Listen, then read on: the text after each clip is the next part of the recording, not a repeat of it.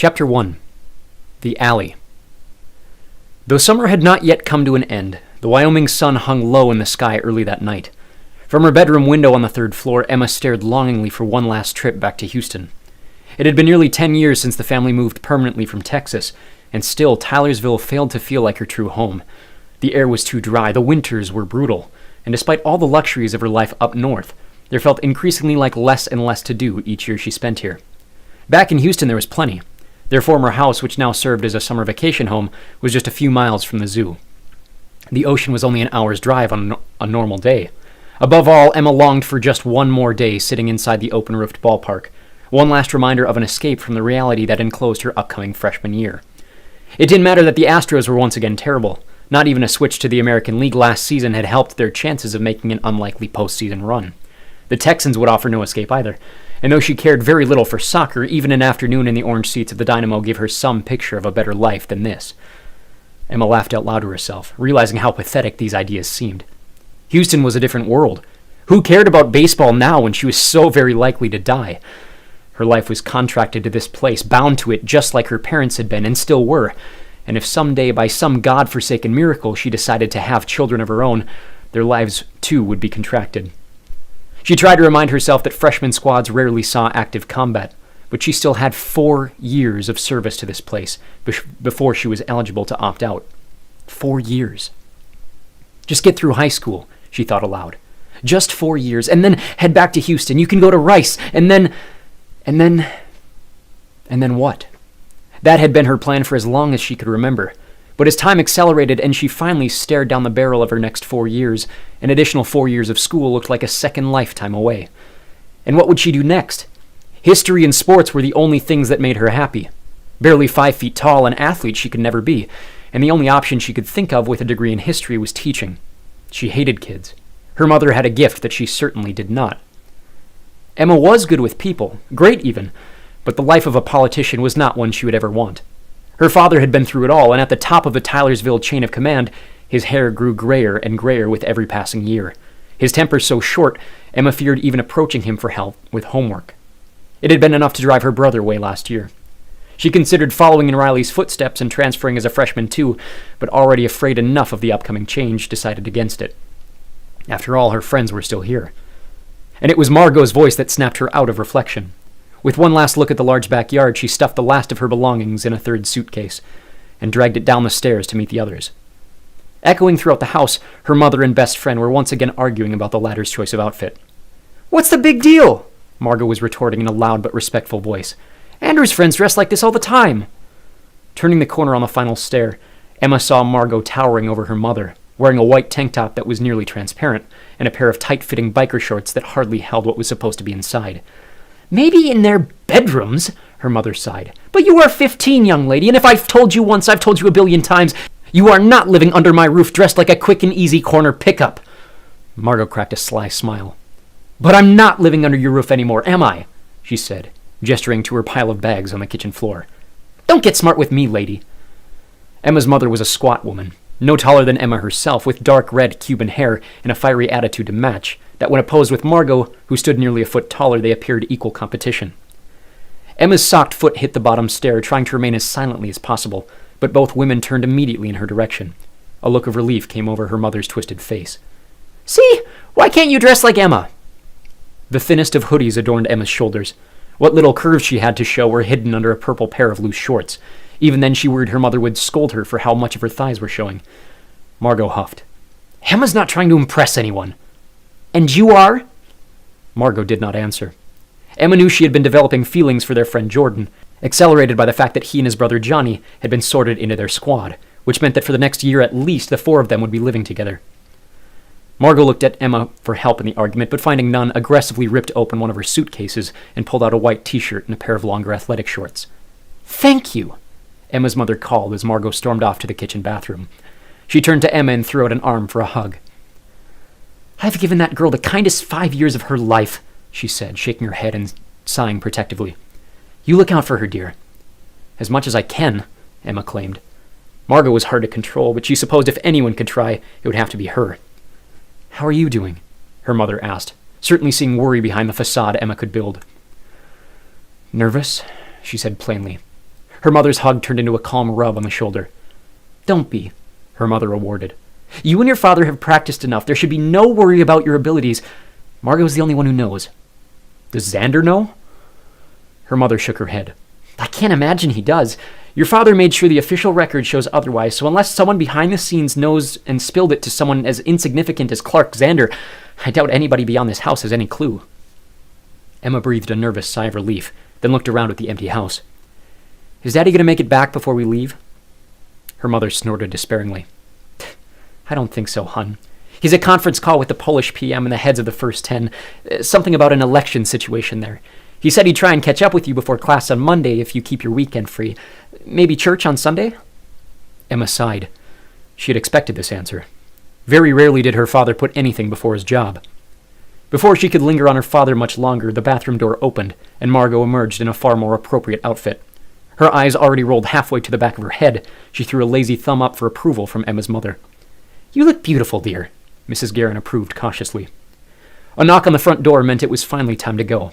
A pair of suited men from the embassy came to help with their bags and stacked them in the back of a black Escalade waiting in front of the house. Walking them out to the front step, Mrs. Guerin gave Margot a tight hug before turning to Emma and giving her a kiss on the forehead. "I'll tell you the same thing I told your brothers," her mother began. "You can always come home if you need to." Emma faked a smile. "And Riley's never coming home," she thought to herself. Her mother failed to stop a tear from leaving either eye as the last of her nest emptied, though it wasn't until they were halfway down the street that Emma allowed herself a brief sniffle too. Margot looked at her disapprovingly from across the middle seat. "Come on," she said, her French accent popping out for the subtlest moment. "At least allow yourself to have fun tonight." The Escalade continued past the large houses in the neighborhood, most of which were also inhabited by high-ranking government officials. The large blue tower where her father was stationed loomed like a storm cloud as they broke onto a main street and headed west toward downtown. The original heart of Tylersville could easily confuse one for the entrance to Disney World. A coherent mix of colonial and heartland Americana, the town's main street was supposed to reflect the essence of the United States. Though she had never visited any of the other cities, her brother had told her all the others were designed to reflect the same. The British headquarters sat in an enormous medieval castle on an island in Scotland, and apparently the city in Norway made Riley feel like he had died and ascended to Valhalla. The stories she had heard about the others made Emma feel like Tylersville was even less than it was. Surely the embassy could do better than what they had now. The rest of the town's public buildings were on a 10-year renovation and modernization schedule, and yet the heart of the town was always refurbished to the same decor of Eisenhower chic. Just beyond the town square, a large glass front served as the main entrance to the shopping center. The Escalade pulled up inside the small loading area, along with less than a dozen other cars, the hundreds of other freshmen clearly choosing to walk or take the monorail. The two girls exited, with Emma turning to the passenger side window, just as the man in front rolled it down to meet her. "Are you sure you don't want us to take our bags?" she asked, almost feeling naked without her belongings. "Don't worry, ma'am," the man said monotonously. "We'll take care of it all. You enjoy your evening." "Thanks," she stuttered as the window lifted and the large black vehicle drove away. "Come on," Margot said, grabbing her hand and pulling her through the doors with a crowd of others. Beyond the doors, a massive atrium fell into a square base below them. Entering from the building's third level, they were surrounded on all sides by 4 floors of shops and stalls, most beginning to shut down for the evening ahead of a busy weekend. On the floor below, a maze of flower beds, hedges, and fountains now stood filled like an ant farm with the dots of congregating students. The usual food court had been cleared on the far end, with the tables now ringing around the outside with signs attached to their fronts, though from far away Emma could not make out their text. The two girls followed the flow of traffic down the nearby escalators before spilling out onto the ground floor. Now closer to the signs, Emma saw each table labeled with a series of 4 numbers, obviously referring to the different squads. Their squad number was 3006, and after a brief scan of the horseshoe of tables, Margot spotted their table in the back left corner of the floor. Clark Xander was standing behind it, reading through a large packet of forms in a folder labeled with the same number. Beside him was a girl halfway between the height of Emma and Margot, with bushy brown hair and outfitted from head to toe in black, including her heavy eyeliner and a series of bands on either wrist. Her caramel skin was darker than even Emma's, though hers looked more genetic than tanned. Xander spotted the girls approaching and gave them each a brief side hug when they approached the table. "Girls, welcome!" he smiled. "This is Liz." He gestured to the girl, who was only now looking up anxiously from her phone. "Liz, this is—" he began. "Well, I might as well let you two do the honors." Emma stuck out her hand. Margot did the same. "Emma Guerin. Margot Driel." Liz stuck out her own hand cautiously. "Liz Granhook," she said before staring at Margot, caught up on the pronunciation of her last name. Almost comforted by her realization, she breathed, "You're not American." "Neither are you," Margot addressed before explaining herself. "Laval, Quebec, that's in Canada, but I've been here for 5 years." Seeing the inquisitive look on Liz's face, Margot added, "It's a long story." "You're from England," Emma stated plainly. Cambridge, yeah," Liz stuttered. "But you're still a freshman." "That's what you lot call it, yeah," she replied. Emma looked at Margot, knowing they'd both wondered her following question. "So why'd you transfer?" Liz looked taken aback by the question, staring at her feet before catching a breath to explain. "It's a long story," she repeated, with a look at Xander that told Emma she wanted to explain herself even less than Margot did. Luckily, Xander's head popped up again to alleviate this sudden tension. "Boys!" he shouted. The girls turned to join his attention. Johnny and Jordan were making their way through the conglomeration of bodies at the edge of the nearest fountain. The focus of Margot's attention was the taller of the two. Dressed in a gray t-shirt and tan shorts, Jordan stood at a threatening height well above 6 feet. Thin and sinewy with short blonde hair that was peppered with flakes of brown and black, a look he had always sported and claimed it was the result of a genetic disorder. Even more striking than his height and hair, however, was his left eye. The result of an accident in his youth, a long webbed scar stemmed from a half-closed but completely blind eyeball. The other eye, operational despite its appearance, was a striking transparent gray. His brother walked beside him, much less imposing. Though he held himself with a bold posture and had a more muscular build, Johnny was shorter than Margot, and standing next to the far taller Jordan, he was almost invisible. His hair, still short though longer than his brother, was a darker blonde, almost red in color. His face was spotted with such insignificant freckles you could only really see them up close. The pair approached the group and shook hands with Xander, awkwardly looking at the girls and deeming their normal conversation inappropriate beside the two outsiders. They introduced themselves to Liz, who retorted the same, Johnny quick to hop on her accent. "Margot's foreign too," Jordan jabbed, before getting the hint from all three girls that this was already trodden territory. "Where's the other guy?" Johnny questioned Xander, alluding to their missing sixth and final squad mate. "He should be here any minute," Xander asserted. "Kenton, right?" Emma asked aloud, knowing the answer already. Since their rosters and schedules had been released that Monday, she did as much research on the others as she could. Xander nodded. Though not saying any more, Emma deduced that he, like the rest of them, had yet to meet the other boy. Liz was already back on her phone, stepping aside from the rest of them, while Xander went back to his folder, perhaps making sure they were still expecting another member. "We met him, I think," Jordan said. "In the big house. He's been staying there for the last month with a handful of outsiders." "What's he like?" Emma questioned, curious of the dynamic of the new group. With the way Liz was avoiding them, it seemed easy for them to continue their usual foursome without interference. "Couldn't tell," said Jordan. "He came in blind, though, completely blind, like his mom sprung it on him around Christmas last year. Had never even heard of the place before arriving, so expect a ton of questions." "His parents didn't come with?" Margot replied curiously. "I don't know if he has any. Guessing something's off if he's been living at the big house." The organization had no better word for non-residents than outsiders. It was typical of 2 of every 3 residents to leave the city after their service period, some having kids with non-members, though it was always the requirement for these kids to serve their own period by the time they hit high school. Most parents were smart enough to move back to Tylersville well in advance of this, to give a sort of grace period, to adjust to the city and the society within the organization. But some people, as was apparently the case for this new boy, came in at the last possible moment. For years, Emma had tried to imagine how surprising that must be. Her speculation was cut short by a soft voice interrupting their bubble. "Hi," the voice said. "This is 3006, right?" Emma turned around to find a boy dressed in a black t-shirt and jeans, taller than Margot but still in the shadow of Jordan, next to whom he was now stood. She tried very hard to think of him beyond an Italian stereotype, though with his olive skin and hooked nose, he certainly fit the picture. His shiny dark brown hair was parted down the middle and tucked neatly behind his ears. A leather-strapped watch sat alone on his left wrist. His head was tucked forward in an unconfident posture. He closed his mouth and twitched it up on one side to offer a confused smile. "Don't say it like that," Jordan sighed disapprovingly. "Don't make it sound cooler than it is. We're not spies." "Yeah, we could be," pondered Johnny. "Any leads on missions yet?" "A few, potentially," said Xander. "But let's get inside before I spill anything, now that we're all here. Why don't you introduce yourselves?" "Kent Delvecchio." The boy offered his hand limply to the boys first. "Jordan Delarue. Johnny Sparks." "Come on," Kent hesitated. "Sparks? That sounds like you made it up." "Jonathan Franklin Sparks," Johnny defended. "Born and raised." He turned next to Liz, and for the 3rd time they repeated the routine surrounding her accent.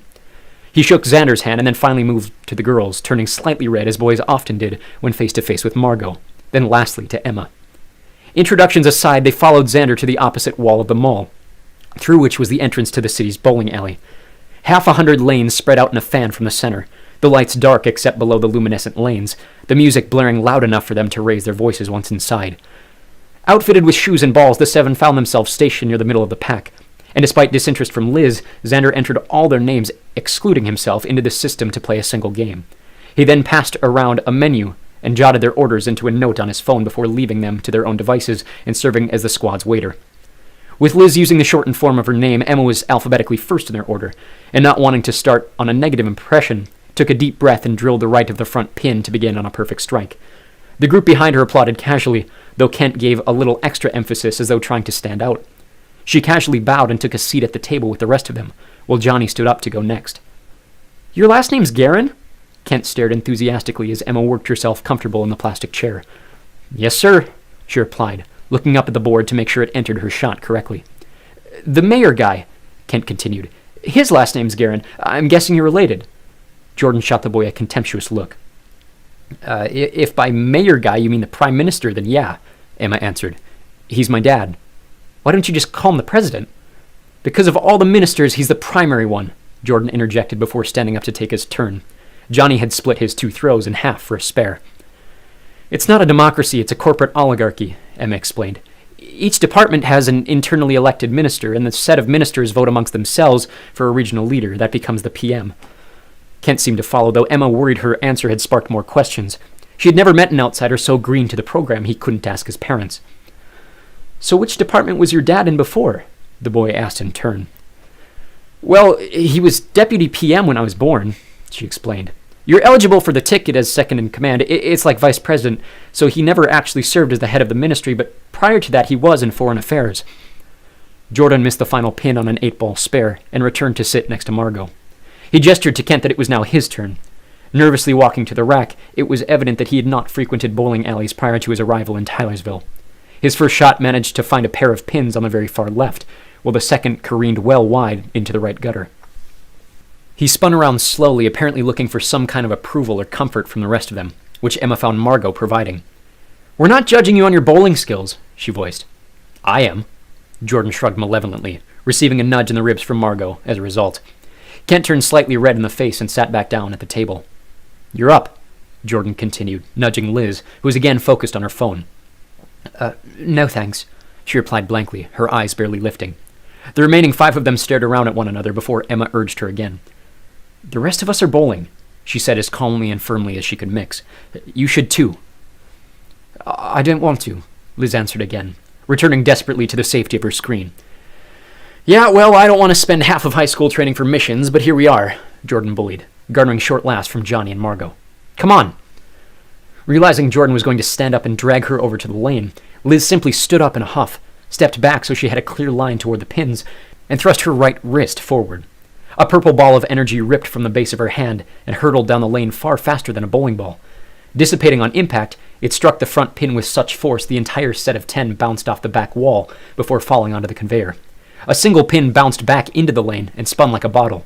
With another flick of her wrist, Liz sent this to the conveyor with a smaller ball of light. Several lanes in either direction stopped dead in response. Finally, Sidney Salzer broke the silence with a loud cheer from 3 lanes to their left. The nearby tables erupting in approval, Liz turned back to the squad and pulled the same sarcastic bow as Emma had before.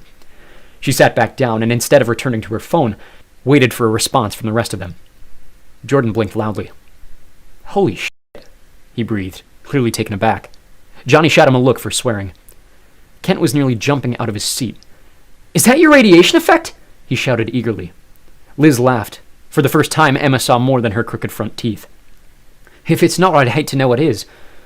Margot stood up to take her turn. Before she took a step, Kent stopped her. "What's yours?" he asked. Emma knew exactly what Margot was about to do. A trick she had shown off 100 times before, Margot held up both of her hands to the group, backs toward them.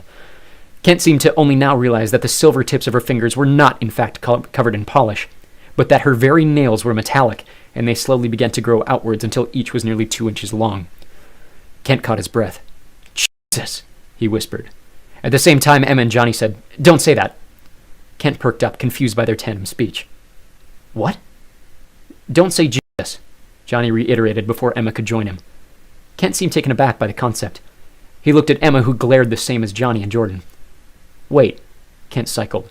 So he can say holy shit, but I can't say Jesus. I prefer you say neither, Johnny stated. Both of you. Kent was shocked into silence. Emma wasn't sure he expected Johnny to speak against him like this.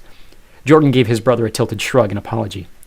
Struggling to find a response, Kent was only able to say, What's yours? Johnny's attitude flipped on a dime. My what? He said. My effect? Kent nodded. Johnny took a conceited breath.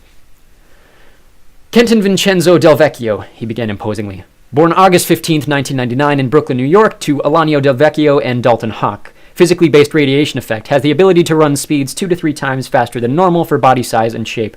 Mother graduated from Truman High in 1994. Immediate opt-out. Maternal grandparents deceased. Limited contact with paternal relations. No siblings connected to the International Radiation Effect Association. Last known address, 816 55th Street, Brooklyn, New York. Johnny stared at Kent, who seemed taken aback at the information just relayed to the group. He stuttered for a moment, trying to find a response. His face grew red, finally voicing, Are you trying to intimidate? But Johnny interrupted him. Those who knew Johnny were aware of exactly what he was doing. Completely ignoring Kent, he turned his attention to Emma, who waited, prepared for her own immediate details to be read aloud.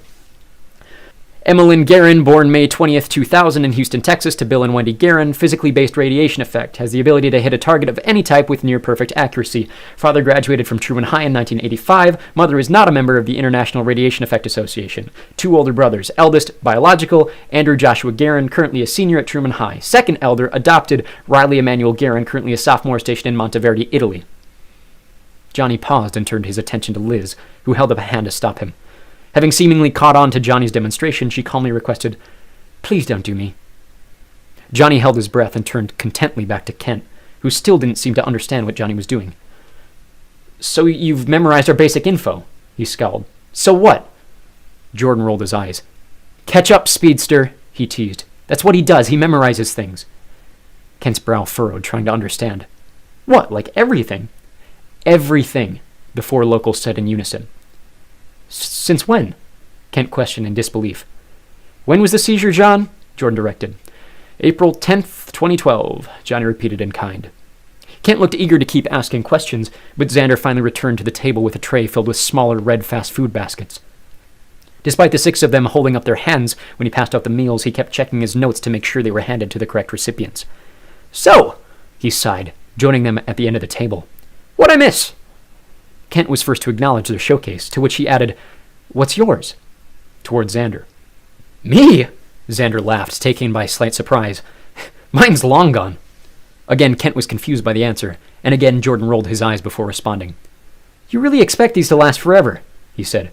When did you get yours, 12? 13? Kent stuttered. I think I was 11 when I discovered it. Xander took a long drag from his straw to wash down the series of fries in his mouth. 10 years, on average, he choked. You'll get the rare case where it lasts your entire life, but those are almost always mentally based, like Johnny's. Come to think of it, I can't think of a single case otherwise that lasted more than 20. A few dozen times, an effect hasn't shown up until way later in life, when the service period has long since elapsed. Emma shuddered at the thought of her effect creeping up in her 40s. Almost always, though, if it doesn't develop by the time you hit high school, it never shows up at all, he continued. Margot shot Emma a brief glance before quickly turning back to Xander. What do you guys call them in England? He turned, asking Liz. Jumpers, she stated. Me mama's one. Here we typically refer to them as skips, Xander kept on. Still have the same privileges with the company, especially later in life. Everyone is mostly on equal standing once the powers disappear, even non-members, but I certainly don't envy skips during their service years. Kent looked around, realizing he was the only one in the group unaware of this. So, do they still get sorted into squads? Xander had just stuffed his mouth full of fries again. Absolutely, he muffled, quickly washing down the food. Anyone can hold a gun, anyone can be a field medic, anyone can learn a second language. Certain things don't come nearly as easy, but it's still part of the genetic contract. They're still carriers of the effect gene, and 2 skips have never been reported in back-to-back generations. Kent nodded. That's why they're called skips. Exactly, Xander affirmed. You learn all of this in your science and history classes. But Kent looked around at the rest of them with a jealous, almost embarrassed look, acutely aware of how out of place he sat amongst the squad as the sole outsider. Realizing it was her turn and had been for several minutes, Emma stood up and took her turn, another strike. Kent looked ready to ask another question, and saving him from the embarrassment, answered first. "That's my demonstration," she said smugly. Johnny stood up to go next. "Show us yours," Jordan said, and Emma realized he had placed his arm around Margot's shoulder. She was blushing. Kent stuttered. Emma realized his discomfort and grabbed her phone off the table while no one was looking. Kent began, looking around the alley. "You already read my bio. There's not a ton of space in here to show you. Tell him to back off," Emma texted Margot, sensing Kent's growing shyness in front of Jordan. Margot's phone buzzed on the table. She showed it quickly to Jordan, who gave Emma the same apologetic smile he gave Johnny before. "Fair enough," Jordan conceded. "Tomorrow in gym, let's see it." Kent seemed to think this was a fair deal. "All right," he said comfortably. "How about you?" Without skipping a beat, prepared beyond any of them, Jordan closed his eyes. "The squad behind me is missing 2 members," he began. "One is in the bathroom, one left to the courtyard to make a phone call. The boy in the opposite middle seat just stood up to take his turn. He just picked up a ball. He just set it back down. It was the wrong weight. The last person's ball is going to pop out from the floor in 3, 2, 1. The rest of them watched as every single one of Jordan's narrations happened in real time. When the ball popped out at his exact count, he opened his eyes again and smiled confidently at Kent. "I can't see with this," he said, pointing at his dead eye, then holding up his hands. "So I see with these." With the final demonstration complete, Kent held his tongue for the remainder of their game. Though the others came nowhere close to Emma's perfect game, there was a steady competition for second between Johnny and Margot, and even Liz seemed to be enjoying herself after joining the game despite being well behind Kent and dead last. Nearing the 9th frame, Johnny once again brought up the question of missions. "The council seems really impressed with all of you," Xander explained. "Together, specifically, they think your effects complement each other nicely, and they're eager to see how well you mesh in the first few weeks of training. Bar any setbacks, they're tempted to throw something difficult your way early on in the school year." Emma's stomach churned. The burger she had finished 4 frames ago was threatening its way back up. "What, like combat?" Margot asked for her. "Nothing suicidal," Xander claimed. "High success simulation so far, but definitely looking to push you as freshmen. You guys should be proud of your skill sets. It's been a long time since a squad as young as you were was being projected this highly in the eyes of the council." Emma's eyes connected with Liz, who looked as white as she felt. "You're not talking firefights," Jordan voiced. "I'm not talking firefights," Xander relayed. "It's a long way off, and it's far from certain, but there's potential we head into an active war zone before the end of the school year." Emma threw up in her mouth. The lights illuminating the lane floors pierced through her closed eyelids as her head began to spin. "My father promised this wouldn't happen," she thought hard to herself. "He promised. Something must have been mishandled at the embassy." She tried hard to convince herself that Xander hadn't really just said what she thought he had, but his voice kept repeating the phrase active war zone between her ears. She could feel herself swaying, and suddenly switched her focus to trying not to pass out at the idea. The loud music from the speakers above the table were booming, and the words quickly turned to ringing. The light in her eyes was turning white, engulfing everything. Her face felt hot. Her hands felt limp at her side. Suddenly, she felt something tight grip her right hand. "It'll be all right," a voice whispered in her ear. "He said potential, it's not for sure." The senses rushed back to Emma's head. It was Johnny, who she realized was holding her hand firmly in his own. She looked around mortified, hoping the others hadn't seen her nearly pass out in front of them, and to her relief, the attention was instead on Liz, who was having a panic attack of her own, with Xander convincing her that per the terms of some deal with the embassy in Britain, she specifically would be the last to see direct combat. Missing the initial context, Emma was somewhat relieved to hear that someone else in the group was being granted special privileges. If her biggest fear during the service years was staring death in the face, her second biggest fear was receiving special treatment on behalf of her father. "Somewhere in the middle," she prayed silently. "Why can't we just dig wells in Africa?" Her brother Riley had hit the jackpot in terms of easy work for the company. Alongside his girlfriend, they had transferred from Australia to Italy in July, and were set to spend at least the entire semester doing nothing but studying affected DNA as their missions work. From the sound of Xander's eagerness to start training, their squad would have it a bit more difficult. Hardly paying attention, the terms Middle East, Southeast Asia, and South America were being tossed around between the others still listening, and only then did Emma realize her hand was still interlocked with Johnny's. She looked at him, and realizing it himself, he pulled away quickly. Emma hoped Margot hadn't seen. She'd never let her live it down if she had. When her turn came around for the final time, Emma realized she was shaking too hard to complete the perfect game. Leaving the others in shocked surprise, she threw the 13th ball directly into the gutter, turned around to stunned faces, and shrugged. "Too easy," she said, returning to the table where Kent's mouth remained dropped in disbelief. The final score was still far from close. Among the last to leave the previously crowded alley despite their single game, the 7 filled out of the deserted shopping center as the sun was just dropping below the butte-filled horizon. A few other squads joined them in an otherwise empty train car. A single stop later, the monorail pulled into the station halfway between the school and the residential center. Over 20 stories high and built from striking white stone, the residential center was the base of operations for the 1,000-plus students of Truman High. Emma had only been once before to visit her brother Andrew on the occasion of his 15th birthday. As the squad common areas were exclusive to squad members, with supposedly zero exception, she had never seen the inside rooms, though the catalog from which she had picked her private decor gave her a good enough idea. Through the rotating front door, their ears were met by the shouts and screams of 100 high schoolers, shoving and splashing in the large swimming pool that served as the building's community floor. Surrounded on all sides like the shopping center by a large atrium, the dozens of floors above them were ringed by open hallways and windows. Xander led them to the nearest set of elevators and passed out key cards before pressing the number 15. Arriving there, the sounds of the pool now echoed around them from far below. An open walkway circled the open atrium on all sides. On the wall opposite, a series of frosted glass doors counted upward from 3,000. They followed Xander to the 7th door, boldly labeled with their squad number. He held up his own keycard to the white reader near the right side handle. The pad flashed green, and the manual clicking sound of an unlocking door was followed by Xander opening the door and letting them inside.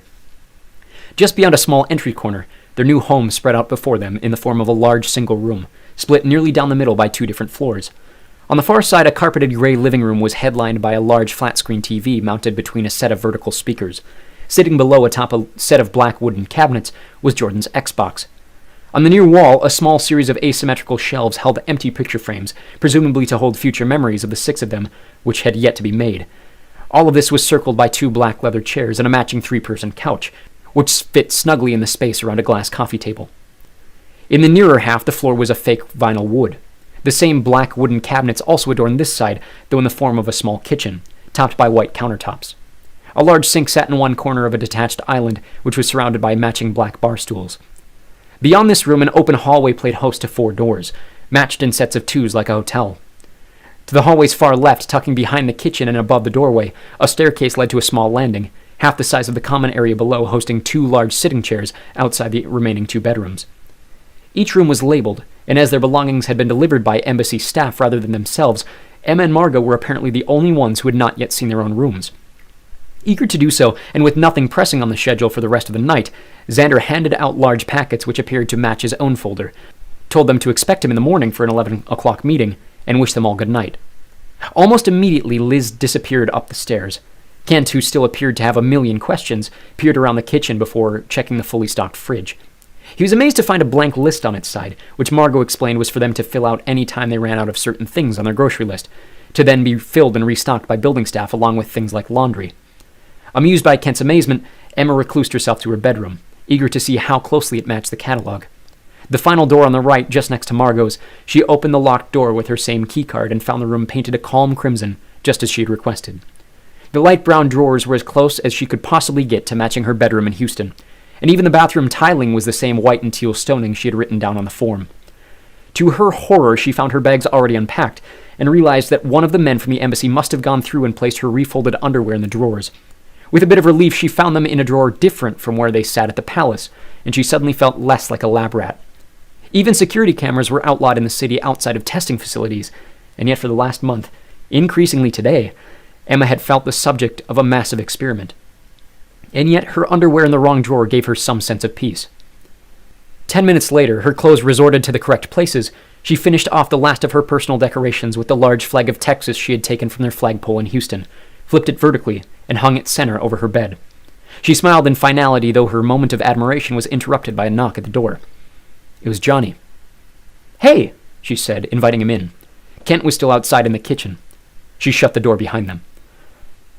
"How are you?" he asked, his eyes moving to the framed picture of her and Riley sitting atop the set of drawers. "Fine, I think," she lied. Despite looking away from her, Johnny seemed to sense her dishonesty. "I'm terrified," he admitted. "We all are." "Yeah," she found herself saying, before keeping her mouth from continuing. "At least you have an advantage." "Jordan, too," he said. "Swagger and all, he cried himself to sleep last night." Emma laughed aloud. He did not cry himself to sleep last night. He got pretty close. Johnny smiled before his face soured. He's probably thinking about his mom more than anything. Emma gloomed with him. Any word? Nothing, he sighed. Last sight of the caravan was 4 weeks ago. Emma's heart pulled. Shoot, I'm sorry, John. What are you going to do? He said sullenly. Mine are already dead. I know how to deal with it. She still raised you, Emma tried to comfort. Yeah, he chuckled unconvincingly. And what's one more? Stop it, she growled. Don't ever say that. He looked back at her pictures to the one featuring her mother and Margot. Does Margot ever miss hers? He asked. Emma paused. I'm sure she does, she admitted. But her situation is a lot different. I suppose, Johnny agreed, turning back to face her. They all made it through. Why can't we? Emma smiled. It was exactly what she needed to hear. You know my dad never lost a single squad mate in his entire 4? Johnny grinned in return.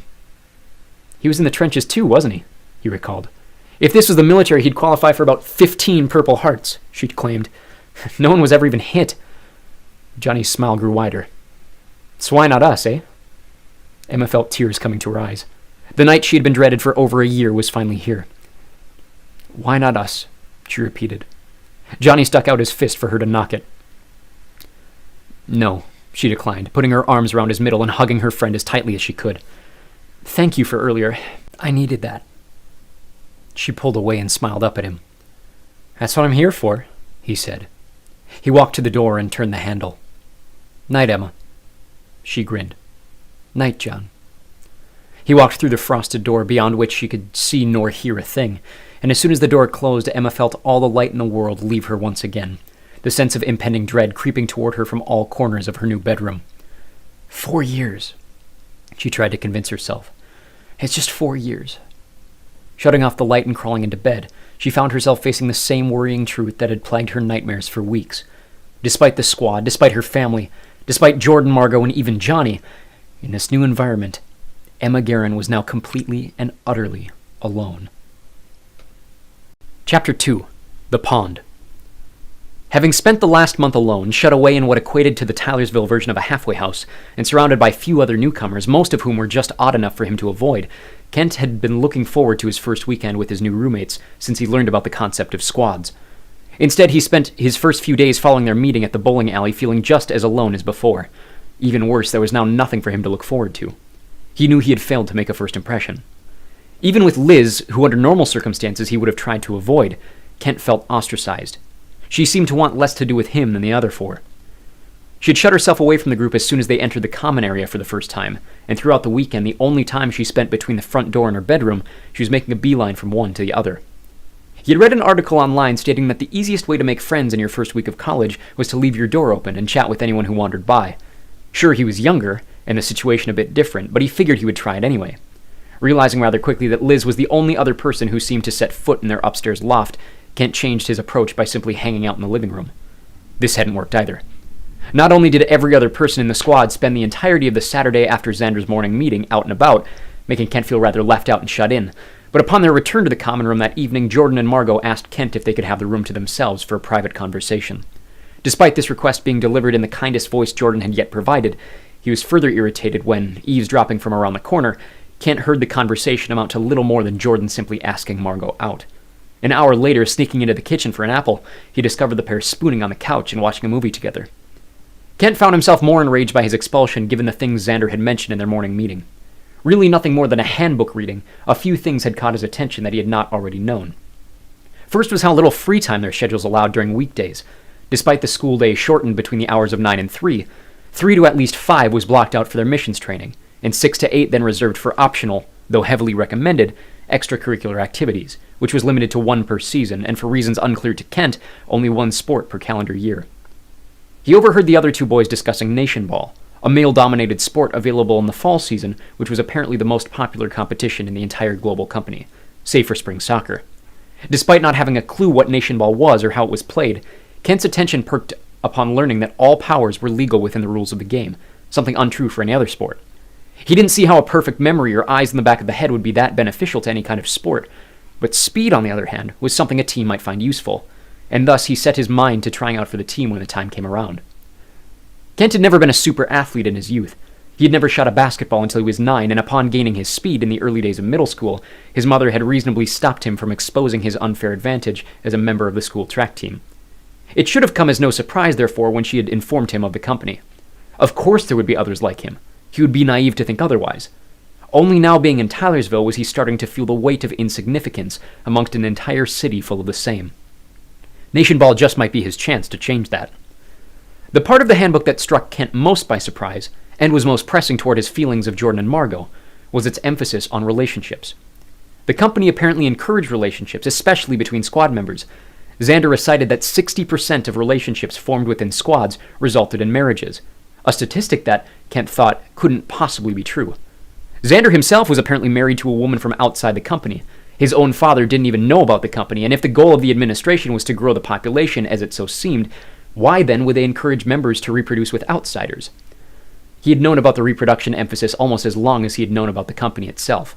His mother, explaining why she chose to leave it in the first place, mentioned never wanting children as a driving factor. Kent knew he was never intended. His relationship with his father proved that. He understood now why his mother decided not to return with him. Even as her son, there was an air of prejudice which hung when he mentioned to the group that he was an only child. Outside of Johnny and Jordan, whose parents had apparently died when they were young, the others didn't just have siblings, they had multiple. Liz was the second of 5 kids, Xander the 9th out of 10. It seemed rather rich, then, that the company would then balance its emphasis on relationships and reproduction with a simultaneous outlawing of its consequences. Sex wasn't outlawed necessarily, but the company certainly made the line between everything very thin. Like tobacco, contraceptives were unavailable for purchase within the city, meaning the closest location for either was apparently Newcastle, nearly an hour's drive away. And upon learning this, Kent felt less like he had moved from New York to Wyoming, and instead found himself in Utah.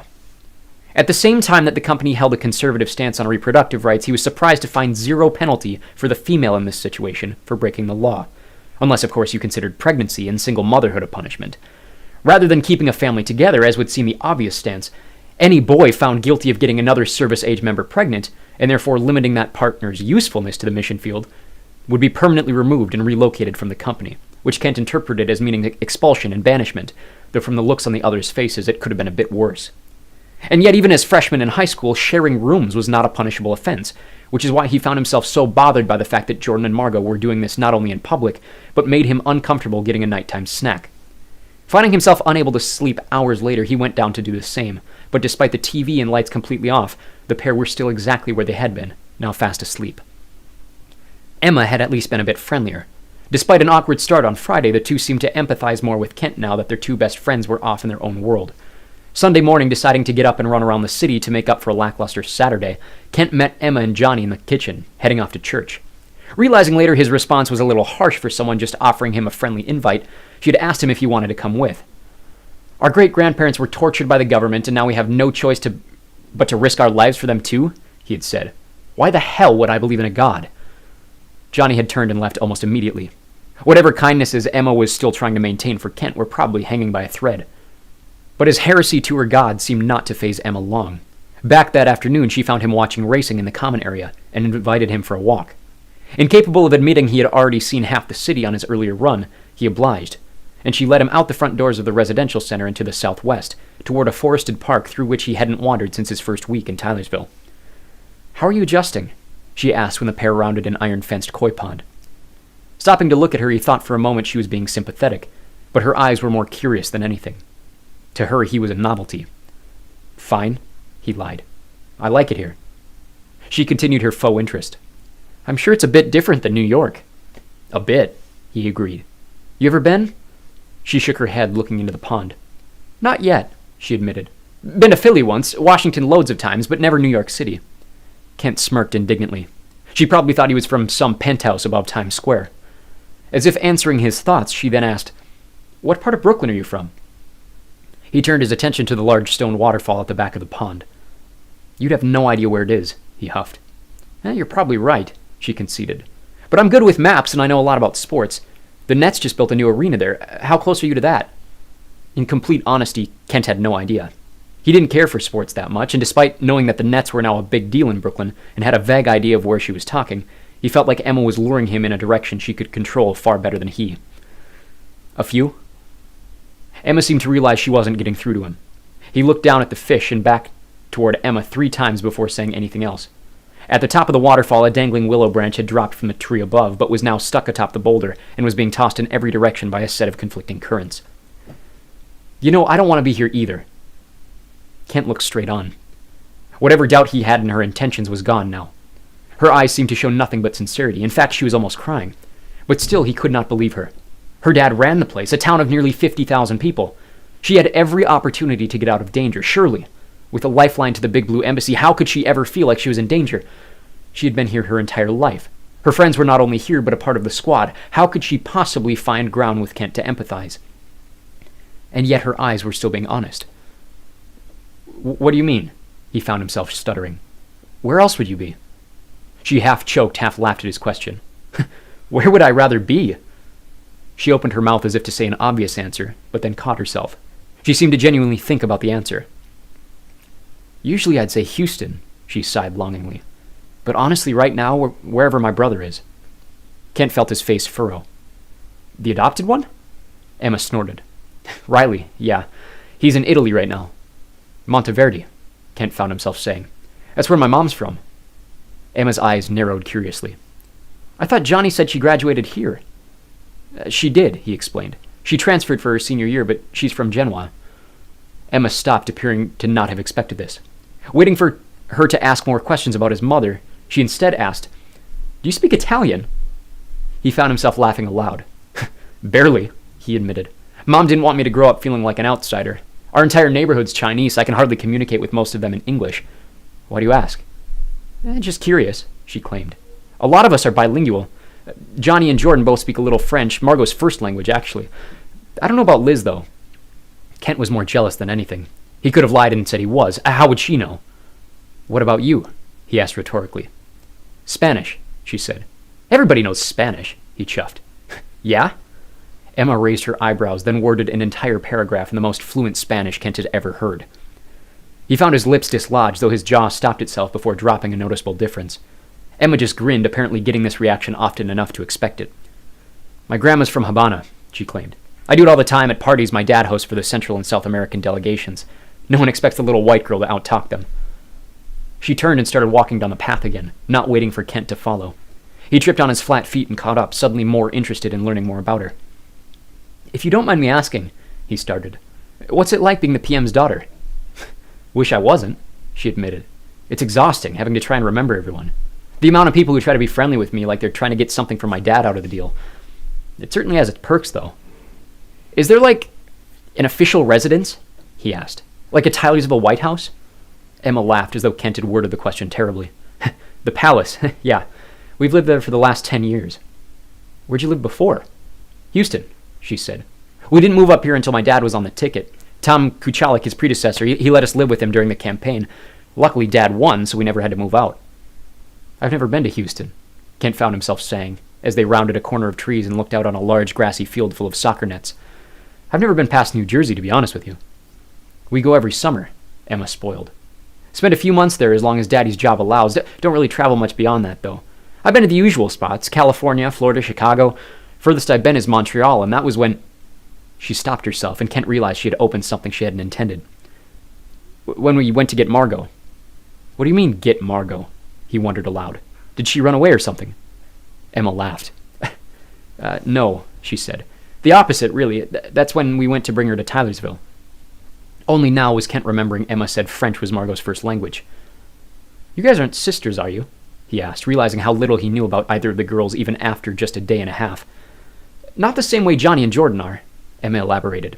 "They were a lot younger. It feels a bit different for them. No, we took her in when she was 10. "Are her parents dead?" he prodded. "She probably wishes they were," she said, and Kent realized an orphan would have just stayed in Canada. "Then what—" Emma seemed to realize she could skirt it no longer. She'd obviously not intended to reveal anything deep about her friend and was now forced to stop Kent's questions before it went further.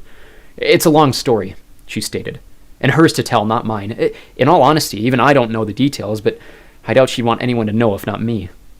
"Fair enough," Kent rescinded, though he added, "I'm guessing Jordan will know soon enough." Emma rolled her eyes. "Yeah, that was a bit much, wasn't it?" The pair had still been asleep on the couch when he, Emma, and Johnny had met in the kitchen. Neither said anything, though both obviously noticed. "A bit," he agreed. Trying to feign obliviousness, he continued. How long have they been together? She followed. Just yesterday, apparently. I know she's liked him for ages. Even back when he was dating Carissa, she was always jealous of them. Kent had no idea who Carissa was, but noticed Emma shift her weight and posture, as though talking about Margot's love life had somehow boosted her own confidence. Her small chest was now puffed proudly. Her jean shorts seemed to contour better to her backside. Though unsure why he hadn't noticed it until now, he thought Emma looked rather cute. Maybe it was Margot overshadowing her. Her friend had caught his attention as soon as he had discovered their table 2 nights before, and it was understandable why.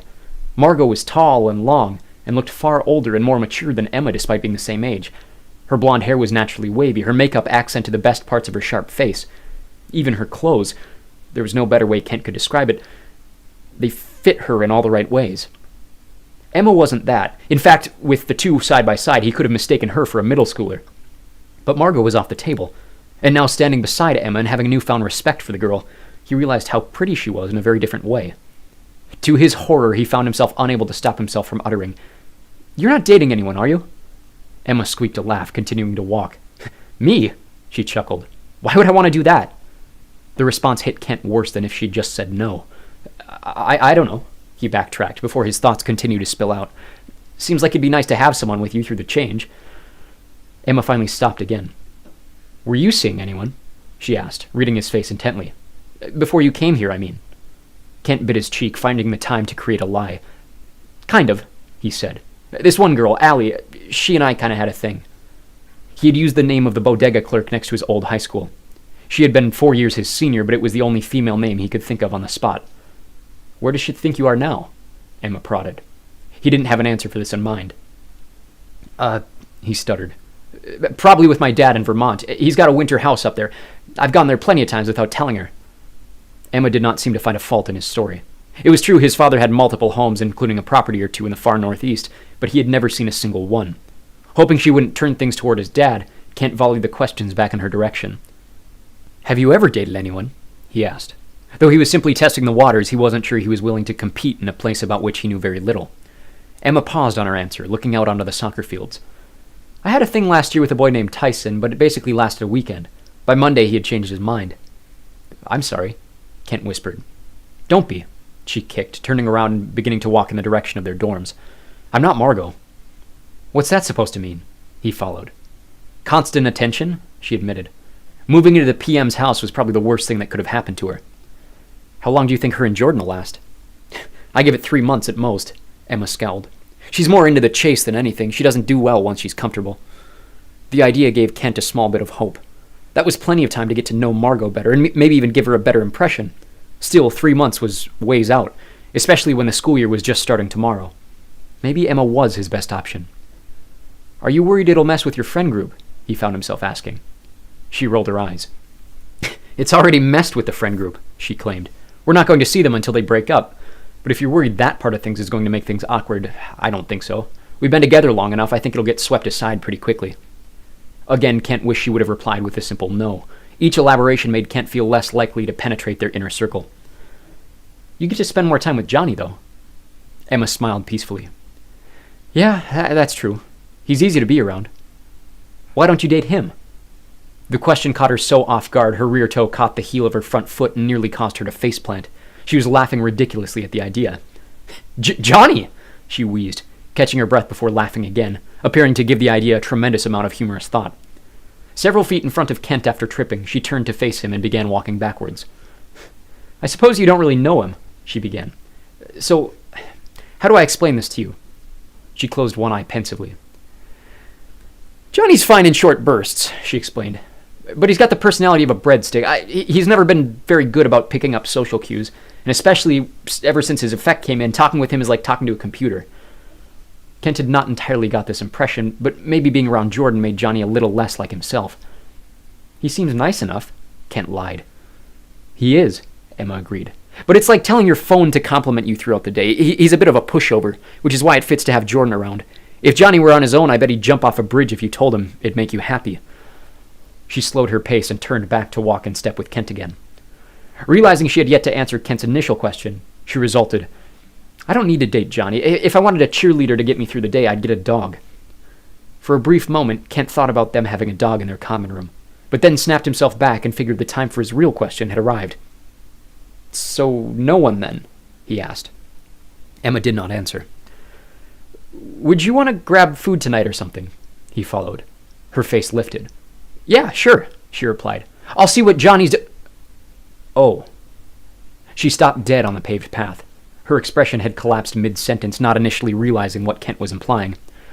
Oh, geez," she sighed. Kent braced himself. "It's totally fine if not," he backtracked. "I just figured... Look, Kent," she started, her eyes twinkling repressively. "You're nice, really. I want you to feel like you have people here, but I really don't think that's a good idea." His face must have dropped further because she continued rather quickly. It has nothing to do with you," she insisted. "I just... Like I said, I'm not Margot. I don't need that. In fact, I don't really want it." She was quick to add, "With anyone. This year's going to be hard enough as it is. I've got 5 other people to worry about already, on top of myself, and I really don't think I can handle that pressure if one of them was my boyfriend." Again, Kent was wishing she had simply said no. "Shit," she clamored, trying to make up another excuse to disappoint him. "Look, yes, I'll grab food with you tonight. I don't care if Johnny doesn't come, and you can ask me anything you want about the city, about the company, about my dad, about me. I don't care, and I'll buy my treat." But Kent could feel his own face changing to the color of a tomato, and knew that the damage had already been done. No, don't worry about it," he regressed. "You already had plans with Johnny. Don't worry about me." Emma, whose face was now about as red as his own, rattled off an essay's worth of excuses and apologies, but Kent did not hear a single one. If there was anything said the entire way back to the White Tower, it went through one ear and out the other. He had been so close to what he thought was a bright idea, but when they finally reached the common room and had gone their separate ways, the regretful half of his brain made him realize how close he had instead been if he'd just kept his mouth shut.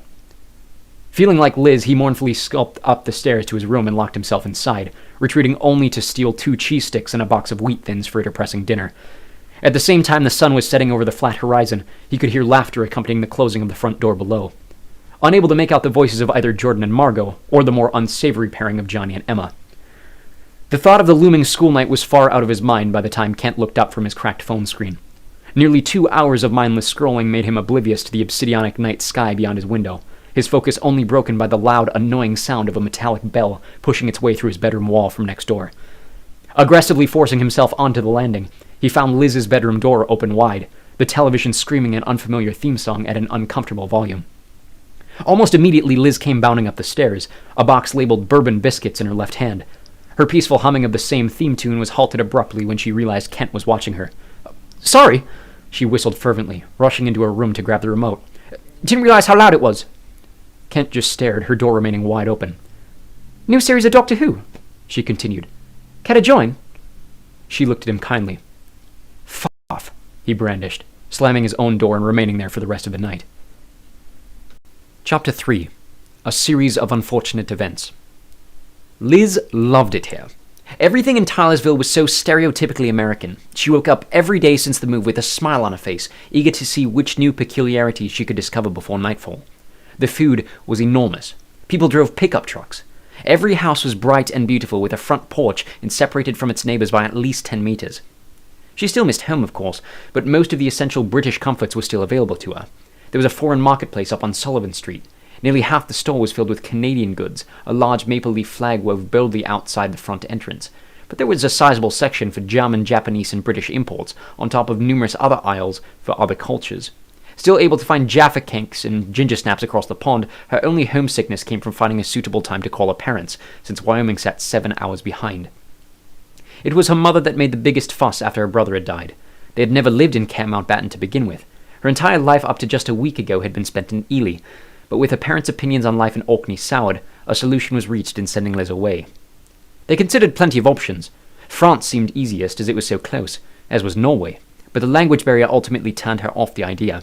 South Asia was a less orthodox answer, but she already spoke a fine amount of Urdu, and there lived a notable British minority there, but the culture shock became a topic of contention for her white father. That left the 4 English-speaking cities. Australia and New Zealand was simply too far away. She let her parents be the ones to admit that aloud, but she felt the exact same. Canada was their preferable option, but upon reading about the Northwest Territories, Liz became vocal about her disinterest in a sunless winter abroad. Finally, a solution was reached in a 3-way agreement with her family, the British Embassy, and the American one. She was to be granted limited exposure to conflict amongst the rest of her squad mates, regardless of the mission. To see this through, they placed her alongside the Prime Minister's daughter, who was also starting her service years. Would she have preferred to be with a squad of other foreigners? Probably, though this option almost guaranteed her safety. The Prime Minister would have the final say over his daughter's whereabouts, and this nearly certified that whatever happened to her brother would not happen again. Liz couldn't yet tell how she felt about the others. The one she knew best was their missions leader, Xander, who came across like a stereotypical blue-collar American. Every single time she'd seen him, he was wearing a different ripped baseball cap and more than once outfitted in a plaid jumper and blue jeans. With the way he talked and certain phrases he used, even in meetings, she got the distinct impression he had been unlikely to vote for Barack Obama. From what she could gather about the locals, the 2 girls and 2 boys had each grown up together as adopted siblings, though the girls did not refer to themselves as sisters the way the boys called themselves brothers. So far, Emma had been the kindest. Despite Liz's hesitations toward the nepo baby of the group, Emma appeared not to let the attention go to her head, and seemed to take an interest in Liz's comforts as a new part of the squad. On 2 occasions, she had been invited to eat with her and Johnny, though not wanting to feel like a burden, Liz had declined. There were simply other things she wanted to see and do without needing to force conversations for half an hour. Johnny was seemingly less kind. He seemed taken aback by her declining of an invitation to Sunday church, though having overheard how Kent responded to a similar invite, Liz thought her assertion of, "No, I'm British," was both polite and satisfactory. She initially thought him prude the way he shunned the other boys for their language at the bowling alley, but having watched his bizarre moments of self-exile, constantly reading on his phone and avoiding anyone else, wondered if he, like her younger brother Dallin, might be somewhere on the spectrum. Jordan and Margot had paid her little notice. Despite feigned interest in her background when they met, the initial hope that Margot, another foreigner, might allow her a common ally, the pair had been glued to one another, quite literally, since Xander had left the squad alone. Liz had come downstairs the first night, hoping to make late-night kippers, but discovered them locking lips rather aggressively on the community couch. Unable to take her attention away, she found herself entranced by the affair for an uninterrupted 5 minutes, by which time her appetite had completely changed. Last in the squad was Kent. A shy boy she thought was a bit cute, he seemed to want very little to do with her, despite her best attempts at socializing. She thought the pair might be able to collaborate on decorating their secluded upstairs landing, but his vulgarity in response to her invitation was to watch Doctor Who, and gave her the stinging impression he was having a far worse time adjusting to life in Tylersville than she was. Trying to avoid refreshing her disappointment over the weekend's episode, Liz woke the next morning excited about the new day. American school was unexplored territory, and she was most enchanted by the lack of uniform dress code. For the first time in her life, she was allowed to dress like herself for school. Jumping in the shower and doing her best to flatten her nest of hair, the prospect of doing her makeup her own way gave Liz more butterflies in her stomach than any boy could possibly provide. Her usual assortment of textured jeans was overlaid by a navy top adorned with the face of Jimi Hendrix. Far too warm for sleeves, she covered her arms with a handful of colored wristbands before slipping into a pair of Chuck Taylors and making her way downstairs. Emma was already cooking. With her room on the stove, she joined the girls' cacophony of pancakes and bacon with a set of eggs, and the pair sat down together with Johnny, who exited his own room dressed in a green top reading State of Hockey, and still the scraps of Emma's leftover cooking. "Coffee?" she offered. No thanks," Liz declined. "Thought I'd run up to the Starbucks on Radford before class." Emma grinned, perhaps finding it humorous that the British girl would prefer a capitalist import over something homemade. Liz couldn't find the confidence to admit that her affection for the cute boy she expected to see behind the counter. "Mind if I turn on the news?" Johnny asked. With no verbal decline, he switched on the telly across the room and followed along intently with something about an election in Poland. When she had finished her eggs, Liz announced her departure from the common room. Down below in the building lobby, she was surprised to see how few students seemed to be up and about at this hour. Sure, there were still 45 minutes to go before the start of the school day, but she figured the excitement of a new year would make the others, like herself, eager to make their way to the school. A 10-minute walk up the street brought her close to the shopping center, and down a couple of blocks to the south, a shop front with the familiar green and white siren hosted a line of young people nearly bursting through the door. An additional 10 minutes was spent waiting in said line, with Liz beginning to worry that she might actually be late for her first day. The worry evaded when the tall, lanky boy behind the counter processed her order, and her stress seemed to completely melt away. He must have been in uni, or at least of that age, but he was by far the youngest of the crew behind the counter. Watching him intently and completely forgetting her rush to return to the students' mall, Liz was snapped back to stress upon realizing there were only 20 minutes until the opening bell once she left the store. Speed-walking eastward, the sun blazing in her eyes over the distant ridge, she found herself sooner than expected back in the great grassy circle which hosted the student affairs. Where the northwestern edge of the circle held the white tower where they lived, the southern side hosted a sprawling 3-story complex emboldened with the words Truman High School on the windowless left side of the front doors. Beside the large stone steps now crowded with a sea of students, 3 flags drifted lullingly from their enormous poles in what Liz only now realized was the calmest day she could remember since her arrival in the city. Highest and largest flew the Star-Spangled Banner. Beside it, the familiar blue, white, and green tricolor of the IREA, and lastly, a white buffalo on a blue background that she had recently learned was the state flag of Wyoming. Joining the ruckus of pedestrians, she followed almost every single one to the right side of the entryway, where 2 wings of classrooms jutted out sideways from a massive rectangular great hall. Having toured the school in the first couple days of her arrival, she maneuvered her way to the right wing and remained on the first floor. In the second classroom on the left, seated in oak desks lined in 3 columns of 4, she found Johnny and Emma chatting with Jordan and Margot, who were still gripping their hands tightly as they were prepared to be separated for life. "Hey!" Emma welcomed when they all turned their attention to Liz. "We saved you a spot."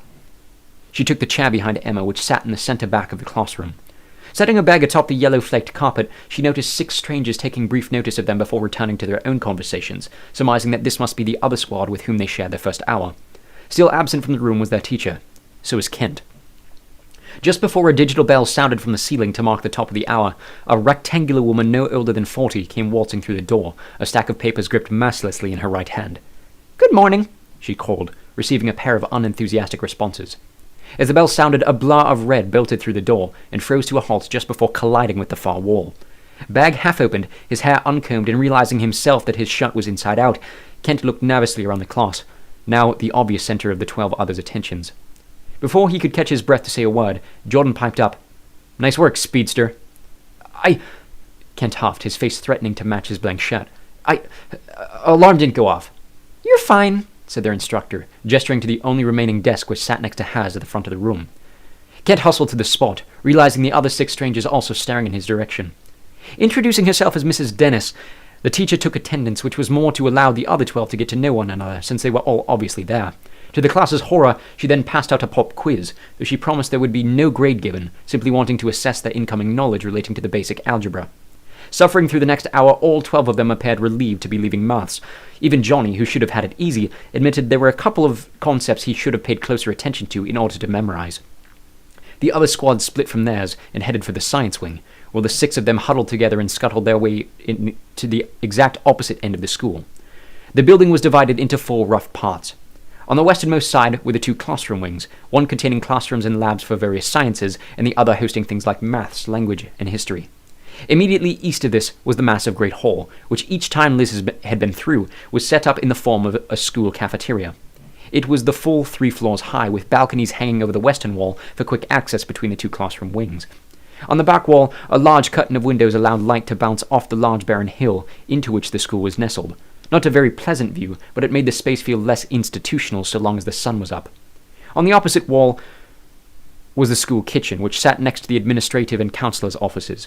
The last wall, through which came the entrance area and access to the other half of the school, was emblazoned with an enormous vertical flag, overshadowing the numerous other banners which read the title years for various international sports and activities.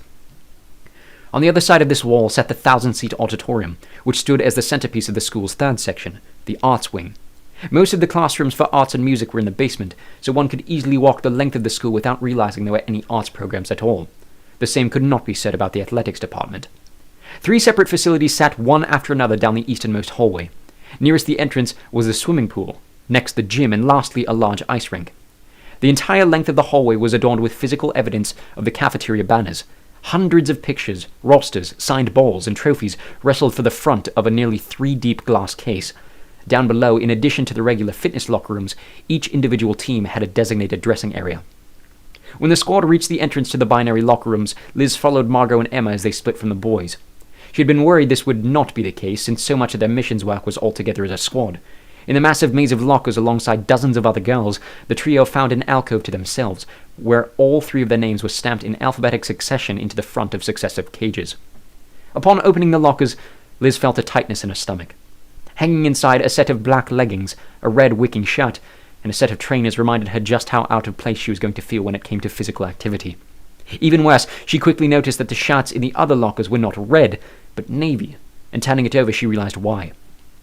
With the name Granhook screened onto the back nameplate above the large numbers 3006, the front was blank, save for the left breast, over which a Union flag sat above fine white print reading United Kingdom. The other shirts were formatted the same, but with the plain blue front heralded by the too familiar American flag and the words United States. When the three began to change, Liz nearly began to cry. Stifling her volume so only Emma seemed to notice, she came to regret the plaid boxers she had worn as pants. Margot confidently stepped out of her own shorts, not even recognizing the others there, nor that the other two were both staring at her exposed rear, outfitted in only the scantest of black thongs. To Liz's bare comfort, Emma seemed intimidated as well, her face nearing the shade of her own shirt.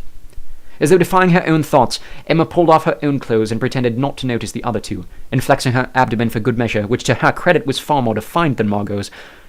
Comforted by the minuscule size of Emma's chest, Liz was encouraged enough to take off her own clothes and redress into the leggings and shirt, though this confidence was stifled upon the realization that her wristbands would have to go, leaving her pasty arms exposed for everyone to see. 5 minutes after they had arrived, the ordeal was over, and now redressed in their fitness attire, the girls rejoined the boys in the lower hallway and walked together onto the wooden basketball floor. Well over 100 students were huddled near the center of the arena. While nearly all were in the American Navy, Liz noticed a handful of other colors of the rainbow too, making her feel a bit less exposed. Though she was the only one she could spot with the Union over her breast, another pair of red shirts also read United Kingdom, though to her relish, the flag above was the tricolour of Ireland. In the back, a trio of skinny Japanese girls were dressed in all white. Elsewhere, she counted one of each of the light blue of France, the green of Australia and Mexico, a German boy in black, and a bright blue shirt with a Caribbean flag she did not recognize. A few different colors for the various regions of Africa, and about 15 matching red shirts adorned with the maple leaf flag of Canada. Despite the large number of kids who would no doubt see her fail at some kind of sport over the remaining hour, she was relieved to see Xander, who was not in his usual plaid and cap, but instead in a matching navy polo and tan trousers. His exposed hair was not in fact balding, as she had suspected, but a light brown cut into an overgrown military style. Like other squad leaders, he ushered them aside from the large swarm and checked their outfits to make sure everything was in order and fit properly. The large group was in fact 4 separate fitness classes, all of different ages. Divided into their freshman class, the squad, along with 3 others, remained in the gym to be led by a man called Coach Della, whose thinning hair and eyebrows were so blonde, Liz initially thought him clean-shaven. To her further surprise, his strained voice was not gruff and masculine, but instead voiceless and high-pitched, as though he had been yelling instructions for the better part of a century. "Today we're going easy on you!" he shouted from the back of his throat. Liz would be surprised if Xander could make out his words from the far back, where he stood in conversation with the other 3 missions leaders. "We'll get into the heavier stuff toward the end of this week," he continued. "Weight training, endurance tests, that sort of thing. For now, we'll be starting simple. Dodgeball." He pointed to a set of white foam balls in the corner of the gym. A wave of whispering circled through the group, which died down as he continued talking, though 2 voices behind Liz kept on in hushed conversation. "Now, I'll separate you by squads," Della instructed. "Williams and Hansen's group, you headed the north wall. Grainer and Xander, you guys on the south. Do you need me to separate you?" Liz realized this last question was not an instruction but a warning, as she and 20 others spun around to follow Della's line of sight. The continued whispering had come from Jordan and Margot, who, despite still holding hands, seemed to be arguing about something. "No, sir," they both replied in turn. "In your own time," he perpetuated, and Jordan quickly shot his hand away from Margot's, which appeared to bother her profusely. Della continued with brief instructions, the usual rules about the game, while also alerting the squads to a ban on effects during the game. Liz wondered if such a rule would bother Kent, who had appeared eager to show off his effect after Jordan's Friday challenge. Instead, he remained quiet and suppressed, taking in the remainder of the instructions and following the rest of them peacefully when they split into the 2 sides. The game turned out to be rather forgettable. As she expected, she was the first one out from their squad, though she managed to last longer than 4 others from their side of center. To her surprise, she was followed soon after by Jordan, who, standing as the tallest target on their team, failed to catch either of a pair of balls, which ricocheted off either shoulder.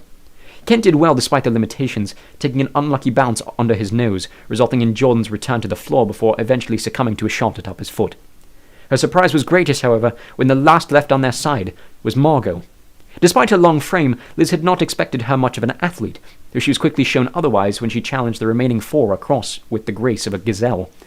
Managing to shrink the field to 2, the task proved too great, failing to avoid a ball behind her back and double dribbling it in frustration. The awkwardness of the first time out of the way, redressing was far less psychologically taxing after class than before. Having enough time for a brief shower, Where she did her best to avoid having to redo her makeup, the squad reunited for a walk back in the direction of maths, making their way to the second floor for history. An enormous bald man stood with his back to the class, writing a series of years on the board, his body so muscular it hardly fit in his black sleeveless jumper. Liz was surprised to see him on this side of the cafeteria, rather than teaching alongside Coach Della. When the bell rang and all 12 of the class's students found their way to respective seats, he turned around energetically and began a whirlwind of words in a staccato Midwestern accent. "Good morning," he hollered, not seeming to register that the class were all running low on energy just before lunchtime and that half had just come from the gym. "My name," he turned to the board and underlined his name at the top, "is Mr. Andre. Now, a question to start us off." He turned to the back of the class. "Who among us has spent their entire life in Tylersville?" There was a long hesitation, but 2 kids from the other squad raised their hands. Noticing that the girls looked rather similar, Liz deduced that they must be fraternal twins. "The Hendersons!" Andre shouted excitedly, double-checking his list of names to reassure himself. "Which of you is Allie?" The 2 girls looked at each other. The one with the shorter hair spoke. "I'm Allie," she mumbled. "She's Addie." "Wonderful," Andre continued to grin. "I'm going to do my best to remember. Now, your father works in weapons design and manufacturing, does he not?" The girls neither confirmed nor denied the question. "And I'm guessing that's why you've been here the whole time." Again, there was no response, but confused staring. Andre continued without skipping a beat.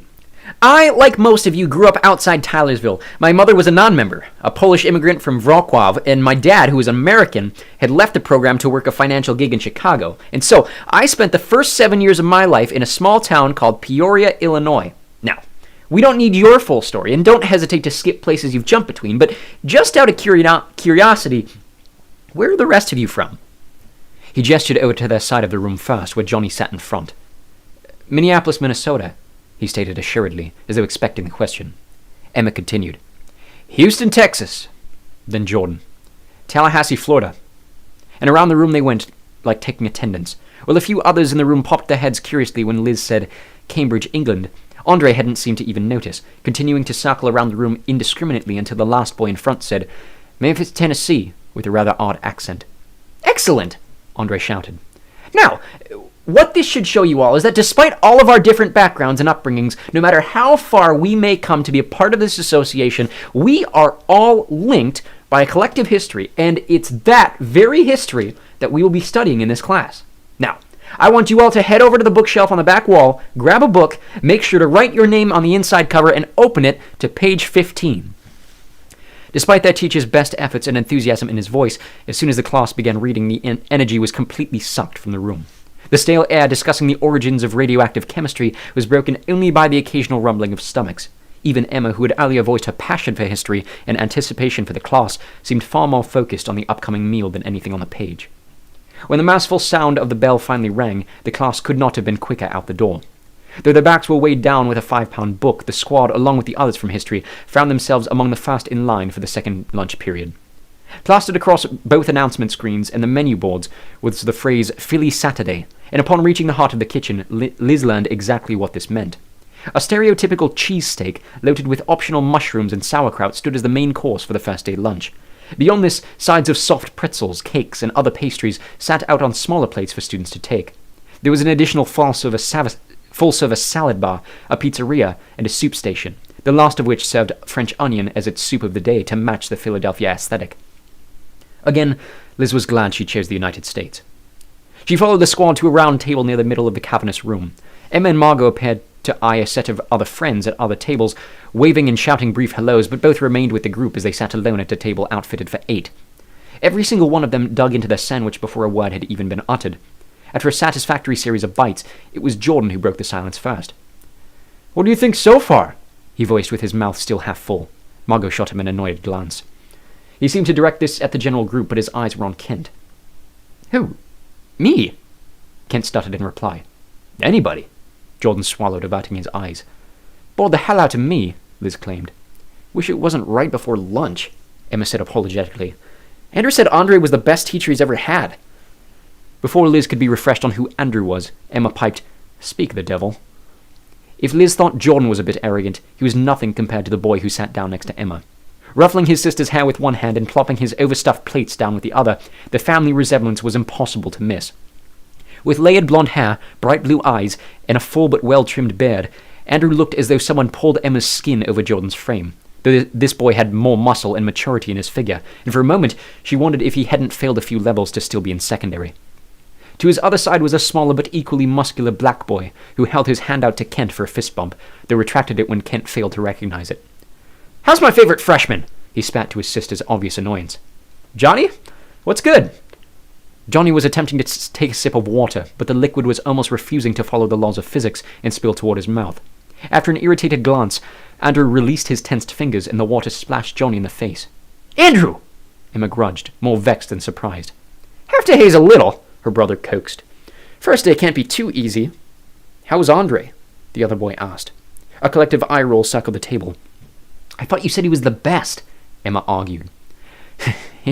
"As if you're hungover half the time," Andrew sighed. "Who'd you have for fitness?" "Della," Johnny and Jordan said together. "Big Mike," Andrew laughed. "He's the nation ball coach. Hope you made a good impression on him." "Not sure how much losing in dodgeball has to do with our tryout chances," Jordan retorted. "More than you think," replied the other boy, Andrew's mouth temporarily stuffed with a pretzel. "You're not going out this year?" asked Johnny. "After he benched me in the second against Russia?" "Screw that," Andrew's friend added. "Plus, we have more time to work on other things." "Like what?" Emma pondered cautiously. Andrew shot a quick glance at his friend. "Homecoming King looks pretty good on a college app," he said tentatively, shooting a look at Johnny. "Sam's parents are headed to the Maldives in a few weeks. Figured we'd put something together to boost our chances." The other boy, who Liz assumed was the Sam in question, also shot a look at Johnny. "That a problem, John?" Johnny did not appear eager to talk, instead keeping his head down and finishing the last of his sandwich. "He won't say anything," Jordan assured. "When is homecoming this year?" Liz packed up attentively. It was a question she'd been curious to ask too. 10th, said Sam. "Against Germany." "Who booked that?" Jordan raged in response. "We're going to get slaughtered." "That's my birthday," Johnny mumbled. Nobody else seemed to hear. "I wouldn't be so sure," Andrew argued. "Klosi's graduated and Gruber got his legs blown off in Bosnia. Only real threat left is that keeper. What was his name?" "Schrader," Sam assisted. "Should be in decent shape," Andrew bragged, "even without your star seniors." Emma rolled her eyes again. "How's our brother doing?" Andrew continued. Emma's face reddened slightly. "Didn't care to ask him?" she huffed. "Didn't think he'd answer," he admitted. "Margot probably knows." Margot sat up. Jordan's arm returned to its resting place behind her. "Not a peep," she declined. "Shame," Andrew ended, turning his attention to her and Jordan. "I see Jordy finally pulled the trigger." Both he and Margot turned red as well. "About time," teased Sam. "When's your turn?" He gestured between Emma and Johnny. "Screw off," Emma huffed, clearly not being the first time they had had this proposed. "How about him?" Sam gestured to Kent. "He's cute." "You're the new one, right?" Andrew forced. "What's your name?" Kent did not answer. His face, now redder than the catsup bottle at the center of the table, was looking at Emma for help. "That's enough," she said politely. "You know, Em," her brother urged, "there's no shame in coming out to your family and friends." She said, "That's enough." The words were not shouted, but spoken so forcefully a number of tables around them turned to see their source. Johnny dug his knife-like eyes into the pair, and the boys seemed to understand that the damage had been done. With one last bite of an apple, Andrew stood up, and so did Sam. "Well," he stretched, "I suppose it's time to see where Isla ran off to." The boys lifted their still full plates and began to walk away. "Don't forget to vote when the time comes." Fat chance of that, Liz thought. The empty table sat in a sort of stunned silence for the remainder of the hour. Kent and Emma appeared to lose their appetites, though it was the latter who came out of lunch looking the least bothered by her brother's appearance.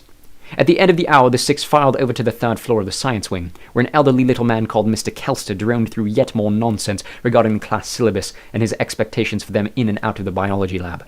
The last class of the day was around the balcony to the language wing, where a plump, white-haired Scotswoman called Mrs. McLeish was elated to find another student from across the pond.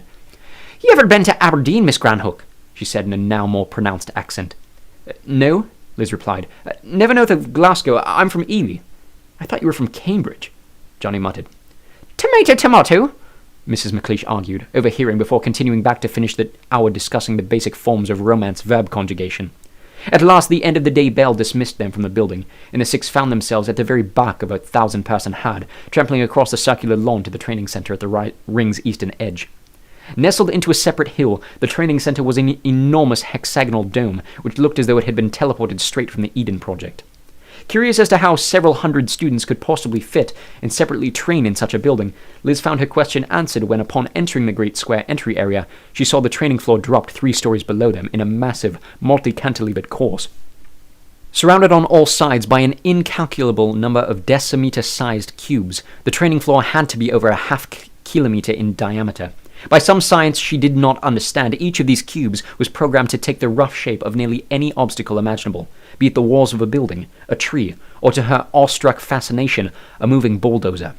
Each cube appeared capable of independent movement and function, so long as it remained in contact with another cube.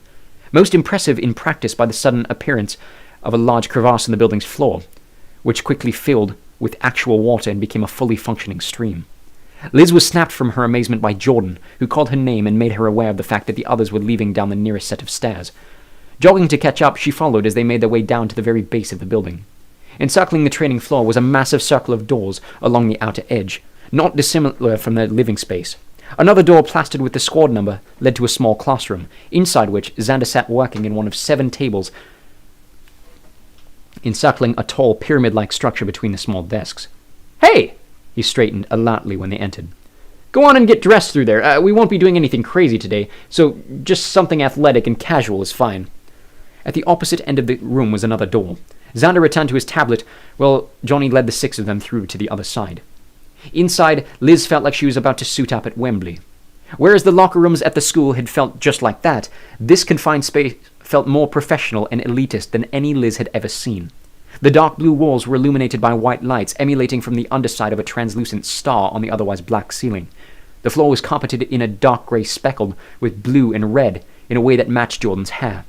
The back wall opened to a dark stone washroom and shower area, and on each side of the room between the 2 doors were an uneven combination of 7 locker stalls. To call these lockers would require a demotion of the term from those in the school locker rooms.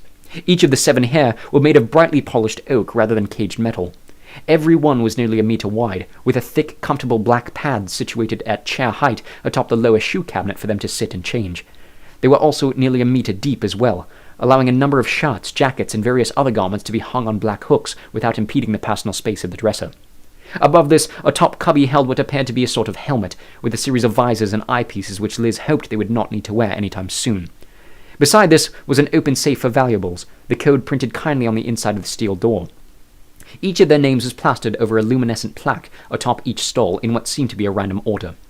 When they all found their respective stalls, Kent, who was situated between Johnny and Margot, grabbed a white vest and a pair of black shorts and began to head toward the washroom. "Don't be a pussy, change in here," Jordan snarked. Johnny shot him a look. Kent looked taken aback. "What? In front of the girls?" "You're supposed to," said Emma, who sounded as though she'd prefer the alternative. "You'll be changing in front of them overseas," Jordan added. "Might as well get used to it." Returning to his spot, his face reddening for the nth time that day, Kent waited for any of the others to undress before him. To Liz's surprise, it was Johnny that broke the hesitation, revealing an absolutely welded frame under his green shirt. As if in competition, Kent pulled off his own, revealing a tan rectangular frame that was far less detailed than the others. A line of hair darker than that on his head spread downward from his navel into parts unknown. Turning her back to the group, Liz found herself more comfortable there than she had earlier when it was just the girls. She knew the boys were staring, but perhaps it was knowing that their attention was almost certainly on the other 2, specifically Margot, that made her feel that much less exposed. Tossing on a new pair of black leggings and a black strapped shirt of her own, she sat and waited for the couple still unfinished before they all returned to Xander in the classroom. He started their training session with small talk, asking about their individual days before showing them around the tablets stood atop each of the desks. Logging into a virtual missions hub and giving them a tour of the framework, he then used a remote to switch on the pyramid thing in the center. Like a sort of beacon, a 3-dimensional projection shot out of the top, and Liz found herself looking at a globe, with 30-some red dots scattered around the rotating sphere that she ascertained were the different bases of the company. For the next 45 minutes, Xander simulated a future missions briefing, giving them a full scenario with random partner and role assignments. In this case, the 6 were pretending to sweep a hotel floor. On the 3-dimensional projector, a see-through schematic of the hotel showed assumed figures of themselves, as well as potential bogies, hostages, and civilians backlit in different colors. On her own individual screen, Liz could see her personal assignment in 2 dimensions, with a map leading to a presumed checkpoint and safety zones. After all 6 of them seemed to understand the program and how to operate their individual tablets, including Kent, who seemed awestruck at first glance, Xander led the squad out the door of their training room and into the hallway, first taking them over to a large weapons closet stocked with more types of firearms than Liz imagined existed in the entirety of the United Kingdom. Beside these were less mechanical weapons, such as swords, spears, and throwing knives, the last of which Emma seemed keen to get her hands on. Finally, Xander led them to a secluded section of the training floor, where thousands of cubes had arranged themselves into a series of ancient runes. "Whoa!" Kent exclaimed, realizing what Liz had at the start of their session with the capability of the cubes. "Each one of these is specifically and actively programmed by a technician on the bay floor," Xander stated, pointing to a blank stretch of black wall where Liz presumed sat an invisible window. "On the floor, each of these will be outfitted to physically portray out expected mission field. If we need a factory, we'll get a factory. If we need a compound, we'll get a compound. If we need obstacles..." He turned to face the window again and spoke into his black wristband. 612, Golf, 612. "Copy," said a voice from his wrist. "Hostile inbound." From behind one of the runes, a fully grown man appeared holding a pulled grenade. All of them except Xander took a surprised step back. Looking unfazed, Xander brandished a pistol from the small of his back, and without warning them, fired it directly in the man's face. "Jesus!" Kent vocalized for all of them. Even Johnny seemed stunned enough by the sudden gunfire he didn't turn to glare at Kent. Liz's heart rate had tripled. "Don't worry," Xander jostled arrogantly, firing another shot without warning into the man's still body for good measure. "Had I not pulled the trigger, we would be in as much danger as if he were real." Liz, even knowing the thing was staged, was struggling to trick her eyes. The man, constructed entirely of cubes, seemed to blend so well with his surroundings that she was struggling to find a fault in the edges of his body. The face was completely obliterated from the first gunshot. What looked like real blood was dripping from both wounds and pooling underneath on the stone floor. Even the smell was convincing.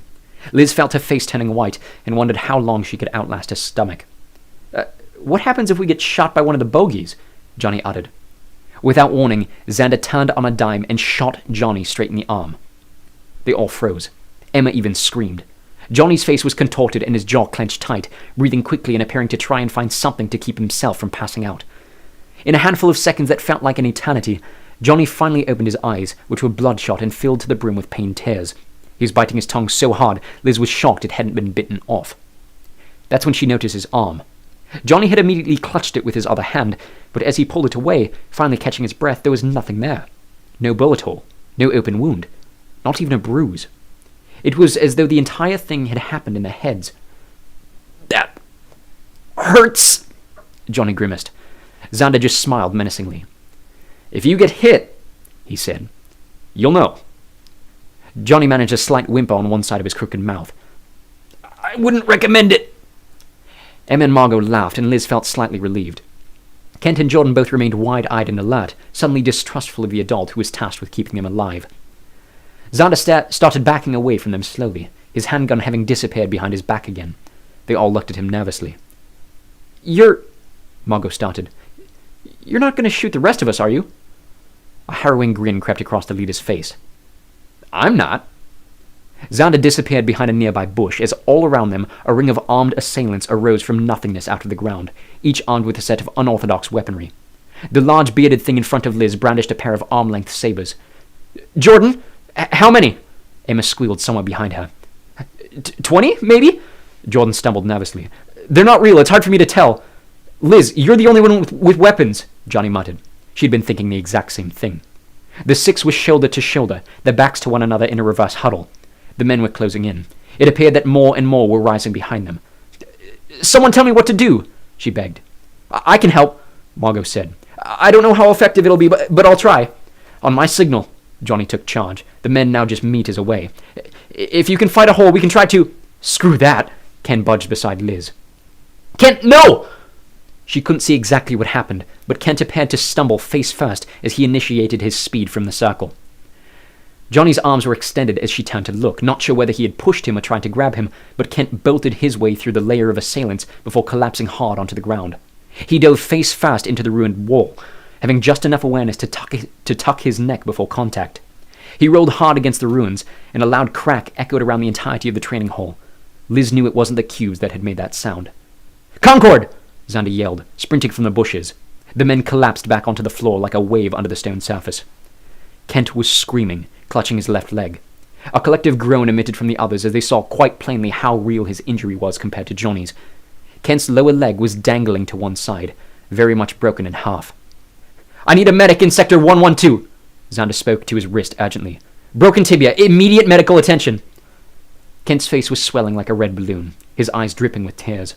The most rapid succession of cuss words flowed from his unintelligible mouth before he finally managed to squeak, "What the hell did you do that for?" Johnny looked taken aback. "Kent, he was trying to help you," Emma defended. "He tripped me," Kent shouted, still screaming between his accusations. You broke my leg!" "Kent, he didn't do it on purpose," Margot agreed. "Liz, you saw it," Jordan teamed. "Tell him." Liz was too distracted by the state of Kent to even process what she'd seen. A pair of gloved paramedics ran onto the floor and attempted to lift Kent onto a medical trolley. Kent continued to howl, now paying the rest zero attention as he was wheeled off in agony toward the nearest lift. Xander looked furious. "Johnny, what happened?" he boiled. He tried to run through them, and I tried to stop him," Johnny muttered defensively.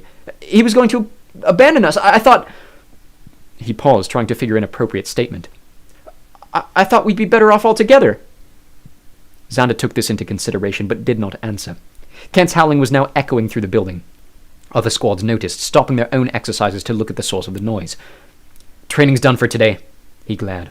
"Go get changed. Eat something. I'll meet you all in the common room after." They needed no second instructions.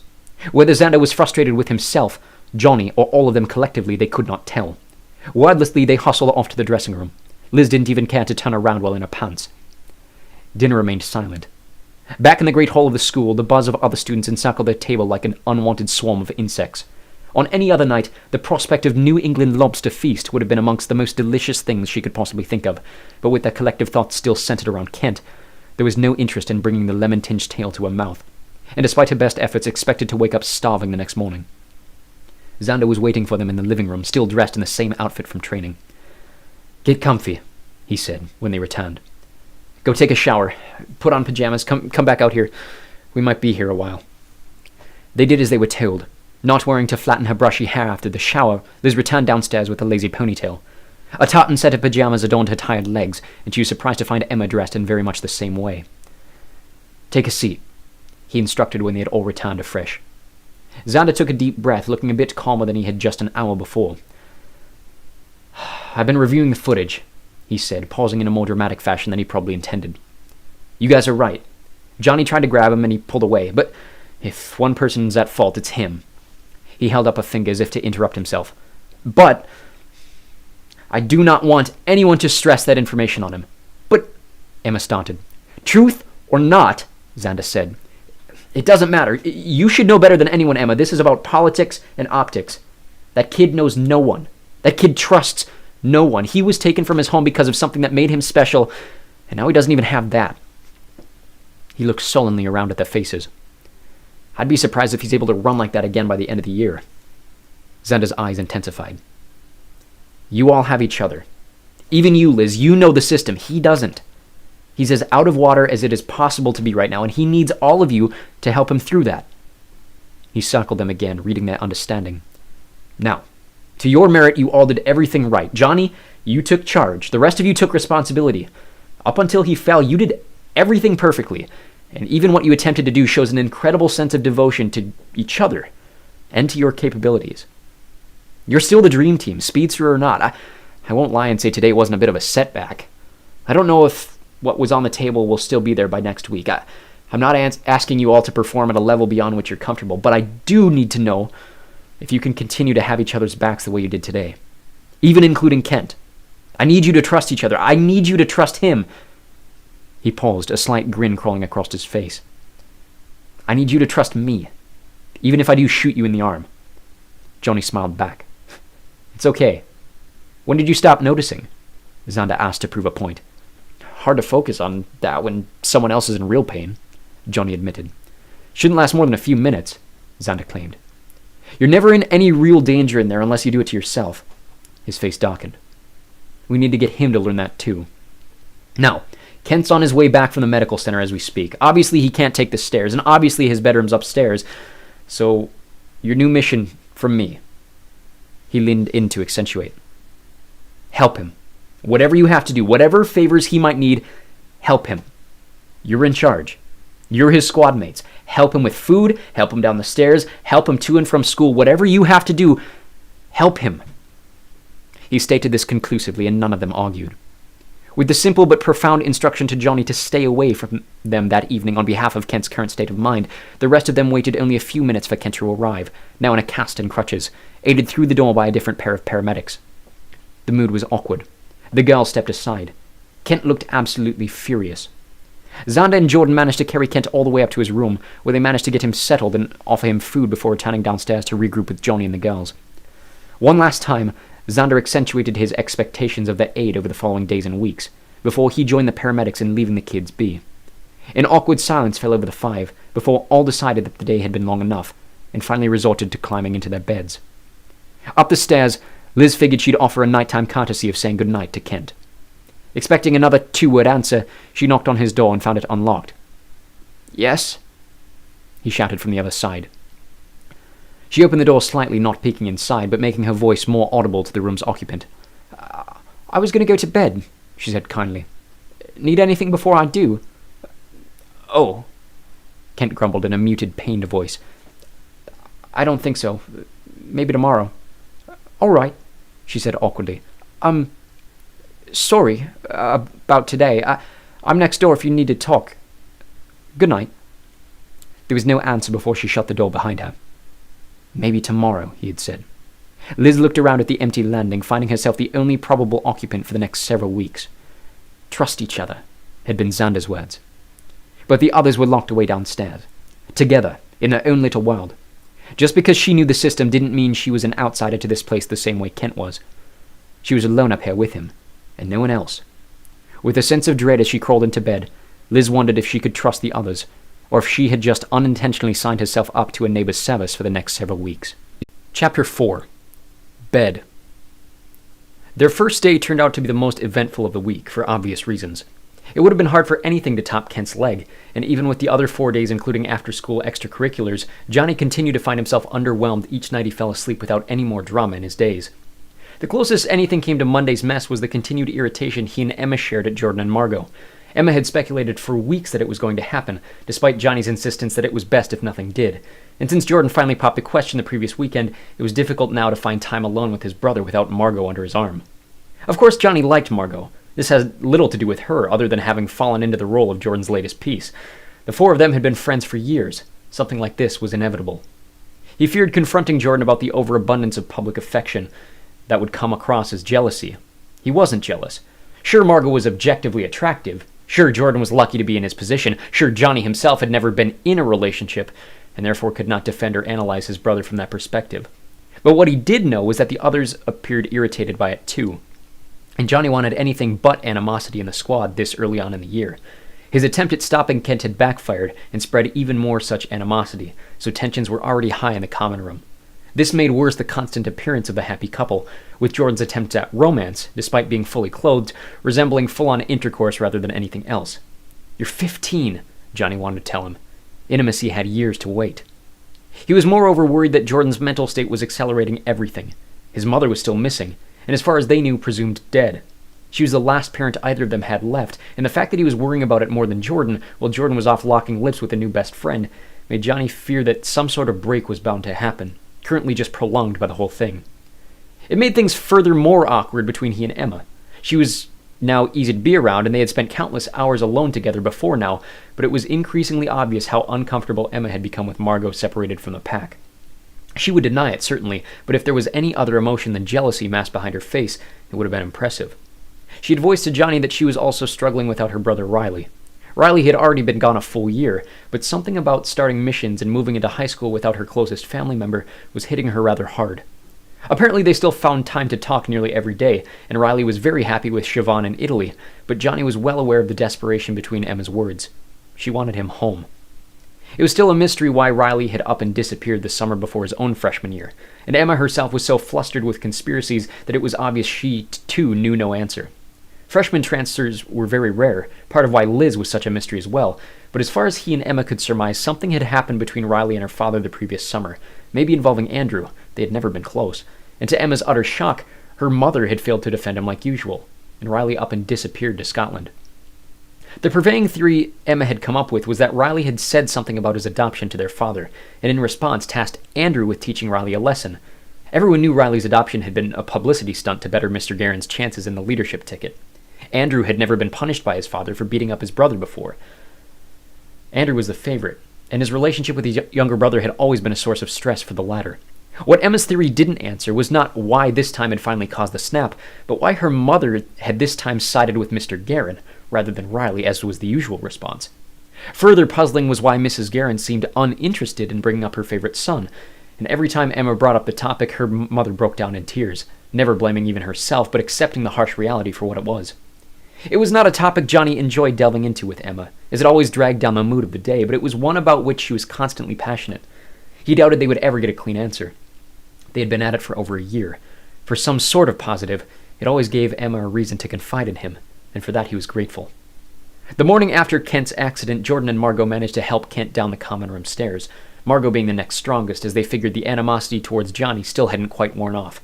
Able to maneuver his way to the elevator and make a path to the school on his own without a head start, the rest of the squad let Kent blow off more steam before the start of class, where he would be forced to remain in the same room as Johnny and hopefully come to terms with what had actually happened.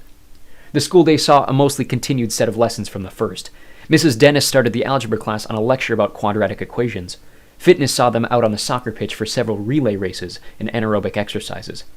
History was more nonsense about the origins of the company, which Johnny had heard 100 times before, much less memorized, which took them all the way to lunch.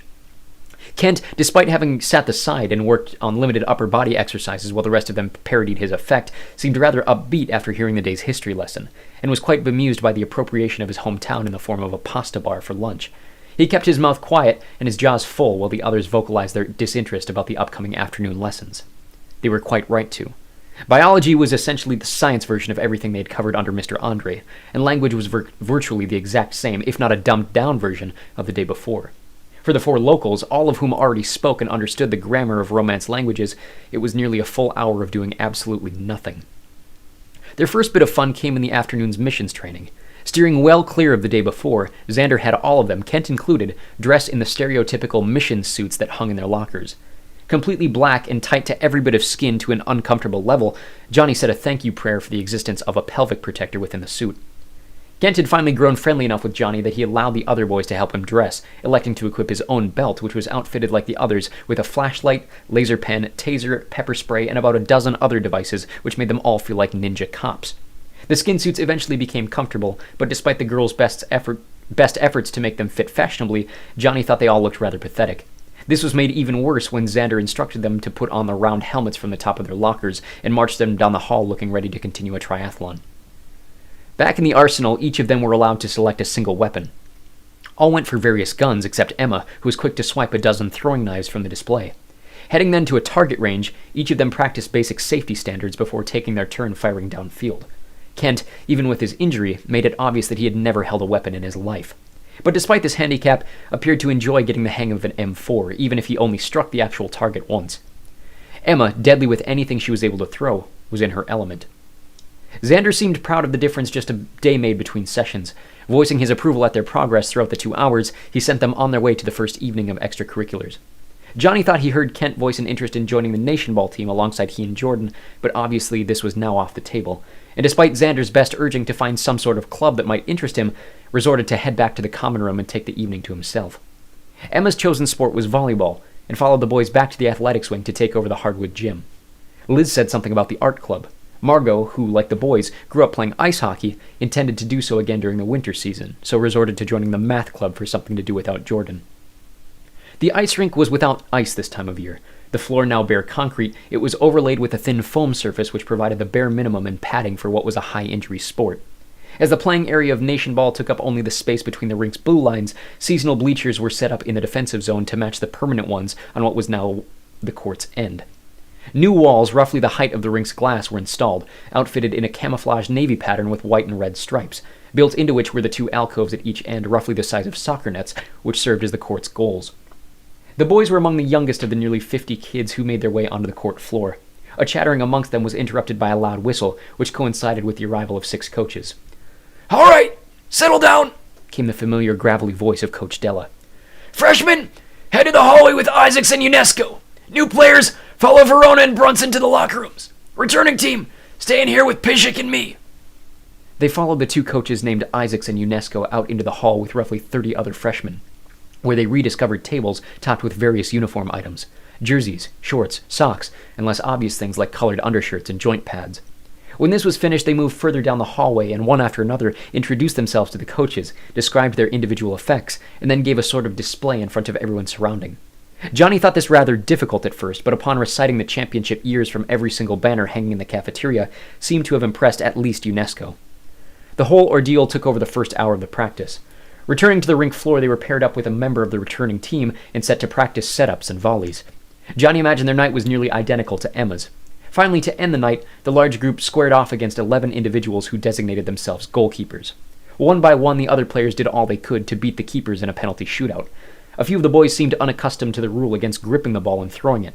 Others tried less conventional ways of scoring, using the walls as bumpers as though they were playing air hockey instead.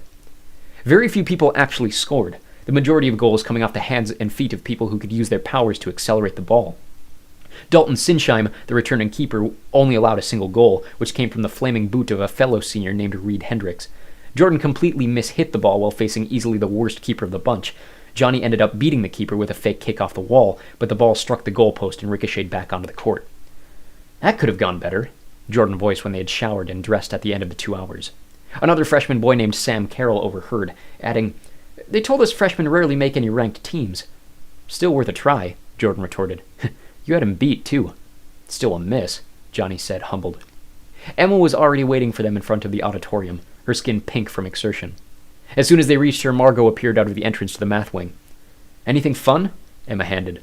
"Not really," Margot replied, "unless you think solving complex math equations with a group of math nerds is fun."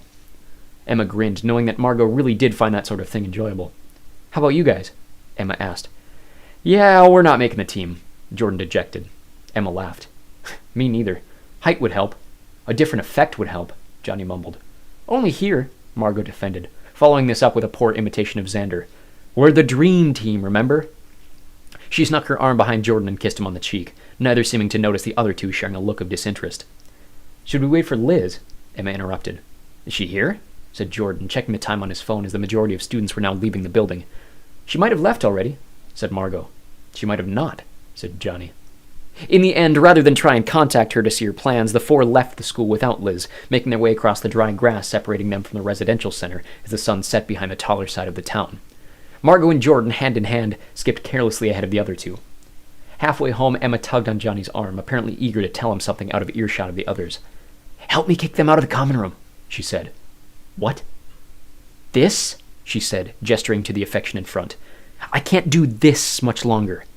Johnny sighed approvingly. "I can't either. What's your idea?" "Good question," she breathed. "I think the Astros have the night off." "Margot doesn't know that," he argued. "She will as soon as she looks it up," Emma said. "What about the Twins?" Johnny frowned. "Jordan's not going to let me have the living room to watch the Twins." "You're probably right," Emma sighed. "What else is on a Tuesday?" Johnny tried to think. No other sport was on this early in the season. "Any big news we could claim?" Emma was already on her phone. Russian annexation of Crimea," she read. "Louisiana abortion law. Israeli land seizure. How about that?" "They don't care about Israel," he said bluntly. "Yeah, me neither," she continued. Democracy protest in Hong Kong?" Johnny huffed. "We're not getting that TV." "Yeah, you're right." Emma looked dejected, but she continued to look focused as they made their way into the building. Just before they got to their front door, her eyes popped wide. "I've got an idea," she muttered quietly. "Just follow my lead." When they entered the room, Jordan kicked off his shoes and practically ran to the couch. Before Margot could join him, Emma grabbed her hand and put on a bizarre face full of longing. "Hey, can you do me a favor?" she begged. Margot looked taken aback. Yeah, sure. What is it?" Emma took a deep breath. Johnny was unsure if it was part of the act or if she was still finishing her thoughts. "Johnny and I need to talk about some things." Margot's face flashed from confused to nervous, then to excited. About what? She mumbled slowly. Just, Emma paraded meekly. Some things. Margot looked at Johnny, who gave his best attempt at both nervousness and unawareness. Just for a bit, Emma pushed. Margot hesitated. Can't you use your room? Emma blushed. Real or not, Johnny again could not tell. She hesitated. I don't think we're there yet. Margot nearly blushed herself. Her top lip curled under her teeth as though holding back a smile. Yeah, sure, she said again, perking up to her boyfriend on the couch. Hey, Jordan, let's go. He popped his head over the side of the couch. What? We're going to your room, she instructed. He looked surprised. Oh, are we? I'll explain it later, she pushed, kicking off her own shoes and waiting for Jordan to catch up outside his bedroom door. Let me know how it goes, she said with a sarcastic wink before the pair disappeared behind the cloudy door. Johnny could do nothing but stare at Emma. She kicked off her shoes, grabbed herself a glass of water, and leaned maliciously over the island before he even thought about taking off his own. What was that about? He finally asked. She gestured for him to lean over the countertop so she could whisper away from eavesdropping. Margot has the interpretation that we're supposed to start dating soon, she whispered bluntly. Johnny felt his eyes pop from his head. What? You and me? Emma was smirking. She nodded. She said that, he asked. Her, she started, and my brother, and my mom, and Kent. Johnny felt like laughing. What? Why? Emma leaned in to whisper again. Apparently they all think I like you. A bizarre shudder went through his body, and he couldn't decipher whether it was a thought of excitement or disgust. He hoped she was joking. He looked her straight in her blue eyes. Her face had gone blank with emotion. Well, do you? As soon as the words left his mouth, Emma grinned from ear to ear. For the first time in nearly 10 minutes, Johnny felt completely certain of his friend's thoughts. No, she said, her voice returning to normal volume. Johnny released a sigh of relief. For a moment before, he thought he was going to lose his last remaining friend over something as insignificant as a crush. Huh, good, he found himself saying. Emma, too, her face pink with constricted emotion from the scene, sighed in return. So, what are we going to do out here? What, instead of make out? She teased. Twins and Orioles, still scoreless. Who's pitching? He laughed. Emma continued on her phone. Hughes and Gaussman, she stated. Well, we should check on Kent first. He followed her upstairs to Kent's door, which was shut but unlocked. After a few knocks, Emma opened it to find Kent sitting semi-upright in bed, watching a car auction. Johnny kept his head out of view, still not sure if his appearance would sour Kent's mood. Hey, she said sweetly. You need anything? I'm good, came the reply. I ordered a pizza earlier.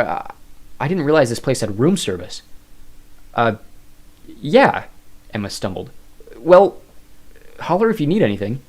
She shut the door softly. He does know that costs money, right? Johnny said when both had turned away from the bedrooms. I hope so, Emma replied. He'll learn pretty quick if he doesn't. What's his background? Johnny asked at the foot of the stairs. Like, what's up with his family? You'd know better than me, she said. You're the one who memorized his file. Memorize was a strong word. He'd only really skimmed through the basic information. I figured he would have mentioned it to you when you went on that walk Sunday. Emma grinned secretively. He asked me out on Sunday, she hushed. He did what? Emma's face reddened, nodding. What did you say? Johnny prodded, the TV now turned onto the game. What do you think I said? Judging by Margot's insight, something along the lines of no. Emma continued smiling. I told him exactly what I'd tell anyone, she said plainly. We've got too much else going on to think about something like that. Amen, Johnny consolidated. Their conversation fizzled there, both too distracted by baseball to continue in any notable way. For whatever reason, a strange pull in his stomach distracted him every time he thought about Kent asking the question to Emma. It got even worse when he tried to imagine the question successful. It was bad enough with Jordan and Margot gone, he thought. I can't lose Emma, too. The rest of their night was insignificant. To Johnny's surprise, the twins managed to pull off a 6-4 victory despite having lost all but one of their previous 8 games. He and Emma sat on different chairs to watch, far outside of comfortable making-out range, the thought of which continued to both humor and disgust him. Jordan and Margot never emerged to interrupt them. In fact, their only interruption came around 10 o'clock, when Liz, appearing rather disgruntled, bounded through the door, ignored their calls of welcome, and hustled up to bed without so much as a word. What are you going to tell Margot? Johnny asked Emma as the pair separated for bed. I don't know, she admitted. I'll think of something again, I suppose. The next several days were like poorly made copies of the previous. Nothing of significance continued to happen in each of their classes, except the interpretation that Kent seemed to be warming to Johnny by the end of the week. After-school practices culminated in the conclusion of their week-long tryout, and to no surprise, despite having been, in their opinion, among the best of the freshman class, the boys failed to find their names on the roster above the freshman team. Emma, too, found herself relegated to the freshman squad, though like them took it rather painlessly. The Astros back on TV, she and Johnny now had an actual reason to hog the living room in the week's remaining evenings. Whatever excuse she gave Margot, it seemed to be working. She and Jordan had now made either bedroom their new home, to the point that the others rarely ever saw them outside school hours. Johnny worried their plan may have backfired. The only significant change of note as they tumbled into September were the developments with Xander during missions training. Having quickly adapted to both the digital training interfaces as well as their designated firearms, Xander made a comment after Thursday's session that despite the Monday setback, they were still high in the eyes of the embassy, to the point that an actual assignment may be coming in the next few weeks. At this news, Johnny felt an almost sinful level of pride. They were in this to do a job, and at these words, he felt assured that they were doing said job very well. Even Kent, who had been designated to a special role alongside Xander in the coordinator position, seemed to be adapting spectacularly fast. On Friday afternoon, the last of the summer weather was starting to chill into autumn. Though the air was still relatively warm, Liz said she felt right at home. Rain was on the forecast for that evening, and the girls broke out pants for the first time. Jordan made a snide comment about his claim on Margot's backside in her black leggings, which Johnny thought both crude and unnecessary. Emma appeared much more relaxed in loose-fitting pair of gray sweatpants. The six hobbled over to the training center after language, keeping up with Kent's limited pace. The locals expected to have aced their end-of-week romance languages quiz, though Kent and Liz felt a bit less secure. To Johnny's surprise, Liz changed into her missions wear without turning her back to the group, catching himself gazing at her chest for a few seconds too long and confessing silently to God for his brief act of unintentional lust. On the training floor, they made their way to what was outfitted as a snowy forest, where Xander would send in two of them at random to puzzle their way out of an ambush using the collective abilities of each random pair. Johnny found himself working best with Margot, her superior close combat skills complementing his ability to work a semi-automatic rifle from mid-range. Emma and Liz worked well too, though only if they spotted their targets from a sizable difference. Both effects were virtually the same in mid-range combat, Emma's a bit deadlier, so when Xander added Jordan as a third person to their collective, the enemies rarely even got a shot off in their direction. At 5 o'clock on the dot, Xander concluded their practice session with one last exercise, combining all five. Johnny, now outfitted with a handgun and told to partner with Margot, was able to match her speed in close quarters while Jordan called out locations to the other four. When it was all over, not a single person had been shot in the entirety of the 2-hour session. "Incredible job!" Xander praised, joining the others in the dressing room. "Kent, any thoughts?" Kent was unable to contain himself. "Margot, when you spun around and jabbed the guy through the ear," he huffed. "And Johnny, 83% hit rate? That's not even believable." Johnny felt a wave of relief. The drama from Monday now seemed well subsided. "Saved the company a ton on ammo," Jordan joked under his breath. "Saved the rest of us time and worry," Xander stated. "No wonder they're high on you guys." All six of them gleamed. "I got some good news and some bad news," he continued. Without asking which they might prefer to hear first, he stated, "The good news is they've designated an assignment. We'll get it next week." The tone of the room froze like ice. Johnny, Margot, and Kent, still smiling, were suddenly juxtaposed with the shocked, almost dread-filled faces of Emma, Jordan, and Liz. "What?" Emma choked with half a voice. "What's the bad news?" Xander tossed his tablet onto his chair resolutely. "The bad news," he sighed, "is that I'm not letting you take a long weekend." The six set of eyes darted across from one to the next. It seemed all of them had forgotten Monday was Labor Day. "I need you all here at 10 on Monday," Xander went on. "The embassy wants to try you out with the stress test. All day. 10 to 6. Full training session." Even Kent seemed to understand the bizarreness of this assignment.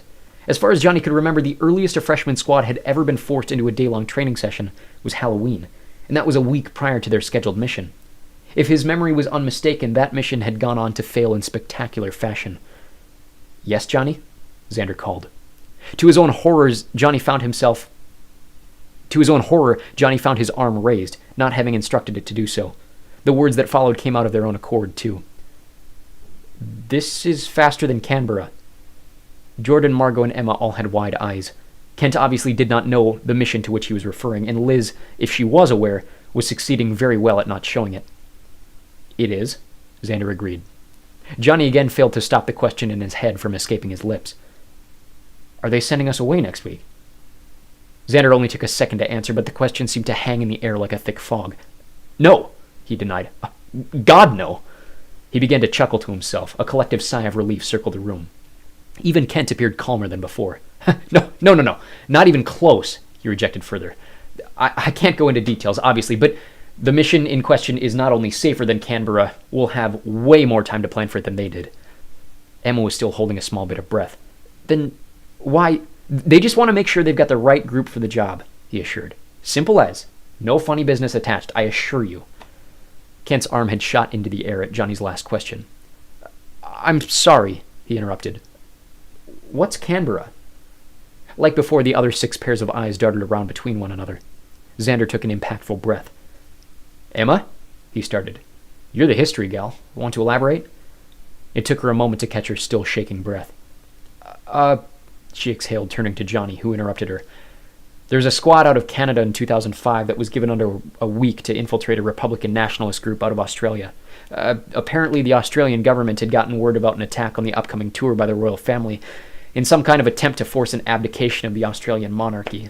The Australians were initially going to send in their own forces, but discovered from another source that the Republicans were planning on using themselves as martyrs and blame the Australian establishment on assassinating peaceful opposition to the royal family, so they decided to employ us instead. Kent's eyes had narrowed, apparently following. The squad was all 14-year-olds. One had the ability to shift his face into virtually any shape. One had the ability to mimic every possible voice. The employment seemed perfect. The only problem was they didn't extensively train up to that point. They were given a stress day with less than 6 days to go, and they learned the material in 5. The only time they had to rest was on a 2-day flight to Sydney. They were so exhausted, one of the boys forgot his accent, and that was that. Only their leader came out alive, and he killed himself within 2 weeks of coming home. Kent's eyes were as wide as the others. What happened to the royals? He mumbled. Queen's obviously still alive, mate, piped Liz. Xander finished on Johnny's behalf. Chinese came in and wiped him off the map. Royal tour was postponed until the spring. But, Kent stuttered, trying to poke holes in the story. Why not just do that right away? Because information is a lot more valuable than just life or death, Xander concluded. But don't worry, this isn't Canberra. He finished with a morose smile before undressing himself in front of them. All but Emma seemed relieved by this news, though Kent now appeared more shaken by his new knowledge of the company's past failures. When they returned home after dinner, cold and wet from that evening's wind and rain, Emma walked to her room without so much as a word to Johnny. There was no practice that night, so he and Jordan helped Kent up the stairs before Jordan and Margot announced their departure to go see a movie at the city cinema. Liz, too, decided to head off on an evening of her own, though she did not disclose details with the others. Johnny turned on the baseball game, expecting Emma to emerge and join him. 4 innings were up and gone by the time her door finally opened. She looked disgruntled, her hair a mess, tucked unceremoniously into the upturned hood of a red lifeguard sweatshirt. Her eyes were smudged and puffy as though she had been crying. Most notable, however, was the teal duffel bag slung over her right shoulder, quite obviously stuffed to overflowing, leading Johnny to realize she wasn't heading for the gym. Hey, he struggled as she blew past him to the front door. A's are up 3-2. Want to watch? She looked at him grimly, then answered his real question. I'm going to my parents. She slipped out of the door before he could ask a follow-up. The whole ordeal and the quickness of it all shook Johnny to a standstill. When he finally realized another inning had passed without a score, he shook himself to full consciousness. He was worried about Emma, certainly, but he thought to himself, girls are like that, aren't they? It was usually Margot who was prone to phases of quick panic, but clearly something about that afternoon had set Emma to do the same. More stunned was Johnny by his own reaction to it. Have I really become that reliant on her? He thought in silence. Realizing he was watching the 2 worst teams in baseball for the sake of someone who was no longer in the building, he took inspiration from Emma and packed his own bag, though heading only for the weight room hidden in the basement of the school. To his surprise, it was nearly empty, and he found himself the only boy there. A rather large girl was squatting far more than he could even think of attempting, and another with braided pigtails was working calisthenics in an open corner. By the time he finished working his arms and legs, the invisible sun was still illuminating the rainy sky. Remembering the training center was open until at least midnight, he returned to the familiar shooting range and worked long-distance target practice with every type of rifle he could get his hands on. Only then, still not exactly tired, but satisfied that his day could now conclude, did Johnny make his way back to the residential center and put himself to bed. The next morning, the common room was as silent as the night before. Emma's bedroom remained dark. He had highly doubted she would return in the night, but the realization that she was still gone weighed on him like a stuffed backpack. He knocked on Jordan's bedroom door, not expecting his brother to be awake, but realized upon hearing two sets of voices behind the door that Margot must be in there as well. Jordan answered the door in only his boxers, his hair disheveled and his bad eye milky white. He opened the door only far enough to sneak his thin figure into Johnny's view. Johnny completely ignored his brother. "Margot, have you heard from Emma?" he called over Jordan's shoulder. Jordan snuck a bashful look behind him into the room. There was no answer, as though Margot was unsure whether or not she should make her presence in the room known. She finally muttered, much to Jordan's apparent chagrin. "No, why?" "She ran off last night," he announced. Jordan was still hiding her from his view. "She said she was staying at the mansion." "She did what?" Margot yelled from somewhere near Jordan's bed. "I just wondered if you knew anything." Margot mumbled to herself inarticulately. "Her location's off," she retorted. "I have no idea where she is." "That's okay," he sighed. "You're welcome to hang with us today," Jordan invited, his face still bright red. "Just give us a minute, we'll be right out." "It's fine," he declined. "You guys do your thing." Distracted by Emma's invisibility rather than his brother's conspicuousness, Johnny removed himself and made his way to the school cafeteria for a lonely 10 minutes with an omelet before jumping onto the monorail and taking it as near to the Prime Minister's residence as he could manage. Still, a 10-minute walk followed, though the cold wind did not much dissuade him. He presented his identification to the guard at the security booth as he had done 100 times before. "Johnny Sparks to see Emma Guerin," he said. "Emma's not here, sir," the guard replied almost immediately. Johnny looked up at the man, who stared back expressionless. "Wendy, then," he said. "Whoever's home." He heard the muttering of a brief conversation between another guard and a voice he recognized as Mrs. Guerin. "You'll need an escort, sir," said the first guard, handing him back his card. "Have a good day." "Thanks," he failed to vocalize. An escort meant someone important was inside. Was it the police? He thought, walking to the house alongside the silent second guard. "No," he rescinded. "There would be cars." Still, something could have happened, the negative half of his head continued. Maybe they haven't found her yet. Maybe they know she's disappeared. His questions were answered almost immediately when he entered through the front door. Mrs. Guerin was there to welcome him with a great bear hug, but beyond her, visible in the kitchen, sat 3 men, 2 of whom he recognized. "Johnny!" the Prime Minister echoed from across the hall, matching the sentiment of his wife. He stood up, as did the others, apparently coming to shake his hand. "No need, sir," Johnny declined politely. "I'm just—" But it was no use. Mrs. Guerin had ushered him into the kitchen, where the Prime Minister introduced him to the others sitting beside him. "Please," Mr. Guerin led. "No need to rush." The man on his right was as famous as he was. The Deputy Prime Minister Shane Daniels was a moderately sized politician, with a jawline sharper than his inquisitive gaze. With tan skin and wavy brown hair, he reminded Johnny of Emma's brother Riley. He shook Johnny's hand with a firm grip and a slight wink before sitting back down. "You know Shane," Mr. Guerin introduced. Not knowing Shane was hard to do. He was an oddly quiet man, never saying much in press conferences unless necessary, though his appearance was always apparent. Even now, while the other 2 men stood comfortably in sweater vests, Shane was dressed in a full suit. Beyond having the face and figure that would make him a star in both real estate as well as politics, Shane had come back from extended years in Afghanistan as a war hero, and Emma half joked once that her dad only added him to the ticket so his own popularity wouldn't be outstaged. This was, however, the very first time Johnny had met him in person, and was rather taken aback by the wink, starting to question if it had even happened. "And this is Doug Symbolic," Mr. Guerin continued, "Minister of Foreign Affairs."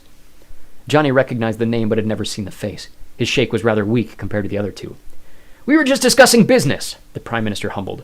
"What can we do for you?" Shane was still staring at him intently. So were the other 2, Johnny realized, but something about Shane's eyes seemed more pressing, and for a moment he forgot why he had even come in the first place. "Oh," he muttered. It's about Emma. Have you seen her?" "She stayed here last night," Bill alibied. "Honey, do you know where she went off to?" "She said she was going for a drive," Wendy corroborated, handing Johnny a glass of ice water from the fridge. The other men seemed unfazed by this revelation. Emma was only 14 and therefore unable to legally drive in the state of Wyoming. "I'm sure she'll be back tonight," the Prime Minister insisted. "Did you need anything from her?" "No," Johnny declared, realizing himself that he was once again finding himself reliant on Emma. "Just wasn't sure." "Anything else we can do for you, dear?" Wendy ushered. "It's so good to see you." No, I'm all right," he said. "Busy week." Mrs. Guerin smiled politely. "First week always is," she agreed. "It was the same way with Andrew." Johnny noticed rather loudly that she failed to mention Riley. "We'll be all right, though," he dismissed himself. Thanks again." "Any time, dear," she shouted, as Johnny was led back out into the now rainy outdoors. The Gophers scratched away a win against Middle Tennessee that afternoon, and again that evening Johnny found himself absent-mindedly watching the Astros without Emma. For the second night, he continued his evening gym and rifle routine, and returning to the common room was perturbed to find Emma still not returned, her shoes noticeably absent from the entryway. The next morning he forced himself to wait for late church, not bothering to offer an invitation to any of the others, and was further irritated to see Mr. and Mrs. Guerin not only without Emma, but alongside Andrew and his girlfriend Isla, who he could not remember ever seeing in a church before. The longer the day went on, the less he wanted to see her. Feelings of abandonment were only dismissed by the continued shame of feeling reliant on his friend again, and this cycle seemed to permeate in and out of his head every half hour until nightfall. He finally accepted an offer to go to dinner at the school with Margot and Jordan, realizing this was the first time just the three of them had spent time together in nearly 10 months. And that evening's main course of California fish tacos did a fair deal to brighten his mood. Beginning to worry that Emma would miss their morning start at 10, he found himself calling her one last time, noticing he had done so 12 other times since the previous morning, and again the shame crept back into his head. He tried to distract himself with more football, but the game was a blowout by halftime, and Johnny decided it best to try for a full night of sleep. "The best you can do is pray for her," he found himself saying after throwing on a loose pair of pants and a t-shirt before crawling into bed and turning off the lights. He wasn't exactly asleep when he heard it, but he wasn't happy about waking up either. Outside the door, the sound of shattering glass rattled around the common room. Johnny reached for the hockey stick hidden between his door frame and slowly opened the door, hoping that if it was indeed an intruder, he could try and catch them off guard. In the kitchen, every single light was on, and Emma, who looked no better than when he saw her last, though she was at least showered in pajamas, was frozen, mortified, in the realization that he was looking at her. At her feet, the scattered remains of a glass remained rolling on the fake wood floor. "Johnny, she started. "Are you okay?" he said, putting away the hockey stick. She remained tense. She stuttered. "Yeah, I just can't sleep." She leaned down and began picking up the shards of glass. Johnny rushed to help her. "What's that smell?" he found himself asking. The entire kitchen reeked of hand sanitizer. "Oh, bleach," she continued. I cleaned the sink after I did dishes earlier." "I don't remember there being any—" "I made pasta," she interrupted. "They were all mine." She picked up the last of the visible glass shards before grabbing a broom and dustpan to finish the job. "Seriously," he prodded. "Are you all right?" She did not look up at him. "We were worried about you," he continued. "We?" She finally smiled. "Margot didn't call me 15 times. 13, he corrected, finding his own face reddening and turning his face away bashfully. "I missed my friend." "I'm fine," she resolved, showing in her eyes that she meant it. "I just needed to get away for a minute. Or 3. She sighed. "Everything's happening really fast," she continued. "I needed a breather. I drove to Rapid and spent last night out there, but I promise I'm fine." He looked at her earnestly. "You're fine?" "I'm good," she insisted.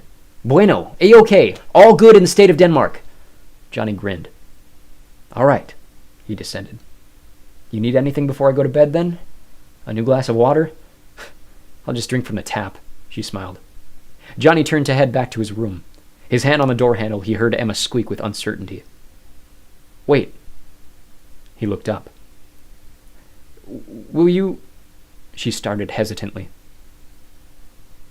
"Will you lay with me?" His eyes peeled.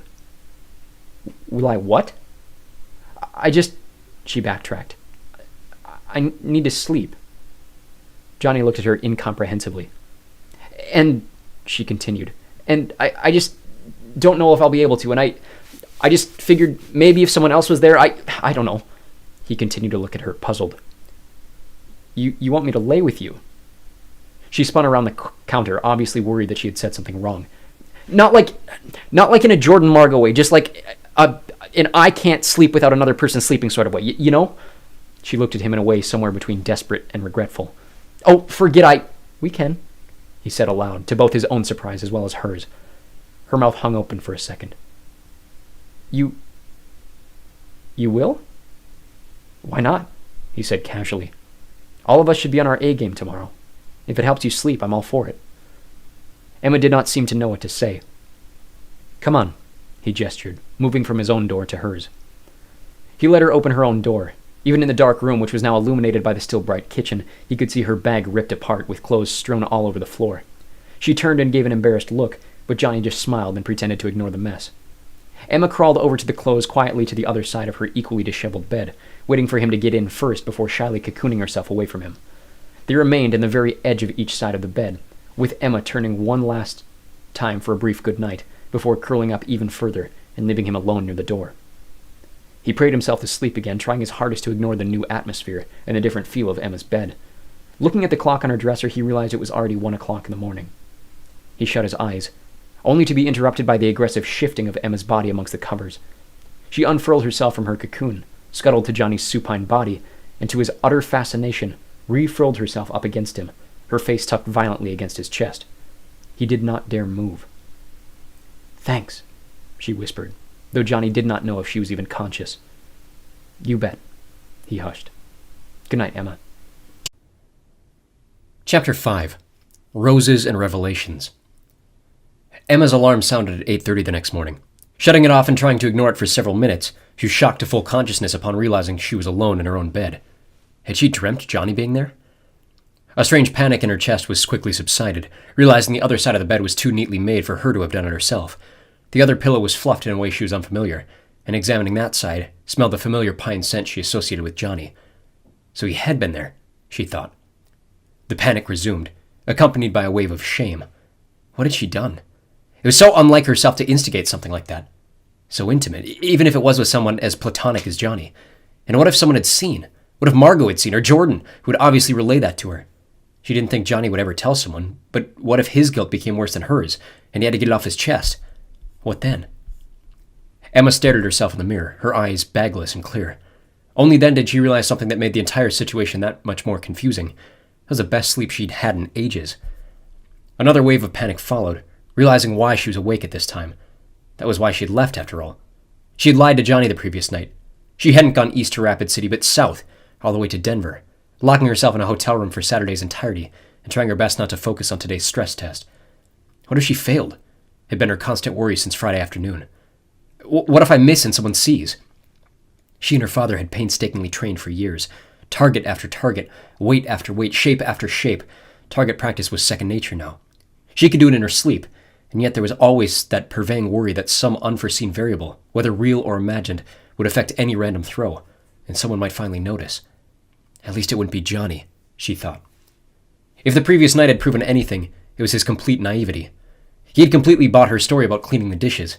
Of course she hadn't been doing dishes. There had been no chance to hide the evidence of her broken glass before he came rushing out of his bedroom ready to strangle her, and if anyone else had come out but Johnny, it would have been obvious to them that she'd been drinking. Even that had failed to calm her nerves, and in truth the whole broken glass situation had amplified them that much further. If her father found out she had snuck alcohol into their common room, she would never have privacy again. There was a fine balance between feeling safe in the squad thanks to her father and coincidentally feeling watched around the clock. If Johnny were to spill things to her parents, as he most certainly could, it would be the complete end of her autonomy. Nervous shame continued to wrap her as she dressed for the day. It was cold and cloudy, uncharacteristic for early September, and she dug a pair of black leggings out from the bottom of her drawer to combat. Knowing they would be changing as soon as they reached the training center, she added over a gray t-shirt a white sweatshirt with the large navy seal of rice. What was Johnny thinking? She thought, exiting her bedroom and finding only Liz in the kitchen, eating a brand of cereal Emma had never seen before. His absence from her bed surprised her the more she thought about it.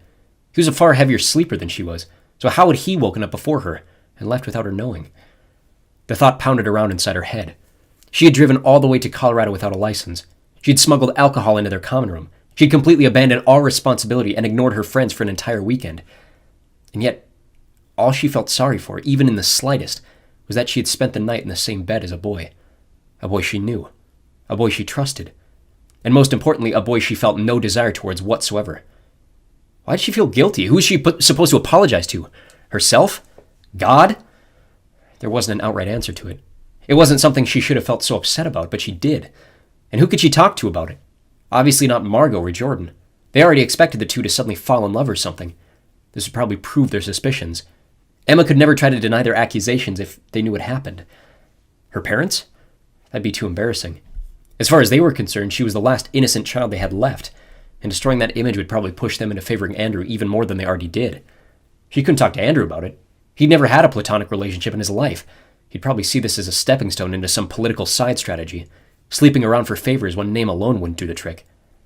The thought of that made Emma sick. Sure, there had been offers. Never outright, but some of her father's lower aides had made subtle passes over the summer, probably thinking they could weasel something out of her for their own political gain. All this had done was prove which members of the embassy were creeps, and whom she should avoid, but Andrew had been taking advantage of similar offers for years, practically in an on-and-off relationship with Pema Tanner, the Deputy Undersecretary of Internal Law and Justice, who, despite being over 10 years his senior, had helped him out of a number of potential legal problems, which also could have marred their father's image. Of course, their parents would never know. Even if they did, Andrew was never punished, which was part of the reason she felt she couldn't trust him. He had no concept of consequence. That left Riley. Sure, he might criticize her decision to do what she did, but he was as real with her as anyone ever was, and would ease her mind about everything tangled inside it. But he'd been somewhat short with her the last several days, and she struggled to find anything to say to him. After 5 minutes of struggling to formulate anything over text, she simply wrote, "Stress test today. Wish me luck," before committing to the kitchen and making herself a peanut butter bagel. "You good?" Liz barked with a mouthful of cereal after Emma downed both bagels in quick succession. "What?" Emma sidestepped. She'd blanked out of thinking about Johnny again. "You look worried," Liz said. "I didn't sleep last night," she lied. "Cheers to that," Liz returned. "We'll be fine, though." "I hope so," Emma thought, but found herself unable to say. At that moment, Margot had emerged, matching her in every aspect of her outfit except the sweatshirt's text. Hers was plastered with the long, faded face of an unrecognizable musician. "Morning!" She grinned carelessly, as though oblivious to the day they were all about to suffer. She swept around the island to Emma's other side, where for the first time she noticed a glass vase filled to the brim with pink roses. Seeing the other two looking at her curiously, she explained, "Jordan got me flowers. 1-week anniversary." Emma could sense Liz rolling her eyes along with her. "Hell of a week," she teased. "Longest week of my life," Margot retorted, though unable to hold her grin in for long. She reached a pair of fingers amongst the flowers and pulled off a petal that would have soon fallen on its own. Realizing the others were still watching, she blushed, put the petal in her mouth, and swallowed it whole before choking back a chuckle. Kent hobbled down the stairs next, his hair untidy as if he couldn't be bothered to try combing it straight out of bed. Soon after came Jordan, and lastly Johnny, with a broad glance toward Emma amidst the others that completely masked any awkwardness between them.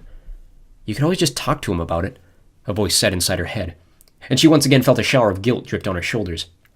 She turned away from Johnny, blushing, and hurried for something to keep her attention occupied.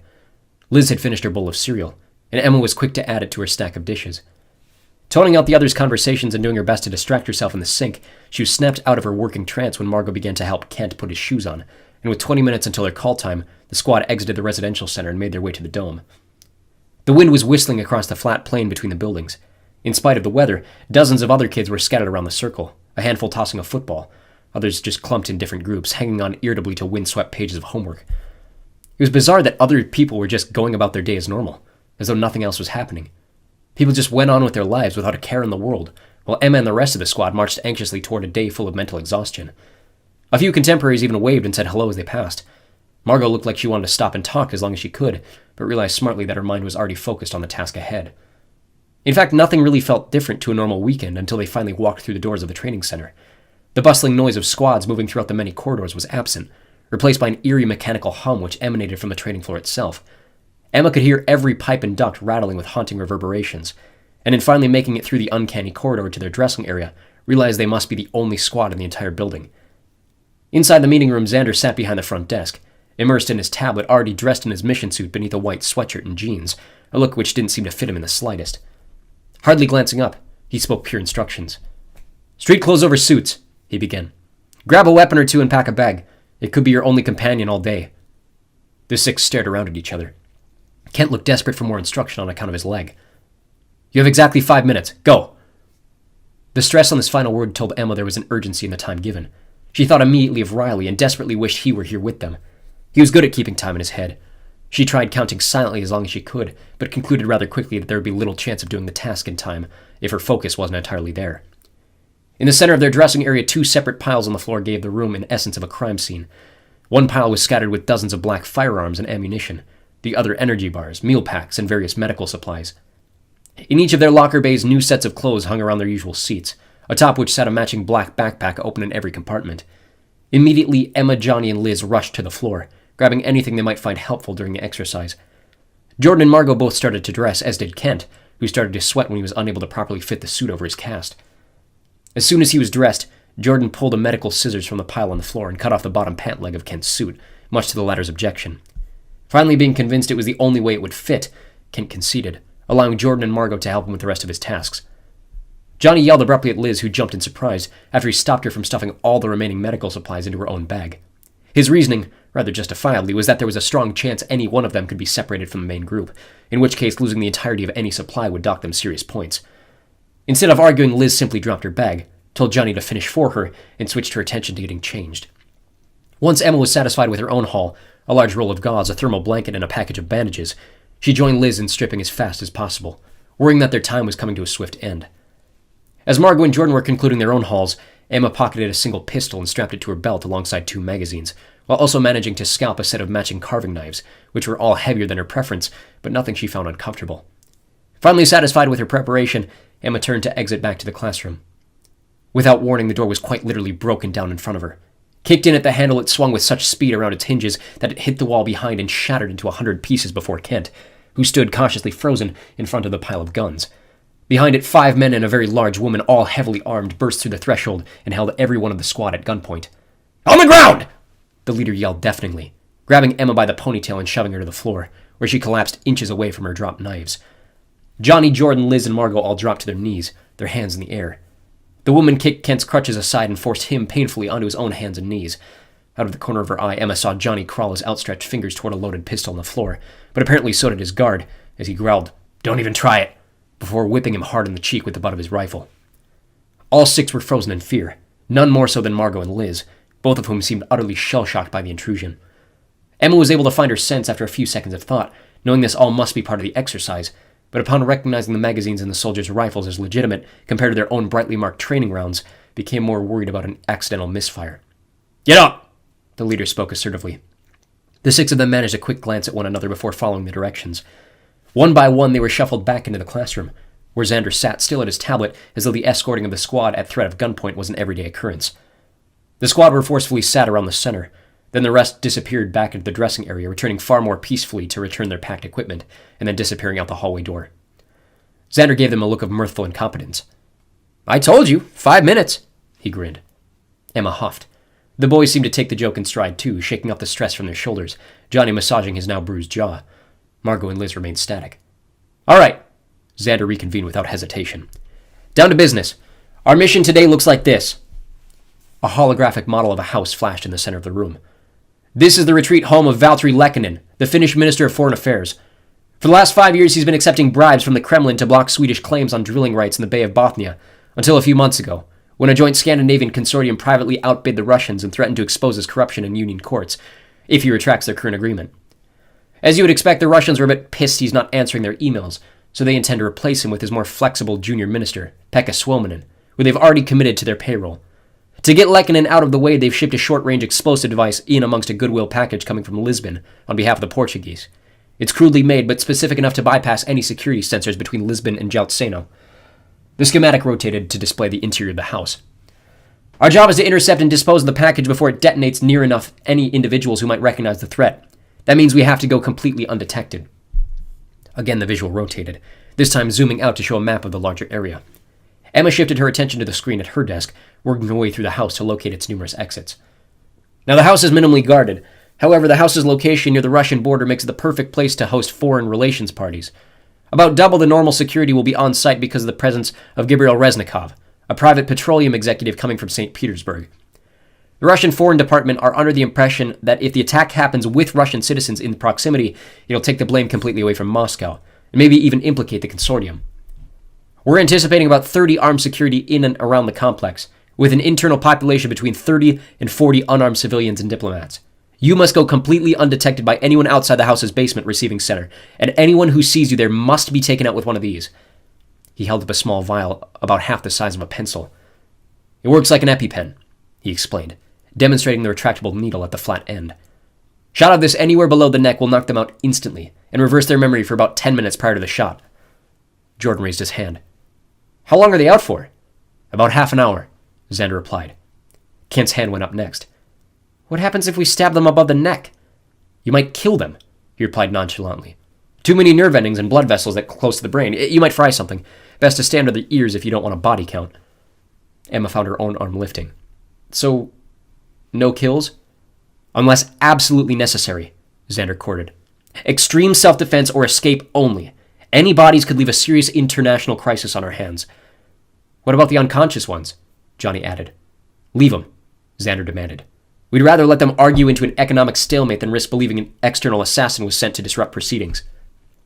The visual once again zoomed through the house, and Xander walked them through the plan. Kent was to be calling the shots, but removed from the property on account of his leg. Emma and Liz were to stay back from the house on opposite ends of the tree line, keeping the group alert to the comings and goings of any unaccounted personnel. That left Jordan, Margot, and Johnny to infiltrate the actual building, with Jordan tasked with reading the building and keeping an overview of the facility and the people inside, while Johnny and Margot made their way to the mailroom to find the package. The second half of the plan was a bit simpler. Since the package was to be detonated away from any people, they had to drive 10 minutes to the southwest and dispose of the package in the forest before claiming the mission a success. And remember, Xander concluded, it may just be an exercise, but I want you to treat it like a real mission. The explosive isn't a decoy. It's an actual live bomb, so be careful. Just because you know we're at the training center doesn't mean there aren't serious things that could go wrong. With these words, Margot and Liz continued to look completely bewildered. Even the boys seemed caught off guard. Kent, on the other hand, seemed to register his relative's safety within the confines of the control room.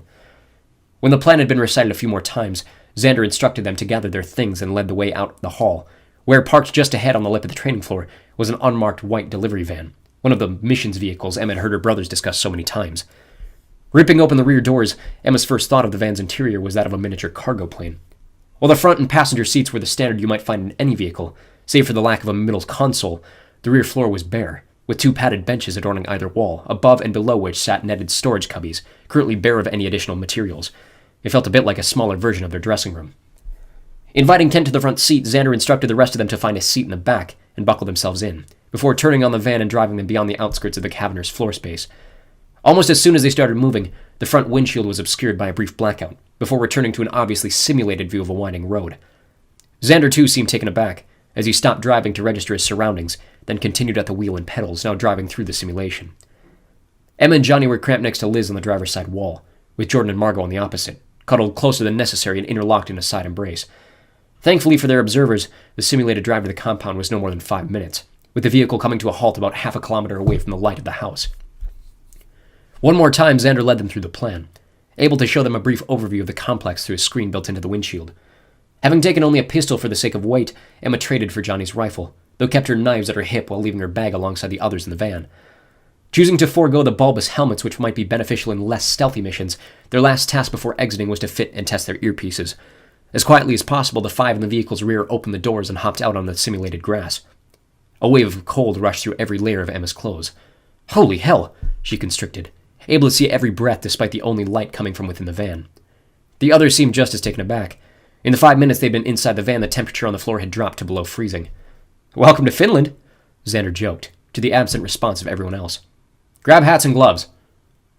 With the slight sound of moving over the van's metal floor and zipping open bags, they each found a black set of covers for their extremities, before resuming their respective tasks. Coming from the empty black ceiling high above, accurately simulating a winter sky, snow began to fall. Kent, you're calling the shots, Xander's voice whispered in her ear. Kent started on the other side. All right. Emma loaded her rifle. Huddle up. 212, he continued. Girls, escort the other 3 to the house. Stay clear of the main path. Give them a route, Xander coached through the headpiece. Oh, Kent stammered again, clearly figuring it out from within the van. 30 meters to the right of the drive, he continued. Stay within the first line of trees.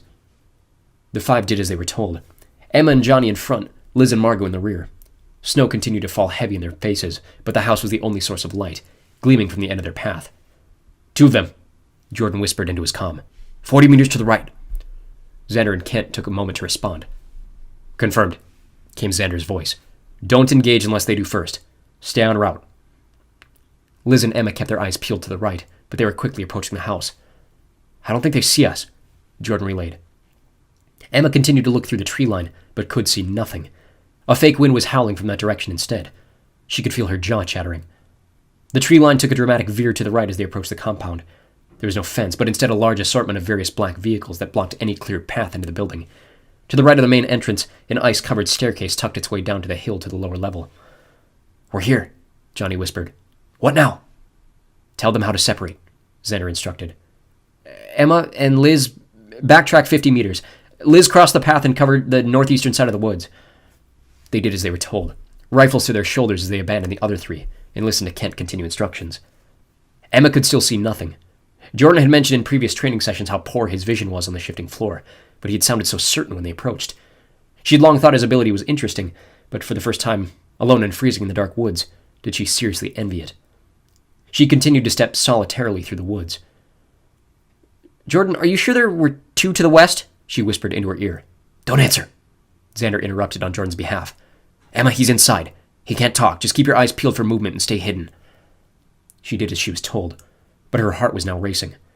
What if they'd seen her? She felt foolish for not considering them in the exact position as her. A rustling of branches some 20 meters to her left forced her to jump. There's no way they have scouts in the trees, she thought. With no light, she turned behind a trunk and lifted her rifle, finding only a large squirrel hopping between the snow-covered branches. Her heart continued to pound. "Emma, make your way back to the building," Kent's voice drilled her back into focus.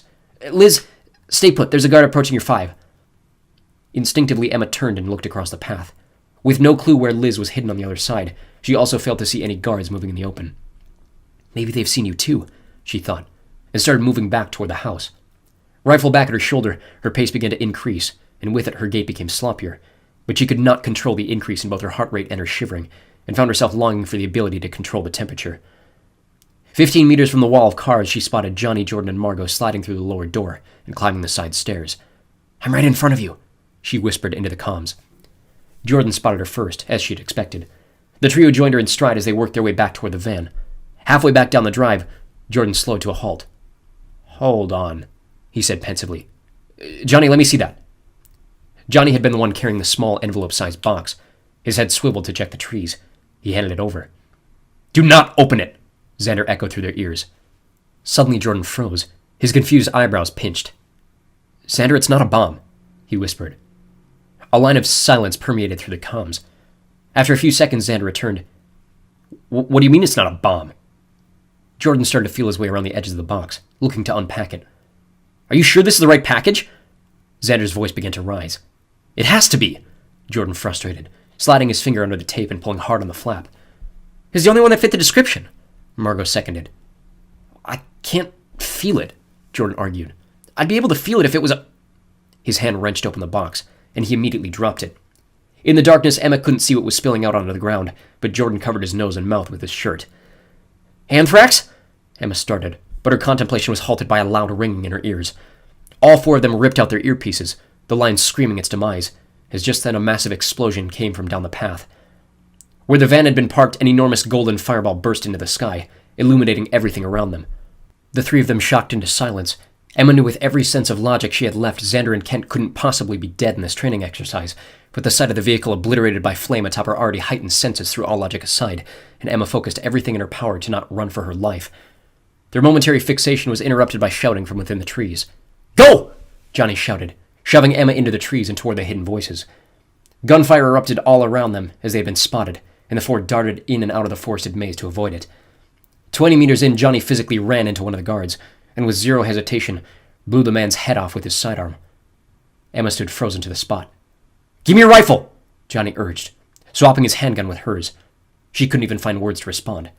"We have to scatter," he continued. "Find your way to the edge of the floor and stay there. It's got to be the safest place." Jordan and Margot agreed, both bolting in separate directions, but Emma was still frozen in shock, continuing to forget this was all just an exercise. "Emma, you'll be all right," he whispered. But as she continued to stand frozen, he gripped her by the collar and spun her around, shoving her forward and forcing her onward. "Run!" She sprinted as fast as she possibly could, doing her best to avoid tree roots and uneven ground. Every few seconds, gunfire seemed to whistle past her head, but still she kept running. Just keep going, she thought over and over again, knowing that wherever she was on the floor, eventually she would reach the edge. Then she literally hit a wall. Crumpling to the ground, the wind knocked completely from her system. Emma looked up at a great barrier of blackness stretching as far as her limited vision could see. She did not dare shine a light on it for fear she was still being followed, until she realized the sound around her had changed. She was no longer in the forest, or at least not out in the open. She clicked her tongue a few times and realized the ceiling above her was no longer the ceiling of the training floor. She was in a more confined space, and daring to try the flashlight from her belt, discovered that she had run 10 meters directly into the mouth of a cave. Where she'd hit the wall, the cave veered off sharply to the right, where she could hear the dripping of running water. The temperature, too, had increased, and when she noticed the sweat dripping down her forehead, stripped herself of any warm layers and swore loudly when she realized her backpack was gone. Only then, naked in her black skin suit, did she allow herself to breathe. It took everything within her not to break down as her heightened state lowered. The image of Johnny's blank face was plastered permanently to the inside of her eyelids, emotionless and swift as he blew the artificial face apart. Would he really do that? She thought, struggling to separate the concepts of practice and reality, before realizing that was the whole point. They want us to break. Jackets, pants, gloves, and hat at her feet, the cave now sweltering and misty. She blinked hard and crumpled pensively to the base of the cave wall. How had Andrew done? She wondered, trying to imagine her brother in a similar situation. She was sure each exercise was tailored to each squad's strengths and weaknesses, and instead began to think about the creativity in building each of the simulated exercise. Then her mind shifted to Riley. What had his first mission been like? He'd been in Scotland at that time. What was their training center like? Was it as large and modern as the one in Tylersville? Surely it had to be, but she struggled to imagine a large white dome plastered against the side of a massive castle. The thoughts of Riley calmed her, but no sooner had she relaxed when a familiar voice bounced through her head. Em? It called. It took a moment to register her own name. For a moment she wondered whether it was just the sound of the cave water, but the voice spoke again. Emma? It was coming from the cave's entrance, the way she had come, and the voice was unmistakably Riley's. That's not possible, her best senses shouted, but still her voice responded. Riley? She flashed her light upon the curve to the cave, where the shaggy figure of her second brother threw up his hand upon the exposure to the blinding beam. Whoa! He blinked. Chill out there. Emma could feel her jaw on the cave floor, but nothing between her brain and body could pull it back up. I'm glad I found you, Riley said. His caramel hair was even wavier than usual, as if he had just been dragged out of bed. His eyes looked tired, his shirt and pants slightly baggier than should fit a boy of his size. Emma could not be more convinced it was him. She felt the light drop from her hand as she rushed to hug him. Tears flooded down her cheeks. He'd grown taller and stronger in the years since she had last seen him, but he still felt the same. He still smelled the same. Why are you here? She shouted. How are you here? Before he could take a breath to answer, she added, Does Mom know you're... Does Dad know you're here? His smile, his usually sly grin, his eyes scrunching to their thinnest Hawaiian shape, he responded. Of course Dad knows I'm here. Nothing happens in this town without the boss knowing. You should know that. For a split second, Emma remembered the previous night, and had the terrifying image of her father watching her cuddled beside Johnny in her own bed. Riley's next words snapped her back. Mom doesn't. But, she stuttered. Why? They flew me in for your stress test, he claimed. They brought Andrew in for mine. But why? Something family connection? He lied. I'm just kidding. I have no idea. They just do. Well, who'd they bring in for Andrew? Riley shrugged. I don't know. He never told me. Uncle Mark, maybe? They hadn't seen their father's younger brother in years.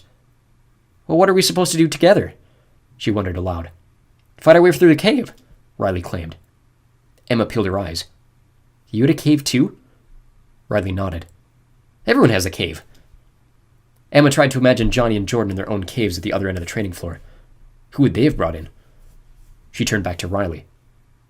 What's at the end of it? I'm not allowed to tell you, he claimed. There's nothing there, is there? Her brother was a bad liar, but his poker face stood firm. I can't tell you. Emma clenched her jaw. All right, but you're here to help me, aren't you? His face broke into a smile. Of course I am. Then where's your gun? He was dressed in his usual casual clothes. His pockets were obviously empty. You have it, he nodded. What? I'm taking yours, he claimed. That's part of the mission. Riley, she sighed, but he was adamant. He held out his hand with a continued smirk. Them's the rules, sis. Riley, I... She hesitated to hand over the pistol. Her voice was small. I'll be defenseless. Use your effect, he urged, grabbing hold of the gun. I can't use my effect, she scolded. Should have brought your knives then, he conked, measuring the pistol in his hand. Emma froze. What do you mean I should have brought my knives? Riley began to move onward through the cave. Your effect, he explained nonchalantly. If it requires a tool, you should always have one on you. She pulled one of the knives she'd taken from the dressing room out of her belt. Riley turned. Oh, he noticed. Never mind. Why would you... She started, stopping herself mid-sentence. Riley knew, she thought. Riley would still know. Why would I what? The figure in front of her continued with her brother's voice. Her brother's finger was tucked casually around the trigger of the pistol. Emma's heart was accelerating. Nothing, she squeaked. Sorry, I lost my train of thought. Get out, her brain screamed. The figure was still gripping the pistol, but his eyes remained unsuspicious, and his posture remained relaxed. Stay calm, she thought. Come on, she gestured, urging the form of her brother forward to go ahead of her again. Lead the way. All right, it re-embarked, turning to face the blackness ahead. Give me some light, will you? Emma breathed low and deep, focusing everything in her power not to allow her shaking hands to distract the beam of light. Next chance, she thought. So, she hummed, did you reach out to Dad for this, or did he reach out to you? The figure kept moving. I'm sorry? Riley's voice bounced around the walls. Did Dad recruit you for this? She asked again. How'd that conversation go? Oh, it said. Fine, I guess. We didn't really talk much. And you haven't talked to Mom at all. Emma, I told you I haven't really... The cave veered left. As soon as the figure moved ahead with it, Emma spun on her heel and bolted back the way she'd come. It had noticed. It shouted at her to come back, first with Riley's voice, then what sounded like Andrew's. She could hear it chasing behind her, and knew she would never beat it out of the cave. But there was the entrance. A light spilled from the outer floor through the wall to the left. The thing's breath was at her neck. Emma's heart was so fast its beating had disappeared. Almost there, she begged. And then it touched her. And with a visceral reaction, she spun fast once more, bringing with her fist the lit flashlight and all the momentum she could muster. The bulb shattered, and darkness once again plunged the last length of the tunnel. The figure fell, and with it the gun skidded across the floor of the cave, where it was illuminated by the cave door. Emma launched herself onto it, grasped it with both hands, and fired every remaining shot into the face that was recovering atop her, the bloodied face of her mother. The thing fell with a thud. It remained her mother, though the small sounds it attempted to make could have come from any one of her family, and the face was now utterly unrecognizable. It could have been seconds that she stood in the doorway. It could have been minutes. Time came second to processing everything that had happened so far, when it suddenly took on a completely new importance. What time is it? She wondered. And how much more of this do I have to endure? Riley would know. She laughed, wishing once again that he was, really and truly, here with her now. Emma shook herself back to urgency. The gun was out of ammo, but she picked it up in case she needed a device more threatening than the knives on her hip. Exiting the cave, she found not only the temperature the extreme opposite as when she had entered, but the grass and trees were gone, replaced by a dry stone floor and a maze of Mayan ruins, refocusing her to the center of the building. The entire outer edge was a sheer wall of black obsidian. The cave entrance had shut and sealed behind her. They're trying to herd me back to the middle, she thought. I need to find the others. No sooner had she thought this than an ear-piercing scream came from close by. The empty gun in hand, Emma hugged the ruined walls with her right shoulder and slowly worked her way to the noise. A cardinal set of open gates led off from a central courtyard, a dry fountain in the middle. Tucked around to the nearest gate, Emma heard another scream beyond the wall, followed by a series of moaning and grunting coming from a voice unmistakably female. Her first thought being of Margot, she kept her hands tight around the pistol and dared with held breath to peer around the gate's edge. A great black bonfire stood unlit at the center of a bare orange grove. Without flames, the wood of the fire was still recently charred, but to Emma's horror, she realized the pile was not firewood at all, but burned human remains. This shock was nothing compared to the sight between her and the tower. 5 meters from the body stood Liz, hunched over maniacally with a 2-foot-long machete in her left hand, its blade and her entire front painted red from sprays of blood. At her feet, 4 unburned men were as black as their charred counterparts, though their ebony skin too was drenched in blood, for them their own. Though they were certainly dead after the blows from Liz's hand, she continued to hack them to pieces methodically, one body after another as though she were striking an instrument. The sounds issuing from her nose and mouth told Emma that Liz was finding nothing but ecstasy in the act, but she realized with another jolt that Liz was sobbing, wailing in fact, before releasing another scream of unidentifiable emotion that chilled Emma frozen. Then Liz spotted her. All intent of reuniting with her squad fled Emma's body as Liz, red in the face, snot-nosed and bloodshot, froze with equal horror at being discovered. Run! Emma bolted to the next gate, beyond which stood another maze, this one carved from thickly planted birch trees and undergrowth. Forced to split at another wall, she jolted left, then right, then left again, before tripping over a large exposed tree root and scraping her knee just shy of a river bend, which flowed fast in front of her, separating her from the continuing path by a width of 10 meters. The water was dark and black, appearing bottomless. She turned back to the maze exit, ditching the dead gun for a single knife, and praying she would not falter her next shot. Noise scurried through the forest all around her, but neither Liz nor any other thing, living or otherwise, came from where she had. Instead, the undergrowth off to her right snapped and rustled. Something was trying to climb its way through the brush, but the trees and plants remained so thick she couldn't see past its outer layer. Her heart palpitating as high as ever behind her chest, she refocused her aim between the two large white trees and waited with bated breath for the thing to emerge. It was Jordan, who tripped on the outer edge just as she had done before holding up his hands in surrender to his armed companion. "Hold up!" he begged. "It's me!" "Prove it!" Emma demanded, her knife still steadied against her thumb, unwavering. "How the hell do I prove it?" he parried, shaking worse than she was. I don't know, she argued. "Say something only Jordan would know." He took a deep breath and spoke. Though Emma spoke little French, she knew exactly what he had replied. "I want to get the hell out of here." Emma was calmed, but still not off her guard. She wanted more than anything to trust Jordan, but she could not get fooled again.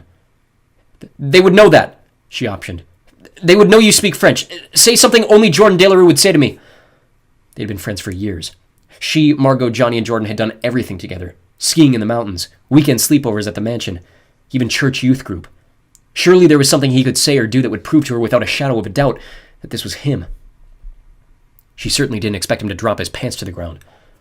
She let her knife drop as low as her jaw. It took her a second to realize what she was looking at before moving her eyes back up to his face. Though he had little reason to have a smug look on his face, she half expected to find one, but his eyes were only filled with desperation to be trusted. "Why would you— So you know it's me!" he shouted. Emma could not argue. She put her knife back in her belt. Whoa, he paused, his pants still around his ankles. "How do I know you're really you?" She huffed a laugh through her nostrils. "I'm not pulling my pants— Fucking hell, Emma," he frowned. "I don't need to see you naked to know it's you. Just complain about something like you usually do." She hesitated blankly. "When we get out of this, I'm going to kill my dad the next time I see him." Jordan smiled. There she is. Screw off. He reached down to grab his pants from his ankles, but to her continued horror, he took them off entirely, along with his shoes. Only now did she realize his belt was missing. "Dude, what?" he replied innocently. "We have to get across the water. I'm not getting my clothes wet." He has a point, she thought, but she still wasn't planning on joining him. To either side, the river curled around the trees in a way that gave them no certainty of its beginning or end. A waterfall might have dropped a few meters beyond their line of sight, and they would have been none the wiser. "Have you seen any of the others?" he asked, still eyeing the distance between their bank and the far side. Her mind jumped to Liz, the demented look on her face while she gutted the dead bodies. She lied. "No." She sat on the bank, hoping Jordan would stop nakedly pacing and allow her a moment to relax. To her relief, he noticed her and joined. "I wonder how Johnny's doing," he wondered aloud. Emma grinned. "Johnny? Not Margot?" Jordan deflected. "Margot can handle her own. I don't know about Johnny." "You didn't see him gut those guys in the forest?" she recounted. "He was like a machine." "That's my worry," he elaborated. "He doesn't get emotional. He's too goal-oriented to maneuver when things go wrong." "That's not what I saw," Emma thought, though she kept it to herself. Jordan turned to her. "Who's in your car?" "My what?" "Your car," he doubled. "The car that came to pick you up before reaching the edge of the floor." "Oh," Emma hesitated. She hadn't thought about each of them encountering something different. "No, I had a cave. There's a big wall that popped up at the edge, and I ran into a cave." Jordan was staring blankly across the water. "Who's in the car?" she asked. "Your mom?" He grinned melancholically. "Well, it certainly wasn't my dad," he huffed. "Would have revealed the secret from the top." His eyes were sullen and watery, but Emma knew he wasn't about to cry. "How—" she found herself saying. "How'd you know?" "Figured it was too good to be true, honestly," Jordan admitted. "Had my suspicions from the start. Didn't ask enough about Johnny, that sort of thing. Final drop was when she—" He paused, thinking for a second whether he should reveal his secret aloud. She didn't know something she should have." "I'm sorry, Jordy," Emma resigned.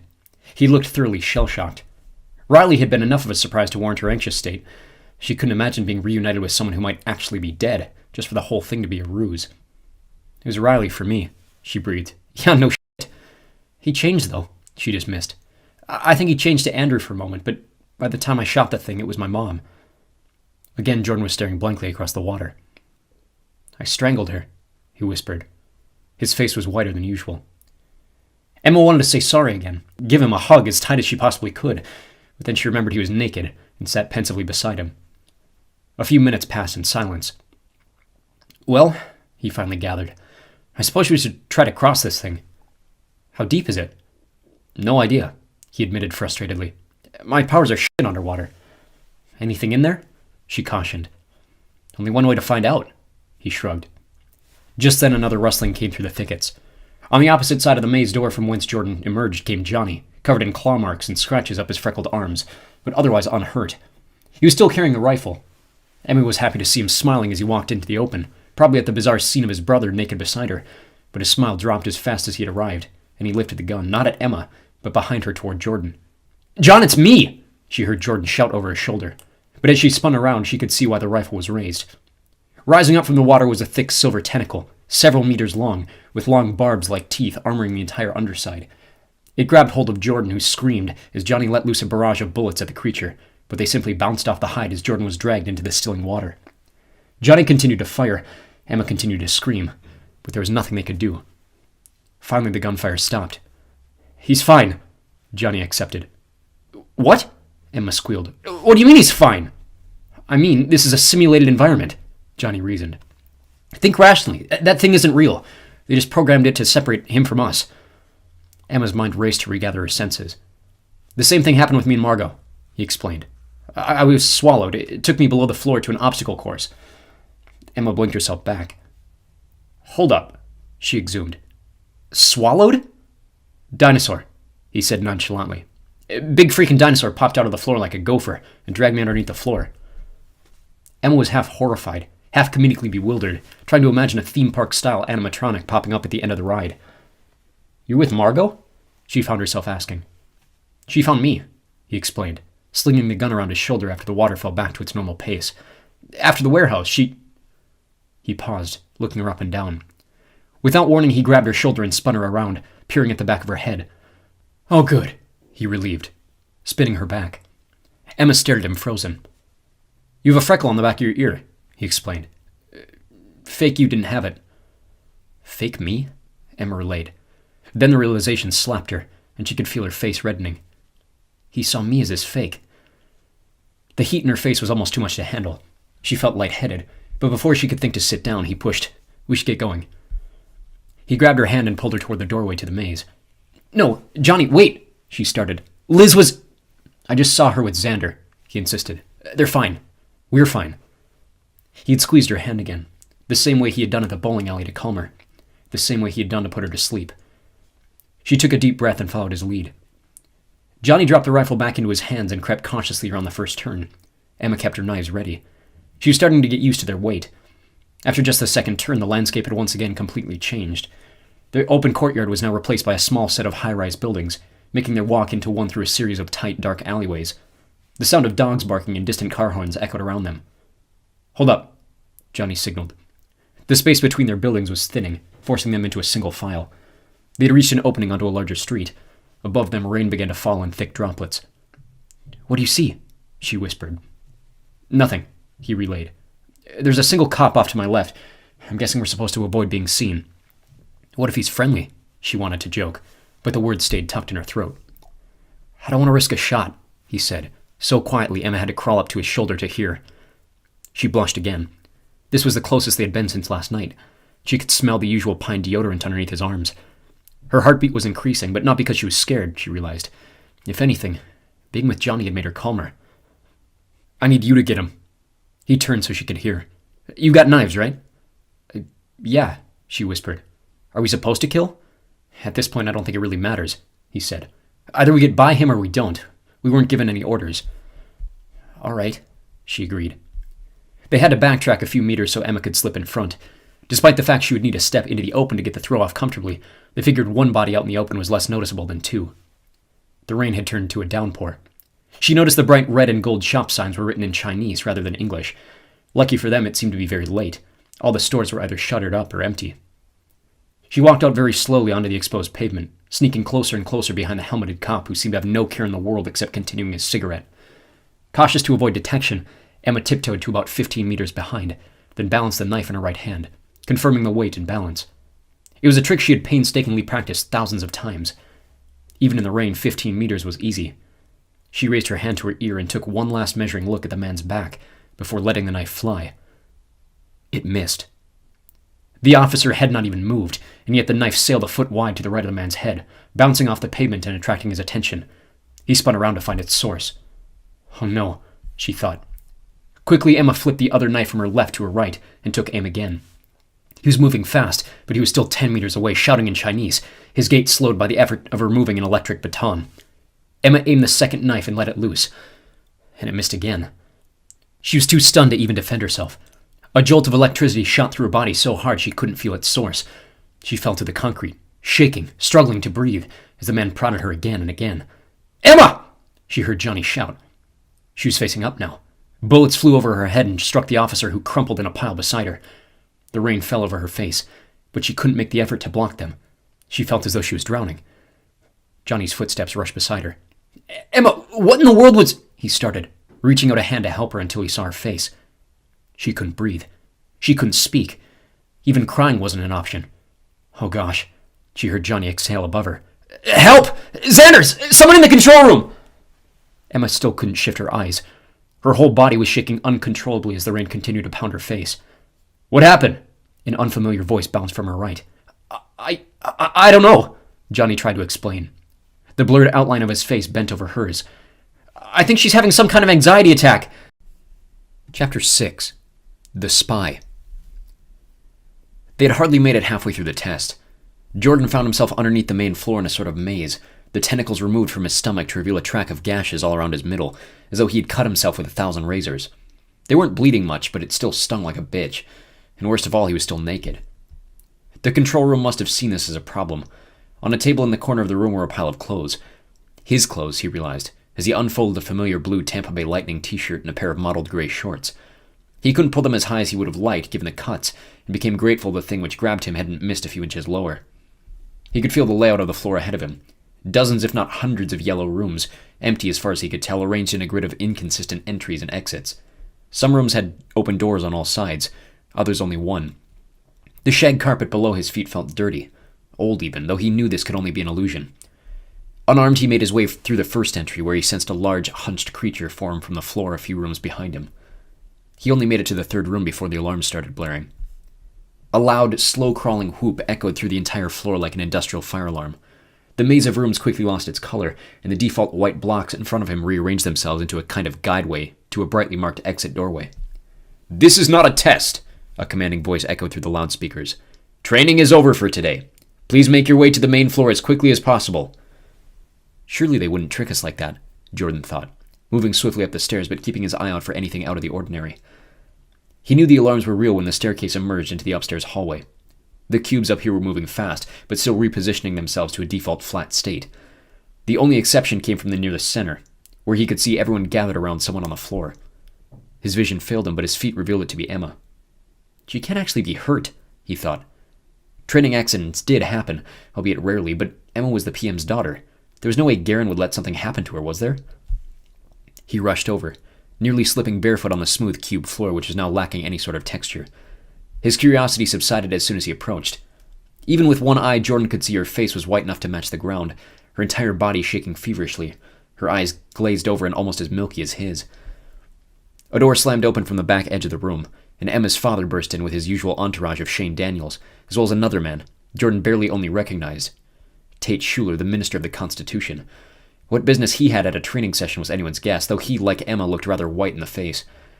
Daniels was his usual stoic professional self. Garen was absolutely livid. For some reason, Jordan expected him to start screaming and swearing, but he only clenched his jaw and spoke in a firm voice. "Who saw it happen?" Emma, who could not see her father, began hyperventilating at the sound of his voice. Margot knelt down beside her and started rubbing her back gently. 3 men from the command center raised their hands awkwardly, as did Johnny.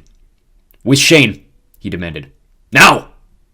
His voice carried, echoing through the dome's ceiling like a distant explosion. Kent and Liz looked his way for help, Jordan shrugged, as terrified as they were. Garen turned to Xander. Clark, you get the other three undressed and home. No one leaves until everyone understands today did not happen. Is that clear? Xander looked ready to wet himself. Yes, sir. Good. Garen dismissed them to the dressing room. Margot, you come with me and Schuler. They began hobbling off the training floor. Jordan tried to sneak a glance back at Margot, but was stopped by Xander, who glared at him and pushed him back the other way. Johnny and the others had disappeared upstairs, out of his range of vision. The door was still shattered when they returned to the back, but someone had been in to sweep the shards off the carpet. What the hell was that about? Kent broke when he heard the exterior door seal them in from the hallway. Zip it, Xander demanded. He looked uncertain himself, which made him that much more intimidating. But how's it she gets the break? Liz prodded. I can't be the only one who saw what I saw it, though. Why does everything shut down for her? Xander threw a flexed finger in her face and marched uncomfortably close. That privilege? He began. That's keeping you out of harm's way. You of all people know that. Don't make me remind you why you're here. Liz's eyes floated between the boys, her face gaining all the color Emma had lost. Xander had clearly struck a nerve. Jordan was the only one with the courage to ask another question. Why'd they take Johnny? Xander spun on the spot, but hesitated, no answer prepared. I don't know, he finally admitted. I don't have any clue. I don't know what happened, I don't know why they're responding this way, and I don't know what this means for the squad. He swallowed hard. But the orders come from above me. You heard the Prime Minister. We do not speak about this. We do not ask questions about this. Whatever is going on is above you. It is above me. It is above anyone not named Garen, so it's in all of our best interest to drop it. Xander turned, waiting for agreement from each of them in turn. Jordan joined Liz in nodding their understanding, though he still had every intention of learning what Johnny had seen. Emma wasn't just his squad mate. She was his friend. And if it involved Margot too, then his best interest was to find out and keep them safe. Their agreement was interrupted by Kent. What if someone asked us what we did today? He argued. The Prime Minister said today didn't happen. Jordan felt the words spill from his teeth. Who's going to ask you? He said. What friends are you talking to about our training? He couldn't stop himself. They lying up in bed with you all day? Xander turned to scold him, but Kent did not miss a beat. That's where you hide yours. Jordan propelled himself off his bench seat, but before he could even get to Xander, he was knocked to the ground in a cloud of purple mist. Liz had her hand outstretched, matched by Kent in a defensive hold of his crutches. Boys! Xander screamed. How about we all just calm the f*** down and accept our options, huh? Kent flipped him off behind Xander's back. Review the options, Xander repeated. We don't have any. Today didn't happen. Say you stayed home and watched, I don't know, 90210 or something. I don't know what you kids watch anymore, just... He took several deep breaths, but could not find the words to end his thoughts. Go home, he finally concluded. Kent and Liz, go home. What? All three of them growled in opposition. You heard me, he repeated. Jordan, you stay with me. Jordan threw up his hands. But he's the one who... Xander's glare stopped him in his tracks. Fine. He continued to sit on the ground while the other two undressed in front of him. Finally, they exited through the broken door and out into the main hall. Do you know something you shouldn't? Xander broke, once the outer door had once again sealed. What? Jordan said, taken aback. What do you know about Emma that I don't? Xander repeated, a sense of urgent curiosity in his eyes Jordan had never seen. Jordan stuttered. I don't know. What do you know? You tell me. Xander rallied with the same intensity. Jordan took a step back. I don't know, he said again. She's overly sarcastic. She's insecure about herself in every way you can imagine. She's got a weird obsession with conspiracies in the city of Houston. He expected to be interrupted, but Xander remained silent. He added, she's super close with her brother. Andrew? Xander poked. No, Riley, Jordan clarified. The one in Italy. He left as a freshman, right? Jordan nodded. Why? Well, he admitted. No one knows, do they? That's why she's so anxious all the time, especially around her family. People don't just transfer out as soon as they start in the program, Xander doubled. Jordan's mind jumped back to Liz. Does she blame anyone for him leaving?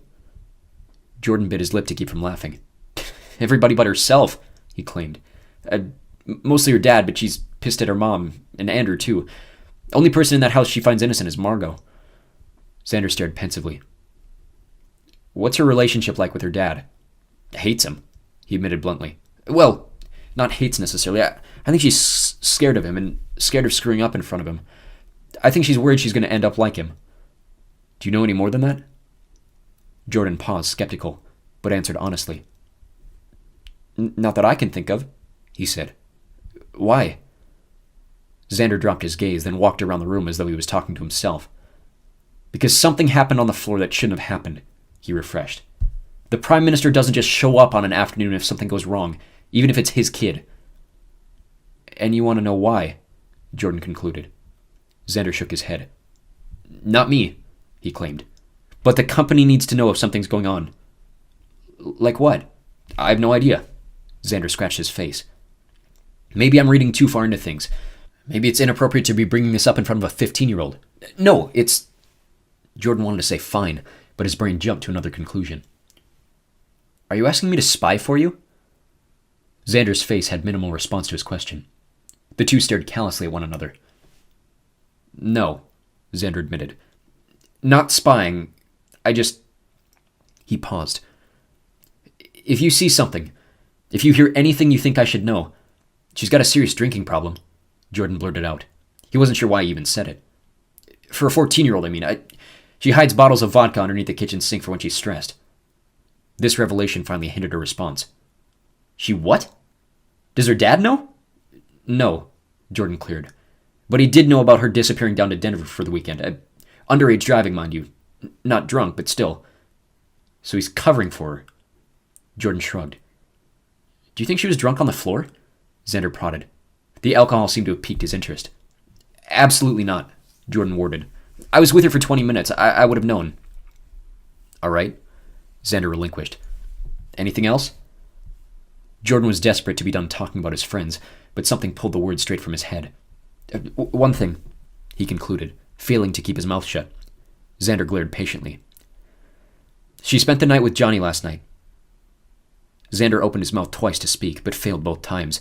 Finally, on a third go, he knit his eyebrows. How do you know this? I can see everything, Jordan stated bluntly. Xander pursed his lips. Well, keep your one eye on that, he said, and tell me if there's anything I should know. Jordan knew himself to be dismissed and walked back home alone. Halfway there, he realized how much he'd betrayed his friend's confidence, his brother's confidence, and he cursed himself for it. When he reached the common room, Kent and Liz were sitting on opposite chairs, clearly discussing what had happened. Hey! He shouted sternly when he kicked off his shoes. Xander told us not to talk about it. They stared at him uneasily, perhaps waiting for a follow-up, but Jordan walked straight through them on his way to his room. The thoughts about Johnny's trust became more fervent as his brother stared at him from atop his gray dresser. The picture was less than a year old, but they had both changed so much in that time, at least physically, that it felt like another lifetime. Hammering this thought home was his mother's cracked smile between them, her black face lined and aged from years of service and taking the place of 3 other parents. Jordan pulled off his shirt and threw it at the photo, knocking it and a much older picture of his father backward and out of sight. All the better, he thought.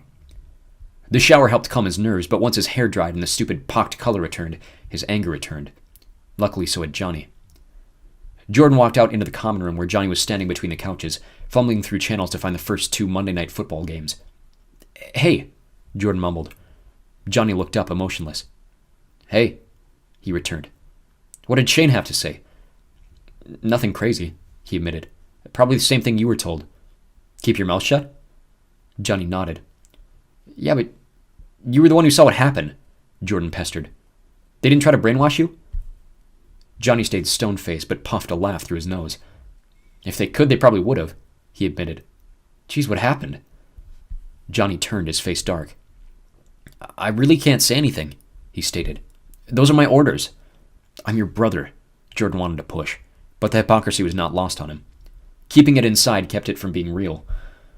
There was an awkward air of silence between them. Look, Jordan broke, sauntering into one of the chairs. I'm not in the mood to go to school tonight, or anywhere else for that matter. What do you say we order a pizza from downstairs and watch football till the girls come back? Johnny nodded in agreement. Half an hour later, they were both in pajama pants and t-shirts, the TV muted after the first game, and a large pepperoni sat between them. You know I'm going to keep asking you, Jordan continued. Johnny frowned, keeping his mouth shut. Jordan gritted his teeth. John, I know you slept with Emma last night. His brother's face dropped. He stuttered, trying to find some route to defend himself. It didn't... He swallowed hard. You're blackmailing me? Jordan kept his composure. I'm not blackmailing you. You are! Johnny huffed. You're trying to use that as leverage. His face dropped to a worry. Don't you dare tell Margot. I'm not going to tell Margot. Swear it! Johnny demanded, his face becoming as red as his hair. Swear it on your mom! Fuck my mom, Jordan swore. Johnny cringed like he had just defaced God. She's dead, and the sooner we come to terms with that, the better you and I will be.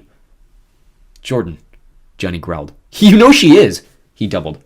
I know she is too, and after the mess we went through today, I don't ever want to think about her again. Johnny breathed hard, his chest rising visibly under his white shirt.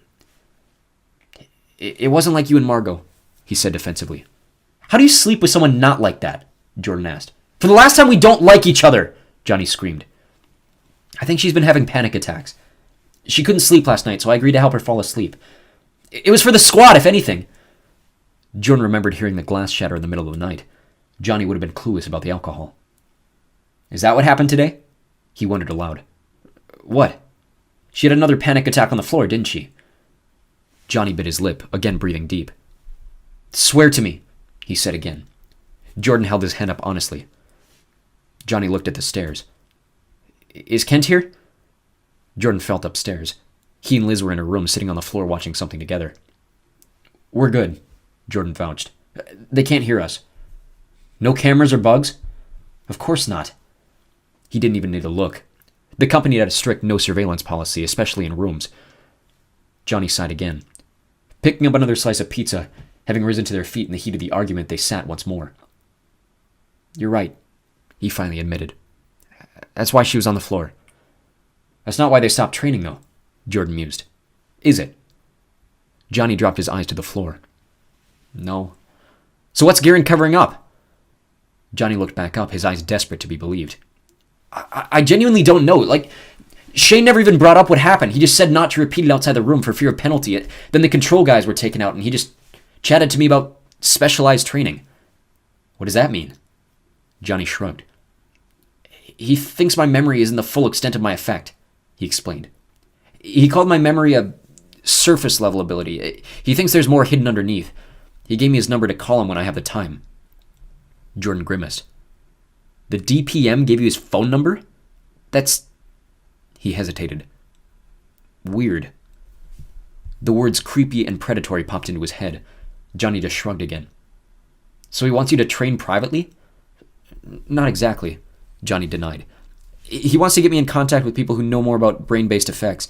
He says there's a specialist in Scotland who would take me in over the summer if I wanted. What'd you say? Another shrug.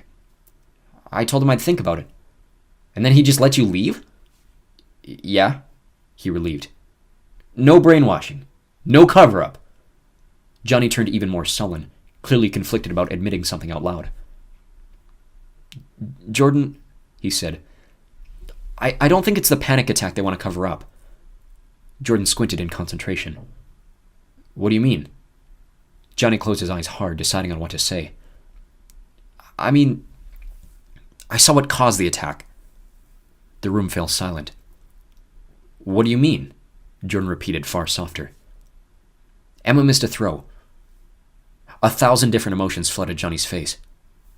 So what? So her effect, he marked, was ineffective. Jordan wasn't following. Yeah, so what? He said again. Mine doesn't work sometimes. No, yours doesn't work when it has reason not to work, Johnny argued. Yours doesn't always work on the training floor because the floor is always moving. It throws you off. Johnny was completely right. It was like sand, but everywhere else he could see clearly. So maybe something caused her to miss, Jordan defended. It was point blank. Maybe she did it on purpose, he argued, trying to deduce what Johnny was avoiding accusing outright, but before Johnny could answer, the door opened, and the girls returned to the common room. Instinctively, the boys curled around the couches to greet them, but the girls just stood in the doorway awkwardly.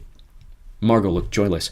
All her usual color had drained completely from her face, and somehow Emma looked worse. Small no longer described just her features or her height. Standing next to Margot, tear-stained cheeks and red eyes bulbous in a round skull, she felt somehow lesser than Jordan had ever seen her.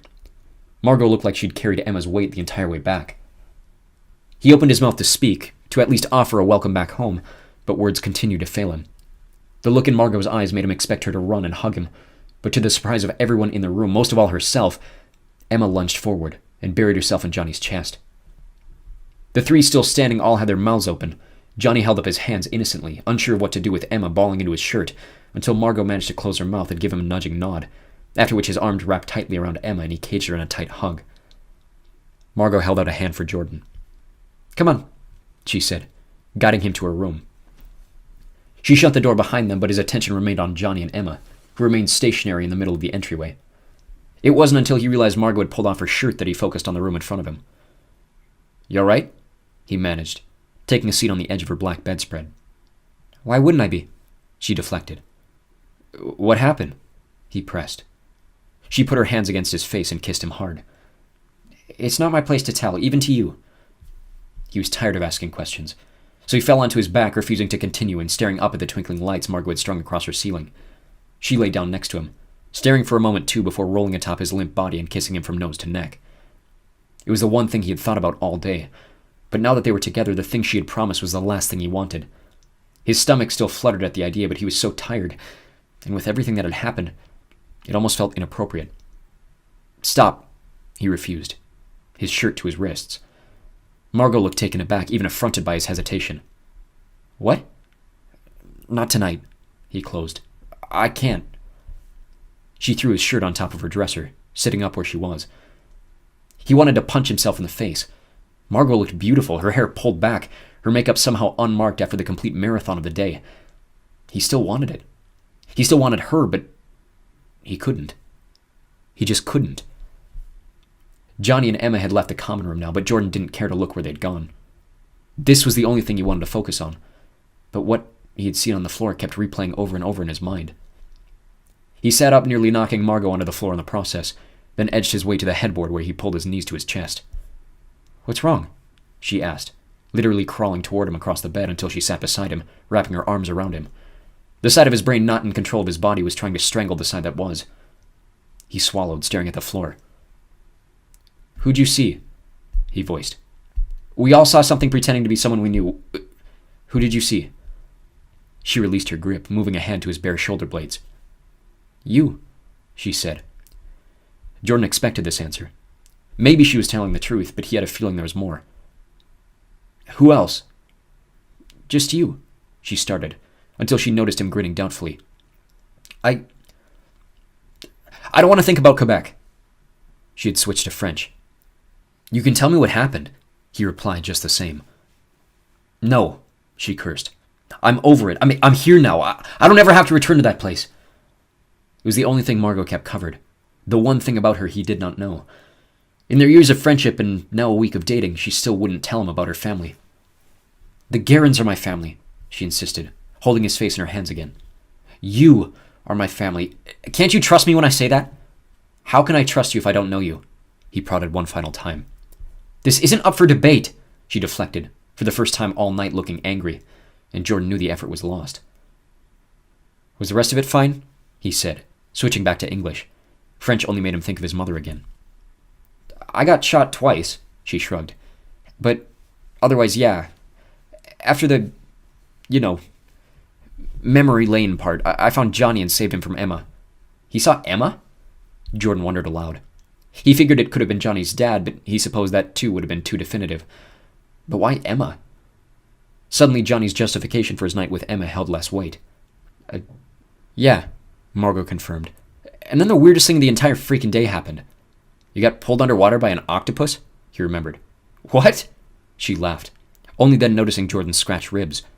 "Oh, mon Dieu, what happened?" Jordan felt his hand against his own stomach. It hardly hurt anymore.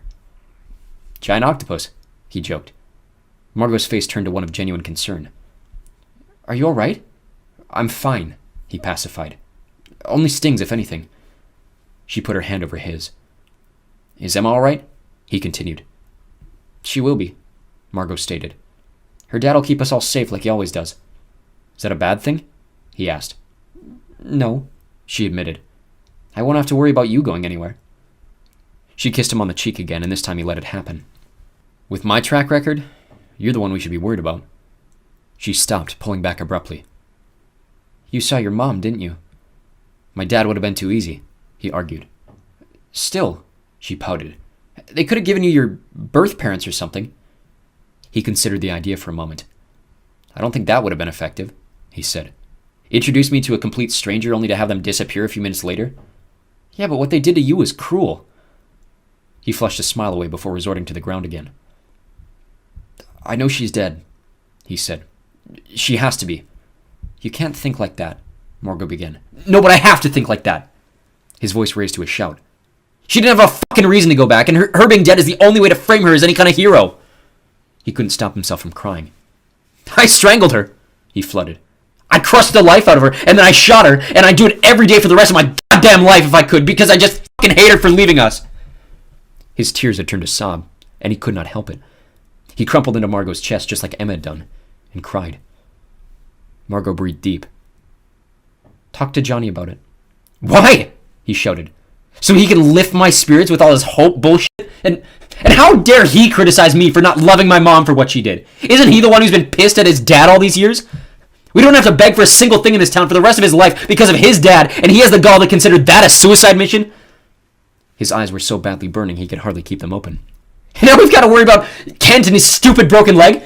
And Liz and whatever the hell she's hiding?" His voice dropped as the anger continued to pour out. "Xander wants me to spy on Emma, by the way, so if you have any material that might boost my role, now would be a great time to admit whatever Bill was yelling at you about back at the training center." Jordan hadn't meant to say that part out loud, and its effect was immediate. Margot's face went whiter than her sheets. "What?" There was no way to backtrack. "Shit. Margot, you cannot tell anyone I told you that. Not Emma, not the Garens, and especially not Johnny. I don't think he trusts me right now, as it is." She held out her hand, fingers open wide. He hesitated. What was she playing at? "Do you trust me?"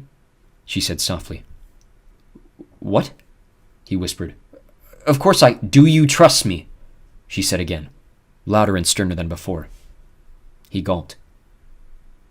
"Yes." "Good," she resolved, pulling him into a tight hug. "I trust you too. Even if I keep things from you, I don't want to go back to in my head. It's not healthy, for you or me." She let go and he stared into her eyes for a moment. She traced her hand down his scar before resting it under his jaw again. "I love you," he relented. Her eyes thinned and sparkled. "I love you too," she returned. "I think you're the most beautiful girl I've ever seen." "Yeah, you better," she grinned. "And I trust you," he admitted. "Completely." "I trust you too," she said again, pulling the covers over her knees and falling onto her back beneath them.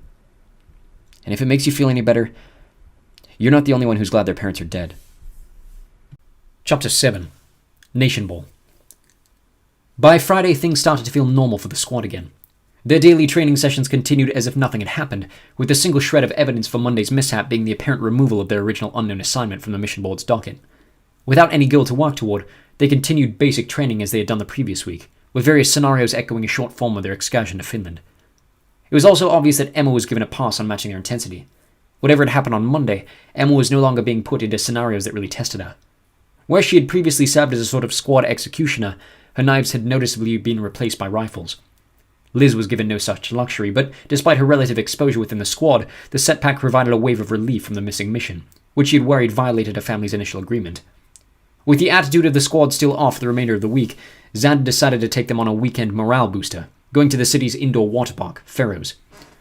Located in the back of the shopping center like the bowling alley, Farrow's was 10 times the size of the pool area in the residential building. A dozen different slides whizzed around the inside of a massive cavernous room, decorated without spot like an ancient Egyptian metropolis.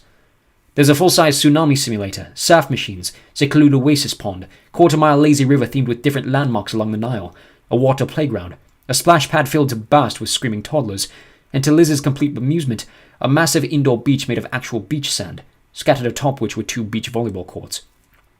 As thrilled as she was to see it from the inside, her jaw was nowhere near as low as Kent's.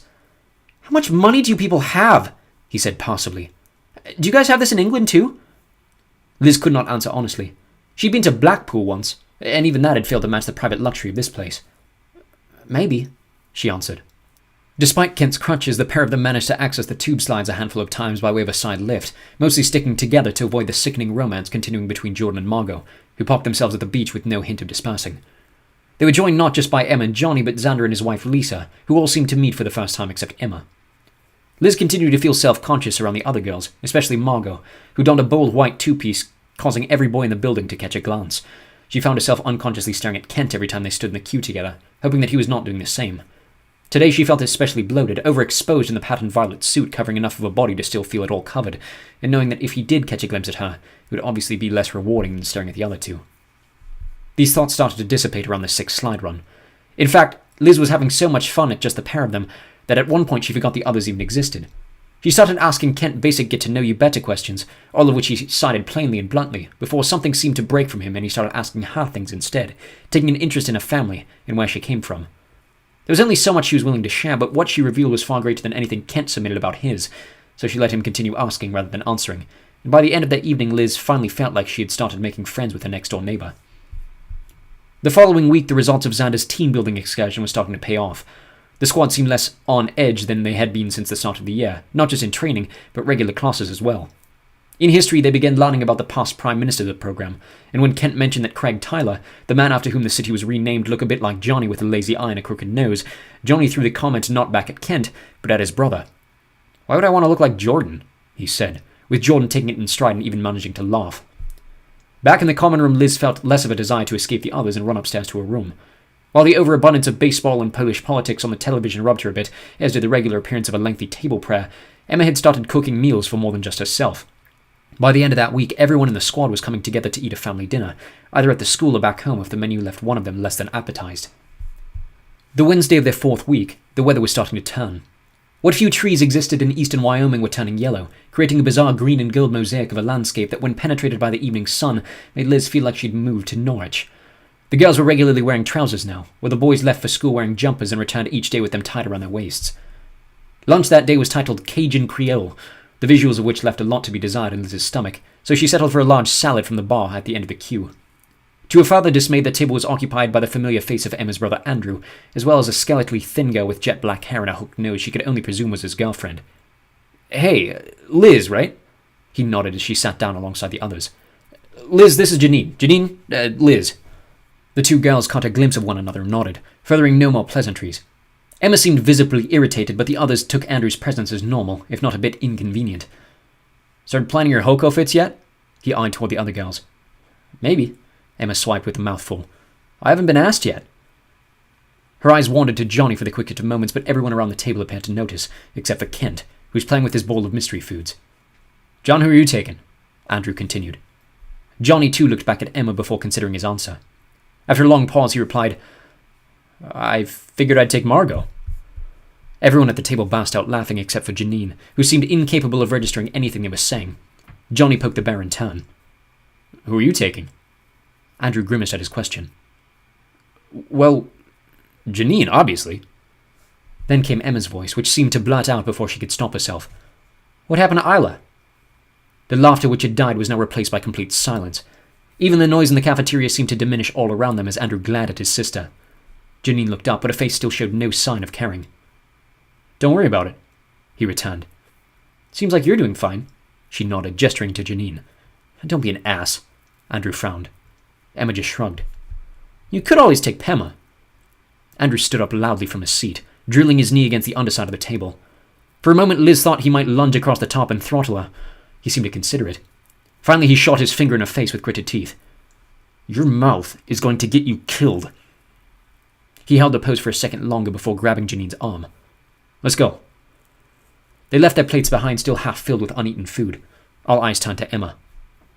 "I like Tyler," she shrugged. No sooner had the pair left than Andrew's seat was taken by someone else. A nerdy-looking boy, maybe a year or two their senior, sat down without invitation. Jordan's expression was utter bewilderment. "Hey, Emma," the boy said in a rather squeaky voice. "Glad I could catch you. I've been meaning to ask you something."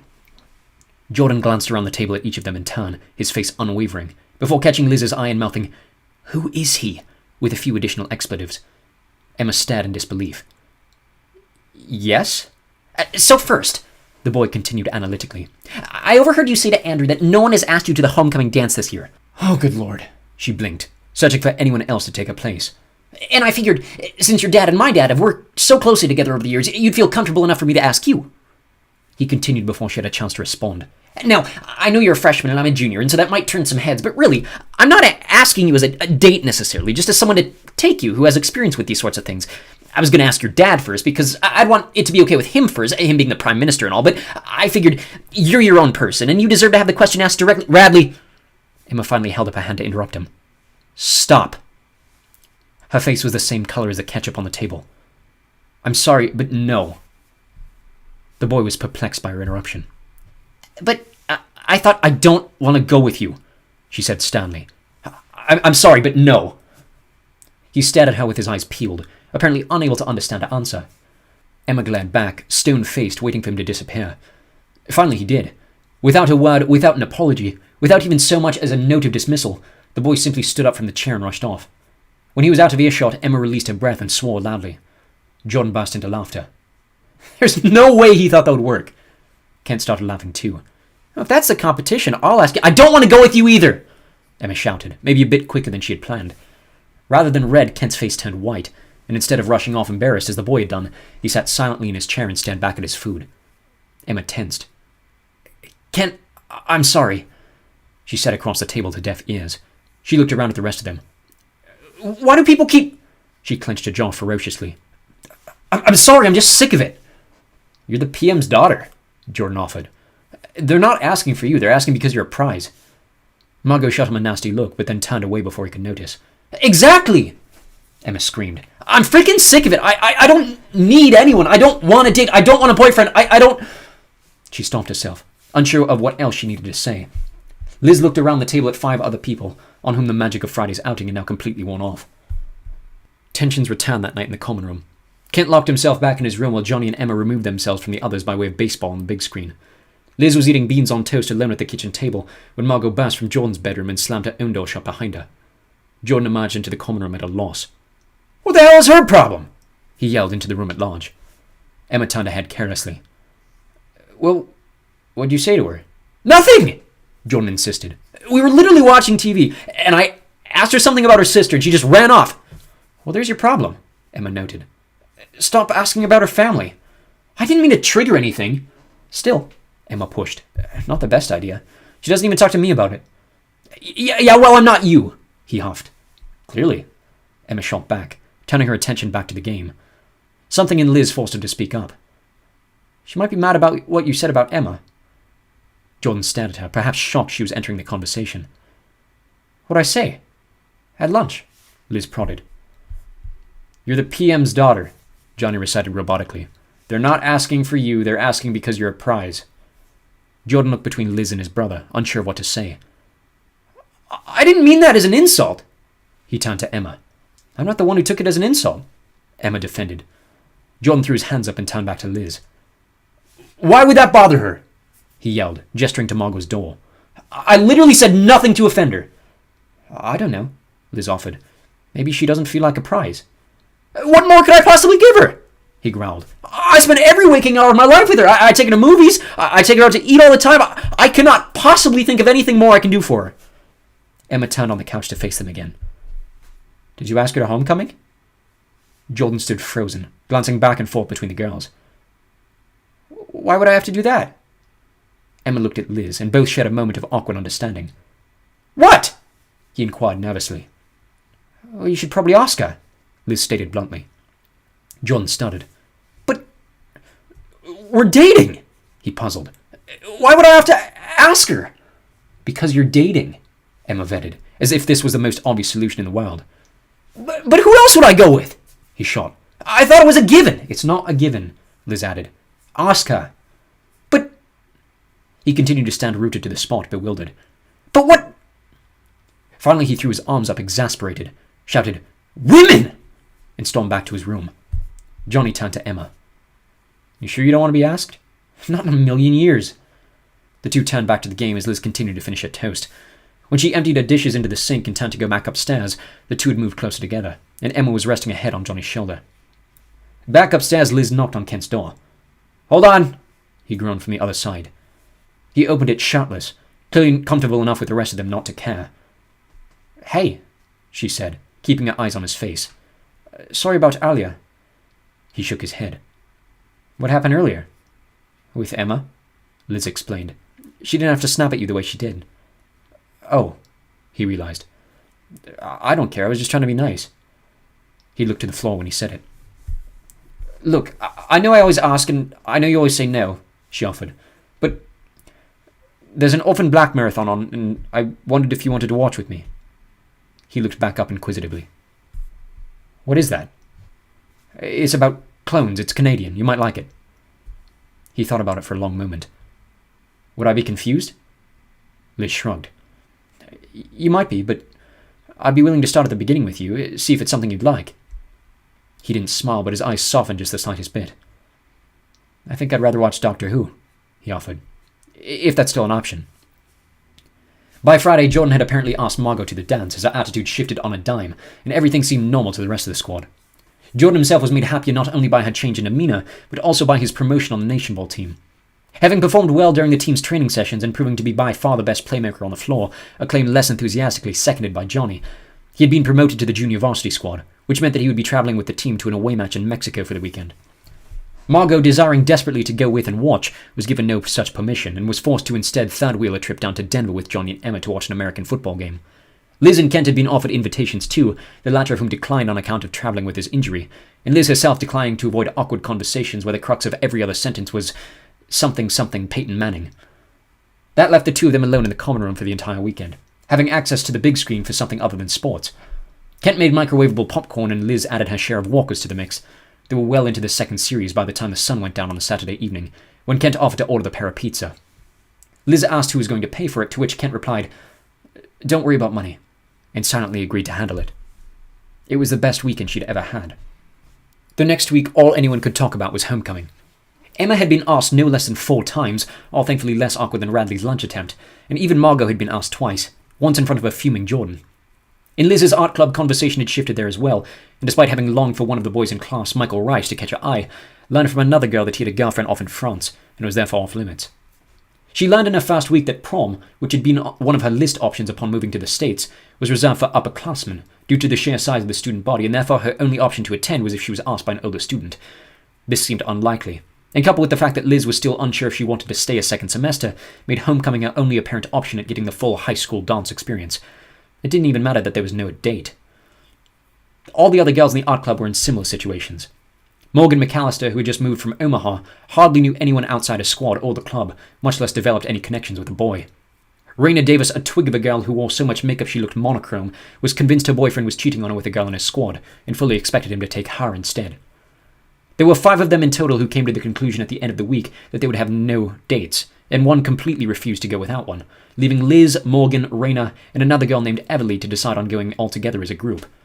They talked about colour coordinating dresses, though given that Raina was the way she was, and Liz had bought her outfit before even leaving England, black was the only option. The week of homecoming, John received another shock surprise. Having scored multiple goals in the junior match against Mexico, and continuing to impress the coaches in the weeks since, he was to be suiting up for the varsity team against Canada in the homecoming game, with Margot continuing to pour on praise by claiming him the first freshman to do so in 3 years. Jordan insisted it was unlikely he would even see playing time, but Margot would not hear it, bragging about her boyfriend to anyone who would listen. The news of Jordan's promotion and the general air of the attitudes about the upcoming dance led Xander reducing the intensity of their missions training even more than it already was. Weapons were non-existent all 4 days of the week, and the usual exercises were replaced by training in field medicine and emergency scenarios, to which Kent seemed to take a liking. Thursday evening, after they'd all returned together from their clubs and teams, Margot brought up the subject of outfits, not for the dance, but for the following day. "Obviously blue," she said excitedly. "I'm sure other people would be wearing red, but given that we're playing Canada, I don't want to give them the satisfaction." "Aren't you Canadian?" Kent budged.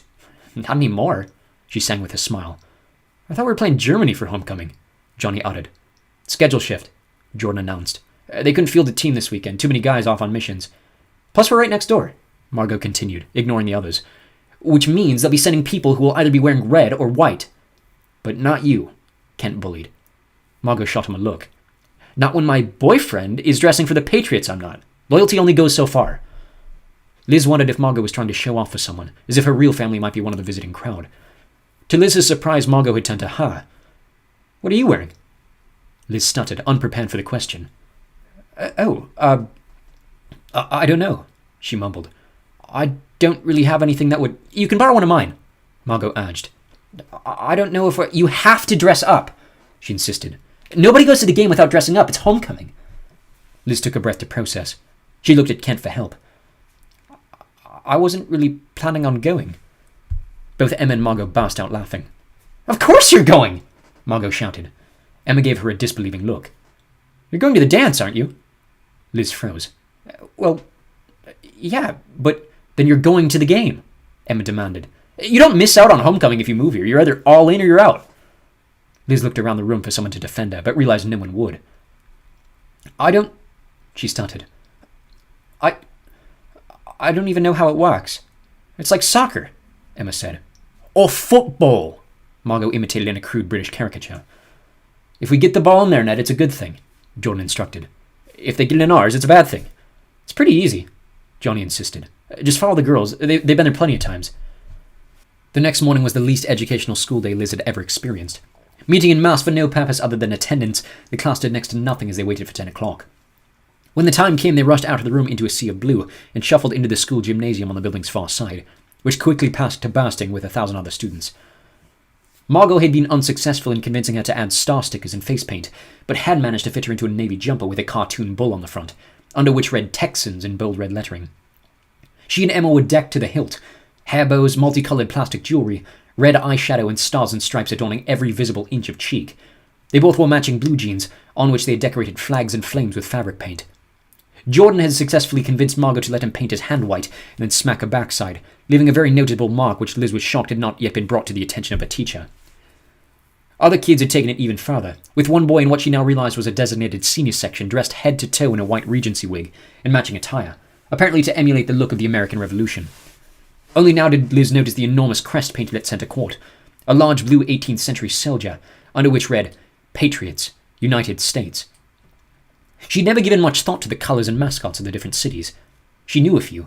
Britain were called the Royals, the colours the reverse of the United States, and the logo a regal lion much like that on the coat of arms.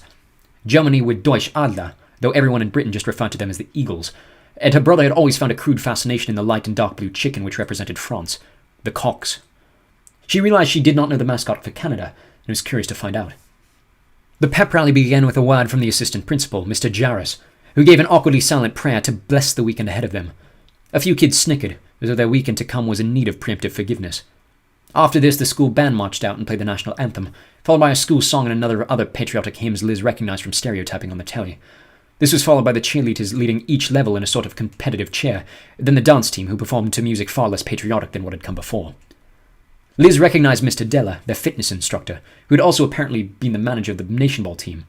He took the mic and called down a handful of senior players, who gave rather unenthusiastic remarks about their season so far, promising their first victory of the year over a Canadian side they referred to as easy. The cheerleaders returned to lead a set of 20 volunteers in a bizarre balloon-popping game, at which a number of boys involved appeared a bit overenthusiastic about bouncing on one another's laps, followed by another performance, this time by the school choir, and then finally one last rendition of the school song before they were dismissed for lunch. Making room for the evening ahead, training was shifted up several hours to take the place of the afternoon classes, but when they arrived at the training center, Xander dismissed them from the building entirely, instructing them to run 10 laps around the perimeter of the student lawn and then call it a day.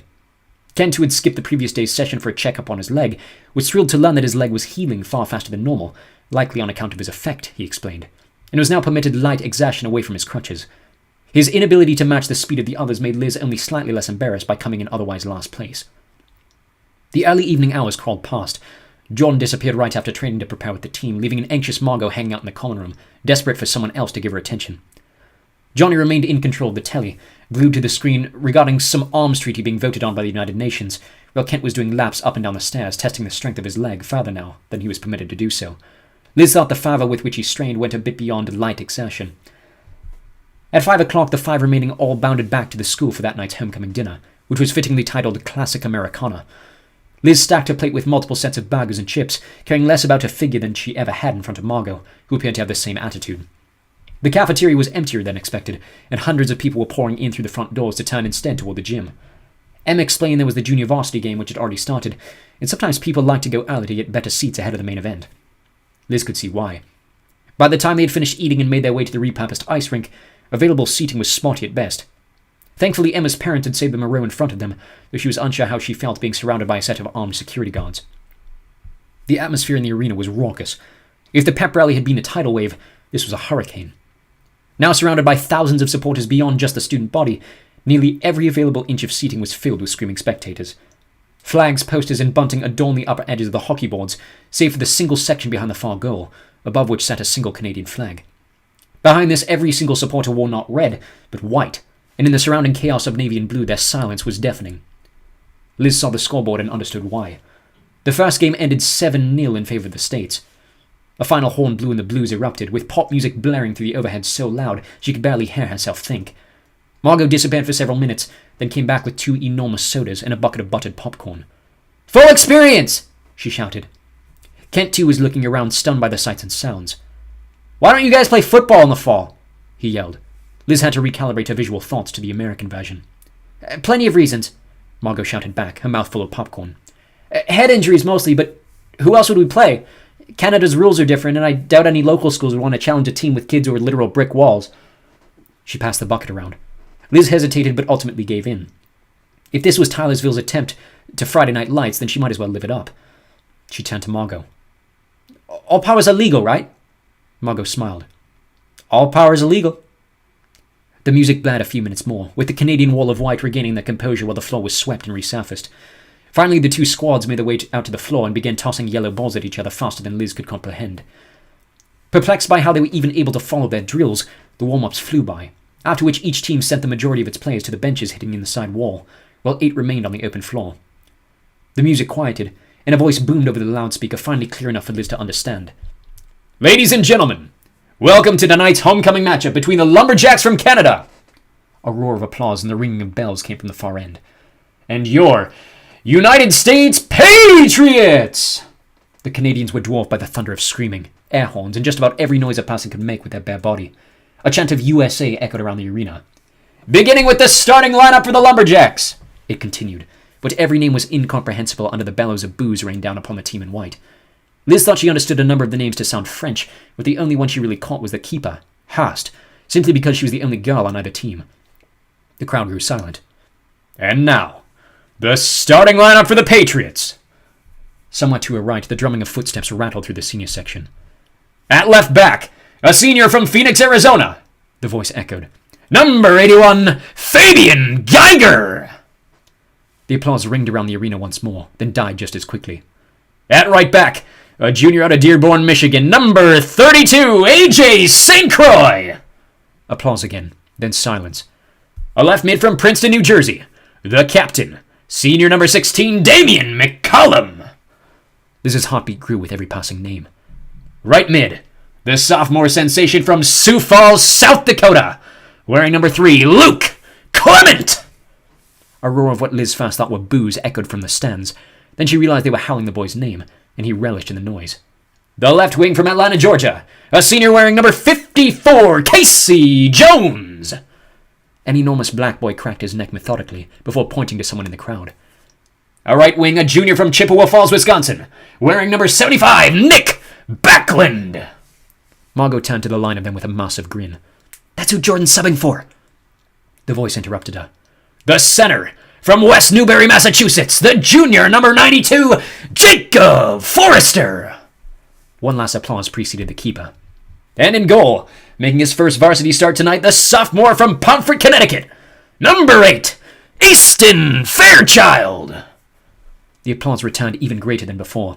Liz was on her toes, eager to see the match begin, but the crowd died yet again to the emergence of a single girl, who she recognized as one of the choir singers from the pep rally. She sang into a microphone a song Liz had never heard before, but it was obvious from the lyrics and the part of the crowd singing that it was the Canadian national anthem. Margot, too, despite what appeared to be great effort not to, joined in, though when she reached the midway point of the song, jumbled a number of lyrics which mismatched those of the singer, and did not even sound English. When the girl finished, a cheer from the white was drowned by the start of a second song, the American national anthem, which the singer had barely begun before her voice was completely drowned out by the entire arena singing in unison. The hymn reached its finale, the crowd roared, and the senior section belted the annoying "I Believe" chant Liz had had only the first time during that summer's World Cup. Finally, an official wearing a jet black top climbed to a seat hanging above the boards over the center line and blew his whistle for the players to take their positions. Then he tossed a single yellow ball into the air. The players all waited until it bounced. Then a flash of something dragged the ball out of sight, and Liz realized that the Canadian left wing, now holding the large ball in his mouth, had grabbed it with his tongue like a frog. "I love this game," she let out involuntarily. The boy dropped the ball to his feet and kicked it back to the keeper, who rolled it up and held it patiently, eyeing the field. So, they can't use their hands? She asked over the growing chants from the students. They can use their hands, but they can't hold it, Margot explained, eyes fixed on the game. Only the goalie can hold it, but he can't throw it at the other net. Liz tried to follow, as the girl lobbed it to the right wing, who caught it against his chest and began dribbling like a basketball. Margot explained. You can dribble for possession so long as there's no cupping the ball. The boy kept a hand against the side wall, then bumped into the American wing as he crossed the center line. You can only cross center if you're touching another player or the wall. The Canadian tried to make a move around his opponent, only for the opponent to pull out of the way. The Canadian with no wall to grab was forced to whack the ball back to his team. Margot continued. Now he has to get back on side if he wants to touch the ball again. Liz stared at the 2 lines 10 meters from each goal. What are the other lines for? That's the back zone, Margot explained. Goalies can't leave it. Fronts can't enter it. Only the 2 defenders can cross it. Just when Liz thought that might make things less impressive, the Canadians made an attack. The left back ran forward, kicked the ball from the foot of his center, and the ball ricocheted through the American defenders before they could even touch it. The ball bounced back to the Canadian side while all 7 mobile players wove around each other, creating a wave of white that not only confused the blue side, but allowed the ball to disappear without any sense of where it might exit.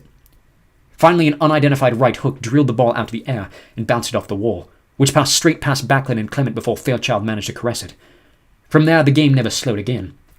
Even with the ball painted yellow, Liz lost it completely, only able to follow the direction of play by the compilation of bodies diving on either end of the floor. The Canadian wing without the long tongue managed to sneak along the wall unopposed, making it nearly to the American back zone before the ball bounced his direction. Before he could touch it, his right leg slipped an irretrievable distance, falling forward in a split before clutching his groin in agony. An audible cringe reverberated throughout the arena, and the official blew his whistle to halt play. He held up a thumb to a roar of boos from the white wall. Ruling on the floor is a fair play, echoed the loudspeaker. Injury timeout Canada. A pair of gloved medical personnel ran onto the floor to check on the player. The American left back was holding his hands up defensively as 2 forwards from the Canadian side shouted obvious expletive insults. That's Geiger, Margot announced. He can shift the ground. As the medical team walked the boy off to the benches, Liz noticed a carved ridge, like a raised scuff mark where the boy's foot had been. And that's legal? She asked. Why doesn't he do that to everyone? Effects are limited to your own side, Margot explained. Leclerc crossed the line. It's fair game. The boy sat down to piteous applause. A red-bearded boy took his place on the court. Subbing in for Antoine Leclerc, announced the loudspeaker. Number 12, Jason Beard.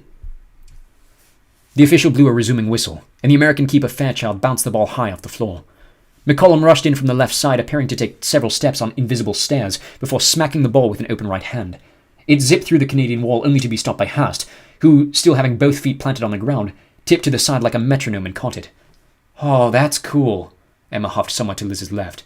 The ball disappeared again, bodies flying across the floor for a minute of continuous action before the tongue of the Canadian left wing whipped it against the wall and beat the reaction of Fairchild's left arm. The white wall exploded into chairs. Margot swore so loudly it drew a reprimand from Emma's mum. Scoring for the Lumberjacks, said the loudspeaker. Number 18, Dawson Ockler. A large number 1 appeared under the Canadian flag on the scoreboard. The whistle blew again and Fairchild started play from the American net. Once more the ball disappeared. The Canadian wings, cautious to enter into the opposing end, remained trapped on their side, but it changed very little. The American side was completely incapable of getting the ball through Canada's web of moving defenders, to the point Liz wondered if Haas was not getting a bit bored standing in an actionless net. To her amazement and the disbelief of the crowd, a single ball made it slowly to her feet, where she teed up her own shot, managed it perfectly over the heads of both teams, and hit the far crossbar so perfectly Fairchild could not have possibly attempted to defend it. The ball ricocheted downward into the net floor, to another blast of applause from the supporters in white. The home crowd was completely stunned. Scoring for the Lumberjacks, number 1, Amy Hurst. The American players were obviously frustrated. Forrester tried to rally a fast offensive return, but managed to mishit a slap to the side wall.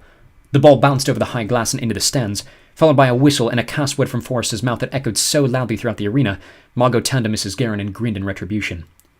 Patriots penalty to number 92, Jacob Forrester, announced the loudspeaker. 2 minutes for delay of game. Liz turned to Margot. It's like a temporary red card, she explained. It's just like hockey. They play a man down for either the first 2 minutes or until the other team scores, whichever happens first. A smaller timer of 2 minutes appeared on the board below the 9 remaining in the half, but it disappeared long before it was set to expire. The Canadian centre drilled a kick off the face of Geiger, allowing Beard to rush into the zone by distraction and slip an unopposed kick into the far corner of the goal. By the time the horn finally sounded to end the half, the board read 4-0 in favour of Canada. A depressed air had taken the energy from the crowd as about half the arena emptied for halftime concessions or toilet breaks. Margot looked livid. They have to put him in, right? She glared maniacally around the crowd, speaking to no one in particular. Honestly, what would that help? Emma offered. They're dominating us. Margot's eyes widened. Score some effing goals, maybe? She retorted. You know he's averaging over 2 a game right now. JV and freshman scrimmages, Emma noted. Good luck against this team. I think you should go down and ask Della for his job, Liz added. You'd probably make a better gaffer anyway. Emma gave her a wink. Margot turned red. Shut up, both of you. But Margot's assessment had come true. When the teams fielded the second half, Jordan had taken the front wing from Backlund. The loudspeaker announced the new arrivals. Halftime substitutions for both teams. For the Lumberjacks, subbing in for David Perrault is Dalton O'Neill. For Gavin Midas, Matthew Kapnerhurst. Substitutions for the Patriots. For Casey Jones, Holden Gaspard. For Luke Clement, Austin Michelson. And for Nick Backlund, Jordan Delarue. Let's go, Jordan! Margot screamed, but her enthusiasm was in stark contrast to the rest of the fans. A melancholic taunt from their own senior section echoed freshman as Jordan took his place, though from where they were seated he did not seem to notice. With no hesitation, the starting whistle led Fairchild to whipping the ball to Michelson, who knocked it to Gaspard, who kicked it down to Forrester, though he missed the pass and the ball fell back into Canadian possession. It disappeared in the returning weave, and Liz joined the crowd in sitting on her hands, waiting for Fairchild to miss another shot. When the ball finally crossed centre, the one who dove to block it was Jordan. Margot squealed as Jordan got back to his feet, retaking his spot in front while Forrester corrected his mistake and fouled on goal, though Haas made an easy claim. The Canadians began weaving again, and Liz noticed Jordan moving back toward the end line. While all the other defenders were darting around trying to find the ball, Jordan stood absolutely still, and finally Liz understood. Jordan can see every player at once and knew exactly who'd be moving in for the shot. When the ball flew again, he dove to the right, and though he missed the block, his motion allowed Fairchild to make the right move, collecting the shot easily. The Americans made a move of their own, with McCollum taking a shot, though it sailed high and ricocheted off the wall above the net. However, the ball bounced so fast back toward their side, every man in white failed to stop it returning, until Auckler grabbed it again with his tongue. The referee's whistle blew, and the boos from the Canadian fans were drowned out by a roar from the home crowd. The loudspeaker bellowed again. Lumberjack penalty to number 18, Dawson Auckler. 2 minutes for offsides. Auckler took his seat on the bench, while the remaining Canadian forwards moved to the centre to fill the space. Delhi yelled something from his own bench. Fairchild began the play, a slow progression zigzagging the ball from wall to wall, until a roar of delight from the home crowd led Liz's eyes to Gaspard, who had climbed the left side boards like a lizard, and hung above the defender in the far corner, who shouted to his own bench, "How do I defend that?" Before instruction came his way, Jordan was the last to touch the ball on their side of center, delivering a perfectly placed ball over the heads of Canadian defence and allowing Gaspard to finish a kick off Haas' left cheek. Liz had never had a louder sound in her life. Margot was elated. "Scoring for the Patriots on the power play, number 20, Holden Gaspard!" The noise continued as Auckler returned to the floor, and Haas restarted play with a rolling pass to Baird. Baird took no time reversing the pace, sailing one off the post and causing a massive sigh to reverberate through the stands. The Americans resumed the attack, finally managed to break through the wall and landing a handful of shots on target, but none made their way to the goal. Finally, the ball bounced back to Jordan, who held the ball under his foot and stared down the keeper. As if on cue, Gaspard climbed the wall again, and the entire Canadian side started to reposition themselves in response. But this time Jordan did not pass, instead carrying a shot directly into the open corner on Haas' left side. The building exploded. Margot leapt to her feet, eyes and mouth agape, screaming with disbelief. Jordan could not believe it either. He stood staring at the net in shock until a mixture of teammate congratulations and his own name over the loudspeaker brought him back to himself. Still up 4-2, the Canadians were rattled, but time was on their side. The clock was ticking past the 10-minute mark, and so long as they kept their defence in check, they would be out of danger. Pondering this, Liz asked aloud why they would not just keep the ball behind the half, to which Margot introduced an unspoken 30-second possession penalty. Taking up as much time as they could formulating a new attack, the Canadians launched a volley concluded by an impressive overhead, though Fairchild made an excellent diving save and the ball bounced into the corner for St. Croix. He took a moment, nodded to the rest of the team, and returned the ball back to Jordan. Everyone in their row sat on pins and needles. Jordan turned his head to where Gaspard had been, and everyone jumped to the far wall. But Gaspard had not moved this time, and using the distraction, Jordan passed the ball to Gaspard, only to have it returned right back. Jordan kicked the ball to the same far corner and beat the keeper a second time. Liz lost her hearing. Margot might have wet herself. Shaking from head to foot with shock, her mouth was fixed in a wide O, the only noise she seemed capable of making.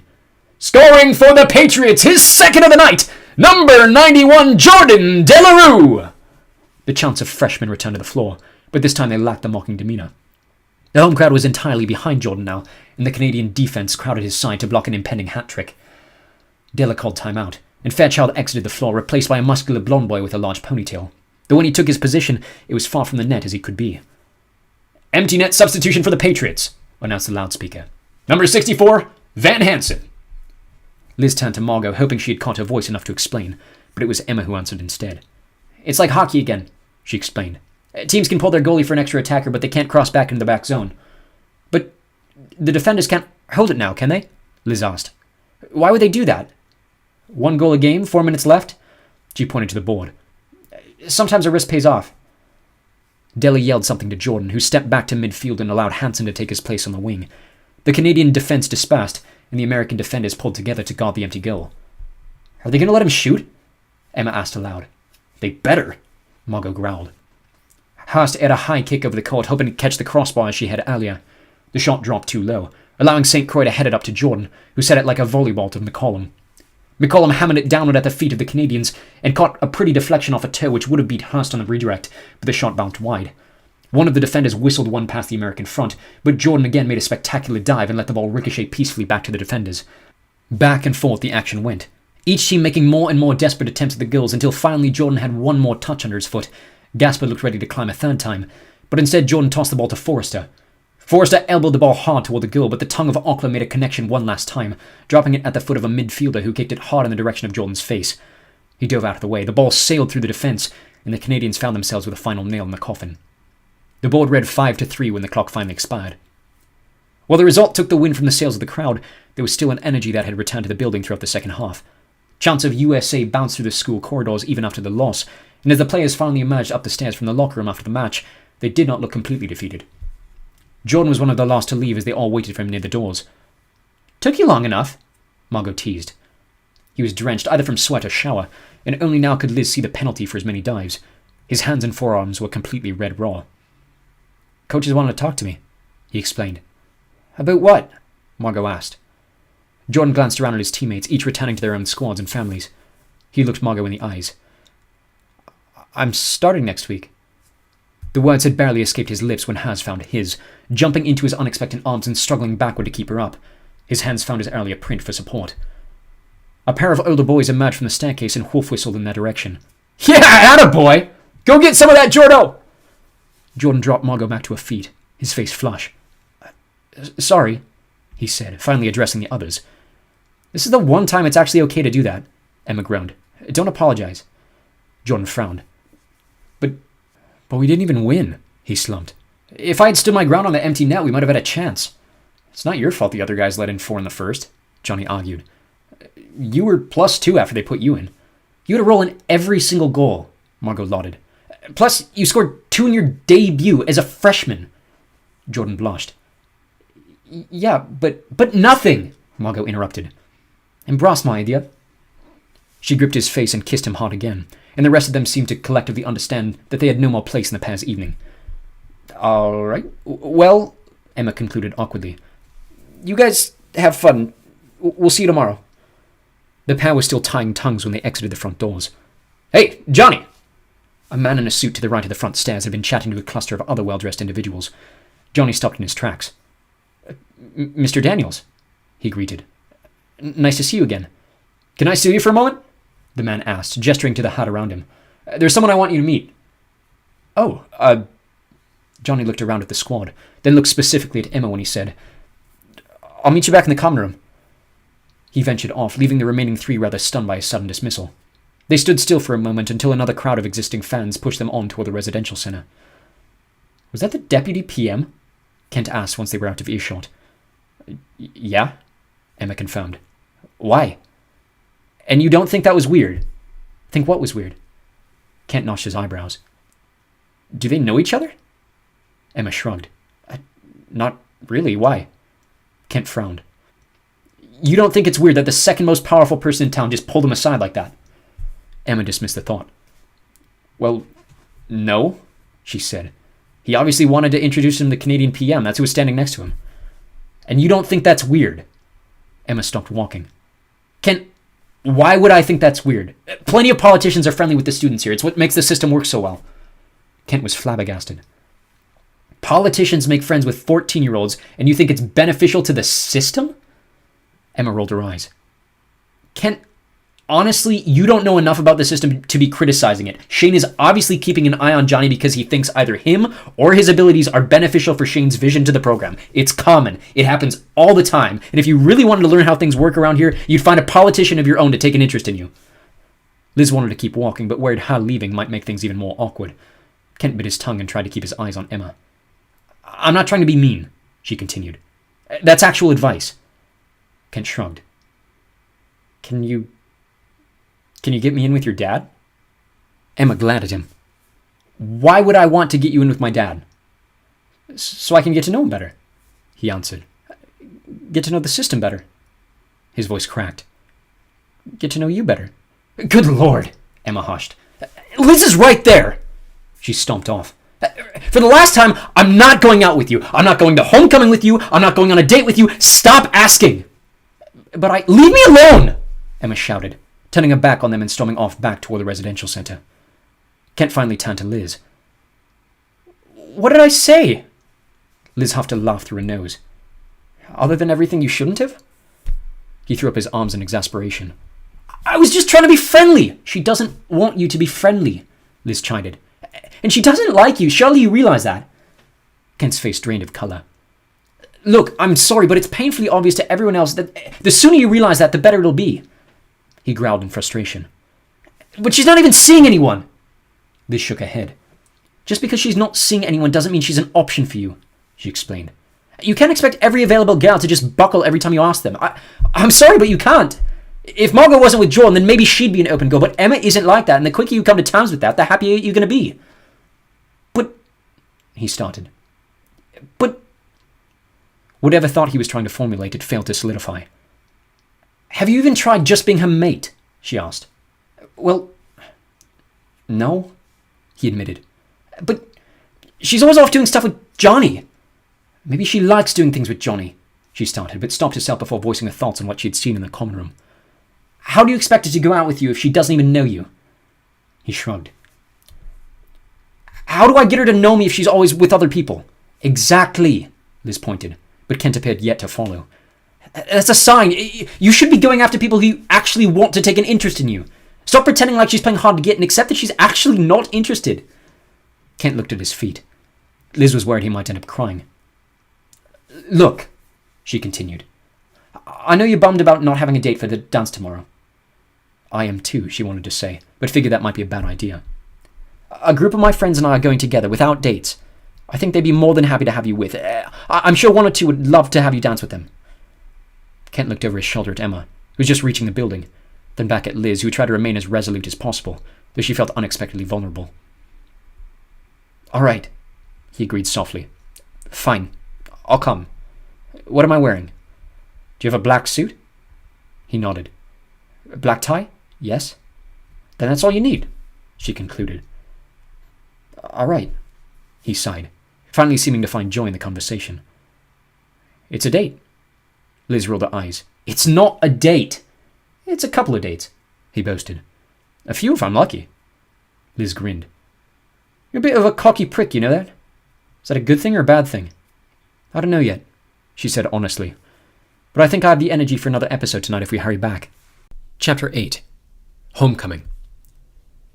Kent had too much free time on his hands.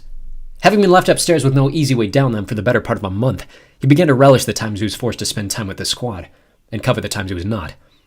Without the ability to do much of the activities they did in their free time, Kent was left alone with little to do except scroll through channels on the TV in his room. To his own bewilderment, a month's worth of solitude had bored him of his usual loves, race and car actions, and instead became hooked on watching golf. Not one for sports, though was golf really a sport, or was it just a game with a bit of exercise? The mind-numbing regiment of watching a tournament from beginning to end had become enough of a comforting distraction in the week after the stress test that he began to actively long for the next one, like some sort of middle-aged white man's drug. Even without a full tournament, the Golf Channel often showed highlights, cycling through the best bits of the past year, which was usually enough to keep Kent occupied mentally for an entire empty evening. He figured when he was given the chance he might be pretty good from having watched so much. He knew he was right-handed, he knew the proper way to swing a club, the constant commercials had seen to that, and could probably strategize a full round once he'd figured out his distances. The issue came from obtaining a set of clubs, and then finding someone to go with him. Emma seemed the likely candidate. Rich kids and politics probably went hand in hand with a game like golf, though he got the impression that Margot might have some experience too. Part of him felt a bout of guilt obsessing over the game. Golf was what had caused such a rift between his parents so many years ago. Having built so many courses around his properties, Kent's father would have been naturally drawn to it, but the issue came in how much time he spent away from home, and then who he was making the rounds with, until finally it became too much for one side of the coin and the whole penny dropped. Moderation, he thought over and over while watching. If I get the opportunity, I'll play in moderation. There would be no golf today. Instead, Kent woke to the sound of hammering rain outside his window. Against primal instinct, he managed to crack one side open, and raindrops flooded the polished concrete below. It was the first fresh air this room had seen in months. Glad to finally have permission to move his leg, Kent leapt from the floor to his bed, and to his pleasant surprise, there was no pain, not even the slight sting where the break had been. The doctors had pronounced the initial recovery time as 7 months, though last week both parties were surprised to find that the period had now been reduced to 2. One of the nurses mentioned that the same hollowness and shape of his bones which made his running so fast was now causing them to heal faster. Now he wanted to show off, to run around the city as fast as he could without a care in the world, but a heavy gust of rain splashed once more on the floor, and his plans canceled themselves. Not until he stepped foot in the shower did Kent remember what day it was. Emma's words echoed in his ears like she was there in the bathroom with him. Why did she hate him so much? What had he ever done except try to be nice to her? He could see plainly that she didn't have many friends. Maybe it was because of her dad, the same reason she seemed so paranoid about people trying to get close to her, that she had so few. Now with Jordan and Margot out of her life, the only person she seemed to gravitate toward was Johnny. Kent remembered how she had described him before, and every time he saw the pair together in the living room, a knot of pity boiled in his stomach. It was like watching a girl only ever spending time with her dog. Maybe Liz was right. Maybe it wasn't worth his effort to keep extending olive branches Emma's way. All that had done was lead her to insult him, and now here he was having wasted his time with her all the while he could have been venturing outside the squad, trying to find another date. It would not have been hard, but now here he was taking Liz as, what, a courtesy? Her and her weird friends he had never met before? Liz had been another person he would have guessed had no friends. He figured she just did the same as him, locked up in her room all day and night, waiting to be included by the others. At least he had an excuse. For her, he just thought that she was shy and awkward, uncomfortable around new people, though now that he had thought about it, it had been her who invited him to watch her show. And now he found himself thinking about England and her family more than his. It was as though a new side of himself had emerged from somewhere he'd never expected, a side he would rather keep hidden from everyone else. There was no strength and compassion. By the time he was dressed, the rain had somehow become worse. Down in the kitchen, he expected to find everyone else, mainly Margot, fussing about her outfit or something similar. But instead, the sole occupant of the couch was Liz, who was half watching something on BBC America. "Hi," she sighed, noticing him rushing down the stairs. "How's the leg?" He ignored her question. "Where is everybody?" "Emma's parents took Johnny to breakfast for his birthday," she explained. "The others must have gone too. How's your leg?" Again, he swept over the question. "They didn't invite us?" "Didn't think you'd be so bothered," she yawned, standing up from the couch. "And honestly, I don't know that's where the other two are. They could be still sleeping for all I know." Once more she added, "How's your leg?" "It's fine." He swiped. "Great, actually. I don't feel a thing." "Feelings are good sometimes," she joked. "But you meant pain," he assured. "I don't feel pain anymore." He looked around the empty common room. "I thought Johnny's birthday was yesterday," he remembered. "Yeah, well, we were all a bit busy yesterday, weren't we?" she noted. Kent frowned. "But nobody said anything." Liz beckoned him closer, as if to tell him a secret. Confused, knowing they were alone, he leaned down to let her whisper in his ear. Loudly and sarcastically, she whispered, "I think he wanted that." He grimaced. Johnny's constant act of humility was starting to wear on him. "You know, you're allowed to throw me a whole party for my birthday," he announced. "I don't know when it is," she dismissed. "August 15th, he winked, grabbing himself a bowl of cereal. "When's yours?" 23rd of December. "Ooh, a Christmas baby," he lured, pulling a spoon from the drawer. "Not quite," she argued. "Close enough, though," Kent patted. "I'll remember to do something for yours. Even if I wanted you to, which I don't mind, you can't," she explained. "I'm going back for holiday." "Back? As in England?" "No, Pakistan," she fended. "Of course England." Kent blushed. He wasn't used to her being so quick with him. "I'll have to come with you then," he claimed. "Do it there." Liz laughed. "I'm trying to imagine you trying to sit with my family for Christmas." "Why, what's wrong with me?" "Nothing," she smiled. "I've just never seen you with kids is all." It was true. He had no experience with kids. He was the youngest in his entire extended family, and even if there were others, he would never have gotten to spend much time with them. "How many?" he began. "Oh, I'm the second of 6, Liz interrupted. Elder brother, younger sister, twins. Both boys, those two. Just turned 6. Well, that's not too young, Kent defended, now trying to imagine himself entertaining them over a roast turkey. Where's your brother? He asked. The older one. The color drained from Liz's face. For a moment he thought something had happened to her, but a second later she regained her composure, and staring at the cabinets behind his head answered, He's dead. Kent opened his mouth to speak, but nothing came. Liz clenched her teeth, still avoiding his gaze as though she were about to cry. I'm sorry, he said plainly. She sniffled just once before finding his eyes again and saying, We've all got our things. He was suddenly overcome with the urge to learn more, but knew this was something she was very far from being ready to discuss with him, so he tried to put it out of his mind. An awkward pause only lasted a minute, as the sound of a keycard unlocking the front door preceded the other 4 bursting into the room, drenched from head to foot despite the girls carrying closed umbrellas. You know you're supposed to open those to use them, he cheeked. Emma shot him a look. They're not much use when it's blowing sideways, Margot argued. Some trees might help, Emma growled. Welcome to Wyoming, joked Jordan. Despite the cold, his face remained red, as though embarrassed, and Kent thought he saw Jordan strategically tucking his chin, hiding something beneath his neckline. He rushed off to his bedroom to get changed out of his wet clothes, as did Emma. Margot and Johnny joined them at the counter. Where'd you go? Liz questioned. Lambeth, Johnny stated. Margot jumped in. It's this cute little B&B in Old Town, literally in the living room of this old house, surrounded by, other actual houses. I don't think they really do the bed part anymore, but there's only 5 tables, so it's super exclusive. Literally everyone in there was embassy. Kent looked at Liz, who looked back for just the briefest glance. Both seemed to be thinking the same thing. Was Shane there? Kent stabbed. Liz looked again, this time a glare, accompanied by a warning shake of her head. Neither Johnny or Margot noticed. He said he wanted to be, Johnny claimed innocently. He flew to Poland last night. The program over there is in danger, I guess, with their whole, election thing. What election thing? Liz asked. You guys haven't heard about the stuff in Poland? Johnny looked astonished. Margot nudged. John, you're the only one here who cares about foreign politics. It might not be so foreign, he continued, oblivious to the reality of Margot's comment. Back in June, there was that snap election in Poland. You guys familiar with Milo Chervinsky? The 3 nodded indifferently. I heard the name, Margot spoke. Well, Johnny continued, he belongs to far-right party in Poland, which basically threatened to forcibly remove the current president if he refused to resign from office. The current president, Marek Bozek, was trying not to appear corrupt or something and arrest them all, and decided to try and embarrass the movement by challenging them to a surprise election.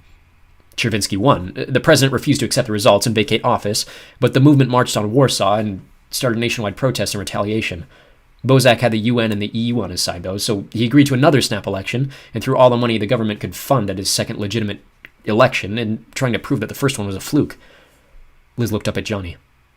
This was a few weeks ago, wasn't it? I remember you watching something. Let me guess, Kent interrupted. Chervinsky won again? Johnny nodded. It wasn't even close. Now he's in office with 80% approval ratings. But don't you guys want that? Kent argued. I thought the IRA was super conservative. Margot rolled her eyes. There's a difference between conservative and a psychopath, she shrugged. I have heard about this guy. Even then, it's not the platform, it's what he's doing with it, Johnny explained. He's currently leveraging state secrets against the European Union to get approval for a nuclear arsenal. Kent nearly spit out his cereal.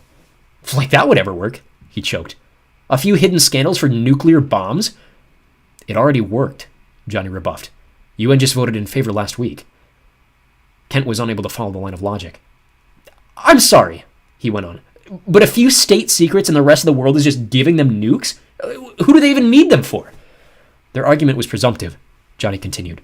They're surrounded on either side by Germany and Russia, and the man's running on a platform on national individuality. It fits.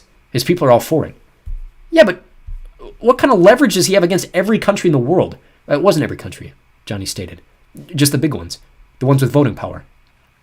Okay, then what does he have against them? Kent continued to argue. Obviously something the rest of the world shouldn't know about, or... He stopped to think. If the major countries are a majority, it would have to be something the governments don't want public to their people. Liz's eyes grew wide. Us? Kent stirred back. What? He leveraged us, she said again. What do you mean? Kent, you know we're not public, right? Margot rattled. Surely your mother told you to keep your effect a secret. Well, yeah, but... He stopped. He'd never considered there might be consequences if someone actually believed him. Hold on, I thought the company was independent of the government. It is, Johnny agreed. But it didn't start that way. The experimentation and all the fallout from it, those are extreme top-level secrets. I bet our president doesn't even know the entire truth of us, or even that we still exist. The embassy would see to that. Kent frowned. Then how would Chervinsky know? Someone royally effed up? Margot joked. So that's why Shane left? Kent prodded. To go salvage things in Poland? I don't know if it's that simple, Johnny guided. But if the secret did get out about someone like us to someone like Chervinsky, then the Polish program might be in serious danger. Why would they be in danger? Because the exact same thing happened in the 80s, Liz recalled.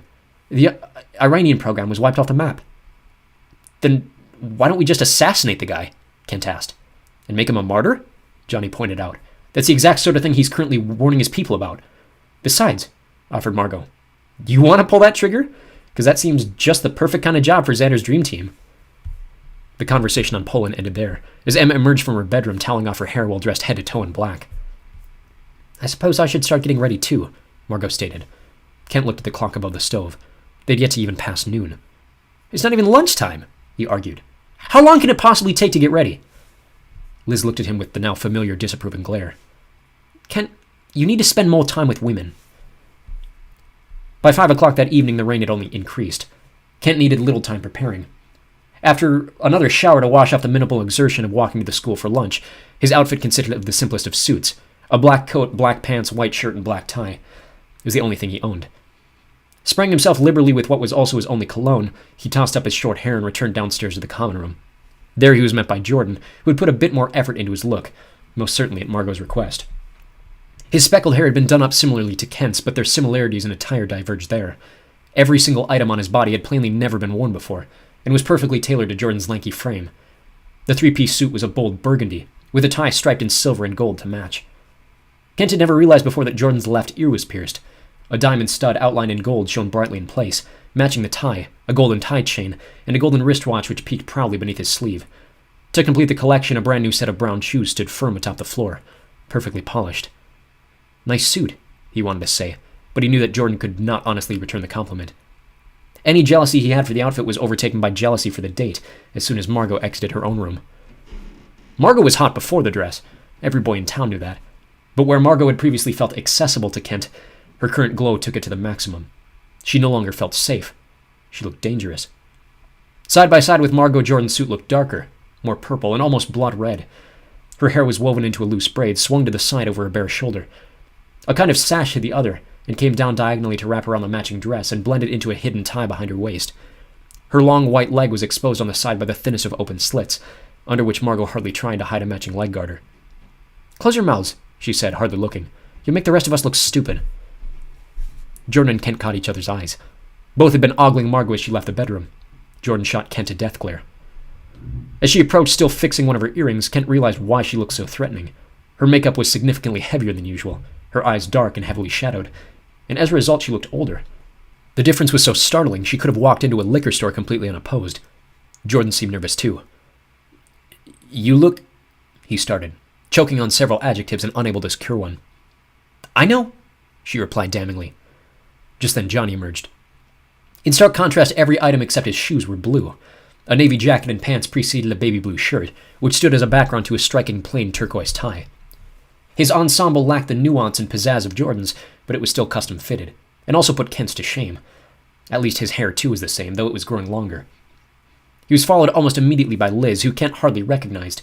Her usual arrangement of black on black, or something in between, gave way to the polished version, a sleeveless ebony thing which cut off just below the knees, accented at the very extremes by sequins of the same color. The color worked perfectly. It was sleek and sharp and managed to mask any shadows that would have exposed her imperfect figure, the way that Margot's dress accented hers. The bushy tangle of hair which usually sat unkempt atop her head had been sprayed down and straightened, tucked into a neat bun which looked almost too correct. Kent had grown so used to her roughness that, taking it away, Liz was close to unrecognizable. He was not attracted to her the way he was Margot, but she still looked attractive. If there was a perfect version of Liz, he figured this was it. You look nice, she lied, loud enough for the other three to look their way. Margot looked the pair up and down and only now seemed to piece together the coordination. Are you two going together? She asked. Yes, he thought, almost speaking the words aloud out of spite. Liz spoke first. No, there's a group of us going, she said. So, I guess, yes, actually, but not like, you know. She gestured between them. That's when Emma's door opened. As soon as she exited her room, Kent's face turned red with rage. Whatever Margot had done to her accessibility, he thought, Emma had found it. On either side of her tanned face, Emma's yellow hair was looped back into a straight tie with the rest of it, leading as far as it would go halfway down the circular opening in her back. She was not lacking makeup, but whatever she had done, it looked almost identical to her normal face, just accenting it the way that pulled out the best parts of her features. The shape and texturing of her dress was not dissimilar to Liz, but the dark shine of black sequins was instead made from a sparkle of smooth fabric, with little spiral and floral patterns hidden in the dress through the blending materials. Her jewelry was entirely silver, bedazzled with a collection of earrings all up the sides of her left, while 2 necklaces adorned her illogically exposed neckline. The lower was plain steel, a cross. Everything popped vividly against the color of her skin. She looked utterly beautiful, but how she looked was only fuel for Kent's anger. The cause was the color of the dress. It was turquoise. Coming toward them and standing amongst the group, it was abundantly clear whose tie her dress matched. She was flaunting Kent's failure straight to his face. She was not just going with Johnny. She was going with Johnny. She was taking her dog to the dance. That should have been me, he repeated on a constant stream behind his eyes. Holy hell, Jordan exclaimed, earning a backhand on the upper arm from Margot. Emma smiled. I don't look 12 anymore? 13 at least, he repeated. Another slap. Johnny had not stopped blinking. Wow, he finally broke. I'll take that as a compliment, she smiled. You look bloody brilliant, Liz lauded. Emma gleamed, as though there were no higher compliment. Thank you, she grinned. But look who's talking. Kent wanted to vomit in his mouth. The only thing worse than watching the girl he wanted go carelessly with someone else was watching her trade fake pleasantries with his consolation prize. We better get a picture, Margot said, pulling out her phone and crowding them all together, reasoning that a first school dance together was a worthy first picture to place in their shelf of empty frames. Kent feigned a smile. His ears ringing and heat rising to his face, all 6 made their way to the ground floor together, where the others disappeared in a crowd of familiar faces while Kent followed Liz to the pouring night. Everything in him wanted to stay, to fight for what was his, but Liz stood in the doorway staring back at him, the look on her face telling him exactly what he did not want to hear. Give it up.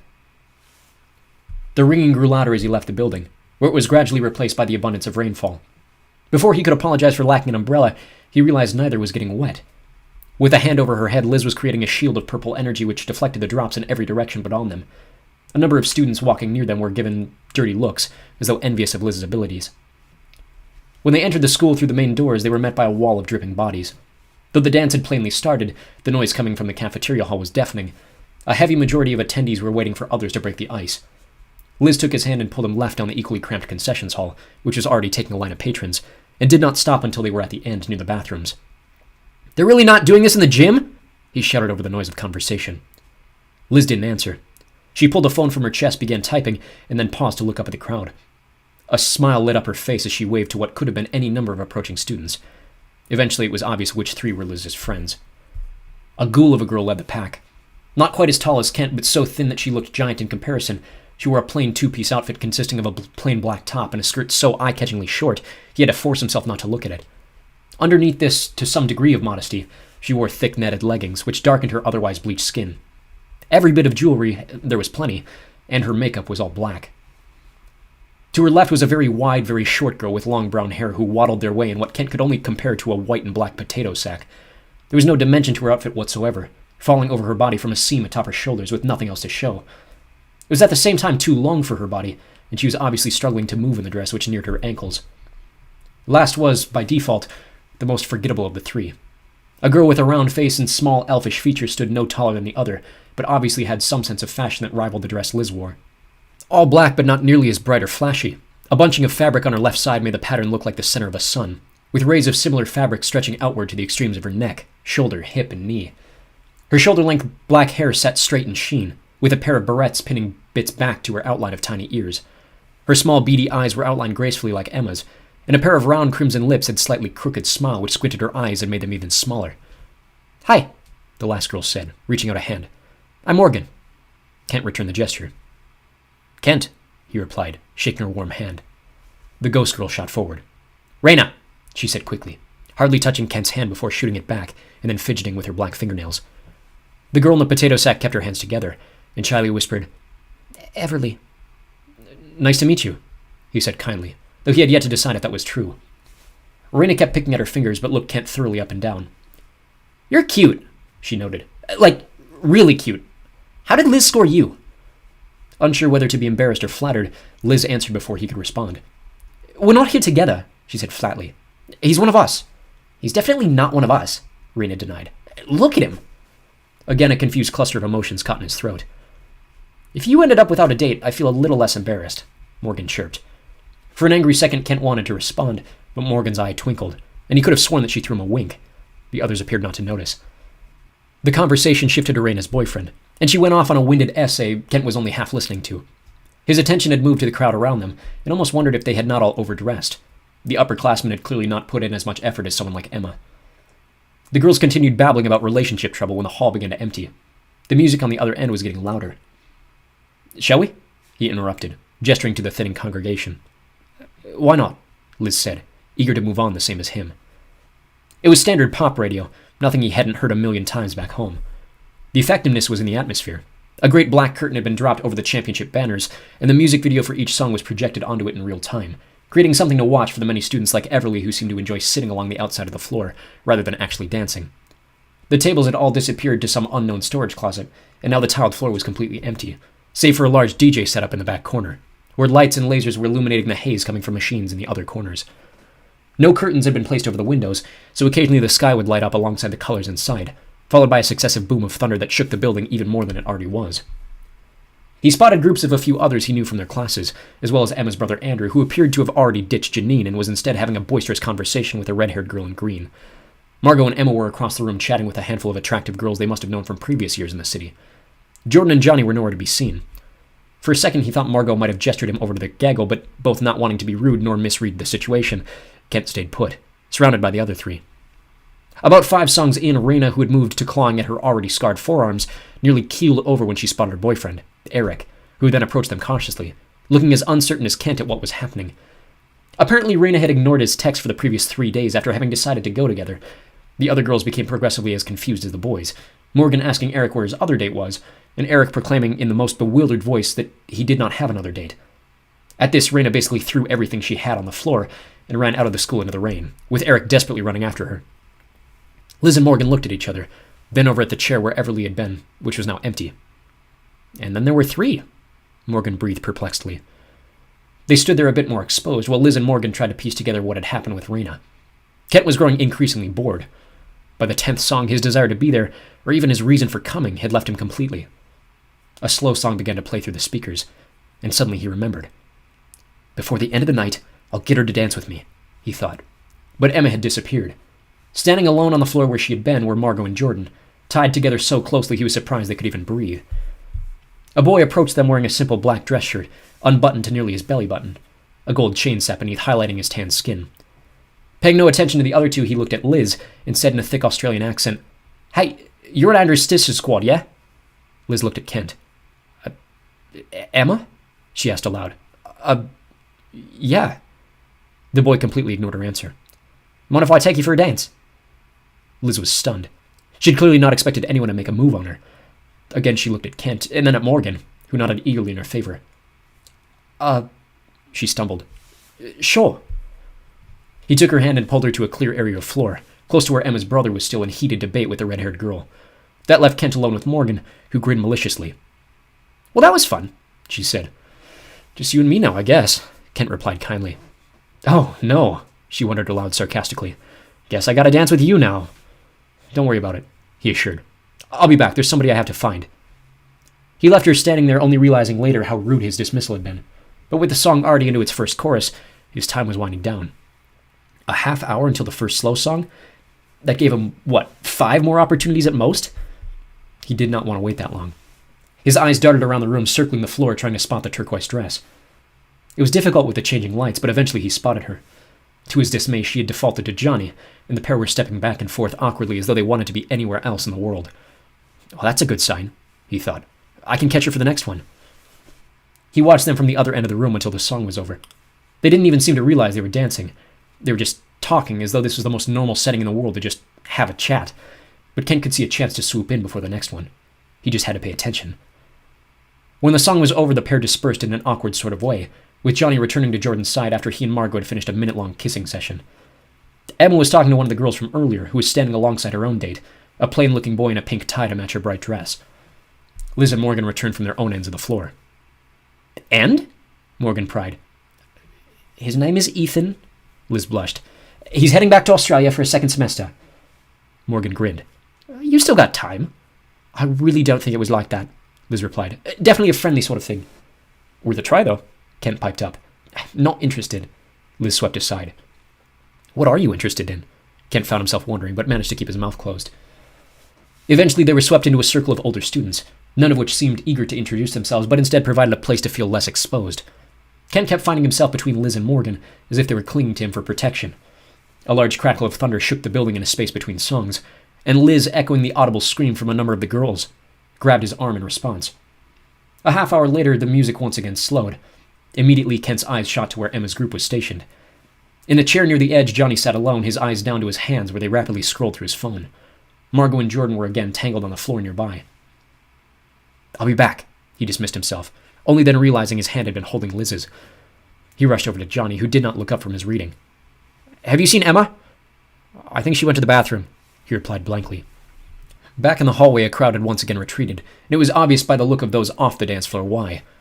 He squeezed his way through the concessions line and over to the bathrooms, hoping to wait her out.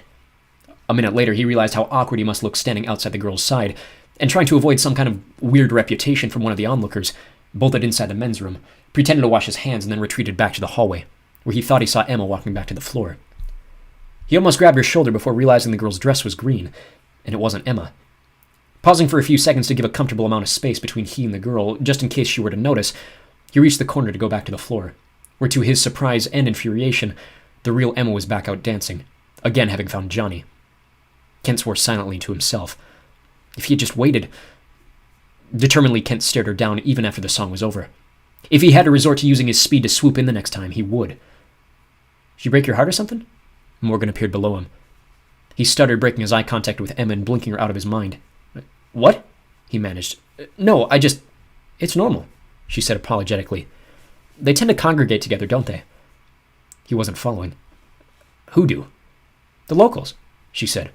I can tell Liz feels it too. It's like we're interrupting their perfect little world. I have 3 in my squad too. Kent looked more intently at Morgan. She was sipping from a red plastic cup. Punch? She offered. Where is Liz? He asked. Probably bathroom, she indicated. She said she wasn't feeling well. I told her I'd keep you company, but then she rushed off. Kent looked toward the hallway, then back at Emma. So tell me about her, Morgan continued prodding. Who? He blurted out louder than anticipated. Emma, she deduced. Liz told me you have a huge crush on her. Yeah? He grumbled. Kent was determinedly not happy with Liz talking about him behind his back. What else did she tell you about me? Oh, loads, she lied sarcastically. Nothing. Just that you guys hang out together while the locals go off and leave you behind. That makes me feel really good, thanks. Don't whine about it, she retorted. The same thing happens to me. Kent kept his eyes on Emma. So, what is about Emma? Morgan deduced. I mean, I know she's the PM's daughter, but you're not after her because of that, are you? He looked back to Morgan. How do you know that? Well, because if you were after her for power, you'd be making more of an effort, Morgan chided. You wouldn't be waiting so long to make an actual move.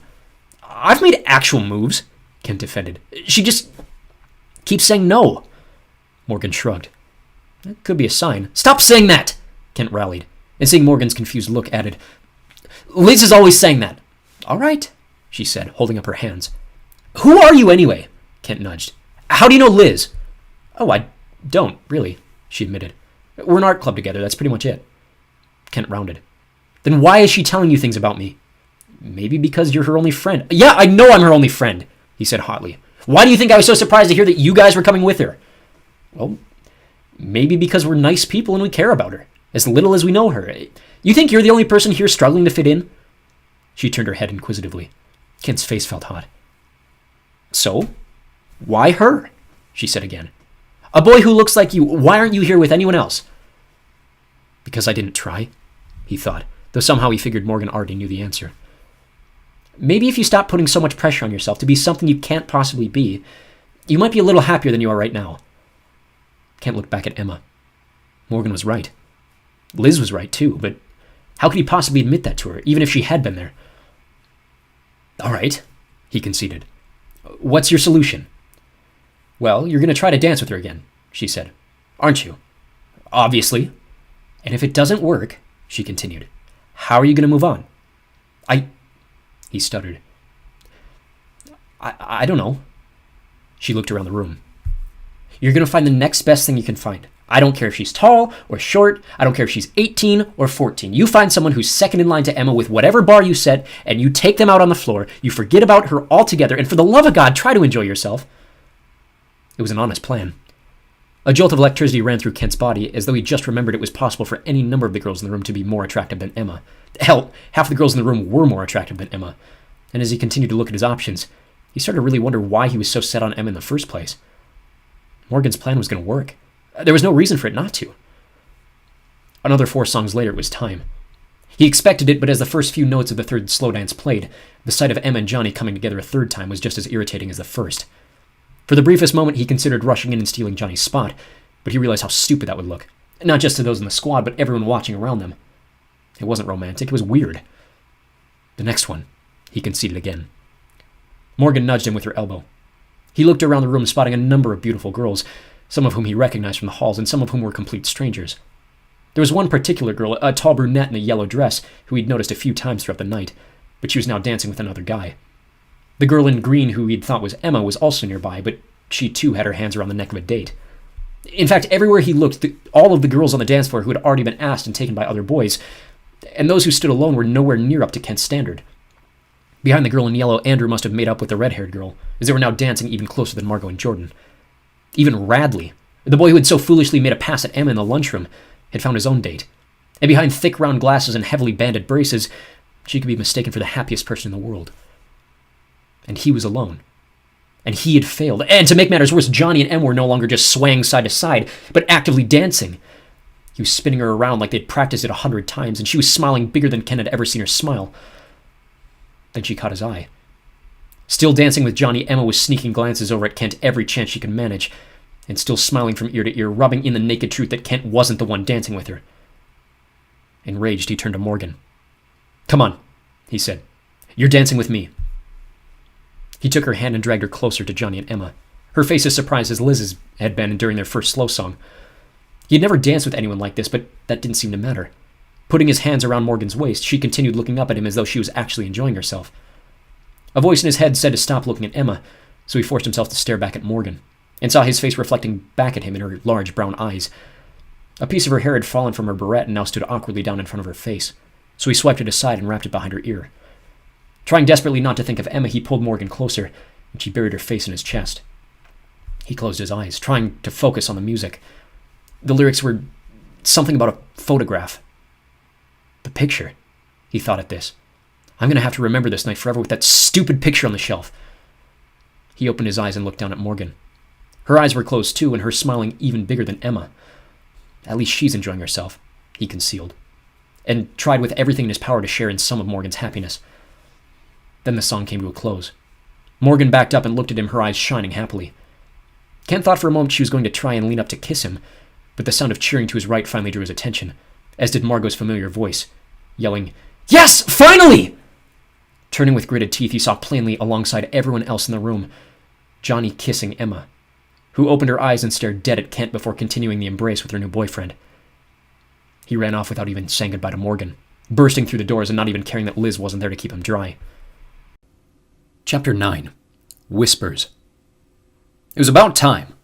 As early as June, Margot had been urging Emma to go after Johnny, especially when she herself began working towards a relationship with Jordan. Then came the months of denial, the repeated dismissal of feelings between them, but finally the wall had fallen, and Margot woke Sunday morning with an irrational grin on her face when she remembered what had happened the previous night. Per usual, she was awake and out of bed before Jordan. Emma deserved the morning to sleep, she thought, so alone Margot tossed on a sports bra, sweatshirt, and pair of leggings and made her way outside toward the school. She did it nearly every morning. In an otherwise empty weight room, Margot was able to mostly free her mind from anything that might bother it. When she was alone, adrenaline pumping through her body and her mind able to stay focused on nothing but working out, she was able to forget about Quebec, forget about her parents, forget about her siblings and where they might have ended up. If she was having a particularly bad day, a number of boxing gloves were open for the taking in the corner, and she would imagine her mother in place of the punching bag. Jordan and Emma had both asked her what her secret was to staying so fit. It was easy, she said plainly both times, but if she didn't have this as an outlet, she would probably end up dead. Therapy helped too. Her longtime counselor Jackie White was the only person she was completely honest with. There were truths Jordan was too defensive to know, and Emma too naive. Even Emma's parents had stayed willingly blind to the whole truth when they took her in. Jackie took the entirety, and Margot had to respect how many secrets that man must have stored inside his head on behalf of other people. Emma was supposed to start seeing him this week too. It had been Margot's advice to Mr. Guerin after her breakdown during training.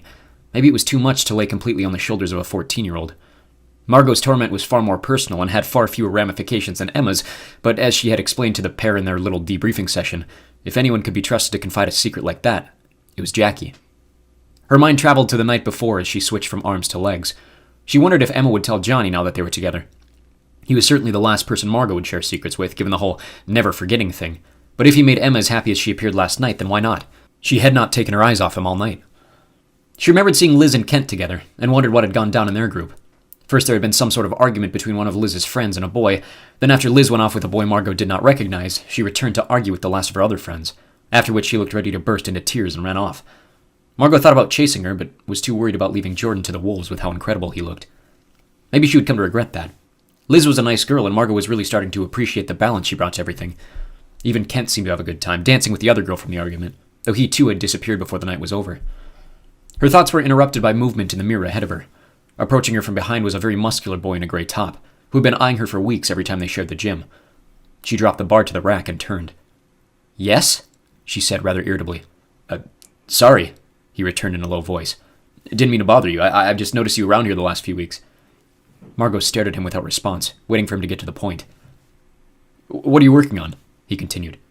Margot shrugged her shoulders. Lifting?" she retorted. The boy looked confused by her answer.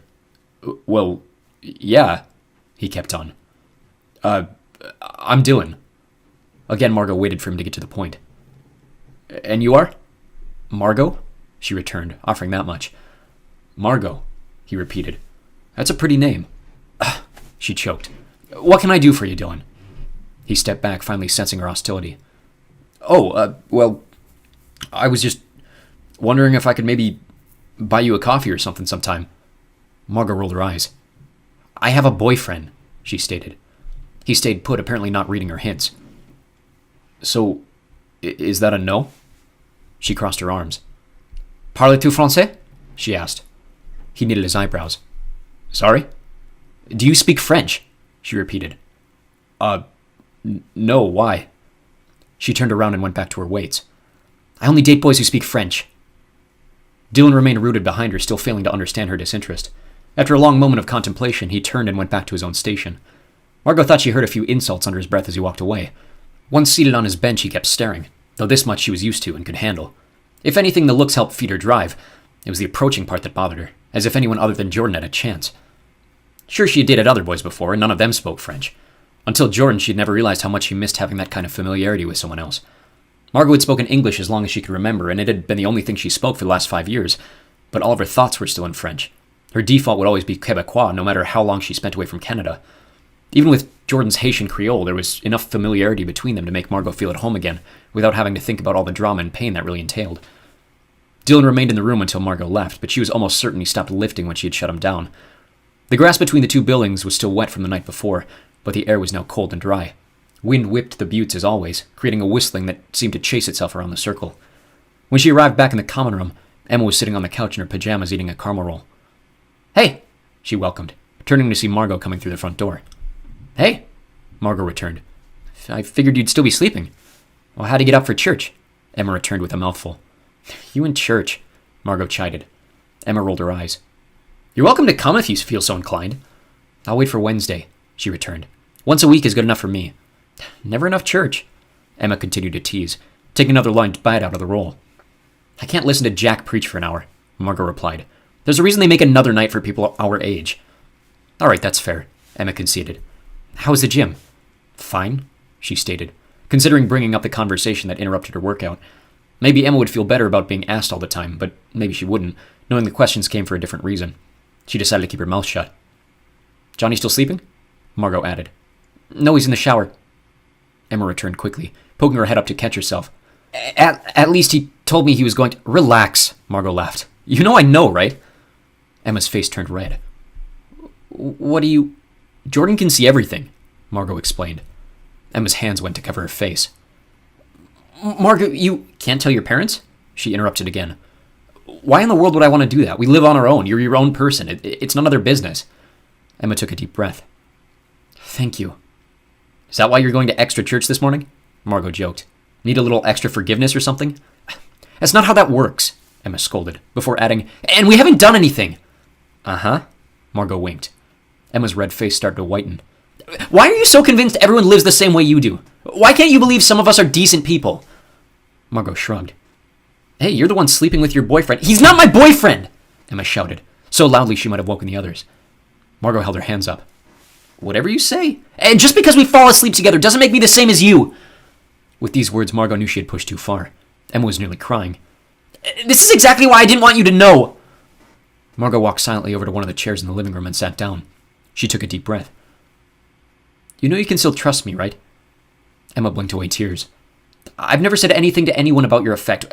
Why do you think I'd say something about you and Johnny? Emma opened her mouth to answer, but struggled to find the right words. To hold something over me? She finally said. Margot looked her square in the eyes. Emma, your family gave me a home here. You've been my best friend for 5 years. Even if I tease you sometimes, I'm never going to hold anything like that over your head. You don't deserve that. Emma wiped her face. Margot stood up to hug her. I love you, she affirmed. You know that, right? Emma sniffled into her chest. A door opened off to the right. I don't know what I missed, said Johnny, looking somewhat horror-struck. But if it makes you feel any better, I love you too. Emma made a choking noise halfway between a laugh and a cry as she peeled herself from Margot. Oh, for the love of God, just call him your boyfriend already, she cracked. Emma ran over to Johnny and hugged him just the same, and knowing they wouldn't kiss in front of her, Margot turned her back. In school the next day, they were comfortable enough to hold hands in the hallways. Behind them, Liz kept her eyes down on the floor, and for some reason, Kent looked utterly miserable. Margot figured something else must have happened between them and their third friend. At lunch, their table was noticeably quiet. Kent had disappeared, and the casual appearance of Andrew, which was pretty much daily, even in passing, was absent. Emma broke the news of a surprise mission for him and his squad, which apparently sent them overseas the day after the dance. That was one of the perks, if you could call it that, of proving your effectiveness to the organization. Less time to train for pop-up missions. His girlfriend Isla, with whom he had clearly made amends over the weekend, sat in silence amongst another group of older kids. Margot thought about inviting her over, but figured bringing her in with freshmen might break some sort of social etiquette. In missions training, Xander announced a schedule for returning to normalcy. They would still be taking it easy, but the squad was once again under pressure to prove their worth to the organization, and the board wanted to see them in action at least before the end of the school year. In all honesty, Margot hoped their first mission would arrive sooner. The expectation at the start of the year, which had since disappeared, left her bored most afternoons, and she found herself longing for the same intensity that preceded their failed stress test. Emma's health was more important, though. If that meant taking a step back for her sake, then Margot could tolerate the boredom. As they went off to the floor to practice a search and destroy initiative, she turned to ask Emma if she was okay with it, but apparently she had known this was coming. "It's okay," she whispered. "Dad's had me throwing again, I'll be fine." The training session went off without a hitch, with Emma being the one to take down the final target, eschewing her rifle for her knives. Margot could not help but grin. On Tuesday, a similar session was preceded by a rather awkward lecture in their science lab about adrenaline and its importance in the consistency of their effects. Mr. Kelster droned on about how their effects were at the performing best when influenced by fear and adrenaline, and how it was crucial to the success of their missions that they remain on heightened alert every second of their training. That wasn't the awkward part. "In collaboration with your language class," Kelster began, "you are to write an essay about your biggest fears, and how you can use them as motivation during your missions to keep you performing at your very best. Nothing crazy, 3 to 5 pages or so. Just outlining what you feel when confronted by those fears, and how they can be translated to you and your squad's benefit." A girl in the other squad raised her hand. "Sir, are we going to have to share these with our squads?" Kelster would have laughed if he had the personality to do so. "I certainly hope you will," he replied. "After all, it's their lives that are influenced by these fears. Perhaps it's worth them knowing." Everyone in the lab turned their eyes nervously around the room. Liz had turned white. To Margot's relief, Emma looked relaxed, which gave her a small satisfaction. If Emma wasn't planning on being completely truthful, then neither would she, and she most certainly wouldn't be writing about her father. The next morning, a test on linear functions put everyone else in the squad in a sour mood. They had seen a rise in homework over the past few weeks, but math was one of Margot's strong suits, breezing through the thing and feeling confident in at least a 95. Kent still found it difficult to believe Margot was good at something academic, which he tried to take as more of a compliment than a slight, then proceeded to tease him about his speed. His speed came in handy during fitness. Just to show off, he ran his portion of their squad relay backwards, still obliterating his competition despite almost biffing it near the finish line. This time Jordan took over the bullying, noting that they still had not seen Kent run forward the way they knew he wanted to. Xander seemed off during their afternoon training, like something at home was leaking into his work hours. He dismissed all their questions about it, but his attitude only seemed to worsen, and as if to take it out on them, chose to separate them for individual training exercises while the others watched. Margot was tasked with weaving her way through a simulated minefield, and after failing on 3 separate attempts to make it to the final quarter of the field, heard an earful from Xander about learning from her mistakes. She chose to ignore it. He kept glancing at Emma anyway. That night, Margot was actually looking forward to youth group. Now that homecoming was over, anything that shook up the mundanity of any normal day was something she appreciated, which meant church once a week was no exception. Emma had once again offered an invite to Kent, promising it would cheer him up after the stress of the previous day's assignments and exercises, but per usual they were met with a crude answer. This time, why the hell would I believe in a god? Margot sometimes wondered this herself, but thought Kent's approach to his answer could have been toned down a hair. Emma, in her naivety, responded with, "Why the hell wouldn't you?" To which Kent simply turned shoulder and went home. The others returned to the school for a dinner titled Pacific Salmon Feast, after which the two couples took the rail across town to Destiny Baptist. The building was more like an arena than a church. A large circular room stood home to another large circular stage, around which rows of seats were bolted to the sloped floor like an auditorium. High above them, a ring of upper-deck seating looked down upon the cross, which Margot knew was fairly common in larger congregations, but the real eye-catcher was the floor of box suites that separated the seated sections. Emma's family owned one, in which were photos consisting of all types of family arrangements, most with all 3 of the Guerin children, but some without Riley and some including Margot. The religious equivalent of Live, Laugh, Love artwork was plastered around the little room, along with a pair of armchairs which faced a TV tuned to the church's service stream. Missing the glass partition that would have completed the arena atmosphere, the end facing the sanctuary housed 2 rows with a total of 8 black leather seats. It was there that they would have sat on Sunday, but youth services were typically more intimate, with the congregants dissuaded from watching from the upper floors. Instead, any adults in attendance stood in the back, while the middle and high schoolers crowded near the stage in a sort of mock pit. Emma released Johnny's hand as soon as they entered the sanctuary. "You know you don't have to hide it from your parents, right?" Margot whispered as they walked through the doors. Emma turned around looking ready to retort, but stopped herself. "I don't see them." It was true. The Guerins were usually plastered against the back wall directly below their box on a Wednesday night, but they were conspicuously absent. "Did they say anything?" Margot wondered aloud. Emma checked her phone. "Nothing." "Well, maybe something came up," Jordan interjected. "It's probably nothing." They kept walking toward the front, Emma repeatedly swiveling around to see if her parents had arrived, but their seats remained empty. On the stage, a countdown from 5 minutes was accompanied with swinging lights and smoke machines, masking the cross at the back in a thick layer of illuminated fog. When the countdown approached 0, the usual team of musicians made their way to their spots and started playing the first song. It was the same as always. 4 loud, bombastic power ballads from some songwriting factory in Los Angeles, with the most minute message about God, always accompanied by some show-offy performance from the lead singer or guitar player. It was still a distraction, but it reminded Margot why she hated church so much. It was so much of a show that it felt like a competition to see who could prove their worthiness over everyone else. The people raising their hands the highest and singing the loudest were the same people doing stupid things in their cars in the church parking lot before the service. Margot didn't have the confidence to say that God didn't exist, but if he did, she figured this probably wasn't living up to his standards. After a short message from their youth pastor, they were separated into their small groups, where they said goodbye to the boys and sat through a half-hour of discussion on Luke 12:3.